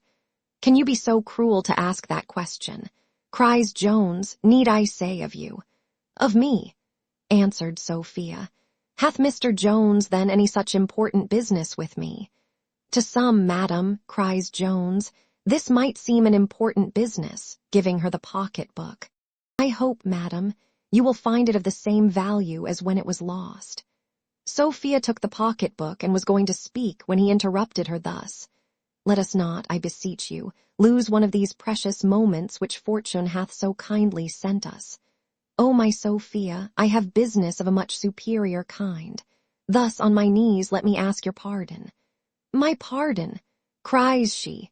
"Sure, sir, after what is past, you cannot expect, after what I have heard." I scarce know what I say," answered Jones. "By heavens, I scarce wish you should pardon me, oh, my Sophia. Henceforth never cast away a thought on such a wretch as I am. If any remembrance of me should ever intrude to give a moment's uneasiness to that tender bosom, think of my unworthiness, and let the remembrance of what passed at Upton blot me forever from your mind." Sophia stood trembling all this while. Her face was whiter than snow, and her heart was throbbing through her stays. But at the mention of Upton, a blush arose in her cheeks, and her eyes, which before she had scarce lifted up, were turned upon Jones with a glance of disdain. He understood this silent reproach, and replied to it thus: "Oh, my Sophia, my only love, you cannot hate or despise me more for what happened there than I do myself, but yet do me the justice to think that my heart was never unfaithful to you. That had no share in the folly I was guilty of. It was even then unalterably yours. Though I despaired of possessing you, nay, almost of ever seeing you more, I doted still on your charming idea, and could seriously love no other woman. But if my heart had not been engaged, she, into whose company I accidentally fell at that cursed place, was not an object of serious love. Believe me, my angel, I never have seen her from that day to this, and never intend or desire to see her again." Sophia in her heart was very glad to hear this, but forcing into her face an air of more coldness than she had yet assumed. "Why," said she, "Mr. Jones, do you take the trouble to make a defense where you are not accused? If I thought it worth while to accuse you, I have a charge of unpardonable nature indeed." "What is it, for heaven's sake?" answered Jones, trembling and pale, expecting to hear of his amour with Lady Bellaston. "Oh," said she, "how is it possible? Can everything noble and everything base be lodged together in the same bosom? Lady Bellaston, and the ignominious circumstance of having been kept, rose again in his mind, and stopped his mouth from any reply. Could I have expected, proceeded Sophia, such treatment from you, nay, from any gentleman, from any man of honor, to have my name traduced in public, in inns, among the meanest vulgar, to have any little favors that my unguarded heart may have too lightly betrayed me to grant, boasted of there? Nay, even to hear that you had been forced to fly from my love. Nothing could equal Jones's surprise at these words of Sophia. But yet, not being guilty, he was much less embarrassed how to defend himself than if she had touched that tender string at which his conscience had been alarmed. By some examination he presently found that her supposing him guilty of so shocking an outrage against his love, and her reputation, was entirely owing to Partridge's talk at the inns before landlords and servants, for Sophia confessed to him it was from them that she received her intelligence. He had no very great difficulty to make her believe that he was entirely innocent of an offense so foreign to his character. But she had a great deal to hinder him from going instantly home, and putting Partridge to death, which he more than once swore he would do. This point being cleared up, they soon found themselves so well pleased with each other, that Jones quite forgot he had begun the conversation with conjuring her to give up all thoughts of him, and she was in a temper to have given ear to a petition of a very different nature. For before they were aware they had both gone so far, that he let fall some words that sounded like a proposal of marriage, to which she replied, that did not her duty to her father forbid her to follow her own inclinations, ruin with him would be more welcome to her than the most affluent fortune with another man. At the mention of the word ruin he started, let drop her hand, which he had held for some time, and striking his breast with his own, cried out, "Oh, Sophia, can I then ruin thee? No, by heavens, no, I never will act so base a part. Dearest Sophia, whatever it costs me, I will renounce you. I will give you up. I will tear all such hopes from my heart as are inconsistent with your real good. My love I will ever retain, but it shall be in silence. It shall be at a distance from you. It shall be in some foreign land, from whence no voice, no sigh of my despair shall ever reach and disturb your ears. And when I am dead—" He would have gone on, but was stopped by a flood of tears which Sophia let fall in his bosom, upon which she leaned, without being able to speak one word. He kissed them off, which for some moments she allowed him to do without any resistance, but then, recollecting herself, gently withdrew out of his arms, and to turn the discourse from a subject too tender, and which she found she could not support, bethought herself to ask him a question she never had time to put to him before: how he came into that room. He began to stammer, and would, in all probability, have raised her suspicions by the answer he was going to give, when, at once, the door opened, and in came Lady Bellaston. Having advanced a few steps, and seeing Jones and Sophia together, she suddenly stopped, when, after a pause of a few moments, recollecting herself with admirable presence of mind, she said, though with sufficient indications of surprise both in voice and countenance, "I thought, Miss Western, you had been at the play." Though Sophia had no opportunity of learning of Jones by what means he had discovered her, yet, as she had not the least suspicion of the real truth, or that Jones and Lady Bellaston were acquainted, so she was very little confounded, and the less, as the lady had, in all their conversations on the subject, entirely taken her side against her father. With very little hesitation, therefore, she went through the whole story of what had happened at the playhouse, and the cause of her hasty return. The length of this narrative gave Lady Bellaston an opportunity of rallying her spirits, and of considering in what manner to act. And as the behavior of Sophia gave her hopes that Jones had not betrayed her, she put on an air of good humor and said, "I should not have broke in so abruptly upon you, Miss Western, if I had known you had company." Lady Bellaston fixed her eyes on Sophia while she spoke these words, to which that poor young lady, having her face overspread with blushes and confusion, answered in a stammering voice, "I am sure, madam, I shall always think the honour of your ladyship's company." "I hope, at least," cries Lady Bellaston, "I interrupt no business." "No, madam," answered Sophia, "our business was at an end. Your ladyship may be pleased to remember I have often mentioned the loss of my pocket-book, which this gentleman, having very luckily found, was so kind to return it to me with the bill in it." Jones, ever since the arrival of Lady Bellaston, had been ready to sink with fear. He sat kicking his heels, playing with his fingers, and looking more like a fool, if it be possible, than a young booby squire, when he is first introduced into a polite assembly. He began, however, now to recover himself, and taking a hint from the behavior of Lady Bellaston, who he saw did not intend to claim any acquaintance with him, he resolved, as entirely to affect the stranger on his part. He said, ever since he had the pocket-book in his possession, he had used great diligence in inquiring out the lady whose name was writ in it, but never till that day could be so fortunate to discover her. Sophia had indeed mentioned the loss of her pocket-book to Lady Bellaston, but as Jones, for some reason or other, had never once hinted to her that it was in his possession, she believed not one syllable of what Sophia now said, and wonderfully admired the extreme quickness of the young lady in inventing such an excuse.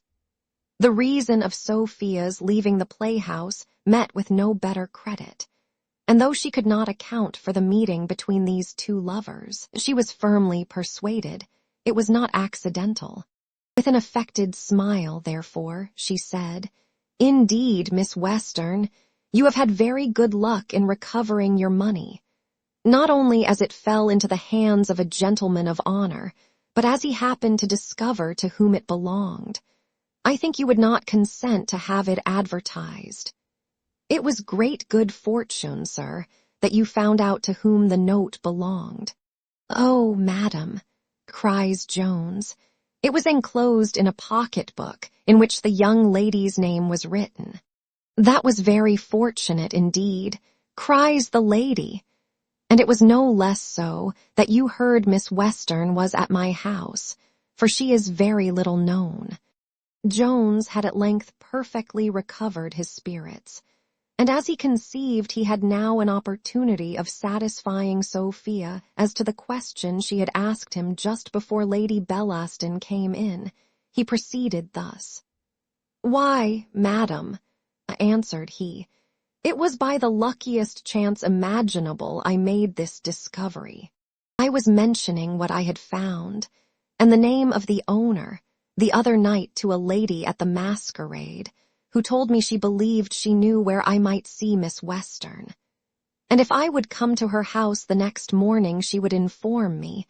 I went according to her appointment, but she was not at home, nor could I ever meet with her till this morning, when she directed me to your ladyship's house. I came accordingly, and did myself the honor to ask for your ladyship. And upon my saying that I had very particular business, a servant showed me into this room, where I had not been long before the young lady returned from the play. Upon his mentioning the masquerade, he looked very slyly at Lady Bellaston, without any fear of being remarked by Sophia, for she was visibly too much confounded to make any observations. This hint a little alarmed the lady, and she was silent, when Jones, who saw the agitation of Sophia's mind, resolved to take the only method of relieving her, which was by retiring. But before he did this, he said, "I believe, madam, it is customary to give some reward on these occasions. I must insist on a very high one for my honesty. It is, madam, no less than the honor of being permitted to pay another visit here." "Sir," replied the lady, "I make no doubt that you are a gentleman, and my doors are never shut to people of fashion." Jones then, after proper ceremonials, departed, highly to his own satisfaction, and no less to that of Sophia, who was terribly alarmed lest Lady Bellaston should discover what she knew already but too well. Upon the stairs Jones met his old acquaintance, Mrs. Honor, who, notwithstanding all she had said against him, was now so well bred to behave with great civility. This meeting proved indeed a lucky circumstance, as he communicated to her the house where he lodged, with which Sophia was unacquainted. Chapter 12, in which the 13th book is concluded. The elegant Lord Shaftesbury somewhere objects to telling too much truth, by which it may be fairly inferred that, in some cases, to lie is not only excusable but commendable. And surely there are no persons who may so properly challenge a right to this commendable deviation from truth as young women in the affair of love, for which they may plead precept, education, and above all, the sanction, nay, I may say the necessity of custom, by which they are restrained, not from submitting to the honest impulses of nature, for that would be a foolish prohibition, but from owning them. We are not, therefore, ashamed to say that our heroine now pursued the dictates of the above-mentioned right honorable philosopher. As she was perfectly satisfied, then, that Lady Bellaston was ignorant of the person of Jones, so she determined to keep her in that ignorance, though at the expense of a little fibbing. Jones had not been long gone before Lady Bellaston cried, "Upon my word, a good pretty young fellow. I wonder who he is, for I don't remember ever to have seen his face before." "Nor I neither, madam," cries Sophia. "I must say he behaved very handsomely in relation to my note." "Yes, and he is a very handsome fellow," said the lady. "Don't you think so?" "I did not take much notice of him," answered Sophia, "but I thought he seemed rather awkward and ungenteel than otherwise." "You are extremely right," cries Lady Bellaston. "You may see by his manner that he hath not kept good company. Nay, Notwithstanding his returning your note and refusing the reward, I almost question whether he is a gentleman. I have always observed there is a something in persons well born, which others can never acquire. I think I will give orders not to be at home to him." "Nay, sure, madam," answered Sophia, "one can't suspect after what he hath done. Besides, if your ladyship observed him, there was an elegance in his discourse, a delicacy, a prettiness of expression that—" "I confess," said Lady Bellaston, "the fellow hath words. And indeed, Sophia, you must forgive me, indeed you must." "I forgive your ladyship," said Sophia. "Yes, indeed you must," answered she, laughing, "for I had a horrible suspicion when I first came into the room. I vow you must forgive it, but I suspected it was Mr. Jones himself." "Did your ladyship, indeed?" cries Sophia, blushing and affecting a laugh. "Yes, I vow I did," answered she. "I can't imagine what put it into my head. Forgive the fellow his due, he was genteelly dressed, which, I think, dear Sophy, is not commonly the case with your friend." "This raillery," cries Sophia, "is a little cruel, Lady Bellaston, after my promise to your ladyship." "Not at all, child," said the lady. "It would have been cruel before, but after you have promised me never to marry without your father's consent, in which you know is implied your giving up Jones, sure you can bear a little raillery on a passion which was pardonable enough in a young girl in the country, and of which you tell me you have so entirely got the better. What must I think, my dear Sophy, if you cannot bear a little ridicule even on his dress? I shall begin to fear you are very far gone indeed, and almost question whether you have dealt ingenuously with me." "Indeed, madam," cries Sophia, "your ladyship mistakes me, if you imagine I had any concern on his account." "On his account," answered the lady, "you must have mistaken me. I went no farther than his dress, for I would not injure your taste by any other comparison. I don't imagine, my dear Sophy, if your Mr. Jones had been such a fellow as this." "I thought," says Sophia, "your ladyship had allowed him to be handsome." "Whom, pray?" cried the lady hastily. "Mr. Jones," answered Sophia, and immediately recollecting herself, "Mr. Jones. No, no, I ask your pardon. I mean the gentleman who was just now here." "Oh, Sophy, Sophy," cries the lady, "this Mr. Jones, I am afraid, still runs in your head." "Then, upon my honor, madam," said Sophia, "Mr. Jones is as entirely indifferent to me as the gentleman who just now left us." "Upon my honor," said Lady Bellaston, "I believe it. Forgive me, therefore, a little innocent raillery, but I promise you I will never mention his name any more." And now the two ladies separated, infinitely more to the delight of Sophia than of Lady Bellaston, who would willingly have tormented her rival a little longer, had not business of more importance called her away. As for Sophia, her mind was not perfectly easy under this first practice of deceit, upon which, when she retired to her chamber, she reflected with the highest uneasiness and conscious shame. Nor could the peculiar hardship of her situation and the necessity of the case at all reconcile her mind to her conduct, for the frame of her mind was too delicate to bear the thought of having been guilty of a falsehood, however qualified by circumstances. Nor did this thought once suffer her to close her eyes during the whole succeeding night. Book 14, containing 2 days. Chapter 1. An essay to prove that an author will write the better for having some knowledge of the subject on which he writes. As several gentlemen in these times, by the wonderful force of genius only, without the least assistance of learning, perhaps, without being well able to read, have made a considerable figure in the republic of letters.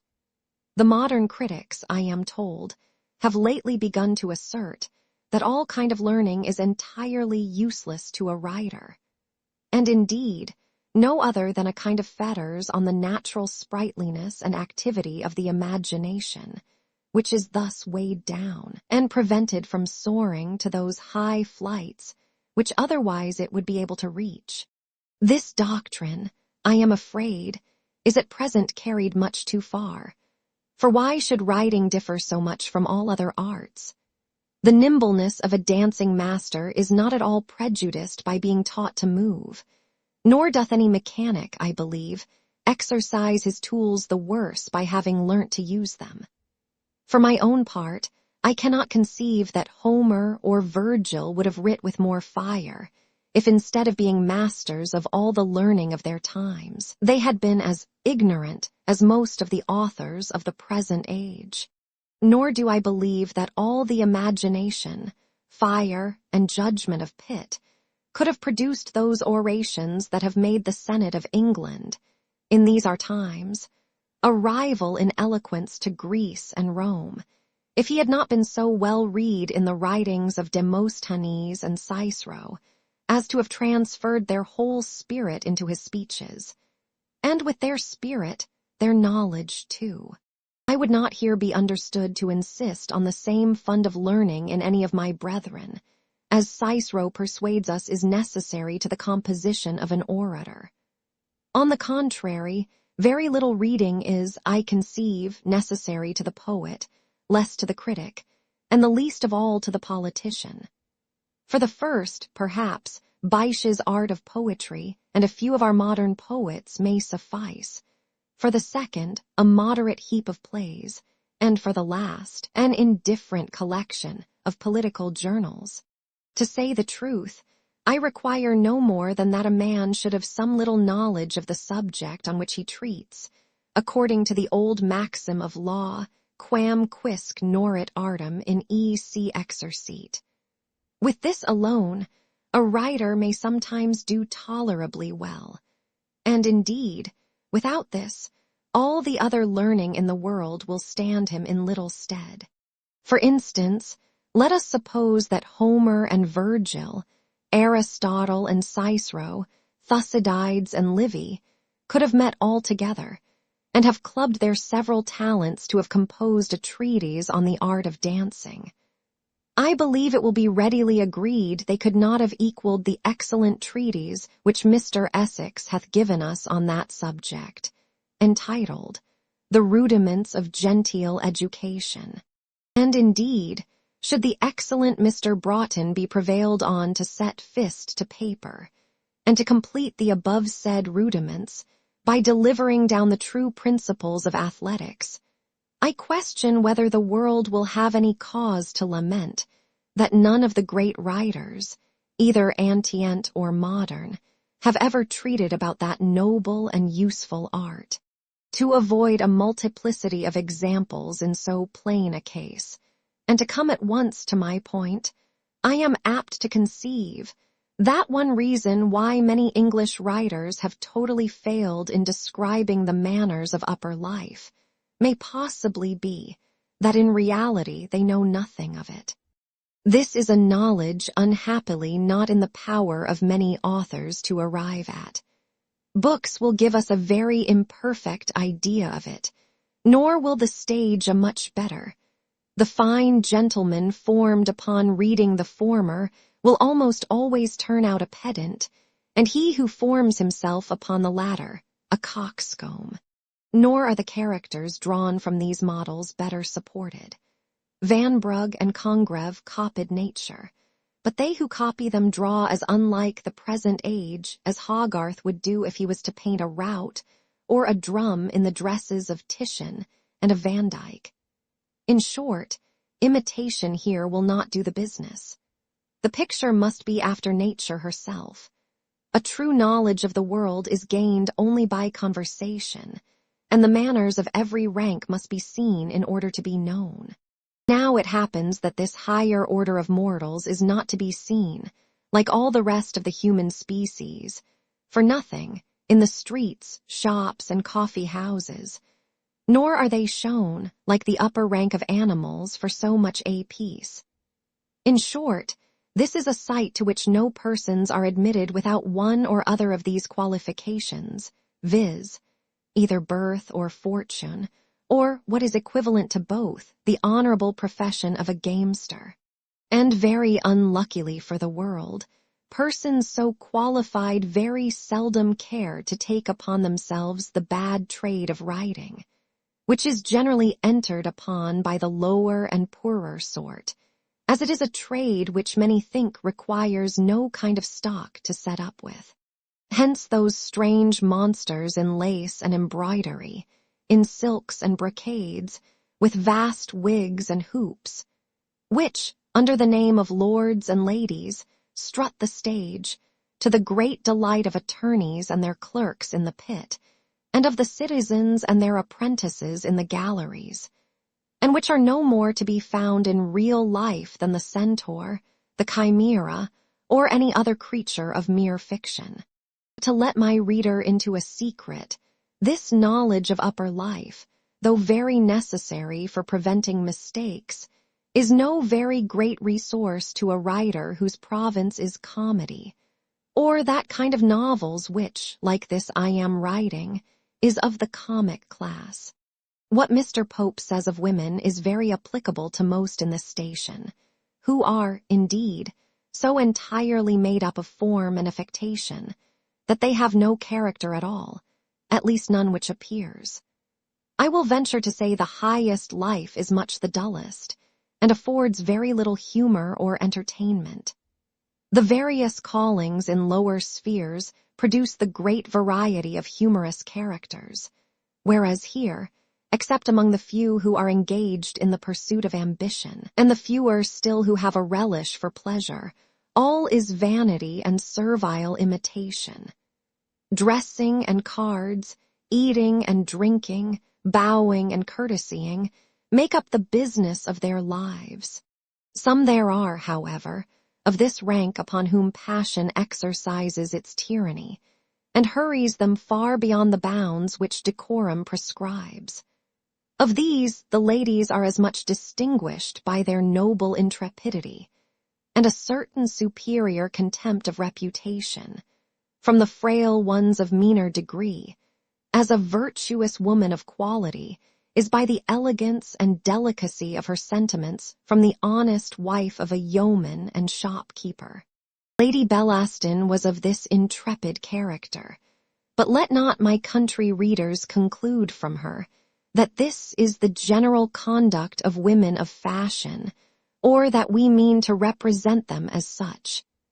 They might as well suppose that every clergyman was represented by Thwackum, or every soldier by Ensign Northerton. There is not, indeed, a greater error than that which universally prevails among the vulgar, who, borrowing their opinion from some ignorant satirists, have affixed the character of lewdness to these times. On the contrary, I am convinced there never was less of love intrigue carried on among persons of condition than now. Our present women have been taught by their mothers to fix their thoughts only on ambition and vanity, and to despise the pleasures of love as unworthy their regard. And being afterwards, by the care of such mothers, married without having husbands, they seem pretty well confirmed in the justness of those sentiments. Whence they content themselves, for the dull remainder of life, with the pursuit of more innocent, but I am afraid more childish amusements, the bare mention of which would ill suit with the dignity of this history. In my humble opinion, the true characteristic of the present beau monde is rather folly than vice, and the only epithet which it deserves is that of frivolous. Chapter 2. Containing letters and other matters which attend amours. Jones had not been long at home before he received the following letter. I was never more surprised than when I found you was gone. When you left the room, I little imagined you intended to have left the house without seeing me again. Your behavior is all of a piece, and convinces me how much I ought to despise a heart which can dote upon an idiot, though I know not whether I should not admire her cunning more than her simplicity, wonderful both. For though she understood not a word of what passed between us, yet she had the skill, the assurance, what shall I call it, to deny to my face that she knows you, or ever saw you before. Was this a scheme laid between you, and have you been base enough to betray me?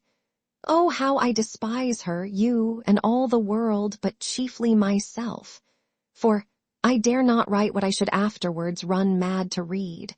But remember, I can detest as violently as I have loved.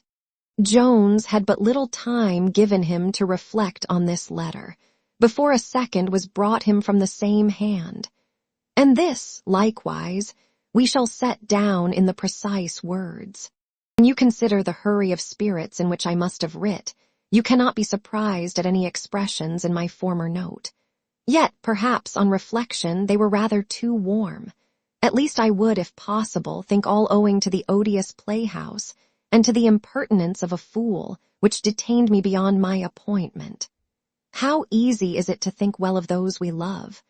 Perhaps you desire I should think so. I have resolved to see you tonight, so come to me immediately. P.S.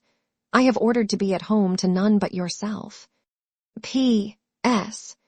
Mr. Jones will imagine I shall assist him in his defense, for I believe he cannot desire to impose on me more than I desire to impose on myself. P.S. Come immediately. To the men of intrigue I refer the determination. Whether the angry or the tender letter gave the greatest uneasiness to Jones. Certain it is, he had no violent inclination to pay any more visits that evening, unless to one single person. However, he thought his honor engaged, and had not this been motive sufficient, he would not have ventured to blow the temper of Lady Bellaston into that flame of which he had reason to think it susceptible, and of which he feared the consequence might be a discovery to Sophia, which he dreaded. After some discontented walks, therefore, about the room, he was preparing to depart, when the lady kindly prevented him, not by another letter, but by her own presence. She entered the room very disordered in her dress, and very discomposed in her looks, and threw herself into a chair where, having recovered her breath, she said, "You see, sir, when women have gone one length too far, they will stop at none. If any person would have sworn this to me a week ago, I would not have believed it of myself. I hope, madam," said Jones, "my charming Lady Bellaston will be as difficult to believe anything against one who is so sensible of the many obligations she hath conferred upon him." "Indeed," says she, "sensible of obligations." Did I expect to hear such cold language from Mr. Jones? "Pardon me, my dear angel," said he, "if after the letters I have received the terrors of your anger, though I know not how I have deserved it. And have I then," says she with a smile, "so angry a countenance? Have I really brought a chiding face with me? If there be honor in man," said he, "I have done nothing to merit your anger. You remember the appointment you sent me. I went in pursuance." "I beseech you," cried she, "do not run through the odious recital. Answer me but one question, and I shall be easy. Have you not betrayed my honor to her?" Jones fell upon his knees and began to utter the most violent protestations, when Partridge came dancing and capering into the room like one drunk with joy, crying out, "She's found! She's found! Here, sir, here, she's here. Mrs. Honor is upon the stairs." "Stop her a moment," cries Jones. "Here, madam, step behind the bed. I have no other room nor closet, nor place on earth to hide you in. Sure never was so damned an accident." "D—end indeed," said the lady, as she went to her place of concealment, and presently afterwards in came Mrs. Honor. "Heyday," says she, "Mr. Jones, what's the matter? That impudent rascal your servant would scarce let me come upstairs. I hope he hath not the same reason to keep me from you as he had at Upton." I suppose you hardly expected to see me, but you have certainly bewitched my lady. Poor dear young lady. To be sure, I loves her as tenderly as if she was my own sister. Lord have mercy upon you if you don't make her a good husband. And to be sure, if you do not, nothing can be bad enough for you. Jones begged her only to whisper, for that there was a lady dying in the next room. A lady, cries she. I suppose one of your ladies. Oh, Mr. Jones, there are too many of them in the world. I believe we are got into the house of one, for my Lady Bellaston, I darst to say, is no better than she should be. Hush, hush, cries Jones. Every word is overheard in the next room. I don't care a farthing, cries Honor. I speaks no scandal of anyone, but to be sure the servants make no scruple of saying as how her ladyship meets men at another place, where the house goes under the name of a poor gentlewoman, but her ladyship pays the rent, and many's the good thing besides, they say, she hath of her. Here Jones, after expressing the utmost uneasiness, offered to stop her mouth. Heyday! Why sure, Mr. Jones, you will let me speak. I speaks no scandal, for I only says what I heard from others, and thinks I to myself, much good may it do the gentlewoman with her riches, if she comes by it in such a wicked manner. To be sure it is better to be poor and honest. The servants are villains, cries Jones, and abuse their lady unjustly. Ay, to be sure, servants are always villains, and so my lady says, and won't hear a word of it. No, I am convinced, says Jones. My Sophia is above listening to such base scandal.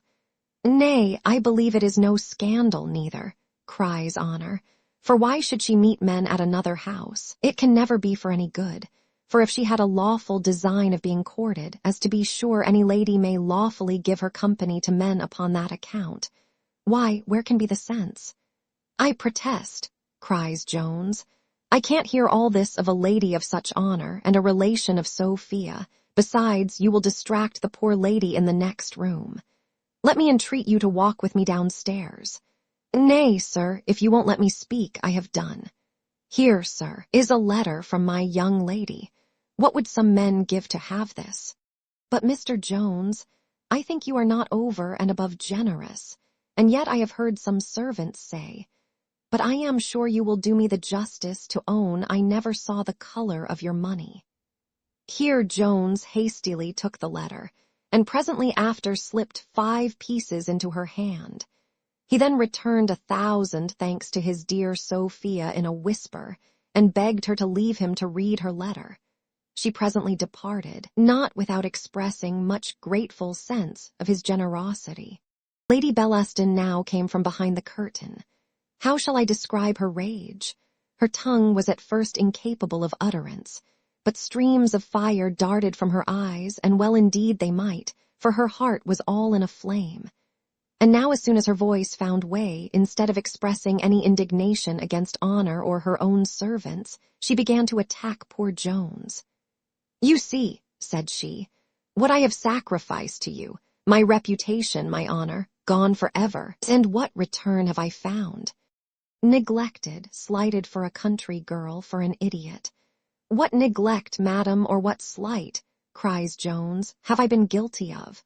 Mr. Jones, said she, it is in vain to dissemble. If you will make me easy, you must entirely give her up, and as a proof of your intention, show me the letter. What letter, madam? Said Jones.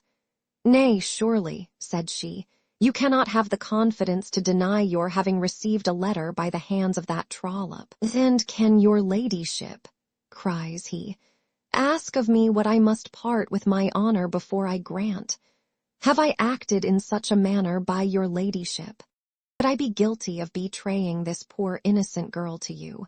What security could you have that I should not act the same part by yourself? A moment's reflection will, I am sure, convince you that a man with whom the secrets of a lady are not safe must be the most contemptible of wretches. Very well, said she. I need not insist on your becoming this contemptible wretch in your own opinion, for the inside of the letter could inform me of nothing more than I know already. I see the footing you are upon. Here ensued a long conversation, which the reader, who is not too curious, will thank me for not inserting at length. It shall suffice, therefore, to inform him that Lady Bellaston grew more and more pacified, and at length believed, or affected to believe, his protestations that his meeting with Sophia that evening was merely accidental, and every other matter which the reader already knows, and which, as Jones set before her in the strongest light, it is plain that she had in reality no reason to be angry with him. She was not, however, in her heart perfectly satisfied with his refusal to show her the letter. So deaf are we to the clearest reason, when it argues against our prevailing passions. She was, indeed, well convinced that Sophia possessed the first place in Jones's affections, and yet, haughty and amorous as this lady was, she submitted at last to bear the second place, or, to express it more properly in a legal phrase, was contented with the possession of that of which another woman had the reversion. It was at length agreed that Jones should for the future visit at the house, for that Sophia, her maid, and all the servants would place these visits to the account of Sophia, and that she herself would be considered as the person imposed upon. This scheme was contrived by the lady, and highly relished by Jones, who was indeed glad to have a prospect of seeing his Sophia at any rate, and the lady herself was not a little pleased with the imposition on Sophia, which Jones, she thought, could not possibly discover to her for his own sake. The next day was appointed for the first visit, and then, after proper ceremonials, the Lady Bellaston returned home. Chapter 3, containing various matters. Jones was no sooner alone than he eagerly broke open his letter, and read as follows. Sir, it is impossible to express what I have suffered since you left this house, and as I have reason to think you intend coming here again, I have sent Honor, though so late at night, as she tells me she knows your lodgings, to prevent you. I charge you, by all the regard you have for me, not to think of visiting here, for it will certainly be discovered. Nay, I almost doubt, from some things which have dropped from her ladyship, that she is not already without some suspicion. Something favorable perhaps may happen. We must wait with patience. But I once more entreat you, if you have any concern for my ease, do not think of returning hither. This letter administered the same kind of consolation to poor Jones, which Job formerly received from his friends. Besides disappointing all the hopes which he promised to himself from seeing Sophia, he was reduced to an unhappy dilemma with regard to Lady Bellaston, for there are some certain engagements which, as he well knew, do very difficultly admit of any excuse for the failure. And to go, after the strict prohibition from Sophia, he was not to be forced by any human power. At length, after much deliberation, which during that night supplied the place of sleep, he determined to feign himself sick. For this suggested itself as the only means of failing the appointed visit, without incensing Lady Bellaston, which he had more than one reason of desiring to avoid. The first thing, however, which he did in the morning, was to write an answer to Sophia, which he enclosed in one to Honor. He then dispatched another to Lady Bellaston, containing the above-mentioned excuse, and to this he soon received the following answer. I am vexed that I cannot see you here this afternoon, but more concerned for the occasion. Take great care of yourself, and have the best advice, and I hope there will be no danger. I am so tormented all this morning with fools, that I have scarce a moment's time to write to you. Adieu. P.S. I will endeavor to call on you this evening at 9. Be sure to be alone. Mr. Jones now received a visit from Mrs. Miller, who, after some formal introduction, began the following speech. "I am very sorry, sir, to wait upon you on such an occasion, but I hope you will consider the ill consequence which it must be to the reputation of my poor girls, if my house should once be talked of as a house of ill fame. I hope you won't think me, therefore, guilty of impertinence, if I beg you not to bring any more ladies in at that time of night." The clock had struck 2 before one of them went away. "I do assure you, madam," said Jones, "the lady who was here last night and who stayed the latest, for the other only brought me a letter, is a woman of very great fashion and my near relation." "I don't know what fashion she is of," answered Mrs. Miller, "but I am sure no woman of virtue, unless a very near relation indeed, would visit a young gentleman at 10 at night, and stay 4 hours in his room with him alone. Besides, sir, the behavior of her chairmen shows what she was. For they did nothing but make jests all the evening in the entry, and asked Mr. Partridge, in the hearing of my own maid, if madam intended to stay with his master all night, with a great deal of stuff not proper to be repeated. I have really a great respect for you, Mr. Jones, upon your own account. Nay, I have a very high obligation to you for your generosity to my cousin. Indeed, I did not know how very good you had been till lately. Little did I imagine to what dreadful courses the poor man's distress had driven him. Little did I think, when you gave me the 10 guineas, that you had given them to a highwayman. O heavens, what goodness have you shown! How have you preserved this family! The character which Mr. Allworthy hath formerly given me of you was, I find, strictly true. And indeed, if I had no obligation to you, my obligations to him are such that, on his account, I should show you the utmost respect in my power. Nay, believe me, dear Mr. Jones, if my daughters and my own reputation were out of the case, I should, for your own sake, be sorry that so pretty a young gentleman should converse with these women. But if you are resolved to do it, I must beg you to take another lodging, for I do not myself like to have such things carried on under my roof, but more especially upon the account of my girls, who have little, heaven knows, besides their characters, to recommend them. Jones started and changed color at the name of Allworthy. Indeed, Mrs. Miller, answered he, a little warmly, I do not take this at all kind. I will never bring any slander on your house, but I must insist on seeing what company I please in my own room, and if that gives you any offense, I shall, as soon as I am able, look for another lodging.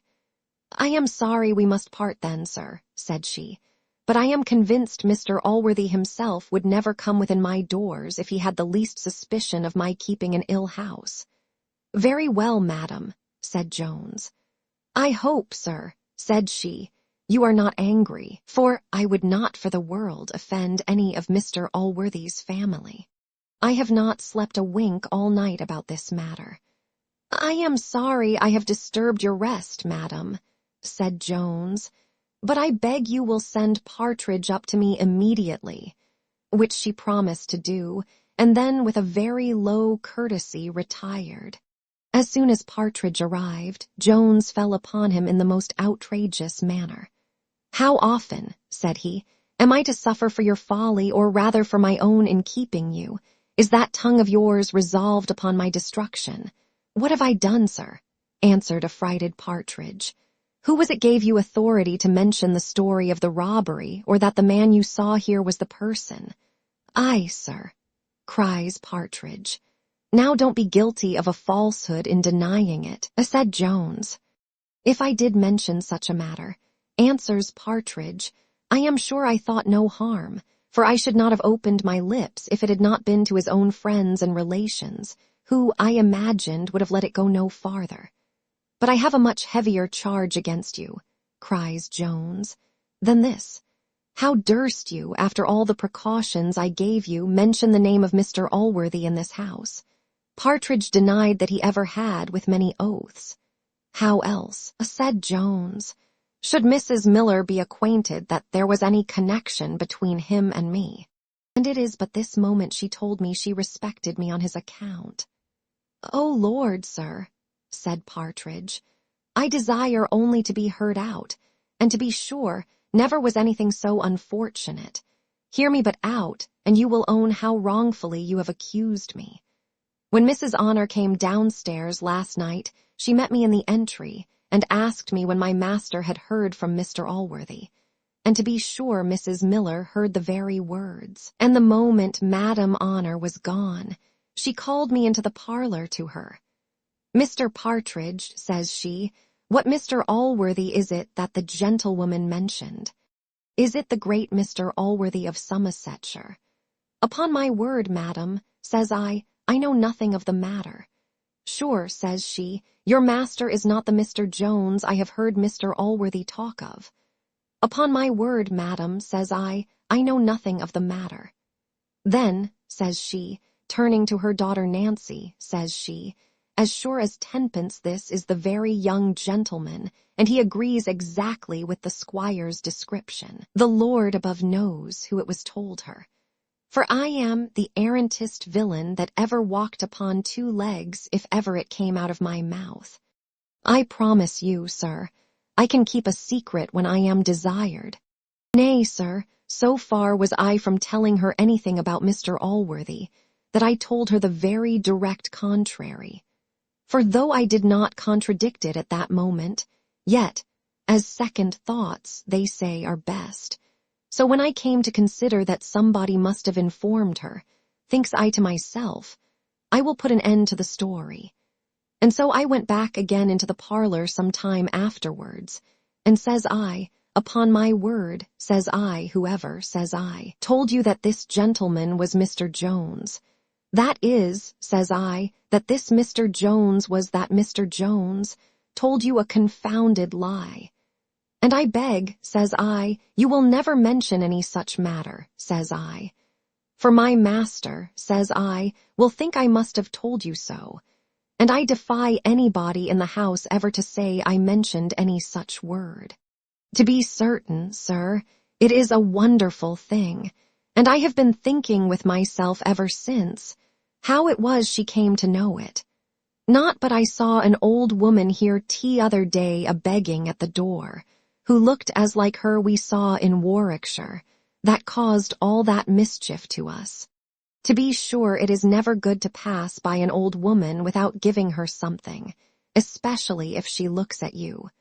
For all the world shall never persuade me but that they have a great power to do mischief. And to be sure I shall never see an old woman again, but I shall think to myself, infandum, Regina, jubes renovare dolorum.